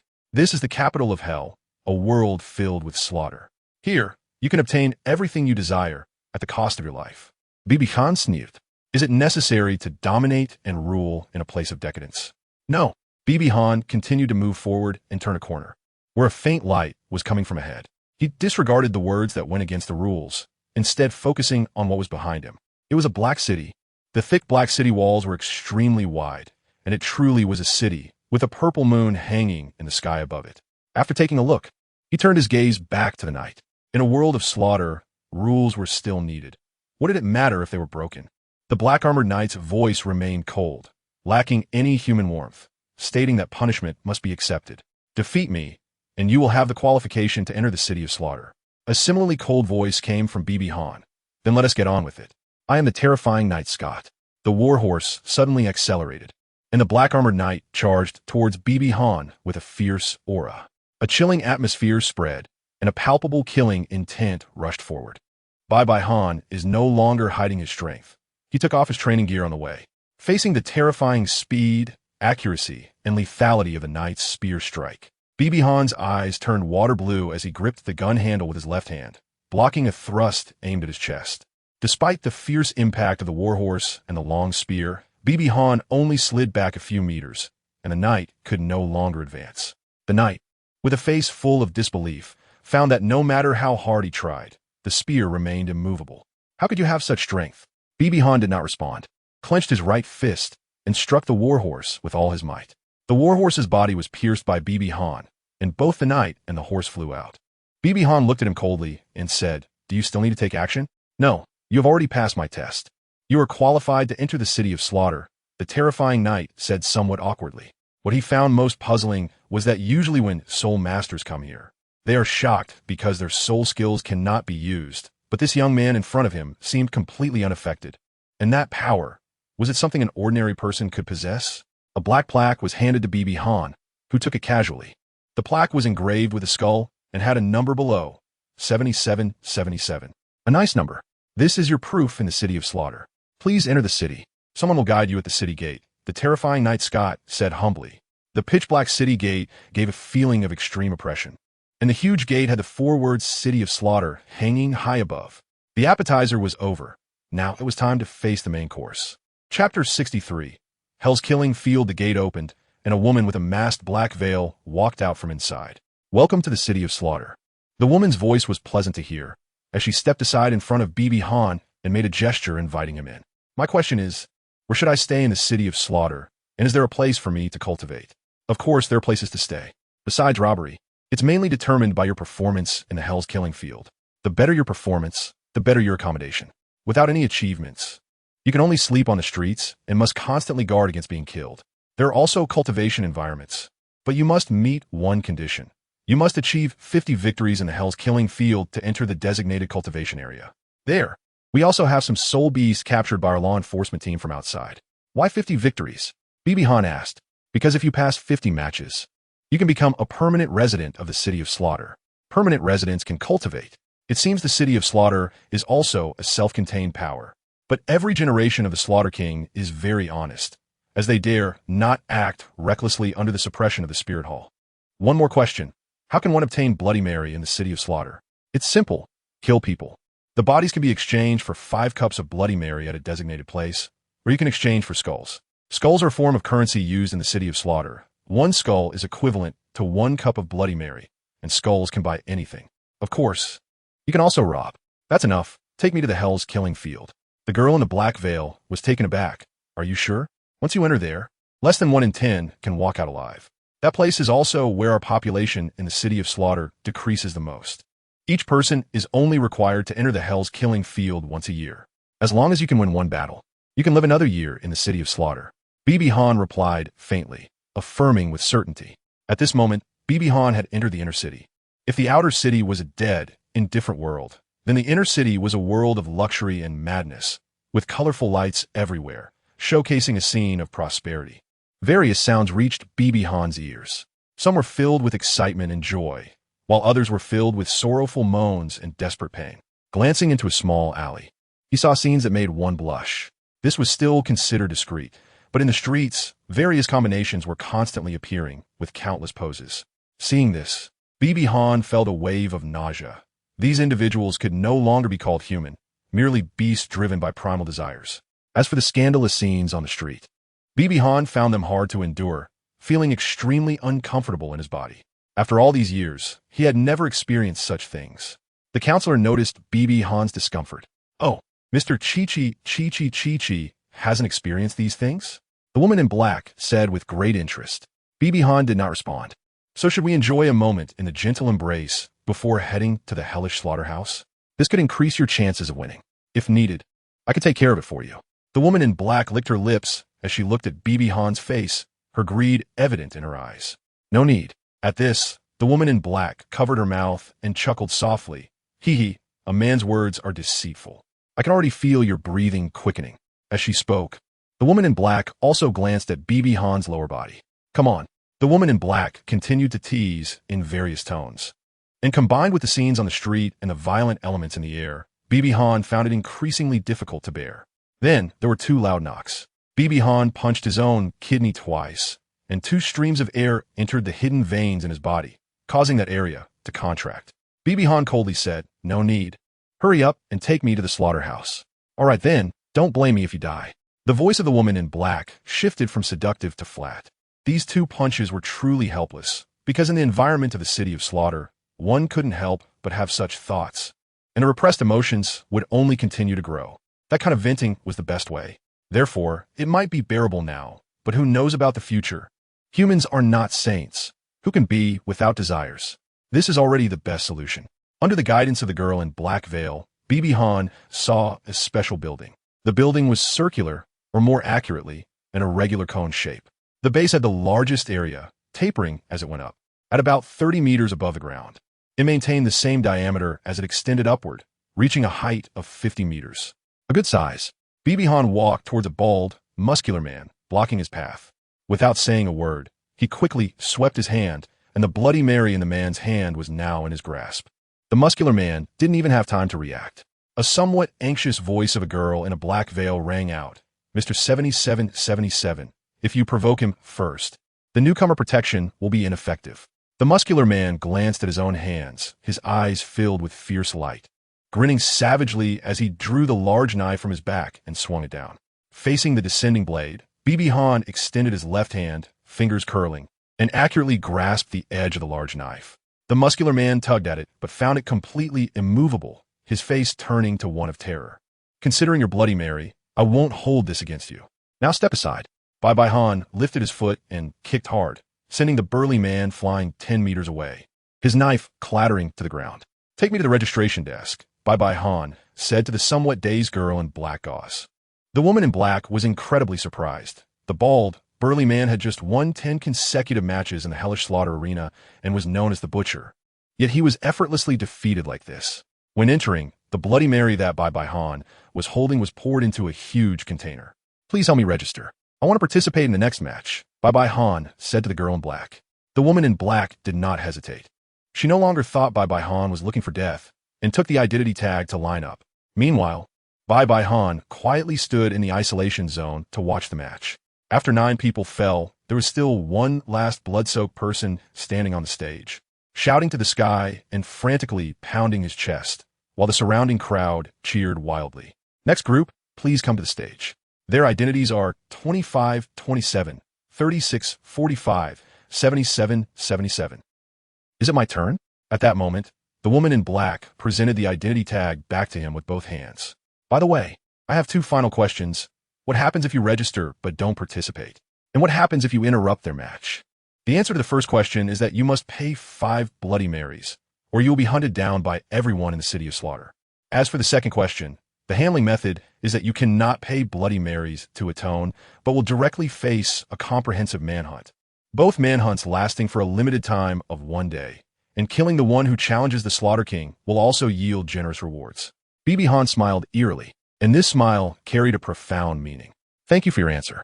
After saying this, BB Han walked towards the hellish slaughter arena. 10 passages. 10 people entered the hellish slaughter arena. In the arena, BB Han was obviously the least noticeable one, with a face like a pretty boy and muscles that weren't particularly prominent. Therefore, everyone thought BB Han was just a minor player, and they focused on the others, hardly anyone casting a glance at him. A cold, indifferent voice echoed, and the match began. BB Han stretched out his left hand, and the Qian hammer appeared in his grasp. With a sudden burst of strength in his calves, he shot out like a cannonball, reaching the nearest person beside him. The iron hammer swept across, and the upper half of that person was instantly obliterated. Before dying, he still had a bewildered expression on his face. BB Han's move left the 9 people about to fight in shock. It turned out that the person they looked down upon the most was actually the most terrifying one. BB Han slowly walked to the center of the arena.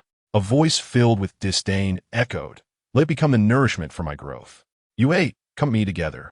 The 8 were instantly enraged. When had they ever been looked down upon by a newcomer like this? As they surrounded him, there was not a trace of fear on BB Han's face. Instead, he appeared excited. "Tang Hao, I will possess the same killing intent as you, and I will come to take my revenge." Blood stained the hellish battlefield, with 9 corpses, 9 mangled bodies lying on the ground. In the stands, everyone wore expressions of fear. In just 1 minute, the 8 had been pummeled to death, one by one. 9 streams of soul power surged in, and Bibi Han closed his eyes to absorb them. Too little, he thought. This soul power is probably only about 10 of the original owners. Relying on this to advance is simply a wishful thinking. I need to complete 50 matches quickly. Bai Han returned to the audience seats, and the woman in black was still there waiting. Bai Han, thank you for your help. You can go back now. How naive. The real danger comes not only from the slaughter and the hellish killing fields, but more importantly, there are many people lying in wait for you when you return injured. If you need to find a place to stay, I can follow you for a while and even help you vent your frustrations. The seductive voice came again. No need. Just hurry and leave. Don't waste your time on me. Then I wish you good luck. Bibi Han approached a person, snatched away his Bloody Mary, and continued his killing spree. Chapter 64. Bibi Dong and Qian Renxue in a black castle in the city of slaughter, in a dark and spacious room. A tall and thin man dressed in a blood-red robe sat in an exceptionally large chair. His appearance was extremely terrifying, resembling a demon from hell. The person in front of him was none other than the ruler of the city of slaughter, the King of Slaughter. The King of Slaughter, with his blood-red, devouring pupils, quietly watched the video in front of him, depicting Bibi Han's slaughter in the hellish arena. Observing the Qian hammer in Bibi Han's hand, a cold smile curled at the corners of the King of Slaughter's mouth. For 1,000 years, you're the third disciple of the Qian sect to enter the city of slaughter. At that moment, a voice came through. King of Slaughter, it seems you're living quite well. The voice arrived before the person did. Hearing this, the King of Slaughter frowned, his previously lazy demeanor turning serious as he gazed at the main door. The tightly shut door was pushed open, and a woman dressed in a luxurious black robe with golden patterns, wearing a 9-turn purple gold crown and holding an angelic staff walked in. The visitor was Bibi Dong. The expression of the King of Slaughter slightly changed. Oh, it's you, Bibi Dong. Why are you here in my city of slaughter when you should be at your spirit hall? You know perfectly well why I'm here. You cannot touch that child. Bibi Dong said indifferently, her tone carrying an undeniable meaning. The King of Slaughter smirked upon hearing this. I thought I was mistaken at first. I never expected the esteemed Pope of the Spirit Hall to actually protect a junior from the Qian sect. Since when did your Spirit Hall and the Qian sect have such a good relationship? That has nothing to do with you. You just need to know, you cannot touch him. What if I intend to? The King of Slaughter's expression showed anger, clearly displeased with Bibi Dong's attitude and tone. Then I will find another King of Slaughter. As soon as the words fell, the King of Slaughter stood up, crushing the wine glass in his hand, and the domain of slaughter erupted. Bibi Dong's eyes also turned crimson as she unleashed her god of slaughter domain. The collision of 2 powerful auras caused the entire castle to tremble, and the guards and maidservants within the castle were directly forced to their knees, looking at the King of Slaughter in terror. After a while, the King of Slaughter voluntarily shut down the domain of slaughter and sat back down, sneering, I won't act. If he dies under the siege of the fallen, it has nothing to do with me. Seeing this, Bibi Dong also closed the killing god domain, sneering at the words of the King of Slaughter, deeming the mere fallen unworthy to kill him. Then she turned and left. After leaving the city of slaughter, Bibi Dong looked towards the direction of the Heaven-Do Empire, her expression becoming complex. She closed her eyes and hesitated for a moment before flying towards the Heaven-Do Empire. In Heaven-Do City, at the Prince's Palace, Qian Renxue was correcting a series of memorials while assuming the appearance of Shui Qinghe. At that moment, the window in the room opened automatically, and a gust of wind blew in. Qian Renxue raised her head to look at the open window, slightly frowning. She closed her eyes and used her spiritual power to scan the room, finding nothing unusual. She then got up to close the window. As Qian Renxue turned around, her pupils widened, because standing before her was Bibi Dong. Qian Renxue's expression quickly returned to calm, and then she smiled somewhat playfully, saying, Since when did our esteemed Pope start breaking into other people's rooms through the window? From this remark, it was clear that despite the chaotic interference of Bibi Han in this world, the mother-daughter relationship between Bibi Dong and Qian Renxue was still not very good. After saying this, Qian Renxue closed her eyes, already prepared to endure physical pain. However, she immediately opened her eyes again because the imagined pain did not come. Instead, Bibi Dong removed the mask from her face and then embraced her. Qian Renxue instinctively resisted for a moment, but soon stopped resisting and used her soul bone skill to transform into her daughter form. Perhaps for the first time experiencing the warmth of a mother's embrace, Qian Renxue breathed deeply, greedily inhaling the scent of her mother. After a while, perhaps because a certain emptiness in her heart was completely filled, Qian Renxue slowly left Bibi Dong's embrace, looking at her with confusion and hesitantly asking, why? Bibi Dong did not answer directly. She recalled the scene where Bibi Han was almost killed by Tang Hao and the heart-wrenching feeling she had at that time. Taking a deep breath, she resolved herself and slowly spoke. Swear, do you know why I hate you so much? Qian Renxue shook her head. Then, Bibi Dong recounted her tragic past. After listening, Qian Renxue was stunned, completely shocked. It turned out that her mother, when she was young, did not love her father but someone named Xiaogang, and because of this, she was going to leave the spirit hall. Then her father did not allow her mother to leave, abused her, and locked her in a secret room, resulting in Qian Renxue's birth. Finally, her mother killed her father while he was severely injured by Tang Hao. This was simply unbelievable. The explosive information made Qian Renxue's head buzz. However, she believed 9 parts of this information. After all, aside from this reason, she could not find any other explanation. And her grandfather had also said that this matter was not Bibi Dong's fault. Is it hard to believe? Seeing Qian Renxue's astonished expression, a trace of self-mockery crossed Bibi Dong's noble face. Dad turned out to be such a person. Qian Renxue spoke, feeling a sense of faith collapsing, as the once tall figure of her father completely crumbled. Bibi Dong nodded, a hint of pain flashing in her eyes, and said seriously, Sure, do you hate me? Qian Renxue looked a bit confused, and finally shook her head. Xiaogang had told her that one should empathize with others. I'm also a woman. If those things happen to me, I might become even crazier than you. Completely fall into darkness and turn into a killing machine, venting my pain on everything in the world, possibly even killing children. Then do you hate your father? Bibi Dong asked again. This time, Qian Renxue did not shake her head directly, but after nodding, she shook her head again. He is a scumbag. He does not deserve to have an angel martial soul. The whole world can scold him, but I cannot, because I am his daughter. He brought me into this world and gave me paternal love. Hearing this, Bibi Dong fell silent for a moment, contemplating Qian Renxue's earlier words about empathy. With a long sigh, she then sat down with Qian Renxue, quietly accompanying this daughter she had despised for 21 years. Looking at her daughter, who had fully grown up, 2 lines of tears streamed down Bibi Dong's face. She realized she had been wrong, having owed this daughter for 21 years, but fortunately, there was still a chance to make amends.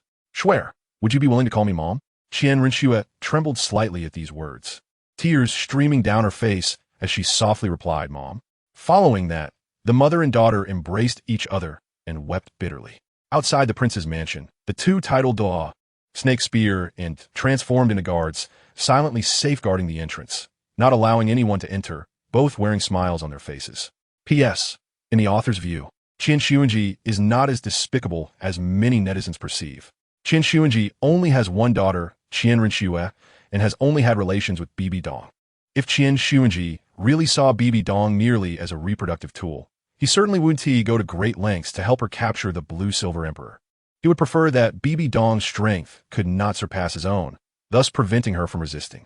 Moreover, the angel martial soul has never been stated to be hereditary. The later Douluo series also shows that if Qian Xuanji treated Bibi Dong as a reproductive tool and disregarded her feelings to continue forcing her, then there would definitely be more than one offspring, as it is impossible not to have a child every 9 years, even with the angel martial soul.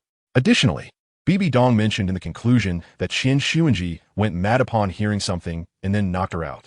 This should indicate that Qian Xuanji had feelings for Bibi Dong, and his twisted possessiveness, stemming from being a top genius, led him to use such despicable means. Of course, this is just the author's personal opinion, which everyone can consider. The author also does not favor Bibi Dong, as she has made significant mistakes as well, leaving with so many precious soul bones and having spent so many resources to cultivate her, especially leaving with people from other forces. No one could accept that. Chapter 65. Mother-daughter conversation. The mother and daughter cried for a long time, releasing the suppressed emotions in their hearts.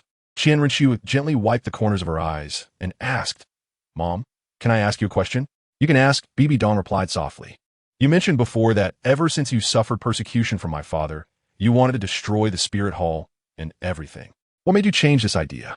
Qian Renxue gently held Bibi Dong's hand, resting her head on her shoulder. Bibi Dong pondered for a moment and smiled kindly, because Huaner had come to her side during the loneliest, most painful, and most confused times of her life. Moreover, Huaner's experiences resonated with her, gradually turning him into an emotional support for her, bringing light into her world. Oh, when she thought of that figure, Qian Renxue also smiled. because Bibi Huan was her light, adding color to her life. Then Renxue pouted, feeling annoyed that that guy had been out training for so long and still hadn't come to find her, which was unforgivable. As she spoke, Renxue clenched her fist, already deciding that no matter what reasons Bibi Huan had for not visiting her for such a long time, she would definitely give him a good beating when he finally came back. Bibi Dong hesitated for a moment and said, "Sure, Hana really can't come to see you for the time being." Upon hearing this, Renxue blinked her kawaii big eyes and asked in confusion, "Mom, why?" Bibi Dong paused for a moment because HN Air was currently in the city of slaughter. "What?" Renxue stood up directly upon hearing this, asking angrily, "Mom, do you know how dangerous that place is? Why did you let him go there?" Bibi Dong did not tell Renxue about the incident where Bibi Han was almost killed by Tang Hao to prevent her from going crazy. She downplayed the situation, saying, "He went there on his own." Seeing that Renxue still wanted to speak, Bibi Dong smiled and pulled her to sit down. "Alalicht, Xuea. If Han can't even get out of that place, how can he make you like him?" Upon hearing this, Renxue's originally angry face turned directly red. Her mother's hint made her usual aloofness and grace disappear, leaving only the shyness of a little girl. She shook Bibi Dong's arm, pouting and unwilling to admit, "Mom, what are you talking about? I don't like him at all." Bibi Dong smiled gently and shook her head, saying, "As someone who has been through it, how could I not see the way you look at Hana?" Hearing this, Renxue raised her head and asked nervously, "Then, Mom, you don't oppose it?" Bibi Dong smiled kindly and asked, "Why does Mom oppose it?" Hana has grown up under Mom's watch. In terms of appearance, talent, and character, there's nothing to criticize. I'm at ease handing you over to him. I can see that Hana likes you. With her own mother's support, Renxue's eyes brightened, but then she became a bit conflicted. However, that guy is so fickle. He clearly already likes me. Yet he still maintains an ambiguous relationship with that little girl, Nar. Bibi Dong rubbed Renxue's head and advised, "When looking at people, you can't just focus on one aspect. After all, no one is perfect. You only see that Hana and Nar have an ambiguous relationship, but you haven't seen how Hana treats other girls. In terms of charm, Bulaina from the Spirit Hall might even surpass you, and her looks are not bad either.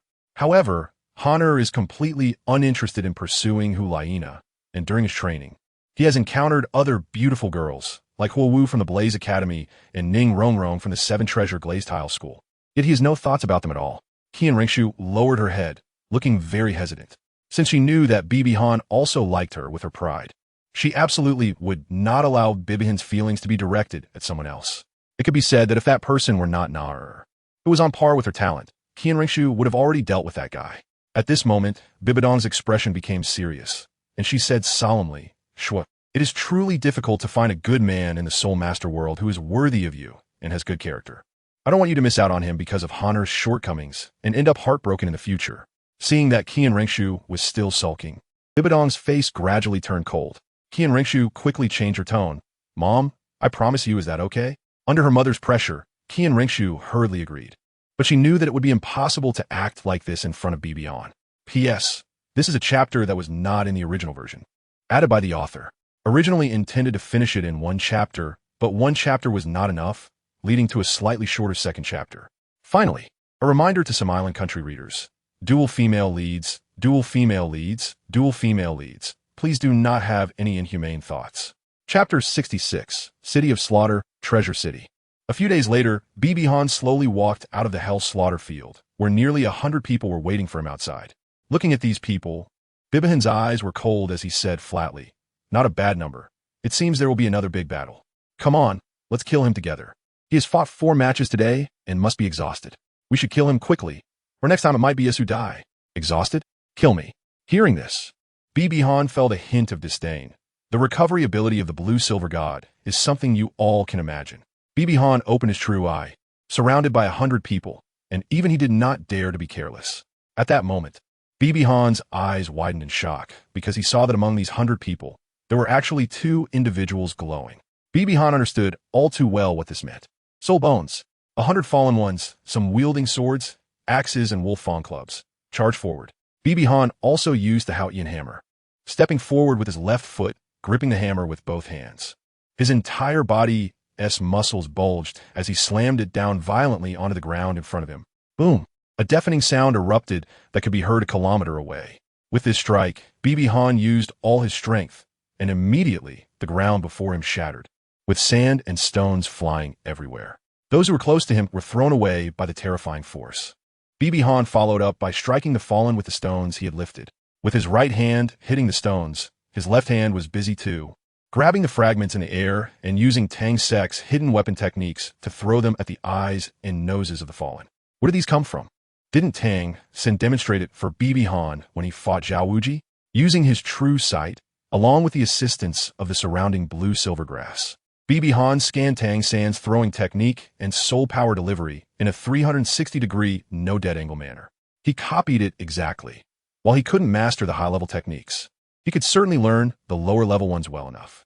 A spray of blood burst forth, and in just this round of attacks, more than 10 of the 100 fallen were lost, and over 20 fell to the ground, wailing. Afterward, Bibi Han charged towards the fallen with his hammer. He slaughtered them like a wolf among sheep. Just as he smashed the head of one fallen, a sword pierced through the body of that fallen and lunged at him. Bibi Han's pupils contracted, and he swiftly transformed his Qian hammer into a small hammer, shattering the sword and catching the fragments. Then, he stepped on the corpse of the brainless fallen and leaped out of the encirclement. In mid-air, he returned the Qian hammer to its original size and, while still in motion, threw the fragments, hitting 5 people in the neck, causing them to fall. Only 30 of the 100 fallen remained, and Bibi Han turned around and slowly walked towards them. The 5 shouted and charged forward, but in no time, they were reduced to mincemeat. "Run! He's a devil. We can't defeat him with our numbers." One person shouted, rallying more to flee, and as the remaining fallen saw their disposable teammates scattering, they quickly ran as well. At this moment, Bibi Han indeed looked like a bloodthirsty demon, his blue robe stained red with blood, with bits of flesh and hair on him, and his face splattered with blood. Seeing the fleeing fallen, Bibi Han showed no expression, his eyes scanning as he chased after one person. "Damn it! Why are so many chasing me?" The pursued shouted in panic. "Because you have something I want."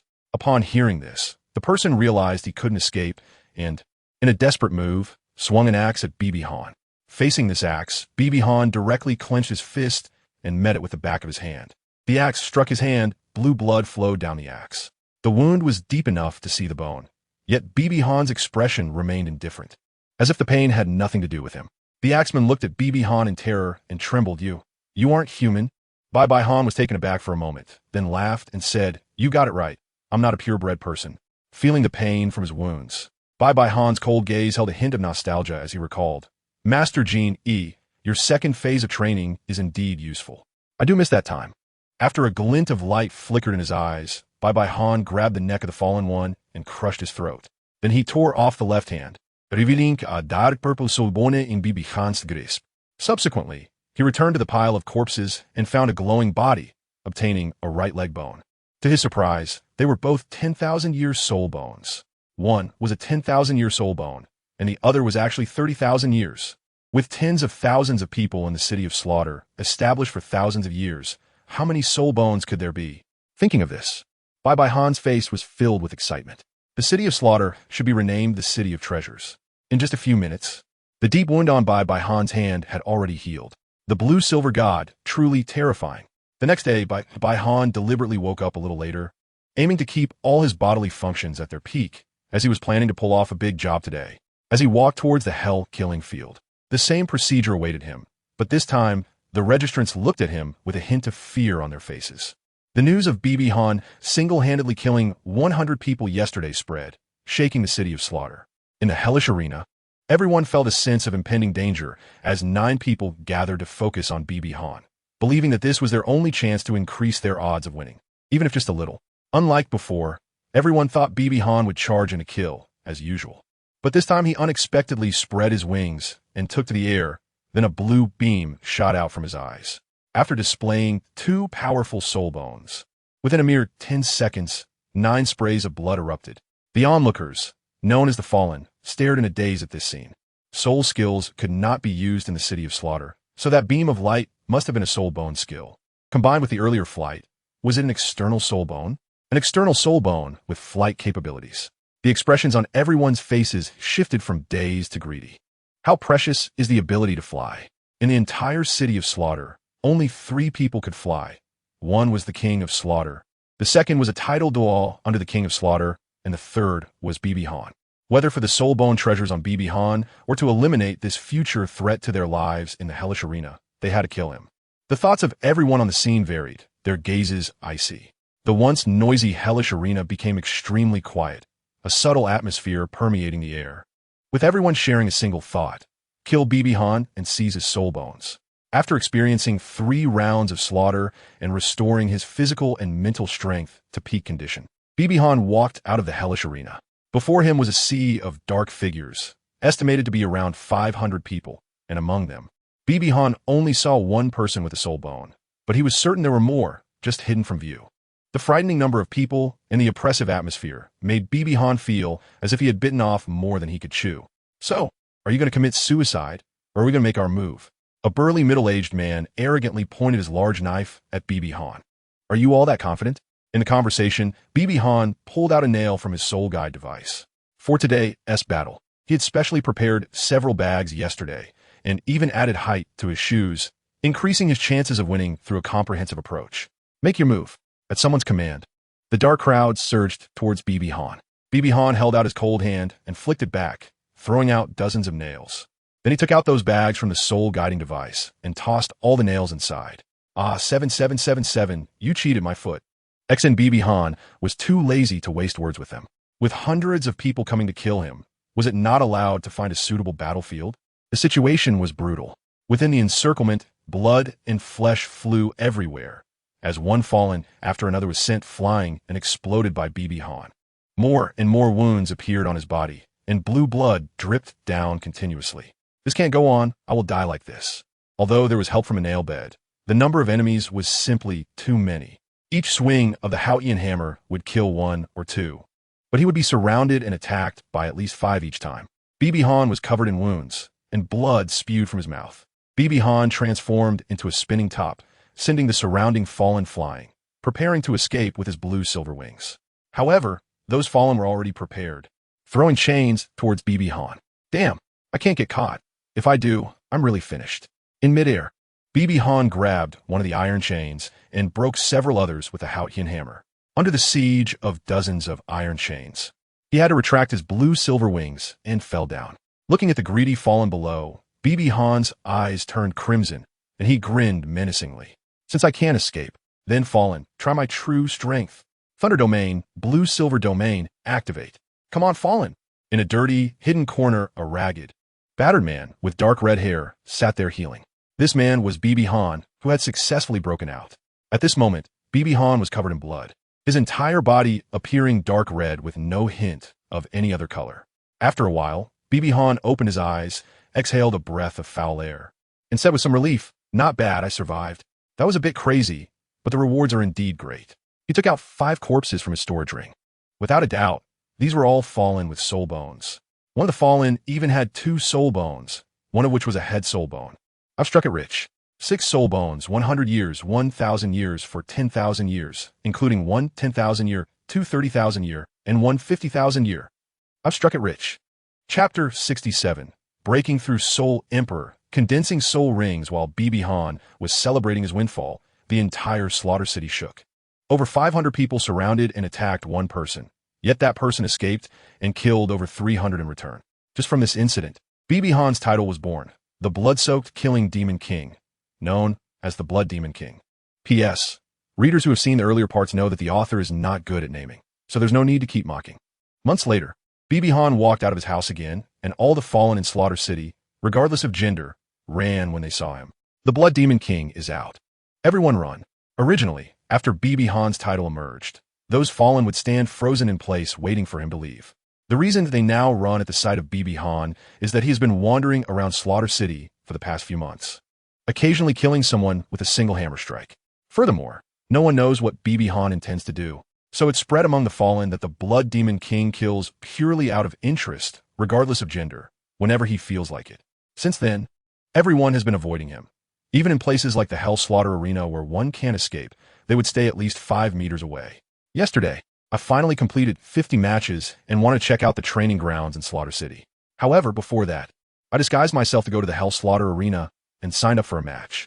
The reason for the disguise was that since Bibi Han began his killing spree, people in the Hell Slaughter Arena wouldn't dare sign up when they saw him, even if it meant sacrificing 5 Bloody Marys.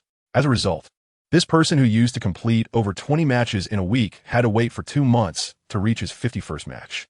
Registration. Number 7777. The registrar stopped writing and looked up at the man in black robes before him. I am the Blood Demon King. Hurry up and register me. I'll go to the training grounds, and when the match starts, send someone to call me. This was the privilege Bibi Han obtained because once someone discovered he was participating, the match would basically be ruined. And he certainly wanted to settle accounts with the Hell Slaughter arena that made him waste so much time. Then someone took Bibi Han to an area in Slaughter City, which was even more prosperous than the inner city because it was specifically designated for citizens of the slaughter system to live in. Everyone here had won over 50 matches in the Hell Slaughter arena. There was a rule here. Casual killing was prohibited. The people here were the foundation of Slaughter City. How could it be the same as other places? With a sweep of his true eye, Bibi Han discovered that in this small city of thousands, there were surprisingly many with soul bones, some even possessing more than one. He couldn't help but feel the urge to kill and seize treasures. During his 2 months in the city of slaughter, Bibi Han had already killed over 1,000 people, and the killing intent and violent aura enveloped him. His temperament had changed drastically. The counselor sensed Bibi Han's murderous intent and said, "Mr. Blood Demon King, you should not be too impulsive. Recklessly breaking the rules and slaughtering the citizens of the city of slaughter could lead to consequences with the enemies of the city of slaughter." The counselor was still an attractive woman with a sweet voice, and those who understood the reason knew why. No need for your reminders. Just take me to the cultivation place.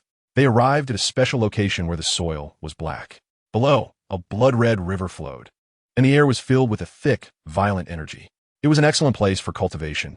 Bibi Han sat cross-legged by the blood river, preparing to cultivate. "Mr. Blood Demon King, I remind you again, although you cannot kill freely here, they can seize your cultivation area." Next to the blood-red river, Bibi Han gradually absorbed energy into his body. After a while, some things appeared on the surface of his skin, a combination of the violent particles in the air and some strange substances.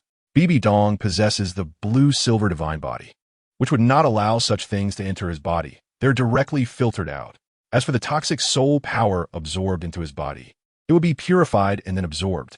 After a while, Bibi Dong opened his eyes, showing a hint of frustration. No, it's still a bit slow. There are too many impurities, and they greatly hinder energy absorption.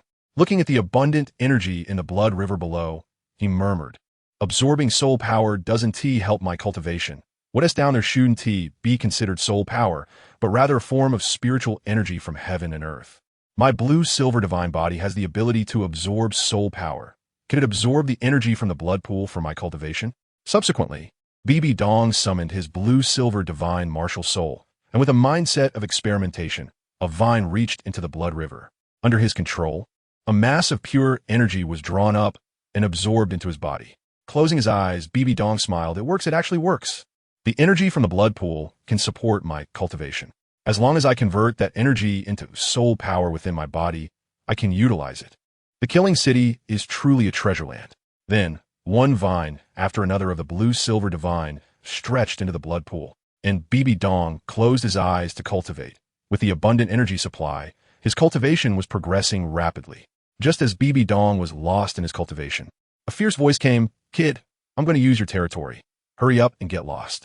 Upon hearing this, Bibi Dong opened his eyes, filled with murderous intent.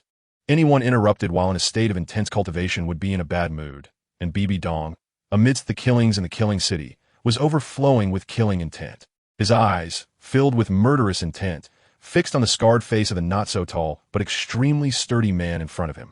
"You dare to stare at me? I am the Blood Tiger, who has won 78 matches in the hell-killing fields. If you don't want to die, get lost." Bai Han slowly got up, and the Qian divine hammer appeared in his hand. Boom! A figure covered in blood, with deformed hands and feet, flew out of the training ground. This person was none other than the Blood Tiger who had just been shouting. Bai Han slowly walked out of the cultivation place, his gaze cold as he looked at the Blood Tiger lying on the ground. The Blood Tiger, in fear, said, You can't kill me. If you kill me, you will receive the punishment of the King of Slaughter." In the face of this threat, Bai Han merely smiled and said, He walked over to the Blood Tiger and crushed his right hand with a single step. "Ah!" A mocking voice followed. "I indeed won't kill you. But this hand of yours, along with the storage ring on it, will serve as compensation for disturbing my cultivation." After that, Bai Han returned to his cultivation place. In the following time, Bai Han either received notifications to go to the Hell slaughter field to fight or cultivated by the Blood River. Occasionally, he would return to his room for a short nap to relieve some stress. As for the cultivation places, he either took them from others, throwing them out, or was taken by others and ended up incapacitating them. After several times, no matter the area, the Fallen dared not challenge Bai Han. It has been 5 months, and I have finally broken through to level 60. Here, my cultivation speed has almost been 1 level per month. It's so refreshing. But why hasn't my 5th gift package arrived yet? I'm already at level 60. After thinking for a moment, he felt relieved. Well, it's time to try the soul ring condensation method that the Blue Silver King gave me. According to the memories provided by the Blue Silver King, soul ring condensation is akin to building a house. The rings that we see, of various colors, are essentially the outer shells, with energy contained within. The stronger the energy inside, the more the color of the outer shell changes. For example, a 100-year soul ring. When a soul beast cultivation reaches a certain time, the energy inside the soul ring reaches a particular level, and the soul ring turns yellow, meaning the soul beast cultivation has just reached 100 years. Hence it is called a 100-year soul ring. After that, as the energy of the soul ring increases, the ring becomes increasingly yellow, and when it reaches 800 years, the energy continues to increase, causing the soul ring to turn increasingly purple. When a certain threshold is reached, it completely turns purple, which is what humans refer to as a 1,000-year soul ring. This process continues similarly. However, as the Blue Silver King mentioned, there is one distinction. Soul beasts that surpass 100,000 years experience a thunder tribulation every 100,000 years. It is said that after undergoing the thunder tribulation, the soul ring undergoes changes, though the Blue Silver King did not know what those changes would be. As a traveler from Blue Star, Bai Han was well aware that after each thunder tribulation, a golden stripe would appear on the soul ring, rather than it becoming increasingly red. Chapter 68. 10,000-year soul ring in the blue silver field. A blue light spread, and everything within the field seemed to be isolated, showing no signs of impurity. Even the violent nature in Bai Han's heart was somewhat diminished. Bibi Han's right hand continuously drew energy from the blood river, and a white soul ring appeared on his hand. The 10-year soul ring had emerged. This was just the first step. The second step was to open a small gap in the soul ring, and the third step was to infuse soul power into it. 3 steps? It sounded simple, but to be honest, only the first step was easy. The second and third steps were incredibly difficult. Once the soul ring was made, you had to open a gap in it, which couldn't be too big or too small. If it was too small, the infusion of soul power would be too slow, and if you weren't careful and infused too much later on, it could burst the gap, damaging the structure of the soul ring and causing the energy to dissipate. If it was too big, it might lead to the opening of other structures in the soul ring, causing leaks and eventually leading to its dissolution. Using the Eye of Truth with the head soul bone and mental power enhancement, Bibi Han looked at the white soul ring in front of him, concentrating the soul power in one spot, gradually separating the soul ring. I used too much force. The soul ring started to fade and then dissipate. Sigh, another failure. How many times has it been? Bibi Han sighed. He thought for a moment, wondering if it was because he was too restless. Indeed, this environment really made it hard for him to calm down and concentrate. Forget it. Let's continue training. The soul power he gained would accumulate anyway. Another 5 months passed, and Bibi Han had been in the city of slaughter for almost a year. He had completed the Hell slaughter field 83 times, and it had been a week since he last entered the Hell slaughter field. After waiting a week without matching 10 people, Bibi Han, who had been training in a blood pool, noticed some changes. His soul power density had increased. In a chance event, Bibi Han was originally going to return to his room to sleep. Before sleeping, he usually activated the blue-silver domain to feel more comfortable in his mind. And as he activated it, he discovered that the activation time had increased from 6 minutes to 11 minutes. This meant that Bibi Han's total soul power had increased by 116 times. Through experimentation, he ultimately discovered that his soul power density had changed, with the strongest evidence being that when he activated the same percentage of soul power within him to the Qian Divine Hammer, the hammer became larger. According to the fundamental law of conservation of soul power, a person's soul power reserve is limited. Bibi Han had been absorbing the soul power from the blood pool into himself. Part of this soul power was stored, and when a stored amount reached its limit, it flowed into his own soul power, thus compressing and increasing the density. Discovering this made Bibi Han extremely excited. Another 5 months passed, and the number of times he had entered the Hell slaughter field had reached 99, But BB Han did not challenge the last time. It wasn't that he couldn't match. He simply couldn't bear to leave. How could he leave such a good feng shui place as the City of Slaughter? However, BB Han now had to leave because he felt that the soul power in his body seemed to have reached saturation, and his body was somewhat swollen. This meant that his body could no longer compress the power. If he pushed further, the meridians wouldn't be able to handle it, and his body would explode. Having gained so much, the quality of his soul power was now 5 times that of before. By the edge of the blood pool, a blue light had been shining for several days. Inside was a person with messy hair like a bird's nest, clothes torn everywhere, and skin covered with a layer of red dust, looking like a beggar. However, this person had a pair of extremely cold eyes. Huff, it's been 3 days, and my mood has finally calmed down. Come on, it's time to witness a miracle. I don't even know if I can succeed. BB Dong's right hand appeared a white ring. This was something he had done countless times, so for the first step, he could easily produce it. The second step was to open the soul ring. At this moment, BB Dong's mental strength reached its peak, and with the help of the blue-silver domain, his heart was no longer restless but extremely calm. After the tugging of soul power, a hole of moderate size appeared. Is this the right hole? Looking at the energy at the mouth of the soul ring, wanting to come out but unable to do so, BB Dong smiled slightly, remembering her size. In the third step, she infused her soul power. A strand of blue-silver grass approached the opening, and the size of the tip of the blue-silver grass was exactly the same as that of the soul ring opening. This was a clever trick discovered by BB Dong during her continuous attempts at the second step. BB Han said to the blue-silver god in his hand, "Come on, blue-silver god, this soul ring is for you." The soul power transported, and the color of the soul ring kept changing. White, yellow, black, red. Feeling the excitement of the blue-silver god, BB Han couldn't help but feel a bit dejected. Is this all there is to it? Still not like Tang San in the original work with a 6-ring 100,000 year soul ring?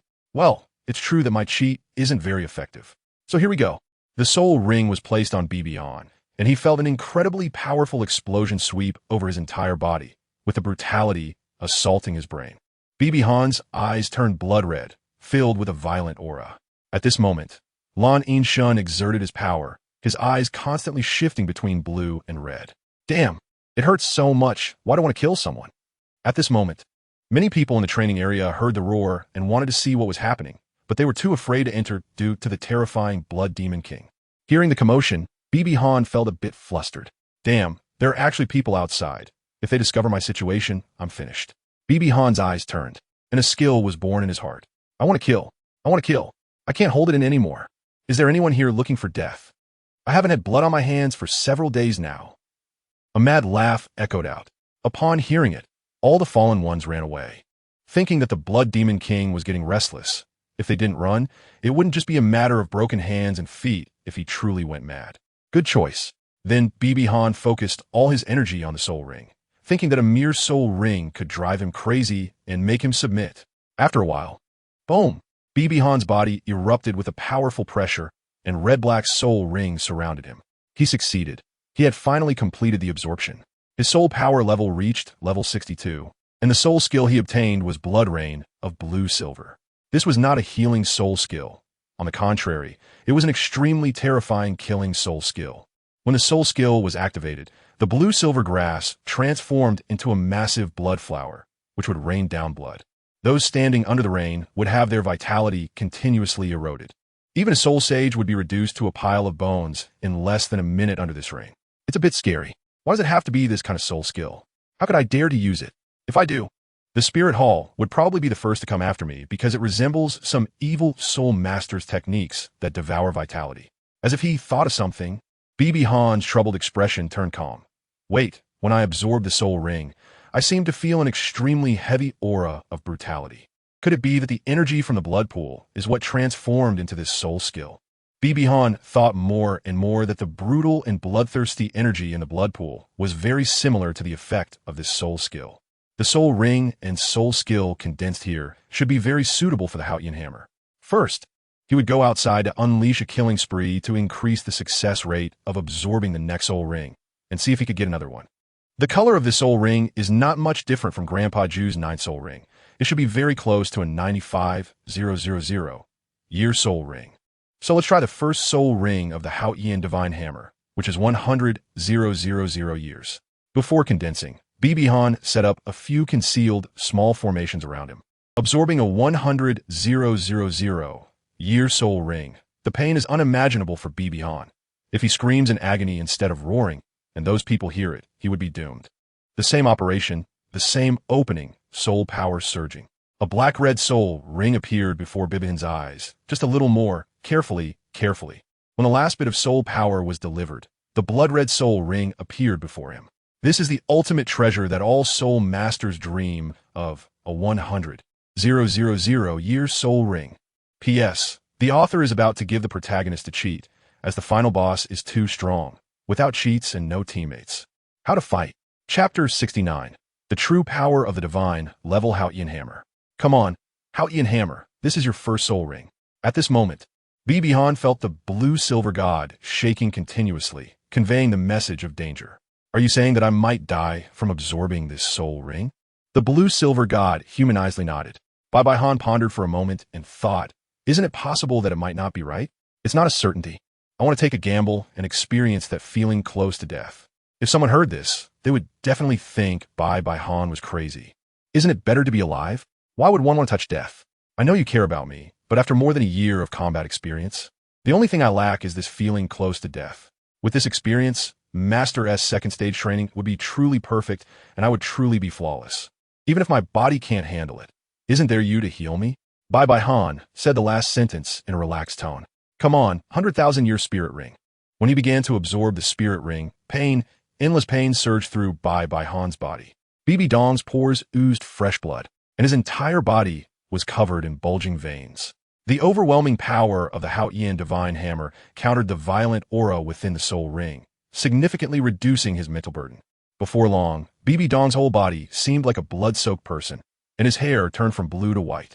A scream escaped BB Dong's mouth as he tried to alleviate the pain. Ah! In the outside world, in a secluded area of the spirit hall, Renxue was sparring with Nar, the two constantly battling. At this moment, Nar's soul power had reached level 51, making her the strongest among the younger generation of the spirit hall. She could easily defeat the three members of the golden generation, truly the goddess of the spirit hall. Renxue's soul power was as high as level 67, but she suppressed it to level 51 to match Nar. The holy sword and the silver dragon's spear clashed, creating sparks, while the angel domain and elemental domain collided. The two beautiful figures exchanged blows, generating power that even some soul emperors would find daunting. At that moment, a dignified figure appeared to interrupt their fight. All right, Schwer, Nar, stop fighting, it's time to eat. Mom, teacher. BB Dong held one hand of a child and flew towards the Pope's palace. At the dining table, Schwer, eat more, these are all your favorites. And you'll be going back soon. Thank you, Mom. Ever since the truth came out a year ago, the barrier between mother and daughter has disappeared, and their relationship is getting better and better. I wonder how Xiaogang is doing. He has been in the city of slaughter for almost a year and a half. Big brother will definitely be able to come out. He is invincible. Hunter will definitely make it out. On the Shrek side, Tang San had reached the last moment of detoxifying Douluo. In the city of slaughter, BB Han stared blankly at the ceiling, her body covered in blue blood, surrounded by a scarlet soul ring. She didn't know how long she had been holding on. Her eyes were enveloped in darkness, and her consciousness seemed to be falling into chaos. At the end of the chaos, BB Han suddenly saw a beam of light. The source of the light was a giant over 100 meters tall, wielding a massive iron hammer and exuding an overwhelming aura. The giant seemed to sense something and turned to look at BB Han, his eyes showing a hint of surprise. His lips moved, and his words seemed to be, as expected of the one I have chosen, with such excellent talent, courage, and character, daring to challenge the 100,000-year soul ring now. Very well, I will assist you. Then, the giant pointed a finger, and a beam of light enveloped BB Han. His lips moved again, and his words were, the beings of this continent depend on you. Do not let them become playthings of the gods.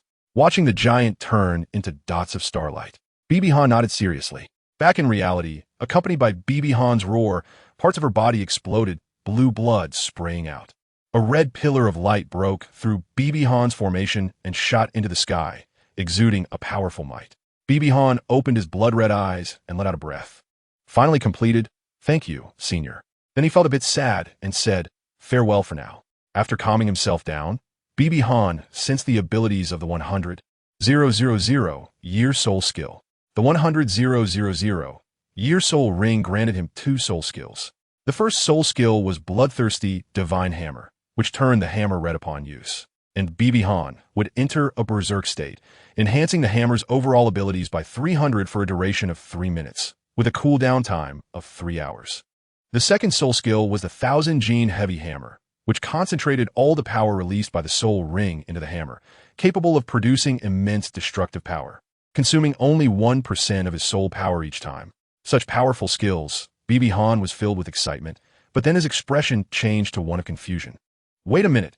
Why have I absorbed the soul power of a 100,000 year soul ring without any increase? I'm still at level 62. Wait, when I absorbed the 95,000 year soul ring, it seemed like my soul power didn't increase either. It seems that my level 62 cultivation is due to my accumulated soul power. Damn it.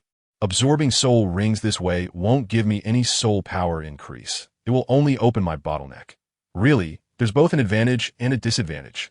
The advantage is that there is no soul beast soul shock, which might allow soul masters to absorb soul rings for longer. The disadvantage is that there is no soul power increase, and I'll have to spend more time in hard training. Suddenly, hurried footsteps approached, and Bibi Han raised his head, his gaze turning cold. Soon, dozens of people barged into Bibi Han's training area. Those people looked at Bibi Han's current state and sneered. One ugly-looking guy with tattoos on his hands said, "Yo, yo, yo, isn't this our infamous Blood Demon King? How'd you get hurt like this?" That red light just now seemed to be the legendary phenomenon of absorbing a 100,000 year soul ring. Blood Demon King, can you tell me what happened here? Bibi Dong coldly replied, "No comment. Hurry up and leave before I get angry. You might still have a chance to keep your bodies intact." Ha ha ha, with your current state? Can't you see how serious your injuries are? Due to absorbing a 100,000-year spirit ring, Bibi Dong's body was heavily injured, and he was covered in blood. One person licked his lips and said, "I didn't expect your blood to be blue. I really want to taste what it's like." Another person said, "Anyway, he is not a citizen of the Slaughter City, so killing him isn't against the rules. Let us dismember him later and see how he tastes." Good. Wait. At this moment, a seductive woman stepped forward. "Black Rose, what do you want?" The ugly man looked at her with a hint of fear on his face. "It's nothing, just catch him. I want to enjoy him a bit before we dismember him. Is that okay?" The woman named Black Rose said, showing the rose in her hand. One person chimed in, "All right, we also want to enjoy it. This pretty boy's skin is indeed nice. Playing with him is a different kind of pleasure. You have completely provoked me. Even if the king of slaughter descends now, I will kill you all," Bibi Dong said with a furious yet mocking tone. Holding the Qian hammer, the moment he grasped it, Bibi Dong suddenly felt it was different. It wasn't just larger and more violent due to the thunder. It was in sync with his mind. Having absorbed the 100,000-year spirit ring, the hammer's weight reached 2,000 Gene, turning it into a true battle soul hammer. But when Bibi Dong held it, it felt like it weighed only 20 Gene. Everyone go. Whoever subdues him first gets to play with him first. As soon as he finished speaking, one person jumped out, saying, "I'll take the first shot, Blood Demon King." The speaker was a man known as Iron Hand, who had 2 mechanical arms and reached out to grab Bibi Dong with them. Bibi Han's eyes were filled with coldness. With a wave of his left hand, the mechanical arm of Iron Hand was instantly shattered, and Iron Hand was sent flying, crashing into the wall and dying on the spot. His corpse was still coursing with currents of electricity. "Is this your true strength?" Bibi Han thought, looking at the hammer. The powerful attack force would paralyze opponents hit by it with electricity, especially if they had metal martial souls, reducing their action ability by 30 for soul emperors and 15 for soul saints. The more times they were hit, the greater the paralysis effect. It was too strong. Even if Little Snow's holy sword just cut off a strand of my hair, my soul power would drop by 10. I previously thought the Qian hammer was only a stronger force, but it also had such a powerful paralysis effect. Iron Hand, everyone, attack together. Let's kill him first. In the city of slaughter, there are many evil soul masters, and surely many pretty boys. We won't miss one. You dare to kill me? Thunder Domain. After absorbing the spirit ring, Bibi Han's Thunder Domain was greatly enhanced, not only increasing the coverage to 100 meters, but also boosting the paralysis effect from 10 to 20. Bibi Han was like a humanoid beast, leaving a trail of corpses wherever he went. It was a one-sided massacre. Chapter 70. Before leaving, make another score. In the city of slaughter, a dark and spacious room. There was an exceptionally large chair adorned with blue and purple crystals, shaped like a drum tower. Everything else in the room was dark red. The Blood Demon King was rampaging in the citizen district of the City of Slaughter, and already over 100 citizens had died. I knew. A tall figure sat down in the giant chair. In the darkness, his appearance was unclear, but it could be vaguely seen that he had a slender build. At this moment, the tall figure was extremely angry, yet felt helpless. Great King, why don't you let the enforcement team eliminate him? If this continues, the City of Slaughter will be severely weakened, and I can be certain that this person has the ability to traverse the Hell Road, for he is the most terrifying being I have ever seen among the generations of slaughter gods. The King of Slaughter said coldly, when have I not wanted to completely erase him? But a year ago, a guest came. A guest? Yes, one of the last 2 slaughter gods in the world. Could it be that the Blood Demon King is related to that slaughter god? The cold female voice trembled slightly. The King of Slaughter replied indifferently, you guessed right. In this world, if there is anything that can truly threaten the City of Slaughter, it is not the Spirit Hall, but these 2 slaughter gods. I cannot offend them either. You should know that those who pass through the Hell Road can still use soul skills within the City of Slaughter. And this Blood Demon King was sent by one of the 2 slaughter gods. Let everything happen naturally. Moreover, strictly speaking, he hasn't truly broken any rules. Although I would prefer not to see another slaughter god appear. But I would rather not bear the wrath of that slaughter god. There was one thing he did not say outright. The aura of that slaughter god made him feel fear. If he faced BB Dong directly, he would die. After all, he had just become a king, with so many servants, living like a deity. How could he be willing to die? In the citizen district of the City of Slaughter, BB Han had just killed another person. Hey, those who come looking for death, all with soul bones, I'll butcher them, but I can't kill the others. Remembering the words of the counselor on the first day he entered the City of Slaughter, BB Han smiled slightly, a good idea appearing in his mind. Just as he was about to head to the Hell Killing Field, he suddenly gasped in shock. Hiss, the injury is actually this serious? Hey, I should go heal first. The Hell Killing Field had become lively after BB Han hadn't registered for a month. At this moment, the last 2 were fighting fiercely. At this time, a golden hammer flew out from the audience stands, killing one of the fallen, and BB Han also landed in the Hell Killing Field, gripping the large hammer. This scene left the last fallen feeling a bit dumbfounded. The golden hammer belonged to the Blood Demon King. Was the Blood Demon King helping him? Originally intending to thank this terrifying Demon King, the golden hammer head appeared in his sight. With a bang, the last fallen was also smashed apart. The entire audience stared at BB Han in shock. It's the Blood Demon King. The Blood Demon King has broken the rules of the Hell Killing Field. Regarding the commotion around him, BB Han simply held the hammer in the Hell Killing Field, closing his eyes and waiting slowly. Before long, Blood Demon King, you have violated the rules of the Hell Killing Field. The King of Slaughter has decreed, within 1 day, anyone who can kill the Blood Demon King will directly obtain a status of 1 person below, 10,000 above in the City of Slaughter, and can drink Bloody Mary at will. However, if the person is still alive after 1 day, the charge of violating the rules will be cancelled. The voice of the enforcer echoed in the Hell Killing Field, even throughout the entire City of Slaughter, instantly causing the whole city to boil. 1 person below, 10,000 above. Wasn't he that the most supreme existence in the City of Slaughter, aside from the King of Slaughter? Everyone in the City of Slaughter was filled with greed, swarming towards the Hell Killing Field to kill BB Han. Meanwhile, a crowd had already rushed onto the arena in the Hell Killing Field. Hearing this, BB Han raised the corner of his mouth. A nice reward. The King of Slaughter really put in a lot of effort to kill me. But this is just what I want. Fallen ones. Not a single soul bone will be left for me. Opening his eyes and raising the hammer, BB Han looked at the fallen rushing in, a trace of disdain flashing in his eyes, because they all had no soul bones. Useless guys, I'm not looking for you, all of you get lost. With the heavy hammer of the Qian sweeping through, the impressive power and fierce force of the Qian hammer unleashed a strong wind, sending everyone who approached him flying, without even touching the hammer. After absorbing the soul rings, the power of the Qian divine hammer had changed dramatically, as all its potential had been unlocked. Bibihan's body enhancement was equally immense, with a 95,000 year soul ring and a 100,000 year soul ring, elevating his physical qualities to an extremely formidable level, and his soul power surged by 5 times. Now, no matter how many fallen ones came, Bibihan did not take them seriously. What he wanted was soul bones.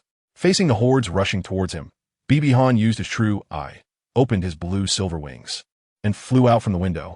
He then stood atop the roof of the Hell Killing Field, quietly watching the fallen ones coming towards him. The surroundings were densely packed. with a crowd surrounding the entire hell-killing field, appearing to number over 10,000. Even some bony people from the outer city had come, hoping to strike it lucky. It seemed that all the fallen ones in the city of slaughter wanted to come and kill him. Not bad, not bad. BB Han stood on the rooftop of the hellish arena, looking down at them with a domineering expression, showing no fear, only endless excitement. 30 people, a full 30, each with soul bones. There should be more. As the crowd continued to gather, BB Han moved on the rooftop, his eyes turning a water blue. A white beam shot downwards, a skill attached to the eye of reality, destruction purple light. Wherever the soul power ray reached, countless casualties occurred.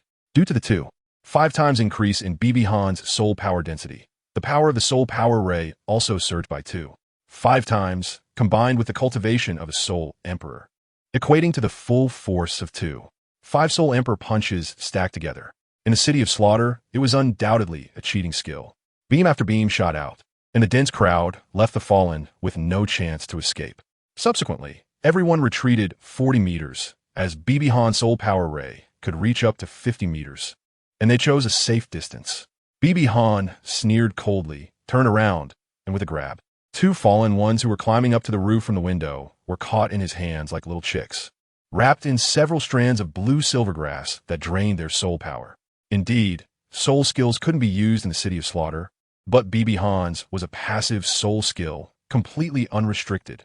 Otherwise, he wouldn't be able to absorb energy from the blood river.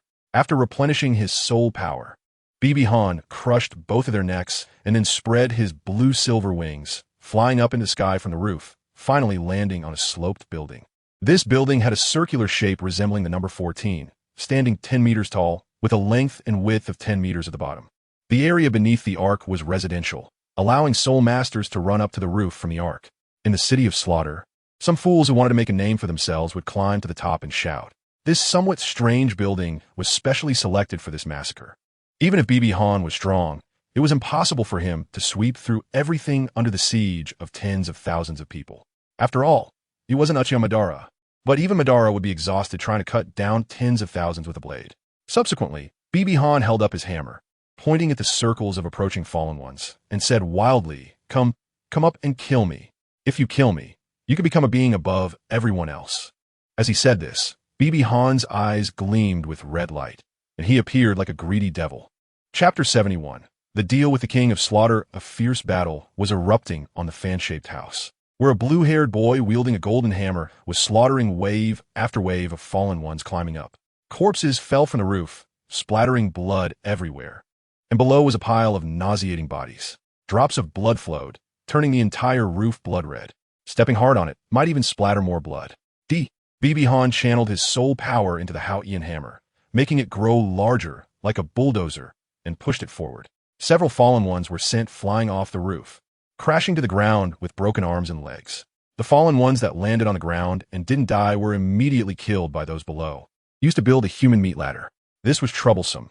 There were already hundreds of them, yet no one had brought any soul bones. Watching the continuously surging fallen ones, BB Han felt extremely irritated. He shattered the arms of a fallen one whose soul power level was unrecognizable, grabbed its neck, and lifted it up. With his right hand, he swept forcefully, sending the surrounding people flying. The blue-silver divine vine appeared, starting to devour his soul power. The Blood Demon King was devouring soul power to replenish his stamina. He's exhausted. We need to go now. Hearing this, another wave of fallen ones charged forward. BB Han glanced at the fallen ones rushing upwards and sneered, How foolish. My soul power consumption is only 15, and absorbing soul power is just a precaution. He kicked the fallen one in his hand sideways, sending a large number of fallen ones rolling down from the rooftop. Then BB Han's gaze swept to other places and found that most of the fallen ones were waiting to watch the show, ready to attack together once the human ladder was formed. He chuckled, not a bad idea. Since that's the case, I'll let you have your way. Thus began another round of frenzied slaughter. This time, BB Han controlled his strength just right, sending the bodies to pile on top of each other to form a staircase. After an unknown amount of time, the entire building was completely surrounded by corpses. The staircase was built, and countless killers roared as they charged up, trampling on the bodies. They were eager, and BB Han was even more eager, because the corpses they were stepping on had all been beaten, with thunder flickering on them. Stepping on them would make their legs go weak. But would they care? No, The thrill of slaughter and the promise of benefits clouded their minds. All they could think about was killing the Blood Demon King, gaining status, beauty, Bloody Mary, all of it was endless. In the face of this, death was not terrifying to them. The Thunder Domain opened, and the blue-silver divine vine appeared, wrapping around BB Han's entire body, leaving only a pair of bloodthirsty eyes exposed. BB Dong finally unleashed her full power, and the strongest killing stance of the city of Slaughter emerged. The cold and bloody aura erupted wildly, and BB Dong began to counterattack. All the fallen before her turned into souls under her hammer, and every punch thrown at her was completely ignored. The weapons that struck her only left minor marks on her blue-silver god vines. At this moment, someone finally became afraid. Damn it, don't crowd me. I'm not participating, let me out. What do you mean let out? There's so many of us. Even if he's a titled Douluo who can use soul skills, we can wear him down. Bullshit. Whether we can wear him down or not, I don't know. But before that happens, I'll definitely be the one dead. You all better get out of my way, or I swear I'll cut you down. The voice, like that of a demon, reappeared. Again, several corpses appeared. Why aren't you all attacking?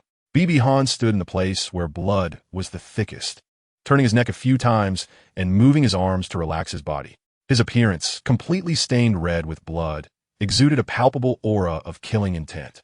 Damn, the murderous intent was almost solidified. How many people had he killed? Some fallen ones unconsciously looked around, surrounded by corpses.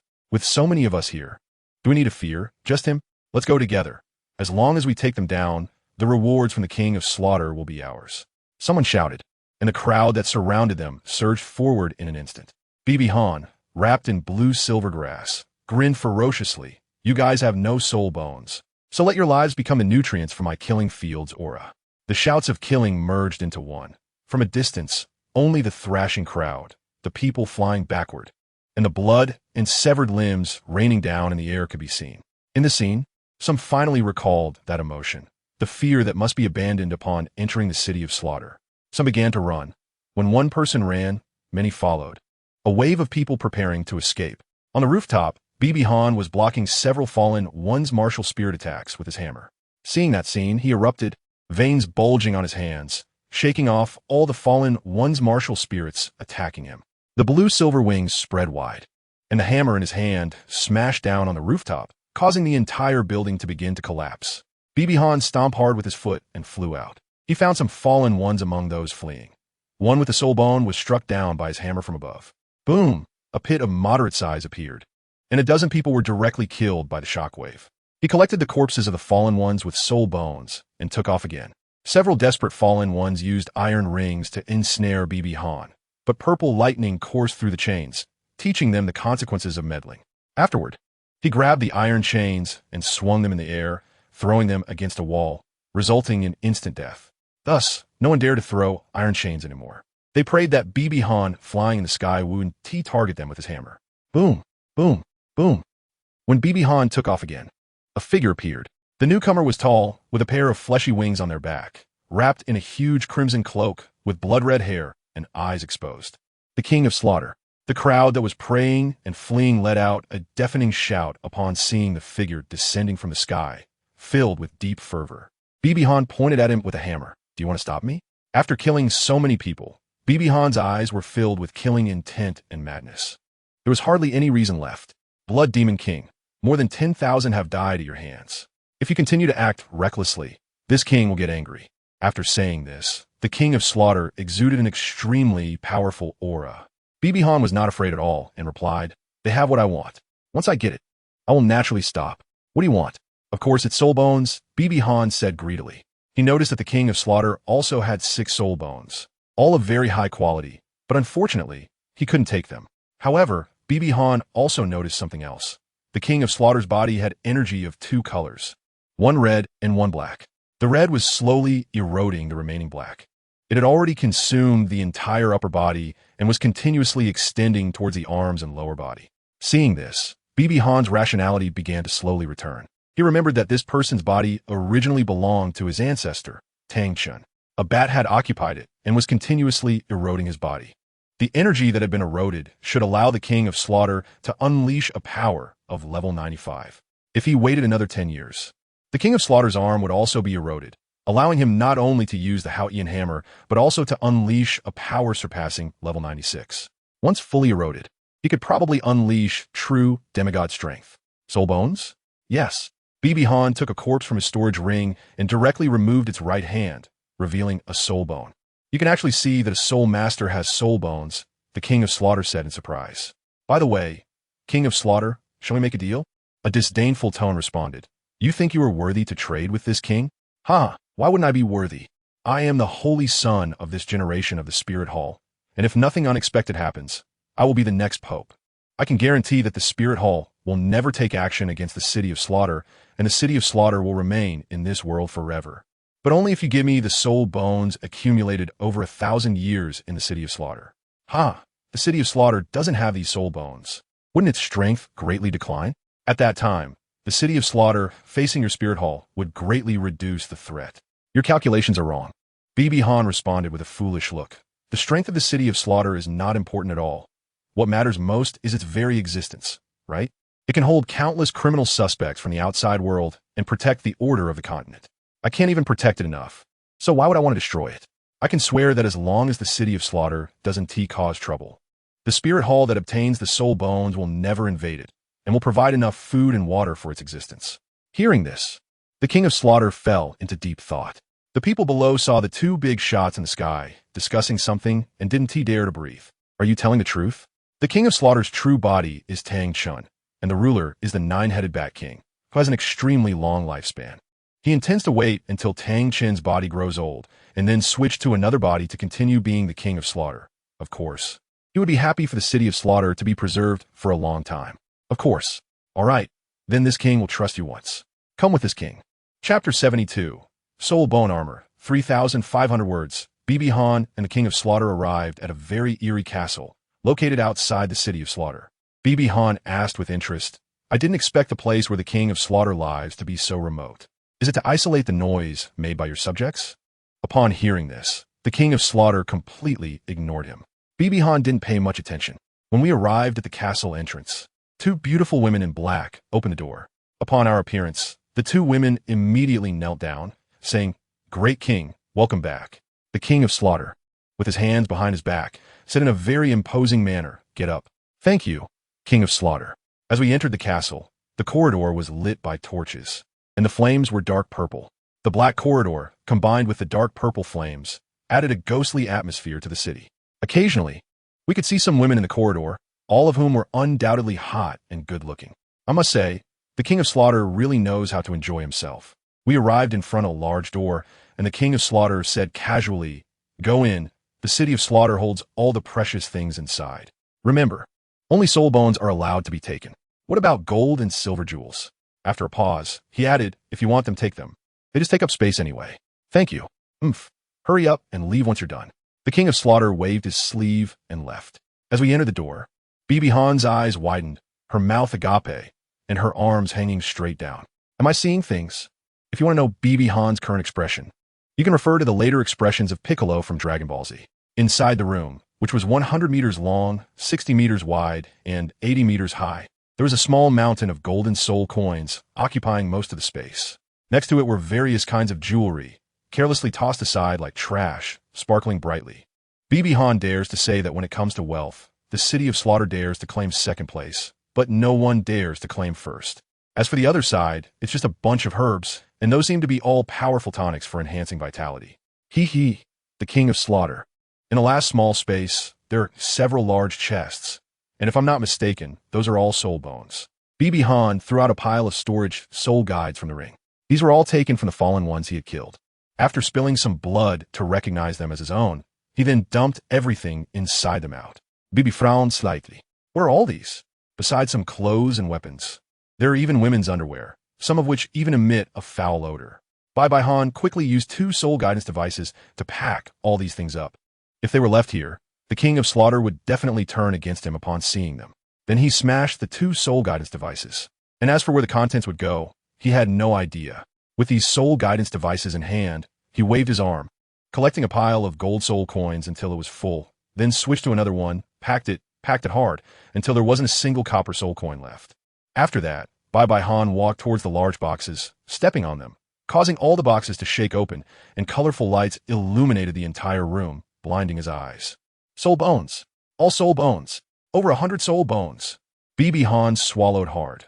The wealth was overwhelming, accumulated over thousands of years. It was truly terrifying. In the city of slaughter, hundreds of people die every day. For thousands of years, almost every dead body has been recycled, ground into powder, and its blood poured into the blood-red river. The soul bones that were exposed in the process were naturally collected by the city of slaughter, which is how such an accumulation was achieved. Bibi Han took everything without hesitation. What a big harvest! He had over 100 soul bones on him. Who in the continent could surpass his wealth? Life had reached its peak, and in the future, he wouldn't need to rely on the title of rising up by eating little Schweder soft rice. After looking around the empty room, filled only with some empty boxes and herbs, it was time to leave. During the process of leaving, Bibi Han unexpectedly saw someone familiar. It was the counselor who had explained the rules of the slaughter city to him. She appeared somewhat excited upon seeing Bibi Han. Mr. Chi, have you become a person of the slaughter city? Would you like to experience a perfect gentle service? Bibi Han directly responded, no need. I came to trade with the king of slaughter. I will be leaving through the hell road soon. Farewell. After saying this, Bibi Han spread his blue-silver wings and flew away, returning to his room, with no one daring to seek their own death along the way. Upon returning to his room, and after a bit of tidying up, Bibi Han began to examine the soul bones he had collected, several from 100 years, over a dozen from 1,000 years, and the rest were all from 10,000 years. Wait, this fluctuation, there's even one from 100,000 years. Bibi Han took out the soul bone, which was a left leg bone emitting a strong black light and powerful fluctuations. This soul bone was primarily explosive, perfectly suited for him. Wow, this is truly a stroke of luck. This soul bone seems tailor-made for me. Just as Bibi Han was about to begin absorbing it, he suddenly recalled a question that had always puzzled him.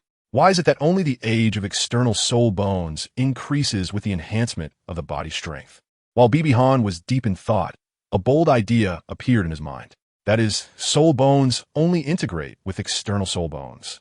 Other soul bones merely attach to a person, allowing them to borrow its power. Consider Tang San's 8 spider lances. Why can it restore itself every time it breaks? Why does it grow alongside the body? Isn't that a representation of being a part of the body? Why do other soul bones break and remain broken? Moreover, the age of soul bones never changes. Why can Tang San's 5th soul ring, the blue-silver emperor, grow? That's because it is a soul ring generated by Tang San himself. Such a soul ring cannot even be achieved by divine gifts. Then, regarding the soul bone armor, Bibi Han had another bold idea, referencing the records in the library of the Spirit Hall about the 6 divine armors of angels. The last page stated that if someone could completely absorb these 6 soul bones, they would assemble into a magnificent angelic armor. The only similarity among these 6 angelic soul bones is that they are filled with the divine power of the angel gods, sharing the same attributes, which means the compatibility of the 6 soul bones is 100%.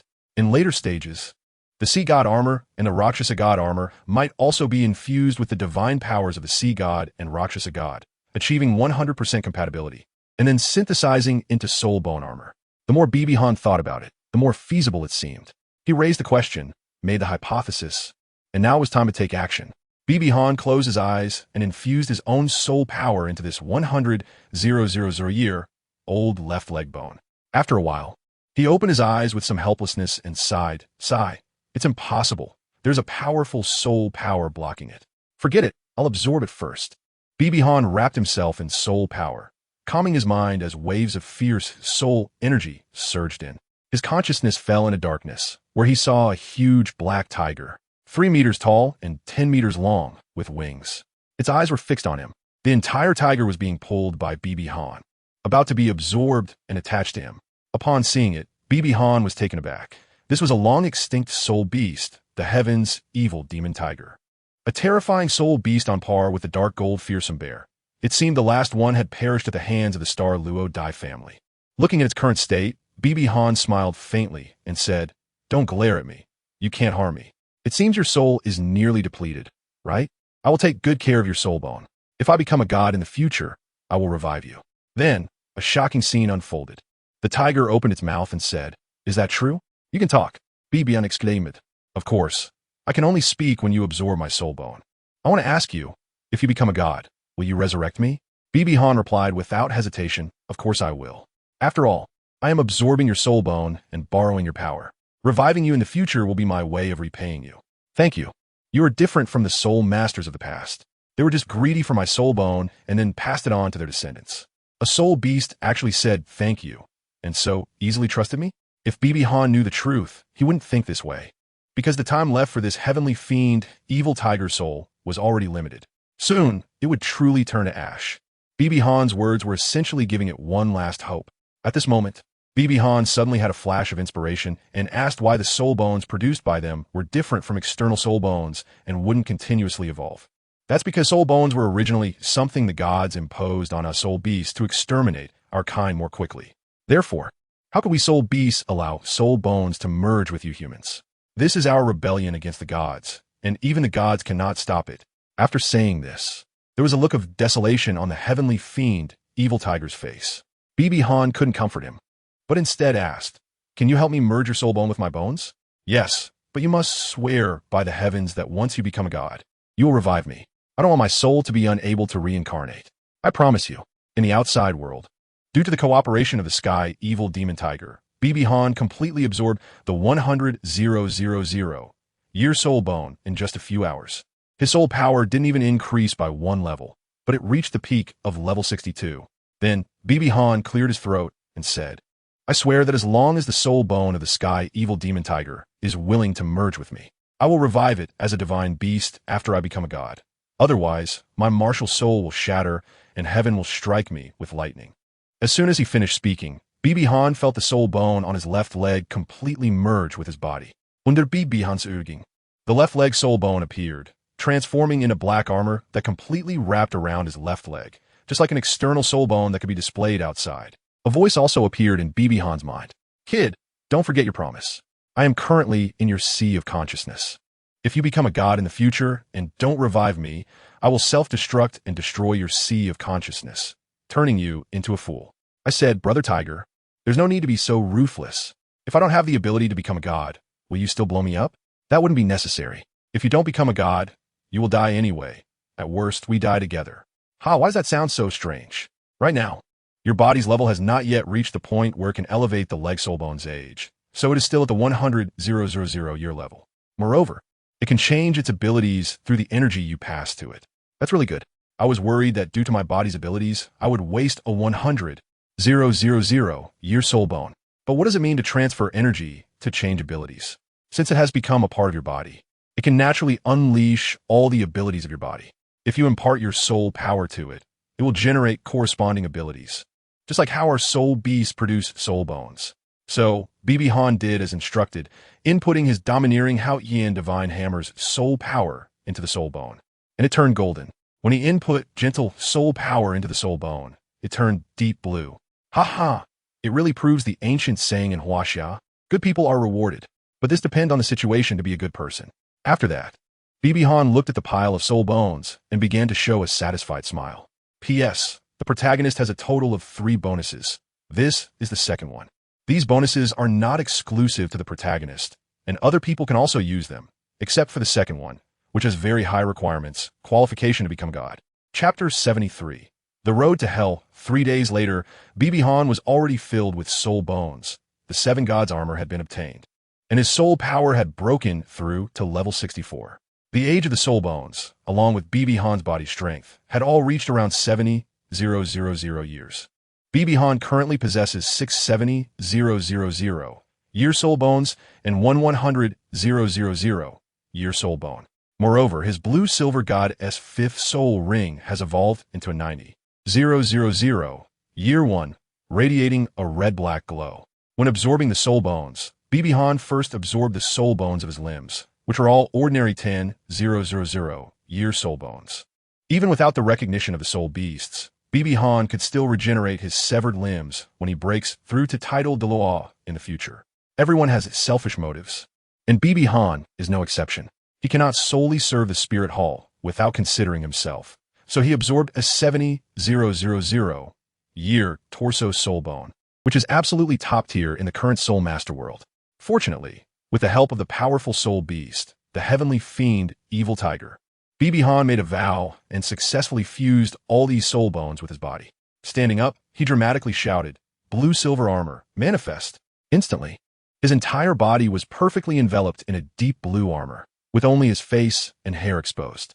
The armor showcased his strong and upright physique, and he even had 4 pairs of wings on his back. The blue-silver armor, also known as life armor, when worn, makes BB Han's body regenerate like Tsunade and Naruto's super regeneration, with an astonishing recovery ability, capable of rejoining even if his waist is severed, although it unfortunately does not provide any combat power enhancement. How Qian armor transform. After BB Han forcefully activated his dominating soul power, the color of the armor changed to gold, with purple electric currents swirling around it. The Hao Qian armor, a battle armor, triples all of BB Han's attributes when worn. Any attack from enemies that hits him will have its damage reduced by 4-fold. If there is physical contact, the purple electric current can also inflict paralysis on the opponent. It can be said that when wearing it, combined with his powerful martial soul and soul rings, BB Han's strength is definitely not inferior to an ordinary title Douluo. For instance, he could easily overpower someone like Douluo. The capabilities of the Soul Bone armor are terrifying, but it also has a significant drawback. All original Soul Bone skills are completely erased. Once the Soul Bones fully merge with the human body, they become part of the person, similar to how Tang San with the 8 Spider Lances lacks Soul Bone skills, only having the benefits brought by the Soul Bones. As for the devouring of the 8 Spider Lances, it is somewhat akin to being able to fly with wings. But technically it doesn't count as a soul skill since it doesn't consume soul power. Looking at it now, it seems like a loss, since he has lost the skills of a 100,000-year soul bone. But in the long run, it is definitely a huge gain. Alright, it's time to go. After the Soul Bone armor, BB Han spread his blue-silver wings and flew toward the Hell Slaughter field. The final slaughter was about to begin. 9 corpses lay down, and the whole place erupted in cheers. Blood Demon King, 100 matches, you can finally leave. Everyone's voices were filled with relief. At that moment, the figure of the King of Slaughter descended from the air, and the venue erupted into massive, raucous cheers. I am very glad to witness the birth of a powerhouse in the slaughter field today. It has been decades since a 100-match champion has appeared, especially the Blood Demon King, who single-handedly killed nearly a quarter of the fallen in the city of Slaughter, and in the last battle, he slaughtered almost 10,000 people in one go. This is an achievement that no previous killing gods have managed to accomplish. The King of Slaughter scanned BB Han with his gaze, and we quietly locked eyes, a flicker of wariness flashing in the King of Slaughter's eyes. I have decided to grant you the title of Killing God, allowing you to freely enter the city of Slaughter in the future and become our guest elder. Of course, you can also choose to walk the Hell Road, but I must warn you, walking the Hell Road is undoubtedly very dangerous. I will definitely choose the Hell Road. BB Han replied decisively. The horror of the Hell Road is beyond your imagination, and you have no idea. So I hope you understand that a person's life only comes once, the King of Slaughter said, looking at BB Han and waiting for his answer. Don't forget how many people you have killed. If your killing intent goes out of control on the Hell Road, you could lose your life at any moment. What will happen to our deal? You should be very clear about my purpose for coming here. To accomplish it, I must walk the Hell Road. You don't need to worry about my possession of the Killing God domain. I should have mentioned that I wish for the city of Slaughter to exist. As for being a guest elder, I've already done that by expressing my wish for this place to exist. If anyone threatens the existence of the city of Slaughter, you can always let people come to the Spirit Hall, and I will assist you. But the condition remains, you must manage the city of Slaughter well. These exchanges were completed through soul power communication between the two. The King of Slaughter sneered and released a blood-red light, charging toward the top of the Hell Slaughter field. The previously crazily cheering fallen gradually quieted down as they landed on the observation platform under the red light, their expressions becoming increasingly dazed. And soon their dazed looks turned into bloodshot eyes. Before long, as the red light formed a massive barrier over the entire Hell Slaughter field, the sound of painful screams began to erupt from those who first came into contact with the red light. Under the influence of the red light, the fallen seemed to have gone half-mad, desperately clawing at their faces and bodies. Faced with these extremely disgusting and terrifying scenes, BB Han was completely immune. He had no idea how many times he had engaged in corpse dissection and bone extraction. Why would he care about these? Blood fell to the ground and began to coagulate, with large amounts of blood flowing like little streams through inconspicuous small pipes beneath the audience seats toward the center of the slaughter field. It was clear to see that countless winding red liquids flowed into the arena like little snakes. The blood flowing into the arena did not spread in a straight line.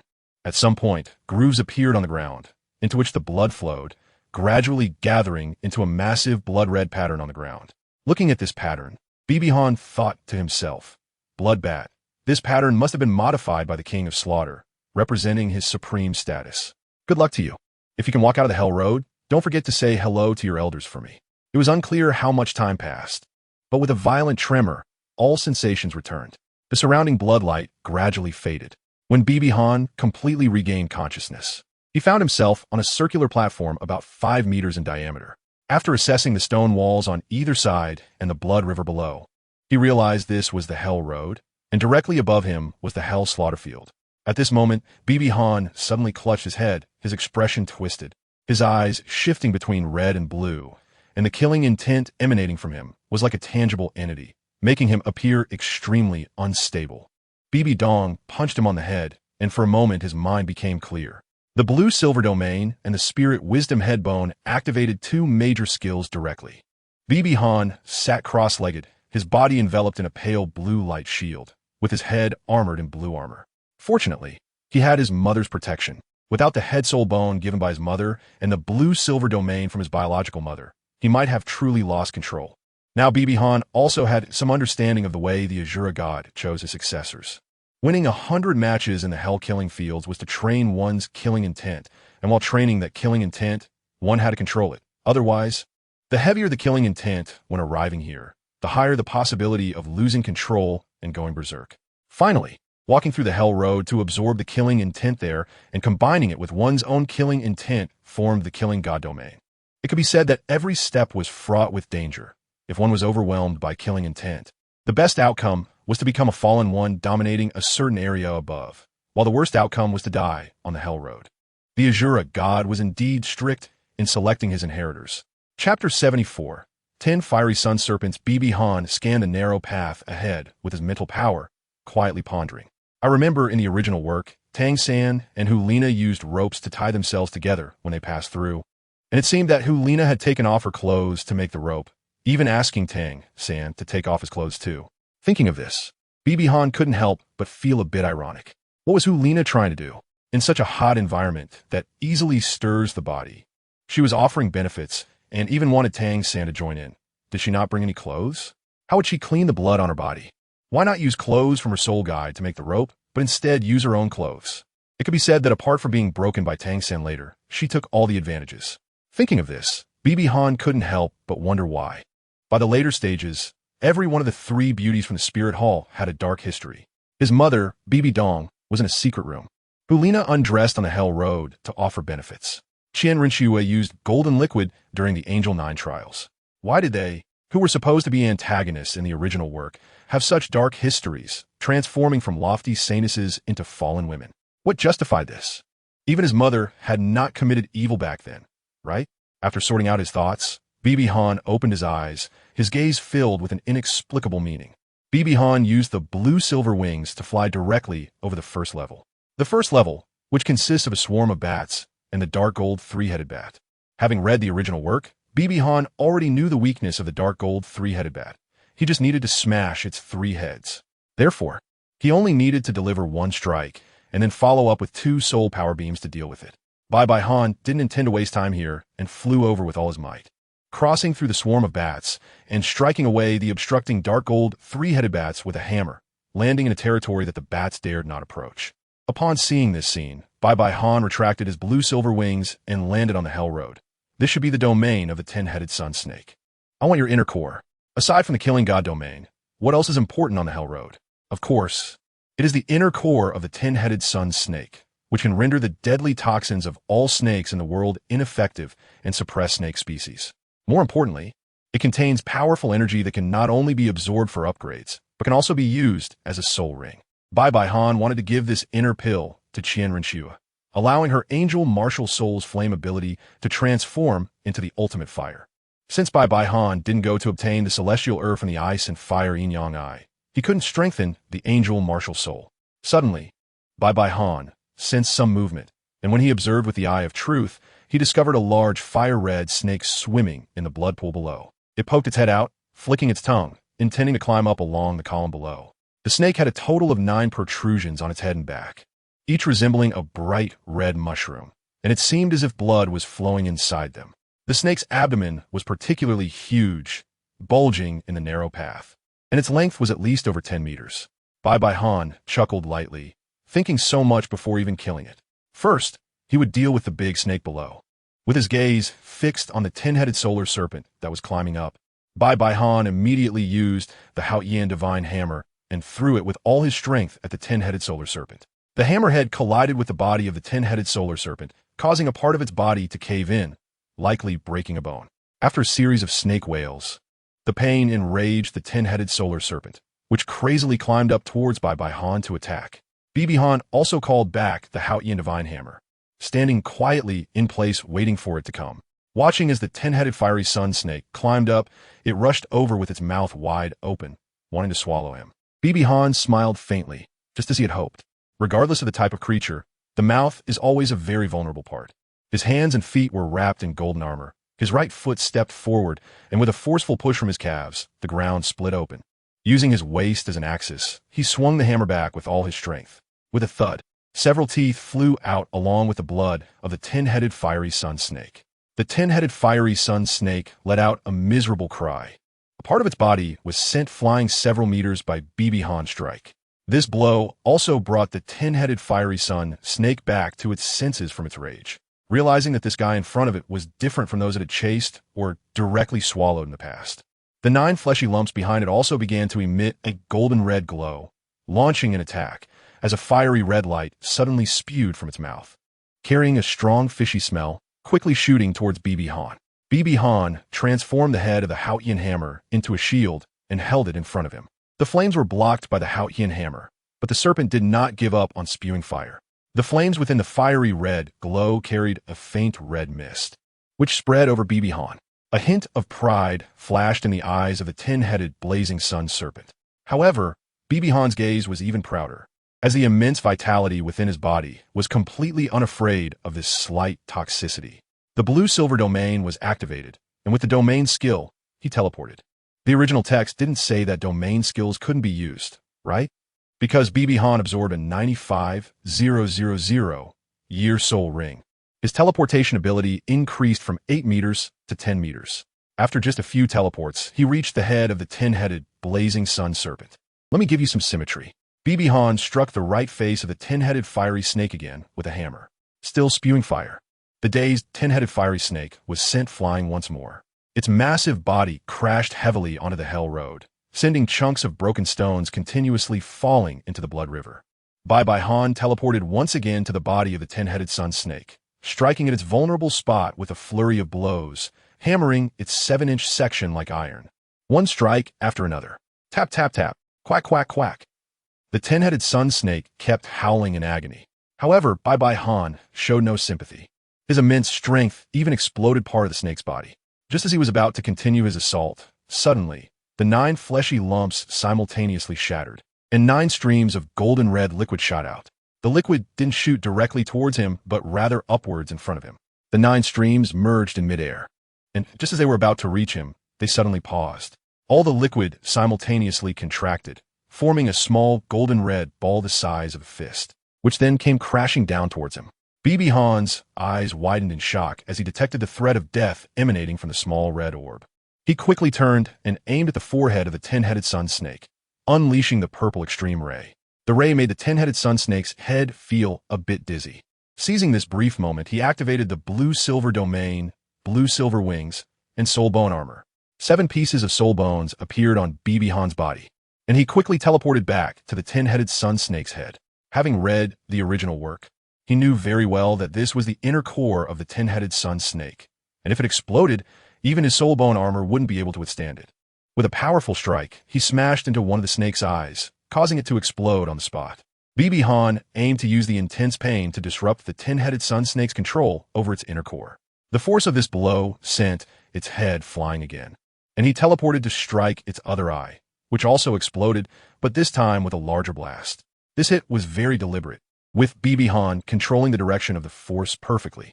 Finally, he unleashed a combination of 25 strikes from the chaotic cloak, teleporting in the direction of the 10-headed sun snake's approach, delivering a blow to its head. The power of the 24 strikes and the 25 strikes stacked together, resulting in the complete explosion of the 10-headed sun snake's head, along with a portion of its body. After all this, BB Han used teleportation and the blue-silver wings to escape to the lower part of the Hell Road. After flying a distance and sensing that no explosion had occurred, he cautiously poked his head out from the lower part of the Hell Road and flew back towards the 10-headed sun snake's body. On the Hell Road, the sight of the snake's body was horrific. Its entire head was gone, with blood and splattered flesh covering the body behind it, and the 7-inch area was completely destroyed. It was simply tragic. Compared to the original work, the snake's corpse retained most of its form, but it had endured far more pain. However, that was not the most important aspect. The crucial thing was that the 10-headed sun snake's inner core was quietly floating there, radiating a red glow. Bai Han caught it with one hand and put it into the soul guide. The cultivation level of this snake was unclear, but Ma Hongjuan's 6th soul ring was 40,000 years, which exceeded that so-called master's theory by 20,000 years.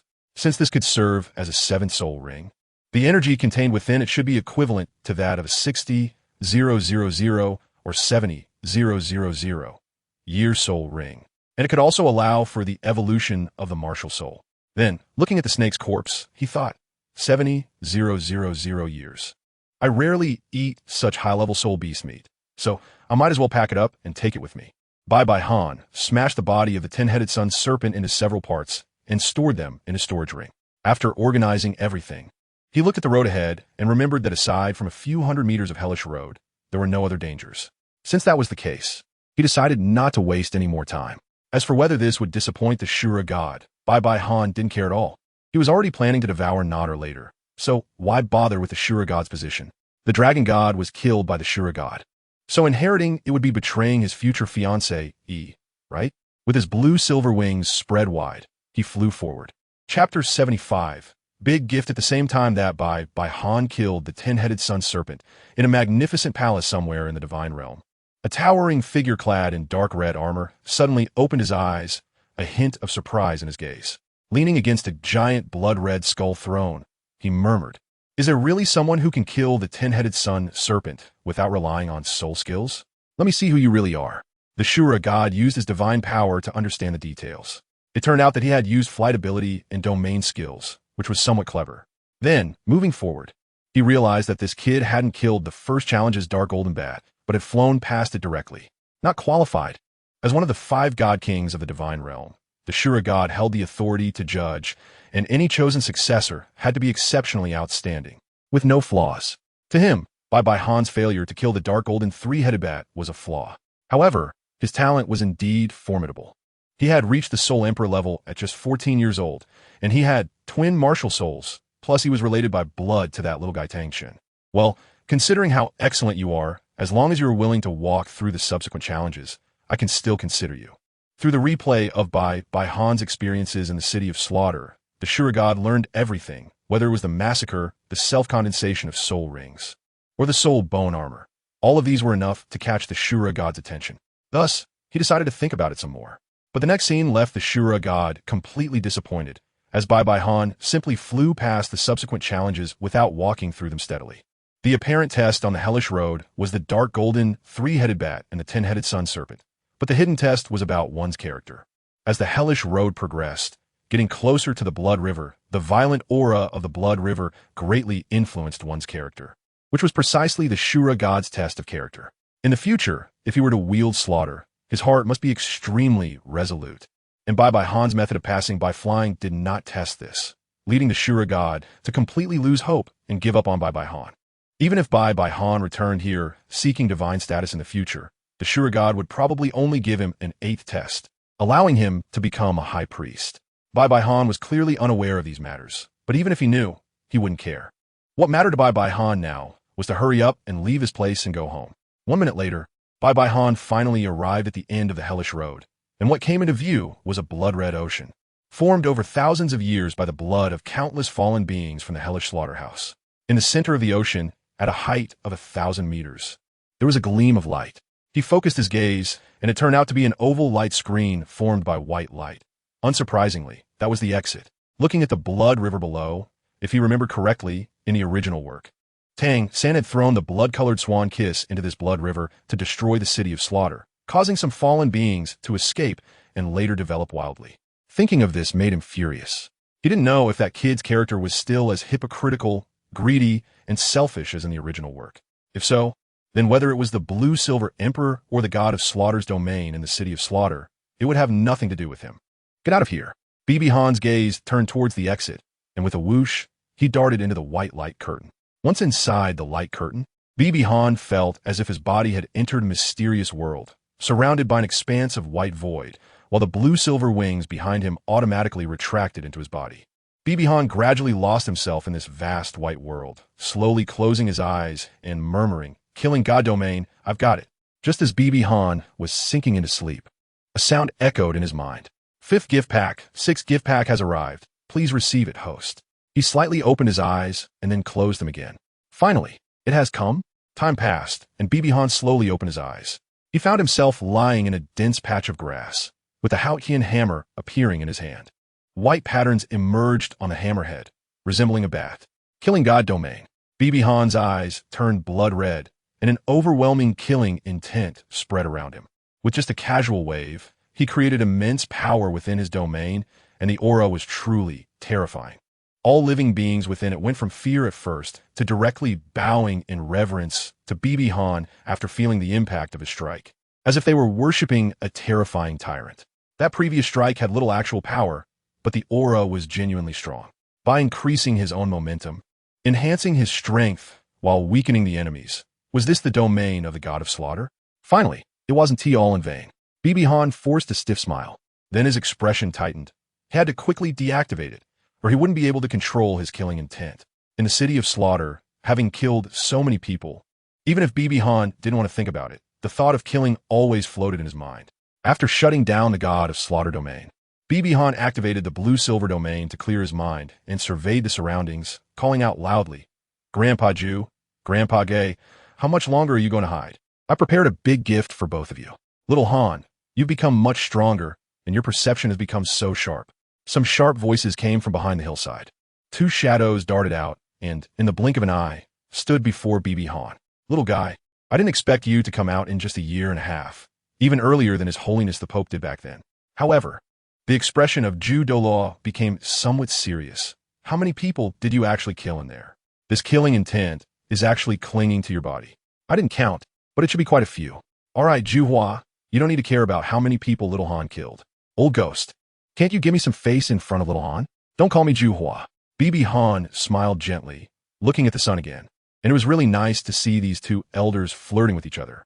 "Grandpa Ju, Grandpa Gui, this is the gift I just mentioned for both of you." BB Han took out two glowing items from the soul guide and presented them to them. "Soul bones." Ju Douluo's eyes lit up, and his voice trembled slightly. Ju Douluo always wanted soul bones. He worked his whole life and never had even one, besides not being very strong among titled Douluos. The more important issue was that the Spirit Hall didn't have any soul bones suitable for him. "Xiaogang, are you really planning to give these to us?" BB Dong nodded and thanked the two elders for their care when she was young. "This 40,000 year plant-type soul bone should be very suitable for you, Grandpa Ju. And this 40,000 year power-type right arm bone is suitable for you, Grandpa Gui." The ghost Douluo under the mask showed no visible expression, but it was certain that he was extremely happy. As the #1 agility attack soul master in the world, his speed was unquestionable, ranking first in assassination. But his attack power was a significant weakness, as he couldn't deal much damage to opponents of the same rank. However, after hesitating for a moment, the ghost Douluo said, "Xiaogang, this old bone is also very suitable for you. Why don't you keep it for yourself?" "No need, Grandpa Gui. I already have enough soul bones," BB Dong replied. The Ju Douluo's eyes widened in disbelief as he said, "You have filled all 6 of your soul bones." BB Anu did. "Where did you get so many soul bones?" "Grandpa Ju, in a place like the City of Slaughter, which has been inherited for thousands of years and where countless people die every day, could there be a shortage of soul bones? I slaughtered all the fallen ones in the City of Slaughter who had soul bones and even made a deal with the King of Slaughter." "This means that you took all the resources from the City of Slaughter." BB Dong nodded slightly. Ju Gui Douluo was both surprised and deeply moved. The fact that BB Dong could share this with them meant that he trusted them completely, which was more important than anything else for subordinates. They had secretly decided that if BB Dong became the Pope in the future, they would wholeheartedly assist him. "All right, you two grandpas, absorb the soul bones. I'll protect you here. Xiaogang, the most important thing now is for you to quickly control your killing intent. Don't worry, Grandpa Jew. I have a head soul bone and the blue-silver domain. As long as my emotional response isn't too extreme, the killing intent won't go out of control. You two hurry and absorb it. All right. Zhu Guido, Luo, no longer hesitated, sitting cross-legged and beginning to absorb the soul bone with both hands. Bibi Dong opened the 5th and 6th gift packs, and when she saw the gifts in these 2 packs, her eyes widened. 5th pack, Soul Ring Duration Enhancement Method. 5 Elements Poison Sutra, Douluo version. 6th pack, Reversal Card. Can restore any person or area to its appearance from a year ago. P.S. The protagonist's last external aid has arrived. Thanks to the readers for the 2 monthly tickets. Chapter 76. Bibi Dong returns, clearing the flies, after an hour. Both elders had absorbed the soul bones completely. Douluo laughed. Haha, old ghost, I finally have soul bones too. Old Jew, what's there to be happy about? You should thank Xiaogang. Bai Han smiled slightly and said there was no need for thanks. By the way, Grandpa Jew, is there someone named Zhu Zhuqing who has joined the Spirit Hall? Douluo thought for a moment and replied, Zhu Zhuqing, doesn't seem like it, right, old ghost? Gui Mei thought for a moment and said, I don't think I've heard that name before. It sounds like a girl's name. Xiaogang, are you interested in her? Douluo raised his eyebrows, looking curious. Bai Han shrugged it off, saying, it's nothing, just someone I admire. Zhu Zhuqing's identity can be seen through her martial soul. If she had joined the Spirit Hall, Zhu and Guido wouldn't possibly not know about it, which means Zhu Zhuqing really hasn't come to the Spirit Hall.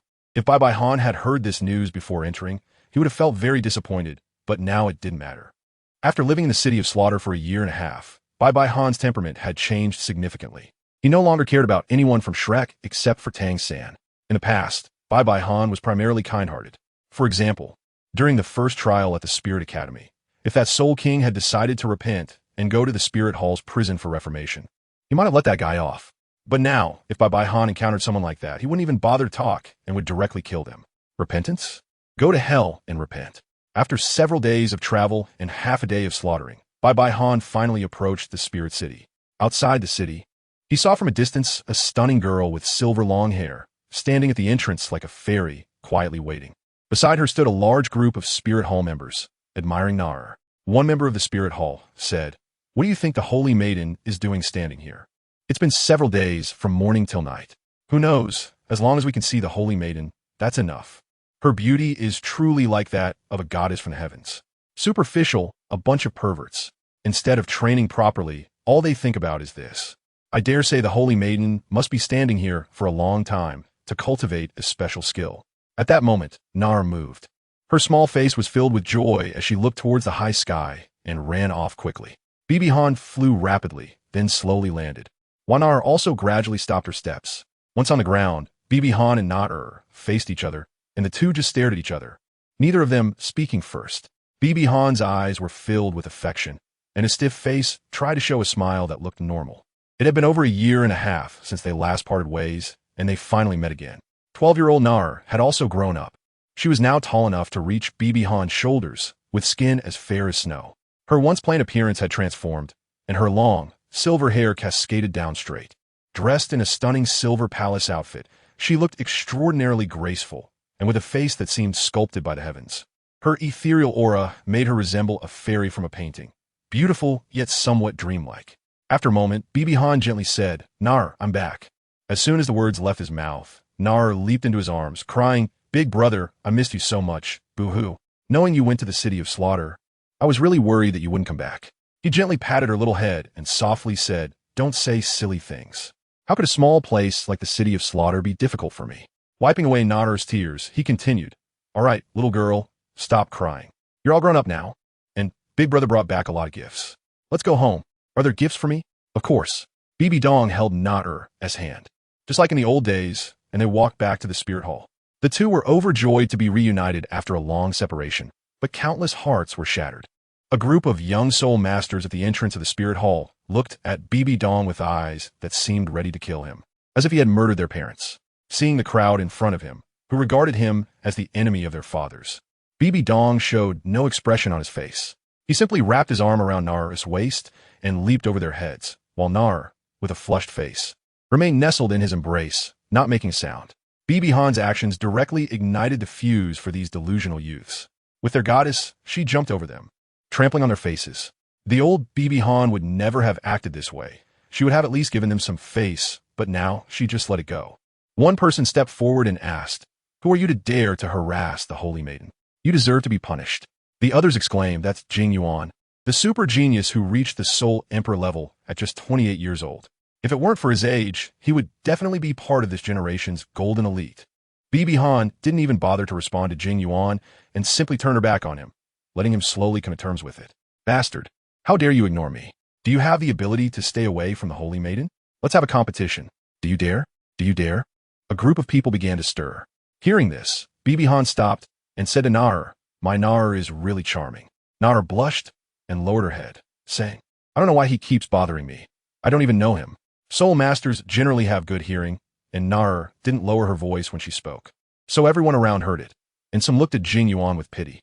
Jing Yuan felt as if he had received 100,000 points of critical damage upon hearing this. A year ago, when he returned to the Wuhuan Palace after his training and saw the Holy Maiden, he felt deeply in love with her and thought about winning Naher all the time. He had launched a fierce pursuit, but due to his status, they hadn't met often, and now Naher said she didn't know him. How pitiful. Jing Yuan's face turned red with anger as he shouted, "Do you dare to accept my challenge?" Bibi Dong squinted her eyes slightly, realizing that it was impossible to deal with some annoying flies without a solution. Naher retreated to Elder Ju's side, as her older brother wanted to dismiss some people. Naher looked around. Where was Elder Ju? Ju Douluo didn't hide anymore and appeared next to Naher. "Elder Ju." The Soul Masters of the Spirit Hall around them saw Ju Douluo and all knelt down on one knee to pay their respects. After Jing Yuan stood up, he glanced at Bibi Dong with some apprehension. He was certainly not a fool. The fact that Bibi Dong could summon Ju Douluo indicated that her status in the Spirit Hall must be very high. He thought that he must be gentle when acting later and try not to injure her as much as possible. After all, he couldn't afford to offend a titled Douluo, especially his own father. Bai said faintly, "Come on, hurry up." Upon hearing this, Jing Yuan's eyes were filled with mockery. "Let's go to the arena. You should know that private fights are not allowed on the streets of Spirit Soul City." "Of course I know. Who said that a competition has to be physical? Hurry up and activate your spirit.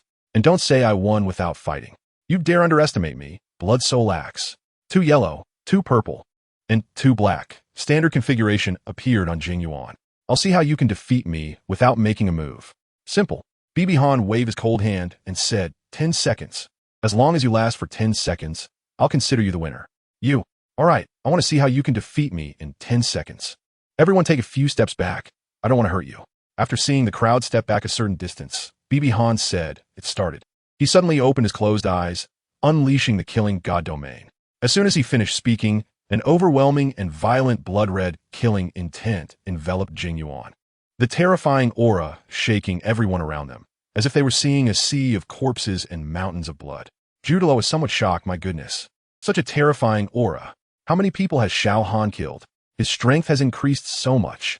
Naher looked at the blood-red killing intent, feeling somewhat familiar. A silver light flashing in her eyes. 8 seconds later, Bibi Han closed the domain. Jing Yuan, already intimidated by the killing intent, dared not move, trembling all over, cold sweat pouring down. Then, Bibi Han casually waved his hand, whipping up a strong wind that hit Jing Yuan. Jing Yuan fell to the ground on the spot. Too scared to get up. 8 seconds of opening the domain, 2 seconds to knock Jing Yuan down, a total of 10 seconds. He then told the people behind him, "Quick, give him some mental treatment to avoid leaving any after effects." At this moment, the patrol team of the Spirit Hall also arrived, ready to take away those who violated the rules and fought privately. The head of the law enforcement team looked at Bibi Han, momentarily stunned. He knelt on one knee, wanting to reveal Bibi Han's identity. "Uncle Luo," Bibi Han called out. The head of the law enforcement team raised his head. Bibi Han placed his index finger on his lips and shook his head. The head of the law enforcement team understood immediately and did not reveal Bibi Han's identity, but still saluted. The few members of the law enforcement team behind him were somewhat puzzled, but followed their leader in saluting. The head of the law enforcement team was one of the 3 soul saints who protected Bibi Han back then, the soul saint of the Mad Lion Martial Soul. The crowd watching all this was stunned. Who exactly is he? Captain Luo actually saluted him. They wondered if he might be the son of some elder. People were discussing among themselves, but no one thought of the son of the Spirit Hall. Bibi Han was just too low-key. Then, Bibi Han took his hand again and walked towards the Hall of the Pope. Afterward, the news that the Holy Maiden of the Spirit Hall was taken down by a mysterious young man who defeated Jing Yuan without using a martial soul spread quickly. This left the younger generation of the Spirit Hall shocked and heartbroken. Chapter 77. I want to hold Nader's hand. Walking into the Hall of the Pope, Bibi Dong was sitting in the main seat handling government affairs, looking very busy. Mom, I'm back. Very good. You came out of the city of slaughter completely intact.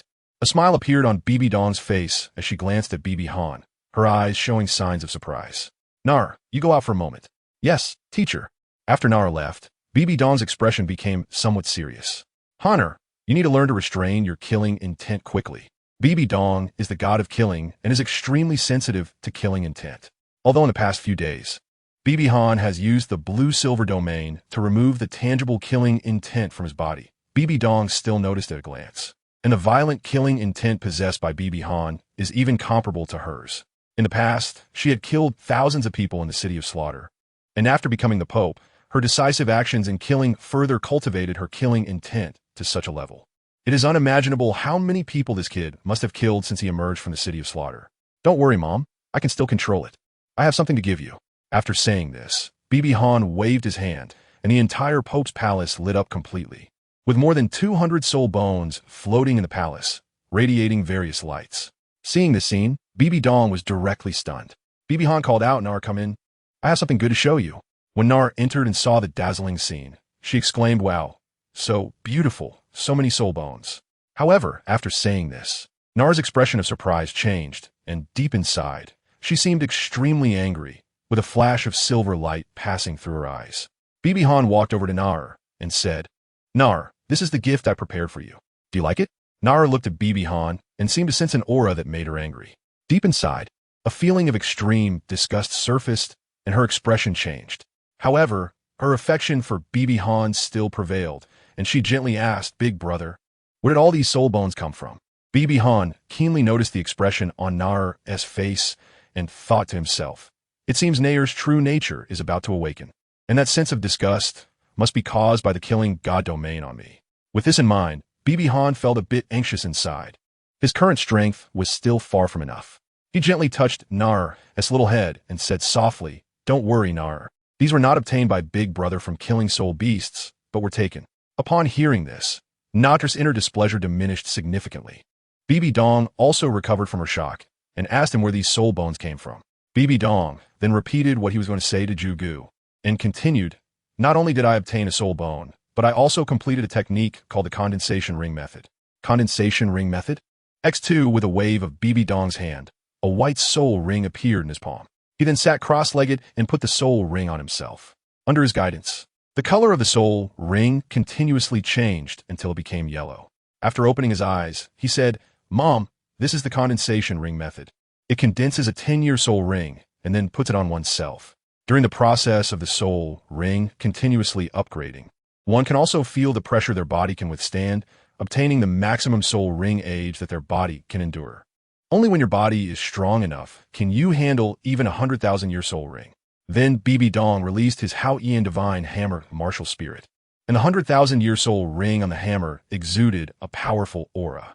Originally, the condensation ring method he had developed did not have this effect, but after reading about methods to enhance the years of soul rings, he combined the two and upgraded the condensation ring method. Bibi Dong watched this scene, still a bit confused, because this method shattered the values she had established all along. But no matter how shocked she was extremely happy. This was a technique created by her child, enhancing the strength of the Spirit Hall. Good, very good. Mom really doesn't know what words to use to describe your talent. To have actually researched and developed such a technique. Bibi Han did not take all the credit. Mom, I can only be considered a practitioner of the theory, because this method was accomplished with the help of the Silver King of the Blue Silver Forest and the Golden Finger.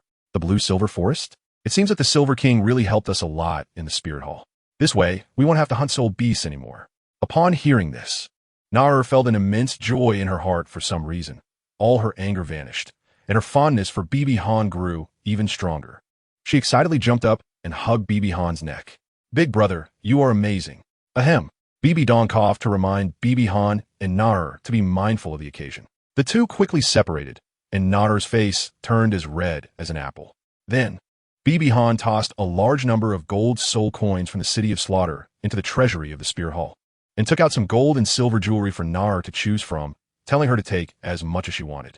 He then wrote down the book on the ring condensation method and showed it to those old fellows, who were all shocked to have their worldviews shattered. As for the method to increase the age limit of soul rings, Bibi Han did not reveal it, because that method carries a significant risk, and if mishandled, the soul ring could disappear directly. So Bibi Han planned to try it out himself first before teaching them. 2 days later, at the gate of the spirit hall, Nar and Bibi Han were there again. Nar pouted, "Big brother, you just got back, and now you're leaving again. I have no choice. Big brother must go to the moon pavilion to learn to control the killing intent. Otherwise, if Big brother goes crazy, the soul masters of the spirit hall will suffer." Nar was not unreasonable. Although she understood, she still said dissatisfied, "Then, Big brother, are you going to see Sister Shui?" "Of course, I have to see her." Nar hesitated for a moment and then asked, "Then Big brother likes Sister Shui or likes Nar?" Looking at Nar's anxious eyes, Bibi Han hesitated for a moment, took a deep breath, and said, "I like both." Upon hearing this answer, Nar immediately became angry. "No way. Big brother can only like me. You belong to Nar alone." Bibi Han said earnestly, "Nar, I'm sorry. If I had to choose one, I really couldn't decide." Nar, with tears in her eyes, replied aggrievedly, "Does Big brother not like me?" "Nar, if Sister Shui doesn't like me, then I will definitely only like you. But I can assure you that Sister Shui must have a place for me in her heart. If I really had to choose just one, then with both of your personalities, you two would absolutely end up fighting to the death. And since I like both of you, I want both." This statement completely angered Nar, and she began to pound her small fist against his chest, saying, "Big brother is so greedy, liking both and wanting both. Nar, I promise. In the future, I will only like the two of you forever and ever. There will definitely not be a third woman, okay?" After saying this, Bibi Han tightly hugged Nar again. After a while, Nar spoke up, her tone leaving no room for doubt. "Big brother absolutely must not like anyone else. Nar only accepts Sister Shui, and only allows Sister Shui. If there is anyone else, Nar will kill that sly fox." By the end, Nar's tone had taken on a murderous intent. "All right, I promise." He managed to calm the little girl down, leaving only Qian Renxue. Hey, Qian Renxue is just as proud. And unlike Nar, she isn't so easily fooled. "Anyway, I've already decided I want both, and no one can stop me. The constitution of the Summer Kingdom? Sorry, Bibi Han hasn't broken any laws at all. Nar isn't human. Marrying both doesn't count as illegal." Bibi Dong finally kissed Nar on the forehead and then spread his blue-silver wings, preparing to leave. Nar was also shy from this action and said, "Big brother, come back quickly." He shouted, "Grandpa Ghost has left. The target, Sunset Forest, the Eye of Ice and Fire. Tang San, whether you and I are enemies or friends. All depends on this."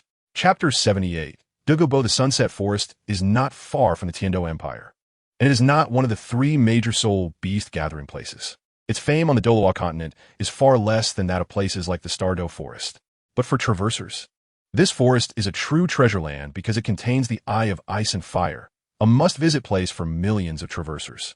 At this moment, Bibi Dong had already arrived above the forest. The Sunset Forest is not large, and it is easy to find a place to activate the blue-silver domain with a patch of poisonous mist. Ghost Douluo released his aura to drive away the soul beast that lacked vision and asked, "Little Han, what are you doing here?" "Grandpa Ghost, I'm looking for a place that is extremely important to our spirit hall. There are many precious herbs there." While flying, he searched. Before long, Bibi Dong discovered a patch of poisonous mist and flew in that direction. Found it. He landed on the ground, and a dense green poison formation appeared in front of the two. This poison? It seems to be Douluo's. How did Douluo set up a poison formation here? Because behind this is Douluo's home. What we're looking for is right here with Douluo. I didn't expect that Douluo would hide in a place like this. Are we going to kill him and seize the treasure? Bibi Han did. Possibly needing to go in, possibly not. Xiaogang, I'll take you in. This poison is too strong. Even if Soul Douluo stayed for a minute, he would die without a doubt. Grandpa Ghost, my body is immune to this kind of poison. Ghost Douluo? Bibi Dong relied on his complete immunity to most toxins to rush into the poison formation. Ghost Douluo, on the other hand, entered with his powerful cultivation as a tidal Douluo. Upon entering the poison formation, Bibi Dong discovered a hidden world inside. It was a dense forest, and a hill about 500 meters high stood out prominently. The Eye of Ice and Fire was likely located behind that hill.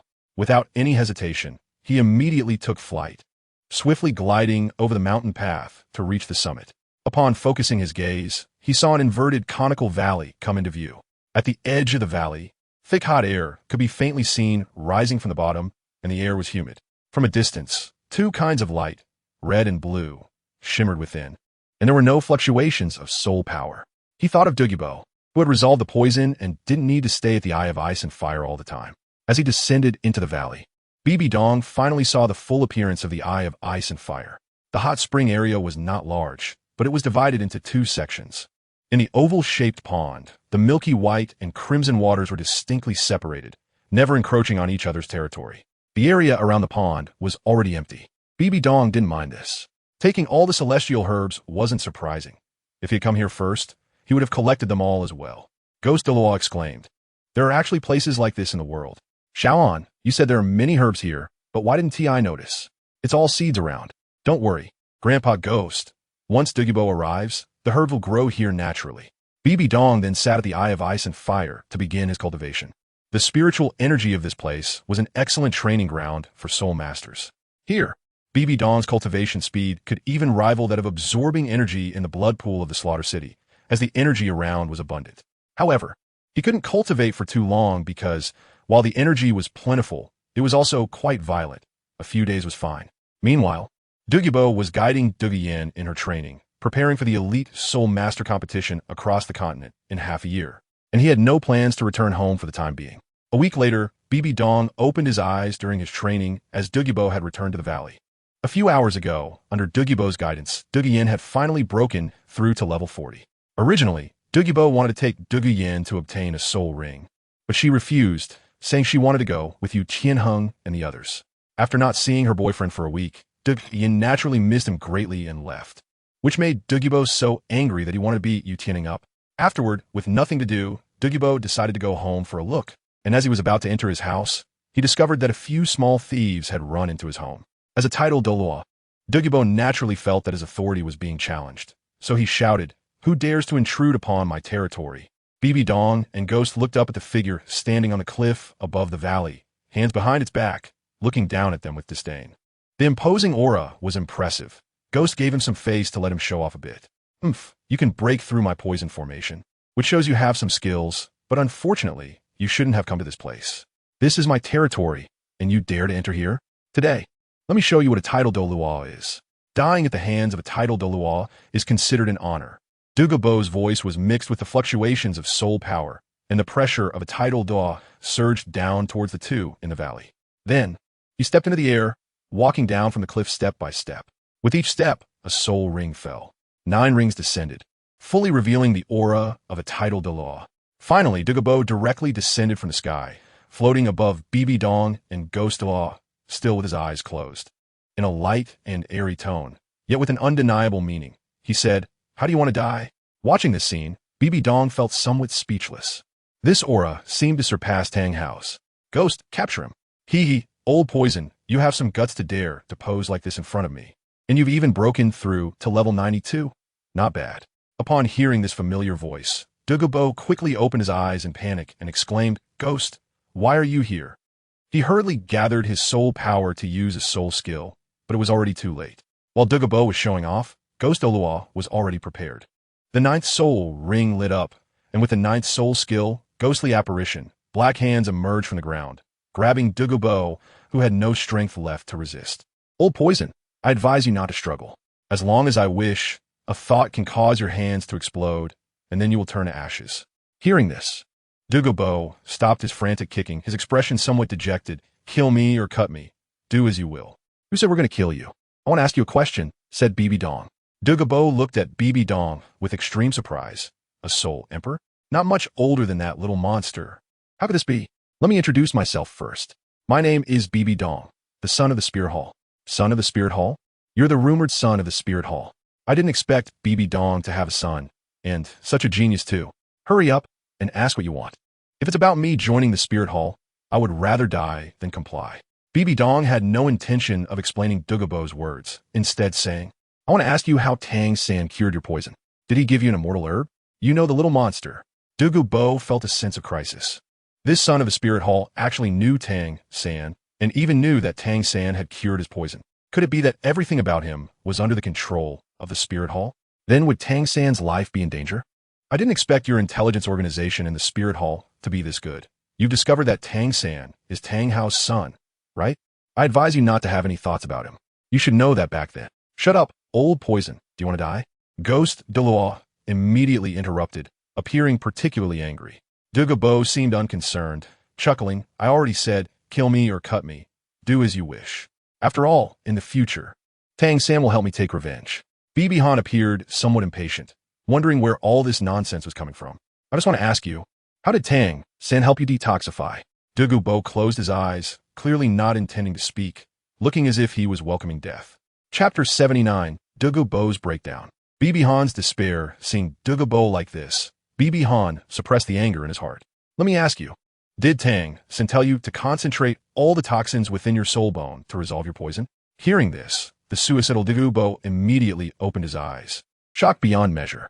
How do you know? I'm sorry, I can't answer your question just yet. Let me ask you, did Tang San give you a piece of celestial herb? Douluo looked confused. Celestial herb? What is that? It's the medicinal herbs that grow from those seeds on the ground. After saying this, Bibi Han felt extremely anxious and desperately wanted to hear the answer about whether he had eaten it or not. However, Douluo said, no, I haven't eaten it. Hearing this, Bibi Han's expression was filled with disappointment, a kind of disappointment that indicated he was completely ready to give up on a person. In an extremely dejected tone, he said, you haven't eaten it? Heh, you haven't eaten it. Tang San, you are still the same as in the original work. My appearance has not changed anything for you. Douluo could see other meanings in Bibi Han's expression and asked, Bibi Han, what exactly do you want to say? Glancing at Douluo, he said, Douluo, while injecting the poison into the soul bone can indeed solve the poison in your body. Have you considered that the soul bone also has a limit to what it can contain? What will you do when the soul bone is full and can no longer contain the toxins? What? The soul bone has a limit? Of course. Everything has a limit to what it can contain. Even water vapor can be compressed into water, and when water is compressed to an extreme, it turns into high-density ice. How can high-density ice be further compressed? The same principle applies. When the poison in the soul bone reaches a certain level and can no longer be compressed, what do you do then? If you don't believe me, I have a piece of 1,000-year soul bone here that you can try. Saying this, Bibi Han took out a piece of 1,000-year soul bone from a soul guide and displayed it in front of Douluo. Douluo believed Bibi Han's words and did not take it, as he did not think a person from the Spirit Hall would deliberately deceive him and give him a piece of soul bone, especially since it was well-reasoned. Douluo smiled bitterly, his eyes filled with despair. Heh, it seems the heavens have abandoned my Douluo family. Why did you let me see hope? Only to have despair follow? Seeing this scene, Bibi Han calmly said, Old ghost, let go. Douluo can't cause us any harm. After releasing Douluo, Ghost Douluo sealed a few of Douluo's acupoints, preventing him from using his soul power. At this moment, Bibi Han spoke again. Actually, there's another way. Douluo, who was already in despair, brightened up and frantically approached Bibi Han. Tell me, please tell me. I'm willing to do anything. I will tell you, but before that, let me show you something. Bibi Han took out a book from his soul guide and handed it to Douluo. The book was titled Encyclopedia of Celestial Herbs. Douluo hesitated for a moment and said, Can you tell me first? I'll look at the book afterward. You should read the book first. It contains methods to resolve your severe poison, but it can only be applied to you. Hearing this, Douluo began to flip through the book. The first page depicted a celestial herb called the miraculous heaven-connecting chrysanthemum. Hey, I think I have this herb in my medicinal garden. Ghosto also remarked, Isn't this the martial soul of the old chrysanthemum? Keep looking, don't speak yet. There's more astonishing content ahead. Douluo turned to the second page, which introduced the miraculous heaven-connecting chrysanthemum, a neutral celestial grade herb that, when consumed, can circulate energy through the limbs and open the 8 meridians, allowing one to cultivate an indestructible body. How is that possible? A single herb has such a powerful effect. This book must be fake. Douluo's first reaction was disbelief. Ghost Douluo impatiently said, Old poison, let me tell you, everything recorded here is true. Why did the chrysanthemum sect join the Spirit Hall? It's to rely on the Spirit Hall's strength to find these celestial herbs. Who would have thought you would have one here? What? It's actually true. Looking at the book again, a deep sense of unease emerged in Douluo's heart. Douluo continued flipping through the pages, his hands trembling more with each turn. Chihuahua tulip, luxurious and elegant. Consuming it can absorb the essence of heaven and earth and the brilliance of the sun and moon. 100 poisons cannot harm the fragrant chua celestial grade herb. After consumption, one can attain a body impervious to 100 poisons. After seeing this page, Douluo completely broke down, tears streaming down his face as he began to cry and roll on the ground. This scene left Ghost Douluo stunned. Was this still the notorious title Douluo who killed without a blink? Standing by the ice and fire Xiaogang well, Bibi Han watched the water calmly. If you understood Douluo's life, you would probably not find his behavior surprising. Douluo was reclusive and had no friends even in his 70s. He spent his life searching for a solution to the Douluo family's poison, yet he had found nothing. He had finally come to the ice and fire Xiaogang well, but could only barely suppress the poison, extending his life by a few years while still enduring unbearable pain. Finally, Tang San appeared, giving Douluo hope.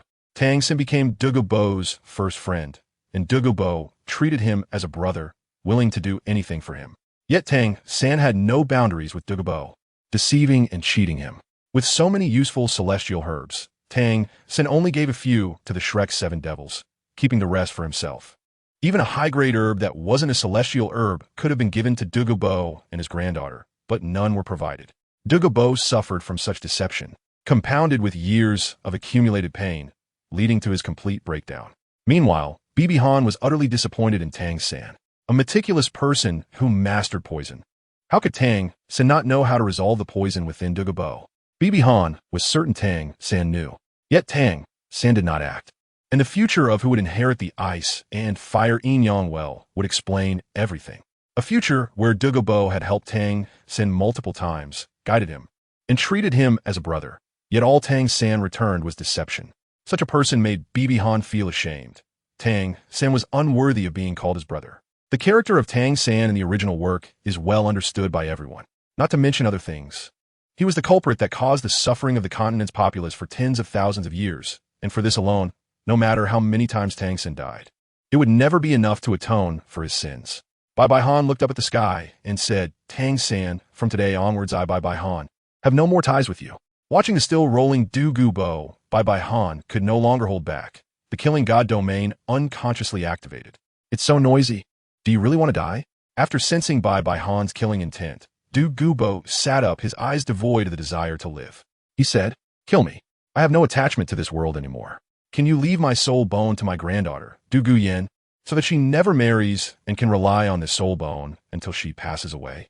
Hearing this, Bai Han calmed down and the killing god domain retracted. Then, Bai Han took out a card. It was his 6th gift package, a reversal card. Using it would restore everything in this area to its state from a year ago. As soon as he finished speaking, the card in Bai Han's hand emitted an incredibly bright golden light, causing the 3 of them to close their eyes. When they opened their eyes again, the scene before them stunned them. Originally empty, the area around the ice and fire 2EI was now filled with all kinds of exotic flowers and herbs, exuding a strong medicinal fragrance, with some rare herb from the spirit hall around the perimeter. This. Douluo rubbed his eyes in disbelief. How is this possible? Xiaogang, how did you do it? Can Ghost Grandpa keep this a secret? Ghost nodded. Everyone has their own secrets, and he had no need to pry. Chapter 80. Douluo est returns Douluo. I can help you solve the poison in your family, but there is one condition. You must swear absolute loyalty to the Spear Hall. Upon hearing this, Douluo immediately said, as long as what you say is true, Douluo wouldn't mind giving my life to join the Spirit Hall. Since that's the case, I won't say more unnecessary words. You must be clear about why you were poisoned. To resolve, it is actually similar to guiding the soul bone into the soul bone, but this time you'll guide it yourself. Guide myself? Yes. You must condense all the toxins in your body into a poison pill at the position of your chest, Dantian.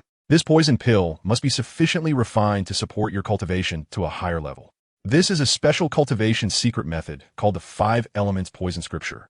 You can use this method to refine a poison pill that belongs to you, transforming the originally harmful toxins into your own strength.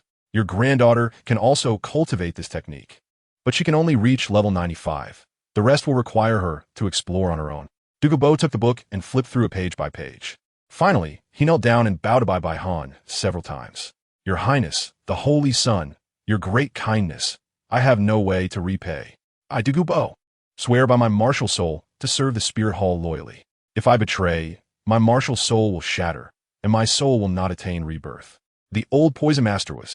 Ghost didn't expect Douluo to make such a harsh oath. Hearing this, Bai Han smiled slightly. I believe in your character. May I ask, how is your family situation? What is the relationship between your granddaughter Du Guyan and Yu Tianheng? Huh? Ghost Daw said impatiently. Old Poison Master, since you've joined our Spirit Hall, you must know the relationship between our Spirit Hall and the Blue Lightning Tyrant Dragon Clan, right? Dugubo was certainly aware of the relationship between the Spirit Hall and the Blue Lightning Tyrant Dragon Clan. It was a matter of two conflicting ideologies, with irreconcilable contradictions. Dugubo felt a bit bitter. He should be close to breaking through. The last step, right? Bye-bye, Han said seriously. Dugubo, I have to ask you to immediately intervene and stop the love between Duguyan and Yu Tianheng. Although this is somewhat shameless, I still request you to separate them. Dugubo was still somewhat unconvinced. Isn't there any other way? Bibi Dong shook his head. Looking at the silent expression of Dugubo, he said, Dugubo, do you know the value of these celestial herbs? I can tell you with certainty that, combined with these celestial herbs in this cultivation method, Duguyan can definitely become a limit Douluo in the future. What? Limit Douluo? Yes. The key to Duguyan's success lies in these celestial herbs. Her talent is already quite high, and if she consumes a suitable celestial herb, it will have the effect of refining her essence and transforming her body. Even if she cannot become a limit Douluo, as long as she cultivates properly, she will at least become a peak Douluo. And Yu Tianheng, with an innate soul power of only level 8, without opportunities, he will only become a super Douluo at best in the future. Do you think he is worthy of your granddaughter? This, Bibi Dong continued. Moreover, your family is afflicted with severe poison, and which powerful forces on the continent are not aware of it. Yu Tianheng approaching Duguyan, do you think it's just because he likes her? The descendants born from Duguyan will definitely be affected by the poison in her body, even if they do not inherit the Poison Queen's legacy. And their lifespans will not be long. If it weren't for you, the title Douluo grandfather, would Yu Tianheng even look at a woman whose future offspring have short lifespans? All right, enough said. As long as you can separate Yu Tianheng and Duguyan, I will give you a celestial herb specifically for Duguyan. Then Bibi Dong picked 2 celestial herbs. Old Ghost, this celestial herb is called Shifahangu, a herb with extreme cold attributes. After successful consumption, it should grant your martial soul the power of extreme cold. Additionally, it will reduce the concealment of your martial soul, but its attack power will greatly increase. It should be the most suitable herb for you. He presented the jade box to Ghost Douluo and added, whether to use it depends on you. Good. Ghost Douluo nodded and accepted it, feeling extremely tempted. To be honest, his assassination skills have little effect against other titled Douluo of the same rank. Even if he hides well, he can still be discovered. Moreover, this celestial herb can enhance his attack power, greatly increasing his own strength. The utility brought by this celestial herb can be said to be of great help to him. Elder Dugu, this celestial herb is called Biyu Jujiajiao. This herb can greatly enhance the poison attribute of your Poison Queen, and it can even add a fire poison attribute to your snake venom. It should be extremely suitable for you. Wait until you refine the poison pill before consuming it. Dugubo was extremely grateful. He had just joined the Spirit Hall and had no achievements yet, but he unexpectedly received his own share. Then Bibi Dong looked at 2 places where the herbs, Lihua Xingjiao and Bajiao Zuanbinko, were growing. With his hands covered by soul bones, he activated the blue-silver domain and instantly teleported to Lihua Xingjiao. Quickly cutting it down with 2 jade knives he retrieved from his storage ring, then teleported to Bajiao Zuanbinko and performed the same action. He brought his hands together, blending the 2 celestial herbs, and without any hesitation, Bibi Dong stuffed the 2 celestial herbs into his mouth. After the herbs entered his stomach, almost only 3 breaths later, Bibi Dong's body began to tremble violently. On the surface of his skin, there was a mix of blue, ice, and fiery red, alternating between red and blue, looking very peculiar. His hands, which had grasped the celestial herbs, were one frozen and one burning with fire. Feeling the impact of the 2 extreme energies within him, Bibi Dong gritted his teeth to endure the excruciating pain and teleported, plunging into the ice and fire yin-yang eye. However, he still said beforehand, Old Ghost, protect me. Okay. Ghost Douluo watched Bibi Dong consume the celestial herbs, feeling somewhat expectant. Bibi Dong's talent was already at the pinnacle of the continent. What would he become after consuming the celestial herbs? Dugubo was startled when he saw Bibi Dong jump into the ice and fire yin-yang eye. Fortunately, with the powerful mental detection of the titled Douluo, focusing on one point, he sensed that Bibi Dong still had signs of life beneath the lake. Otherwise, he wouldn't have known what to do. under the ice and fire yin yang eye. After a moment of plunging into the cold and hot mixture, Bibi Dong felt the intense pain in his body gradually easing. He swam to the center of the ice and fire yin yang eye, placing the Hao Qian divine hammer in the extreme heat area with his left hand and the blue-silver divine grass in the extreme cold area with his right hand. Then Bibi Dong closed his eyes, quietly waiting for the two celestial herbs to refine his body.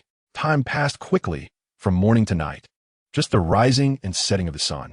During this time, Dugabo left to persuade Duguyen to break up with Yuqianheng, while Ghost Luo remained on the cliff, sensing danger and dividing part of his mental energy to perceive Bibi Dong's life force. At midnight, the ice and fire yin-yang eye finally stirred. Blue-silver divine vines emerged from the water, and to everyone's surprise, golden blue vines were emitting ice-blue flames. The blue-silver divine vines seemed to come alive, beginning to absorb energy from the extreme cold part of the ice and fire yin-yang eye, while beneath the extreme heat area, there was a large iron hammer engulfed in terrifying flames. Moreover, the external soul bone, the blue-silver wings, was no longer just golden blue. Under the refinement of the ice and fire yin-yang eye and the two celestial herbs, one side was burning with ice-blue flames, and the other side was engulfed in roaring flames, evolving into ice-fire blue-silver wings. P.S. Here comes the 6th update. The chapters involving Xiaogang, Tang Hao, and Tang San are about to unfold. Xiaogang suffers the most, followed by Tang Hao, and then Tang San. If Tang San had not had his past experiences in the Tang sect, he would be the most miserable. Otherwise, he is third. The author views the issue from the perspective of the character's early experiences, such as the attitudes towards Qian Renxue and Hulaina. The protagonist likes Qian Renxue and dislikes Hulaina precisely because their early experiences are different. Plus, Hulaina is a thorough and unrepentant traitor, which is why the title is an unforgivable person. Chapter 81. Distribution of Celestial Herbs. Yuxian, after a while, the spring water bubbled violently, and a figure burst out from the lake. That figure was Bibi Dong, but at this moment he was naked, with long, deep blue hair, sprinkled with a bit of golden hair, the ratio being 9:1. His extraordinarily handsome features, tall stature, and a body filled with explosive muscles did not affect his coordination. Rather, they added more charm to this physique. Bibi Dong opened her eyes and changed in her clothes. After being forged by the ice and fire yin-yang eye, her gaze remained cold, but the chilling aura around her had dissipated. Her soul power level had broken through 2 ranks, reaching level 66, and her physical strength had greatly increased. The 5th spirit ring of her blue-silver divine martial soul had a lifespan of around 95,000 years, and the lifespan of all her soul bones had advanced by 5,000 years. More importantly, her martial soul and the external spirit bones had evolved, with the external spirit bones now infused with ice and fire attributes. The 6 soul bones on her body had not evolved because they were part of her, which was too dangerous. She planned to refine and evolve them when her strength was stronger. The octagonal mysterious ice leaf and the blazing apricot flower were truly good items. Tang San, I didn't take these opportunities away before going to the Slaughter City to test you. If I had consumed these 2 divine items before going to the Slaughter City, my 6th spirit ring for the blue-silver divine martial soul could have reached 100,000 years. Looking around, were Ghost Grandpa and Elder Dugu. Ghost Douluo chuckled that old poison master went to disrupt his granddaughter's relationship. Sigh. It's really unfair to Elder Dugu, making him, a slave to his granddaughter, do such harm to her. All right, Ghost Grandpa, I need to distribute the celestial herbs here to the Spirit Hall, hoping you can hand them over to them. You can begin to refine the celestial herbs now. Ghost Douluo nodded, took out the celestial herbs, and sat cross-legged. The dark soul blood ghost grass, containing the power of cold death, should be the most suitable celestial herb for my mother. The golden crocodile dragon fruit should allow an ordinary golden crocodile martial soul to evolve into a golden crocodile king, which would also fulfill the regret of master. The strange mushroom heaven-connecting chrysanthemum should be the most suitable herb for Grandpa Ju. The radiant paradise grass should greatly enhance the light power and purification power of Little Shue's angel martial soul.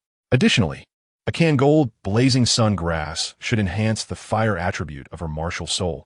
If it cannot reach the ultimate fire, then the 10-headed blazing sun inner pill will be given to her. Nar, being the silver dragon king Gu Yuna, is already extraordinarily powerful. These celestial herbs are still merely ordinary items and not very useful. After thinking for a moment, Bai Han's eyes lit up. Got it. Nahr didn't inherit the powerful physique of the Golden Dragon King, so I'll get her a branch of the Heartbreak Red. Heartbreak Red, the king of celestial herbs, has various effects including reviving the dead and restoring flesh and bones, which should enhance Nahr's physical strength. Even if the effect is not significant, it's still better than nothing. I have already distributed these celestial herbs, and there are notes I left on each one. Please hurry back to the Spirit Hall without any delays on the way. In the half-day that Bai Han spent distributing the celestial herbs, Ghost Douluo had completely absorbed his celestial herb, and his soul power broke through to level 96, significantly increasing his strength. He naturally understood how precious these celestial herbs were. All right, Ghost Douluo took the storage ring and then vanished like a shadow. Turning to look at the empty ice and fire yin yang, Tang San.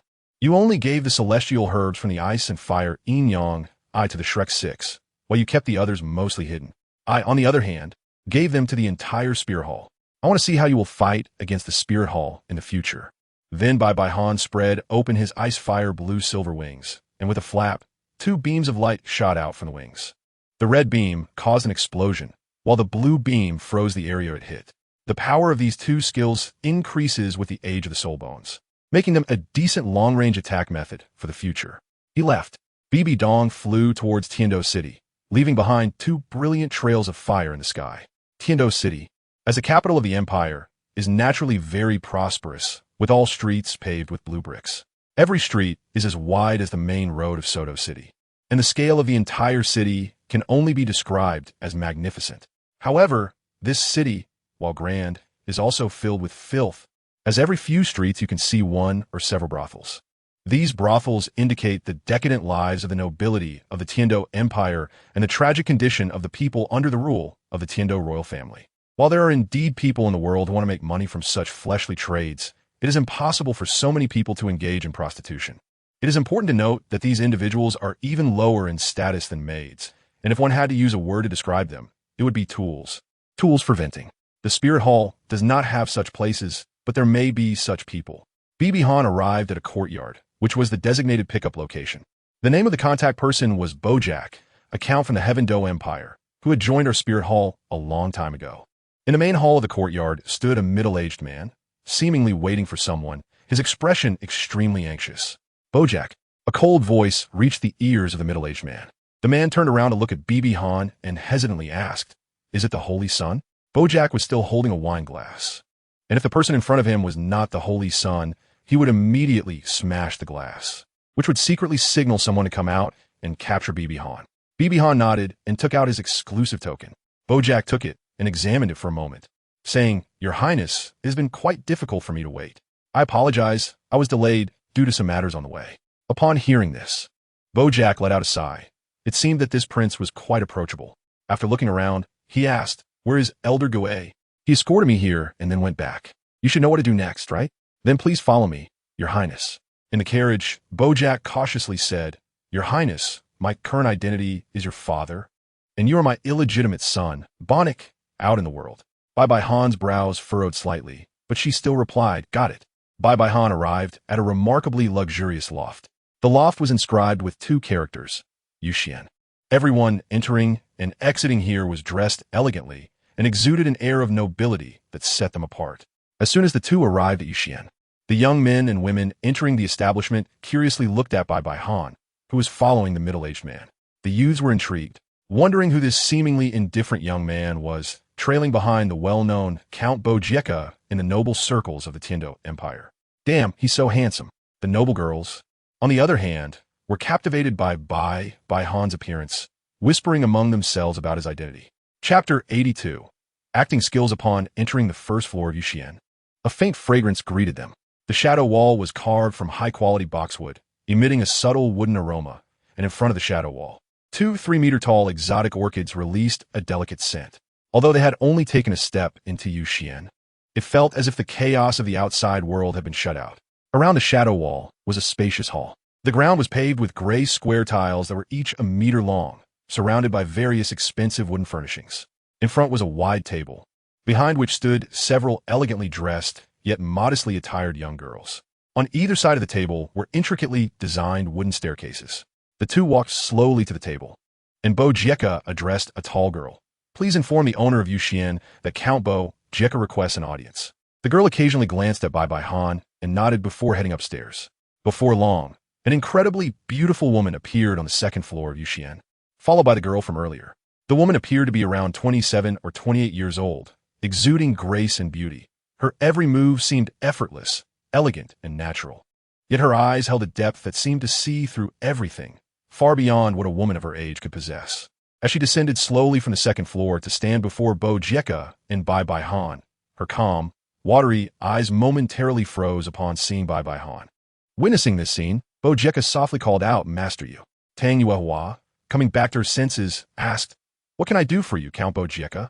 Bo Jieka smiled flatteringly. "May I have a word with you, Master Yu?"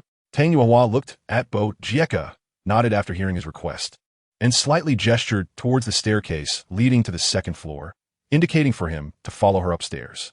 However, during the ascent, she stole another glance at Bai Bai Han. Bibi Han murmured to herself, "Tang Yuehua shouldn't have noticed anything, right?" In a room on the second floor, Tang Yuehua spoke up. "What exactly does Count Bojack want to say?" After Tang Yuehua finished this sentence, Bojack immediately knelt down, his expression one of utter despair. Tang Yuehua was completely bewildered by Bojack's actions.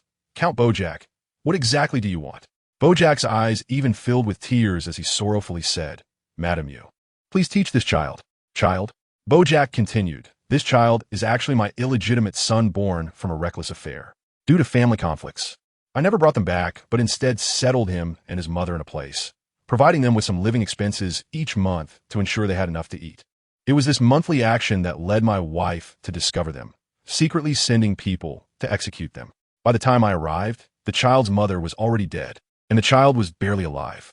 After rescuing him, the child changed. The innocence and kindness he once had were gone, replaced by a cold and ruthless demeanor. With his exceptional learning talent, the family trained him to become an assassin, specifically to handle certain matters. Over time, the child became increasingly silent and withdrawn, keeping his distance from others. Anyone in the family who approached him, besides me, would basically end up with broken limbs. The assassin lifestyle in recent years has completely isolated the child from the outside world, and now he is only 16. Every parent feels for their child. I want to entrust him to you, Madam Yu, to teach him and help him return to being that innocent and romantic child, rather than continuing to be an emotionless tool for murder." As Tang Yuehua listened to Bojack's account, she gradually felt a deep disgust in her heart while looking into Bojack's eyes. When she looked into Bibi Han's eyes, she was stunned. What kind of eyes were those, cold and devoid of any emotion? Faced with his father's lament, there wasn't a hint of reaction in his eyes. Instead, there was disgust, endless disgust, and even a trace of murderous intent. How much hatred did he harbor for this detestable man before him? Bibi Han looked at Bojack and said, "This guy is really talented. He could depict such a vivid story. That expression truly resembles that of a remorseful father. The Oscars owe you a little golden man. The nobles of the Tiando Empire are truly devils that eat people without spitting out the bones. Xiaoshue, it really has been unfair for you to live in this treacherous place for so many years. Lord Yu, I know I'm not a qualified father, nor a qualified man. I just hope that you can accept him. I know my abilities are limited and I cannot provide him with a spot. But as long as you accept him, even if it means losing everything I have, I am willing to do so." At this moment, Tang Yuehua looked into Bibi Han's eyes with a hint of pity, those eyes somewhat resembling her Hao Ji's. "All right, I will accept this child. The tuition fee is still the same. You can have someone deliver it." "Thank you, Lord Yu, thank you." After saying this, Bojack bowed 3 times. Bojack returned to Bibi Han's side, still putting on a fatherly demeanor to gain trust. Tang Yuehua approached Bibi Han and gently asked, "Little guy, what is your name?" Bai Bai Han replied coldly, "Bonnik." Tang Yuehua was not angry, but gently said, "All right, little one, go change your clothes." At that moment, a woman took Bai Han away. After Bai Han left, Tang Yuehua returned to the 3rd floor to drink tea. At this time, a voice appeared in Tang Yuehua's ear. "Yuehua, how much do you believe in this matter?" The voice belonged to a sole Douluo expert from the Qian sect who was protecting Tang Yuehua. What status does Tang Yuehua hold in the Qian sect? Besides being the sect master's sister, more importantly, she supports the entire Qian sect, so safety is extremely important. Could they not send a stronger person to protect her? 2 points, Tang Yuehua replied. First, the child named Bonnik looks almost nothing like Bojack. Secondly, the child's eyes indeed have an extreme coldness, and his aura is also very icy, characteristic of an assassin. However, it is just too indifferent to the point that it brings a murderous intent towards his father. Bojack once said that any family disciple who approaches him will act. And the murderous intent in that child's eyes towards Bojack indicates that he likely sees his father as no different from those family disciples. However, Bojack has no injuries on him, which creates some contradictions. Uncle Song, please investigate if anyone from Bojack's family has lost a hand or foot in recent years. Tang Song hesitated for a moment, saying, "But your safety." "Don't worry, Uncle Song. I have been here for so many years without any harm. You should be fine leaving for a short time. Even if our Hao-Ian sect is hidden away, we are not something these lowly people can bully." After saying this, Tang Yuehua tightened her grip on the cup in her hand, and her expression became somewhat grim. Chapter 83. Tang Yuehua's calculations in the changing room. Bai Han wore a silver robe designated for students. In the Tiando imperial family, Prince's mansion, Renxue was drinking tea while quietly flipping through a book. At that moment, a knock sounded on the door, and a deep yet respectful voice from Snake Spear Douluo came from outside. "Young master." "What is it?" Renxue said, somewhat displeased.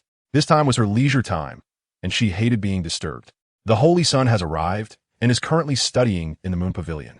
Inside, Renxue immediately stood up, excitement showing on her face. "Damn it, he's finally here. I've been waiting so long." Renxue couldn't contain her feelings and wanted to see Bai Han immediately. However, her hand reached for the doorknob but stopped, shaking her head. "No, I can't see him now. The risk is too great." The frustration of being unable to meet him made Renxue stomp her foot. "Damn it." Then, she spoke with authority. "Elder Snakespear, closely monitor the Holy Sun's every move and protect him in secret." Snakespear Douluo hesitated, saying, "But what about your safety?" "Young master, the guard will be handled by the... and with my current strength, aside from a title to law, no one can keep me here. Go immediately." "Understood." In the Moon Pavilion classroom, there were 101 chairs, each with a harp in front of it. One by one, young boys and girls dressed in silver robes took their seats. Tang Yuehua stood on the podium and said, "Today we will review the sheet music we learned yesterday.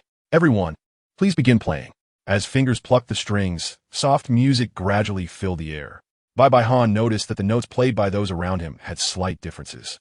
At this moment, Tang Yuehua walked to Bai Han's side. Gently, she asked, "Why aren't you playing with your classmates?" "I can't. Everyone starts from not knowing. You can learn from their movements." Hearing this, Bai Han extended his hand to prepare to play, while Tang Yuehua carefully observed his hands from behind. Focusing on Bai Han's palms, she thought, there are calluses on his hands. As an assassin, he shouldn't be using weapons like axes or hammers. Bang! A string was broken by Bai Han. Upon hearing the sound, everyone stopped, casting disdainful glances at Bai Han. A noble disciple laughed loudly. "You actually broke a string. You must be a peasant from the mountains." "Junior, do you even understand music? Should I teach you?" Because Bai Han's appearance attracted females, those noble disciples were naturally displeased and seized the opportunity to belittle him, wanting to make him lose face. Hearing these taunts, Bai Han's eyes narrowed slightly. "A bunch of trash dares to mock me." Just as Bai Han was about to unleash his killing intent, he remembered his mother's words. "Wait, I can't stoop to the level of these good-for-nothings. That would truly be disgraceful. My mother once said that patience is also a way to suppress killing intent." Taking a deep breath, he calmed himself. Looking at the broken string, Bai Han thought, "It seems I haven't mastered my current strength yet. This mockery is also a good training experience. All right, everyone, today's class ends here. Class dismissed." After leaving, Tang Yuehua's expression shifted from calm to somewhat serious. In that instant, she truly felt the same killing intent that emanated from her brother Xiaogang when he walked out of the city of slaughter. The calluses on his hands were enough to match Xiaogang's killing intent, Tang Yuehua confirmed. This Bonnet must have a problem. Bibi Han is currently staying at a luxurious hotel in Tiando City, paid for by Qian Boji. After entering the hotel room, Bibi Han's expression became somewhat serious. Tang Yuehua is not simple. If I'm not mistaken, she was definitely testing me just now. While playing the piano, every move of Tang Yuehua was perceived by Bibi Han, who clearly noticed that her gaze contained something else. Just on a first day like this, it seems relying solely on Qian won't work. The soul guide shone brightly, and a celestial herb appeared in Bibi Han's hand. This herb was the autumn water dew. I initially planned to wait until I became a title de law to use it, but it seems that won't work. Absorbing this will greatly enhance my spiritual power, and the control over the god of death's domain will be mostly completed. At night, the once bustling streets were now empty. with a full moon hanging in the sky. Silver light spilling down, accompanied by twinkling stars. It was a great night for missing someone. On the hotel rooftop, a dark figure was quietly watching Bibi Han's room.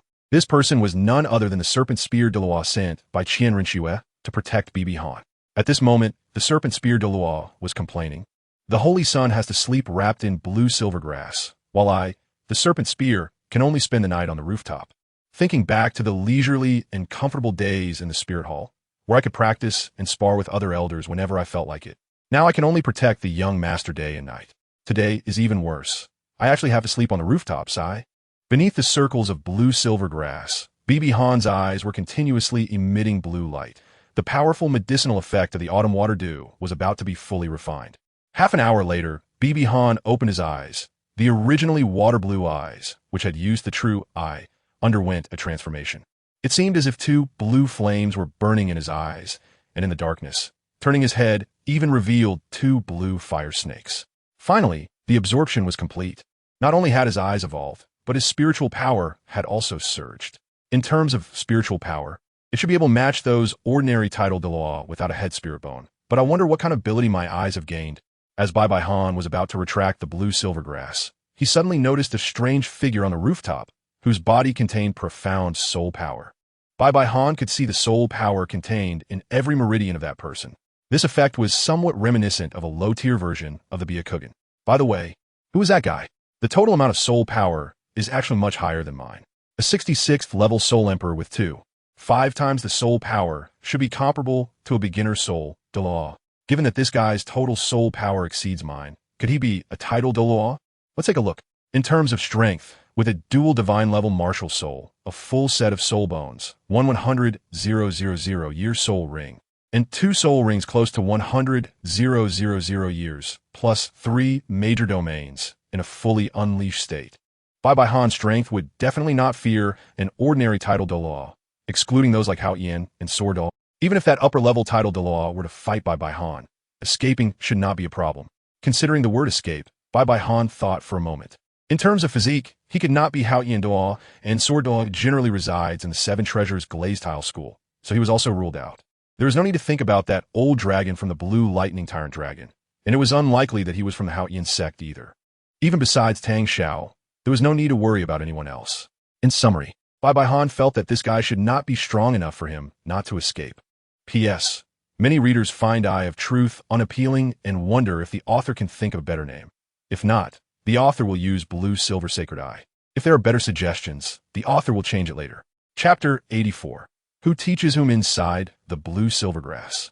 Bai Han activated the blue silver domain and instantly teleported to the rooftop, arriving behind the serpent spear Douluo.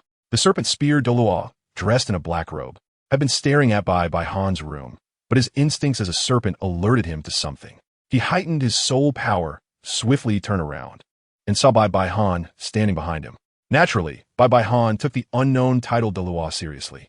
Keeping the blue-silver sacred eye activated to respond to the sudden attack of the black-robed figure. In the darkness, the 2 blue flames in his eyes appeared so bright. Bibi Han questioned, "Who are you and why are you watching me?" Upon hearing this, Snake Spear Douluo felt that this holy sun lacked vigilance. When faced with a mysterious person whose strength and allegiance were unknown, one should have taken action early, either by preparing a response or by striking first, instead of naively asking questions. As a man chosen by the young master and a future pillar of the spirit hall, Snake Spear Douluo felt it necessary to teach this holy sun a lesson about the dangers of the spirit master world. He chuckled. "No wonder you are the holy son of the spirit hall. You actually managed to discover me. Since you found me, then you shall die." 9 soul rings of yellow, purple, and black floated around Snake Spear, and the aura of a title Douluo pressed down on Bibi Han. In response, Bibi Han appeared unfazed and even a bit excited. Indeed, he was a title Douluo. Let me see how much of a gap there is between me and a title Douluo now. The blue-silver domain enveloped Snake Spear Douluo, and in an instant, countless blue-silver grass vines appeared from the rooftop and the air, attacking Snake Spear Douluo. Long before Bibi Han appeared on the rooftop to converse with Snake Spear Douluo, he had already released a bunch of blue-silver grass seeds in the area. Supported by the blue-silver domain and soul power, he launched an attack, wrapping Snake Spear Douluo. Then, several golden light blades were unleashed, cutting through the blue-silver grass vines. The man in black, holding a spear, lunged at Bibi Han, with the air around him being torn apart. Blue-silver domain, teleportation technique. Bibi Han moved toward the sky. Snake Spear Douluo's spiritual power easily detected Bibin's position, saying, useless. This teleportation soul skill is indeed good, but the strength and speed of a tidal Douluo are beyond your imagination. As long as I want, a single pressure of soul power can render you immobile. Or I can quickly appear at your next location and kill you in an instant. Just as he was about to fly over and capture Bibi Han, Snake Spear Douluo suddenly found two blue-silver grasses entangled around his feet. He waved a couple of times to break free from the binding. In the sky, Bibi Han, with his ice-fire blue-silver wings spread open, replied, "What you said is indeed correct, but who told you I used teleportation to escape? Do you dare to fight me outside Heaven Do City?" Hearing this, Snake Spear Douluo was even more convinced that he needed to teach Bibi Han a lesson. Luring him outside the city would allow this tidal Douluo to act without restraint, speeding up his demise. He pretended to snort coldly, "You don't know how to live." Then come on. Bibi Dong flew at full speed outside the city of Tiando, closely followed by the Serpent Spear Douluo. They appeared in the sky above a forest located 50 miles outside Tiando City. You really chose a good place to be buried. That way, when I kill you, the Spirit Hall won't find out." Bibi Han sneered dismissively. "So confident. Who gave you that? Here, I can act without any reservations." He extended his hand, and the blue-silver divine martial soul appeared, with 6 soul rings, purple, purple, black, black, red, black, surrounding him.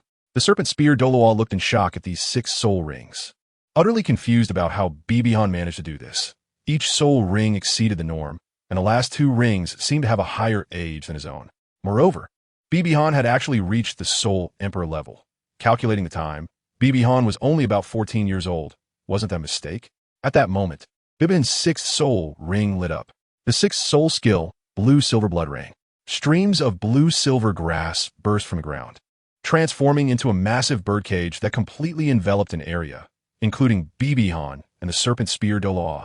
Blood-colored flowers bloomed on the birdcage, and droplets of blood rain fell from the blue-silver grass vines. Each drop carried a heavy aura of corrosive life, and the forest beneath the birdcage began to decay and rot. Smoke began to rise from the Serpent Spear Douluo's body. Damn it, such powerful corrosion, what a disgusting trick. The Serpent Spear Douluo quickly activated his soul power to protect himself, trying to break through the birdcage and escape the territory created by Bibi Han. Once you come in, don't think about getting out. This is your burial ground. Instant transmission. With several instant transmissions, Bibi Han appeared in front of the Serpent Spear Douluo. He extended his left hand, and the Qian hammer appeared in his grasp, a scarlet soul ring swirling around him. 100,000-year soul ring. The Serpent Spear Douluo's pupils widened, filled with disbelief. With both hands gripping the hammer, Bibi Han swung it down. Clang! The Serpent Spear Douluo reacted quickly, crossing his hands to block the spear. The face of the Serpent Spear, hidden beneath the black robe, flushed red. The force was immense. Bye-bye Han chuckled mockingly. Do you think it's just about strength? Before the words had left his mouth, purple lightning coursed through the Qian hammer and into the body of the Snake Spear Douluo, making him feel slightly sluggish. Damn it, there's even a paralysis effect. The Snake Spear Douluo suddenly exerted force and quickly retreated. Thunder Field, Killing God Field, activate. The 3 major fields of the Snake Spear Douluo are fully activated. The Snake Spear Douluo is enveloped by the 2 major fields, with blood-red killing intent and violent purple lightning in his eyes. The strength of the Snake Spear Douluo is suppressed by the Killing God field by 10, and with an additional 20 from the Thunder Field's body paralysis, his strength decreases further. Sensing this, the Snake Spear Douluo's expression becomes grave. This Saint's son is indeed not to be underestimated. The Soul Emperor actually possesses so many powerful fields. Why does this old man have none? The 3rd soul ring lights up, and the 3rd soul skill, Shadow Split 9 slashes, is unleashed. 9 dense golden light blades slash forward, forming a net-like pattern, combined with astonishing speed, leaving no choice but to take it head-on in a battle of the same level. Of course, Bibi Han could evade with teleportation, but he didn't do that. If he used teleportation to dodge every attack, what would be the point of the fight? With a focused gaze, he tossed the Qian hammer above his head, and the ice-fire blue-silver wings lit up, emitting 2 beams of light that shattered 2 light blades. Then, he retracted his wings and charged through the gap, passing through the remaining 7 light blades that formed a net. This scene left the serpent spear Douluo's eyes wide in shock. There's another way to do it. The Holy Sun is fearless. If Bibi Hang knew the thoughts of Snake Spear Douluo, he would definitely sneer in disdain. Did he really think that the 100-man encirclement and 10,000 enemies in the City of Slaughter, as well as the Mountain of Corpses, were just a walk in the park? With a wave of his hand, the Qian hammer fell back into his grasp. The soul bone armor enveloped him, and his power surged. With a violent strike, he hammered Snake Spear Douluo down from the air. Snake Spear Douluo crashed into the ground, creating a small pit, with his hands pressed against the earth. Then, a giant snake lunged up from beneath Bibi Hang's feet, attacking him. Bai Han used blue-silver domain, and the blue-silver grass seeds next to the giant snake broke through the ground and grew rapidly, binding the giant snake. Then the Snake Spear Douluo charged out from the snake's mouth with his spear and lunged at him. The Qian hammer and the snake's spear collided again, purple and golden lightning surging everywhere. 6 soul skill, Thunderclap, Explosion Kill. The name Shattering Shadow 9 Strikes, Thunderclap Explosion Kill, sounded so familiar. The giant snake, the spear. So that's it. No wonder it sounds so familiar. This is the Snake Spear Douluo from our Spirit Hall, right? Based on the previous situation, it seems that Xiao Shui sent him to protect me, but for some reason, this guy wants to teach me a lesson. If that's the case, then let me tell you who will be teaching whom a lesson. The charging Snake Spear Douluo angrily shouted, daring to fight with me while being distracted. Don't think just because you have a slight advantage, you can be complacent. Bibi Han chuckled lightly and instantaneously moved behind the Serpent Spear Douluo. The 100,000-year soul ring lit up, and the Qian hammer turned blood red. First soul skill, 1000 gene heavy hammer. Not good. Sensing the terrifying momentum and pressure of the Qian hammer, the Serpent Spear Douluo immediately wanted to dodge, but unfortunately, that was impossible in front of the teleporting Bibi Han. The Serpent Spear and the Qian hammer collided fiercely. The tremendous force caused the Serpent Spear Douluo to spit out a mouthful of blood, and his tiger's mouth cracked, whereas Bibi Han seemed relatively fine, only slightly shaking from the impact. What is wrong? If this is all the strength you have, then today you'll be lucky to come out alive, let alone unscathed. Hearing this, the Serpent Spear Douluo became serious and unleashed his true strength, with a 7th soul ring lighting up, activating his 7th soul skill, Martial Soul True Body. The Serpent Spear Beast Martial Soul transformed into a 2-headed giant snake, flying in the air and spitting black venom at Bibi Han, with the blue-silver divine body. And after refining with 2 divine herbs, Bibi Han could be said to be immune to all poisons in the Douluo realm. Taking this wave of poison head-on would harm him, but it was really too dirty to do so. P.S. To explain the blue-silver divine body, it means that the blue-silver god has endowed Bibi Han with immense vitality, automatically removing harmful substances from his body and providing excellent recovery. There are no other power enhancements. Chapter 85. Defeating the Serpent Spear Douluo. The blue-silver domain evolved skill, all-encompassing. This skill is typically obtained only upon reaching the Soul Saint level, but unexpectedly, after consuming 2 divine herbs, he acquired it directly. In an instant, countless blue-silver grass pupae arrived, isolating the venom and completely entangling the giant snake. Pretending to be shocked, he said, I didn't expect your Martial Soul True Body could also transform into a beast Martial Soul, but my blue-silver grass specializes in dealing with your kind. Hiss, hiss, hiss.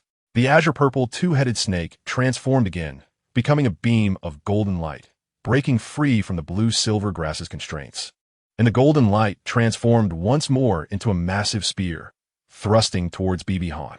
Bibi Dong quickly dodged as the golden spear pierced the ground, leaving a large pit. At that moment, a gigantic figure appeared. It was the manifestation of the Snake Spear Douluo. Holding the spear, he spoke, in the face of absolute power. No matter how many techniques you have, they are all illusions. It's over, Bibi Dong. Hearing this, Bibi Dong frowned and chuckled. You really think you've got me? Watch closely. As soon as he finished speaking, Bibi Dong's soul power surged, and the Qian hammer above his head radiated golden light. The originally clear night sky turned dark with dense clouds, and thunder rumbled. Combined with the killing god domain, an incredibly powerful momentum erupted from Bibi Dong. Under the golden light, Bibi Dong and the Qian divine hammer merged into one. The hammer handle grew to 10 meters, and the hammerhead resembled a small mountain. The true form of the Qian divine hammer weighed 6,000 gene. In the original work, chapter 620, Poseidon explicitly states that Tang Chen's Qian true form is 18,000 gene. Don't blame the author. The true form of a weapon soul. How could this be possible? The snake spear Douluo stared at Bibi Dong, who had also used his martial soul's true form, and was left dumbfounded. How could it be impossible? As long as one's soul power reaches the soul sage level, they can unleash the weapon soul's true form. Prepare to take a hit. Feeling the overwhelming power of the descending Qian hammer, the snake spear Douluo panicked. He originally thought that using his martial soul's true form would be enough to defeat the Saint Sun. But who would have thought that the Saint Sun also unleashed his martial soul's true form, a powerful divine martial soul's true form? He realized that he wouldn't gain any advantage from their previous battles, and now it was even worse. The difference in martial soul ranks was too great, and there was no way to dodge such a massive spear. No, I must use all my strength. Otherwise, if I get severely injured and news reaches the spirit hall, I will lose face. 9th soul skill, Thunderclap, Annihilation Kill. 1st soul ring, 1,000-kilogram hammer. Boom! The massive explosion shattered the birdcage made of blue silvergrass. Because of this strike, all the powerful beings in the Heaven Do Empire were alerted. The Seven Treasures Glaze Sect's Sorda looked in that direction with concern and said, "Will the battle at the title Douluo level affect the Seven Treasures Glaze Sect? I need to go check it out." He then stepped on the 7-killing sword and flew out, reminding Bon Douluo to stay vigilant and watch over the sect. The Blue Lightning Tyrant Dragon Sect on True Dragon Mountain was also stirred. Yu Yuanjin was shocked that 2 title Douluos were fighting at this time and pondered, should I? After some thought, he decided, forget it, they're just the most ordinary title Douluos. What if this is a scheme from the Spirit Hall to lure me in and then ambush our Blue Lightning Tyrant Dragon family? In the prince's mansion of Heaven Do City, Qian Renxue, who was resting, was also awakened. She turned on the light and shouted, "Spearfish!" Outside, Spearfish Douluo respectfully replied, "Young master, what happened? It seems like there's a title Douluo battling outside Heaven Do City, and one of the presences seems to be that of the snake spear Douluo. What? Is Xiaogang in danger? Come with me to the battlefield now." Dressed and ready, Qian Renxue pushed the door open, immediately embodying an angel, spreading her wings and preparing to go to the battlefield with Spearfish Douluo. However, she was stopped by Spearfish Douluo. "Young master, no." Qian Renxue coldly said, "Get out of the way. If you're not going, I will go myself." Spearfish pleaded earnestly, "Young master." Such a huge commotion must have attracted the title Douluos from the Seven Treasures Glazed Sect and the Blue Lightning Tyrant Dragon Sect. I'm just worried that your reappearance, which should have been a secret, will raise the vigilance of the 3 sects and the Heaven Do Empire towards our Spirit Hall. This could have a huge impact on the future Pope's soul hunting operation, and it might lead the Heaven Do Empire to suspect and trace back to the prince's mansion, ruining years of your hard work. Hearing this, an enraged Qian Renxue calmed down, her heart torn for a moment as she contemplated continuing to head out. On one side was her mother's and grandfather's plan, and on the other was Bibi Dong's safety. Both were the most important people to her. But it was clear that Bibi Dong's life was more important. Even if the plan failed, she wanted Bibi Dong to live. Sensing Qian Renxue's thoughts, Spearfish Douluo continued to persuade her, "Young master, your and the Saint Sun's talents are unparalleled in this world. If you go and a fight breaks out, it will definitely attract the attention and murderous intent of the 2 major sections. At that time, I might not be able to protect both of you. If you both perish, it will truly be over." What? Upon hearing this, Qian Renxue clenched her fists in anger, a fury stemming from her lack of strength. Sensing Qian Renxue's wavering, Spearfish's heart leaped with joy, and he quickly said, "Young master, I will immediately head to the battlefield. If the Saint Sun encounters danger, I will risk my life to protect him. I urge you to stay here." After contemplating repeatedly, Qian Renxue closed her beautiful eyes and spoke, "Elder Spearfish, you must set off immediately. The Saint Sun must not be harmed. As you command." Donning a black robe, Spearfish Douluo flew off at high speed. Back in her room, Qian Renxue sat weakly in a chair, replaying the moments she spent with Bibi Dong in her mind. Tears quietly flowed from the corners of her eyes as she murmured, "Xiaogang, you absolutely cannot have any accidents." The scene returned to the battlefield, where the snake spear was forced back by the Qian hammer's attack. Using the martial soul's true form to clash head-on with the Qian hammer was the most foolish move. It was time to end this battle. Saying this, the 10,000-year soul ring lit up again, and the first soul skill, Bloodthirsty Divine Hammer, was activated. The power of the Qian hammer surged by 300, and the purple lightning on the hammer became even more violent. As the hammer came crashing down, after one collision, the snake spear Douluo spat blood. feeling as if his arm was going numb. The sudden surge in power and paralysis caused the snake spear Douluo to panic. Realizing he couldn't win at all, he knew he had to reveal his identity or risk being killed. Seeing the Qian hammer coming down again, the snake spear Douluo hurriedly shouted, Saint's son, I am the snake spear elder from the spear hall. Please stop. This is all a misunderstanding. This did not make the Qian hammer stop. It continued to smash down towards the snake spear Douluo, who was filled with despair. It's over, it's over. The saint's son doesn't believe me. I will die not on the battlefield, but at the hands of my own people. How tragic. Just when the Qian hammer was 1 meter away from the snake spear, it suddenly stopped. Bibihan's voice came. Are you really an elder of the spirit hall? The snake spear Douluo looked at this scene with great joy. Quickly distancing himself from the coverage of the Qian hammer, deactivating his martial soul true body, and pulling out the token. Holy Sun, this is my token. I am indeed an elder of the spirit hall. Bibihan looked at the situation, as he had already sensed it. He continued to strike down due to the influence of killing intent, not fully controlling the domain of the god of killing, but fortunately, he regained his senses at the last moment. Retracting his soul true body, Bibihan felt a bit fatigued, but still pretended to be unconcerned. The two floated in midair, and Bibihan asked lightly, So, tell me, why did you plan to take action against me? The serpent spear Douluo appeared quite embarrassed and explained a reason. After listening to the serpent spear Douluo's explanation, Bibihan felt somewhat speechless. It turned out this guy had recklessly acted without knowing the enemy's strength, worrying that he might be too reckless in the future and intended to educate him. He sarcastically remarked, In the end, I ended up educating you instead. The serpent spear Douluo became even more embarrassed upon hearing this. At that moment, Bibihan suddenly turned his gaze towards the direction of Tiando City, where he sensed a massive power rapidly approaching. P.S. Thanks to the book friend Renxue for a monthly ticket. Chapter 86. Untitled title Bibihan observed with the blue-silver sacred eye and noticed that the total soul power of the person in the distance completely overwhelmed the serpent spear Douluo. He could vaguely see that the person was standing on a flying sword. Flying sword. The sword Douluo has arrived. What? The sword Douluo. The serpent spear was immediately frightened. The sword Douluo was a seasoned 96th level super Douluo with a 7-killing sword martial soul, possessing immense power. And he was only at the peak of 91st level. This was hopeless. They needed to run quickly. Your Highness, we must leave at once. Bibihan said, We can't escape. At our speed, we can't outrun them. What? Hearing this, Snake Spear Douluo was completely panicked. He never expected that just a melodramatic lesson would put both himself and the Saint's son in a life-and-death crisis. If the Saint's son were to fall here because of this, then Snake Spear would truly be guilty beyond redemption, a sinner of the Spirit Hall. Saint's son, you should hurry and leave. Let this old bone of mine exert a bit more light. Seeing Snake Spear Douluo's fearless demeanor, Bibihan was deeply moved. It was indeed a fortune for the Spirit Hall to have such subordinates.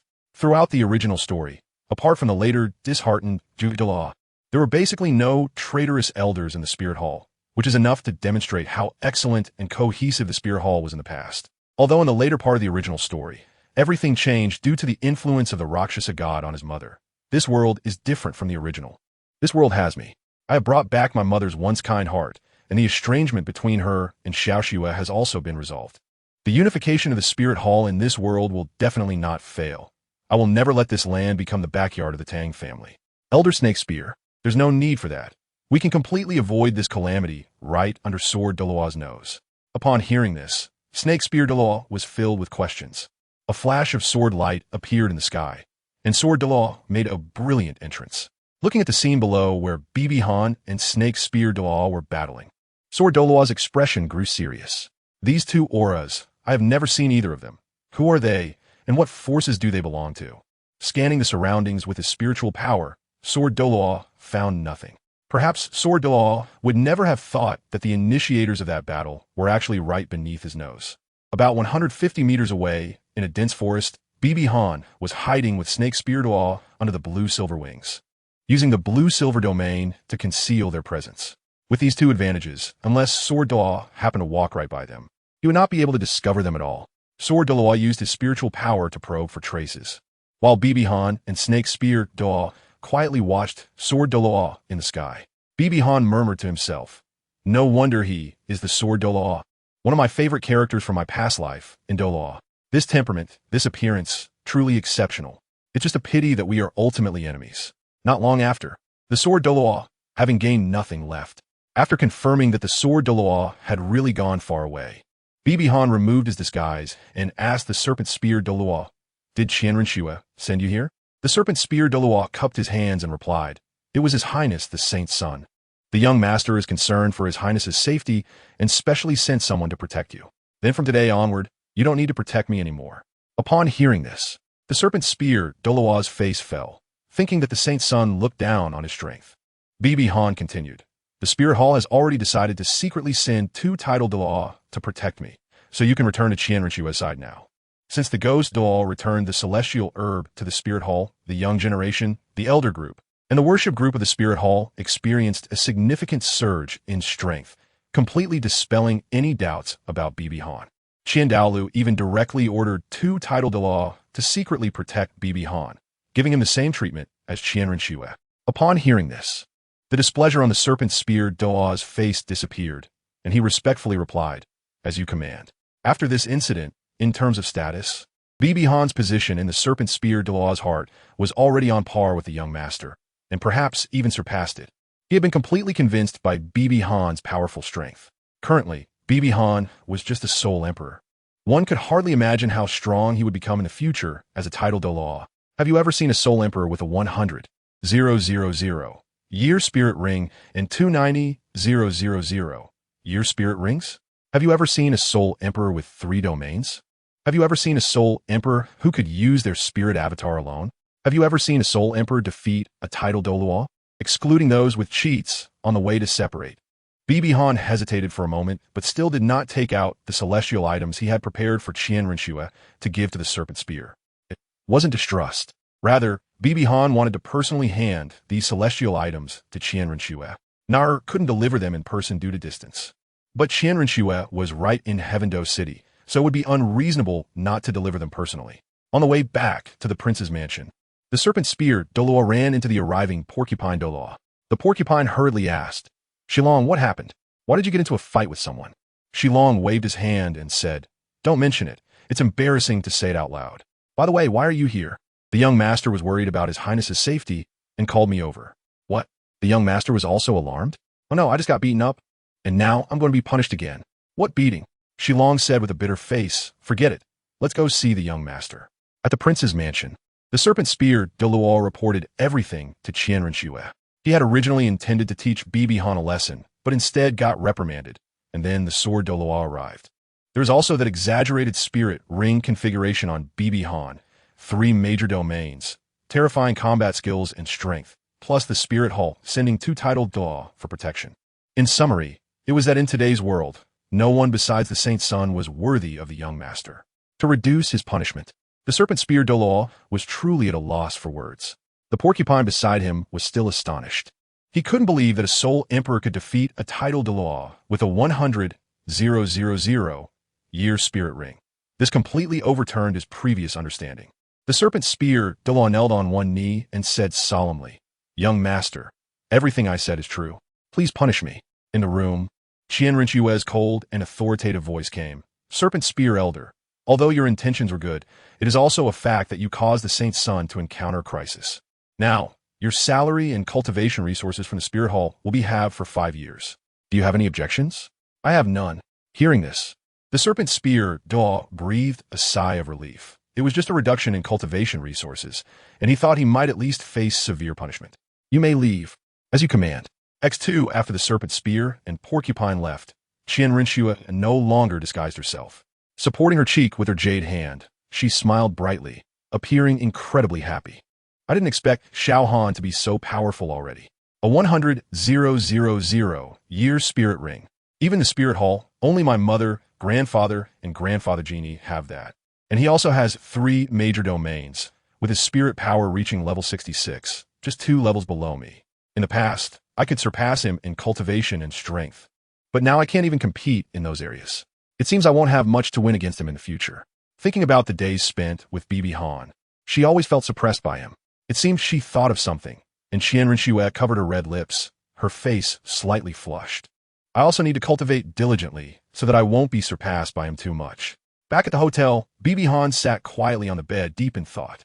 In terms of strength, if he added his spirit bone set, he should be able to face and even defeat those ordinary title Douluo with lower configurations. But if he encountered someone like the sword Douluo, he would probably be doomed. He sighed. The serpent spear Douluo is loyal, but his strength is still too weak.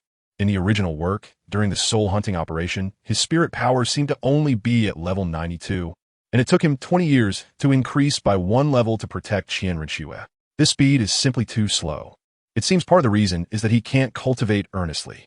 After all, the two of them had to stay by Qian Renxue's side, attending those noble gatherings and various miscellaneous events, so their cultivation speed naturally slowed down. It seems that when visiting Qian Renxue, he should also bring them some gifts. Chapter 87.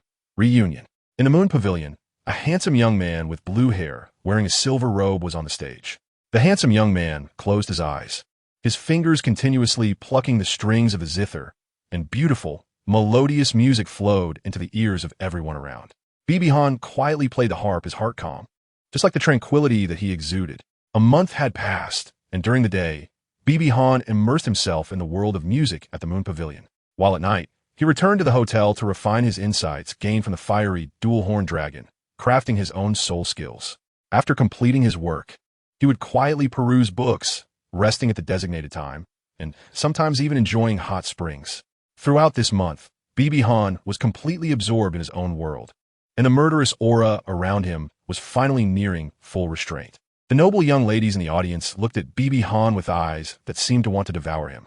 After showcasing his musical talent, he received numerous invitations from noble ladies, all of which he declined without exception. As the piece concluded, Tang Yuehua spoke up, "Let's welcome Princess Xiueka to the academy." As soon as she finished speaking, a cute girl dressed in a silver palace outfit walked into the classroom. Everyone applauded, and some noble young men couldn't take their eyes off Xiueka, their gazes filled with fervor. Xiueka's gaze, however, was directed at Bibi Han, with a hint of shyness in her eyes. But Bibi Han merely glanced at her before shifting his attention to the elegant young man at the classroom door, Shui Qinghe, Qian Renxue, the current prince of the Tiando Empire. After exchanging a glance, they separated, but that look contained the excitement of a long-awaited reunion. Then Shui Qinghe said, "Xiueka, study well here. I'll come and pick you up later." Xiueka shifted her gaze back to Bibi Han and replied, "Got it, big brother." "All right, Boy Nick, please return to your seat."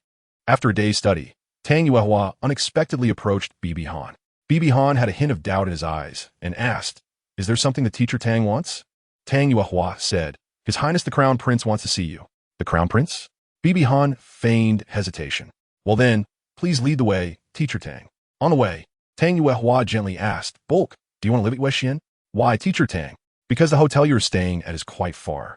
And in just a month your musical skills have improved to this level. You have an exceptionally strong talent in music. I want to pass on everything I've learned to you. When I retire in the future, you will take over as the master of Qian."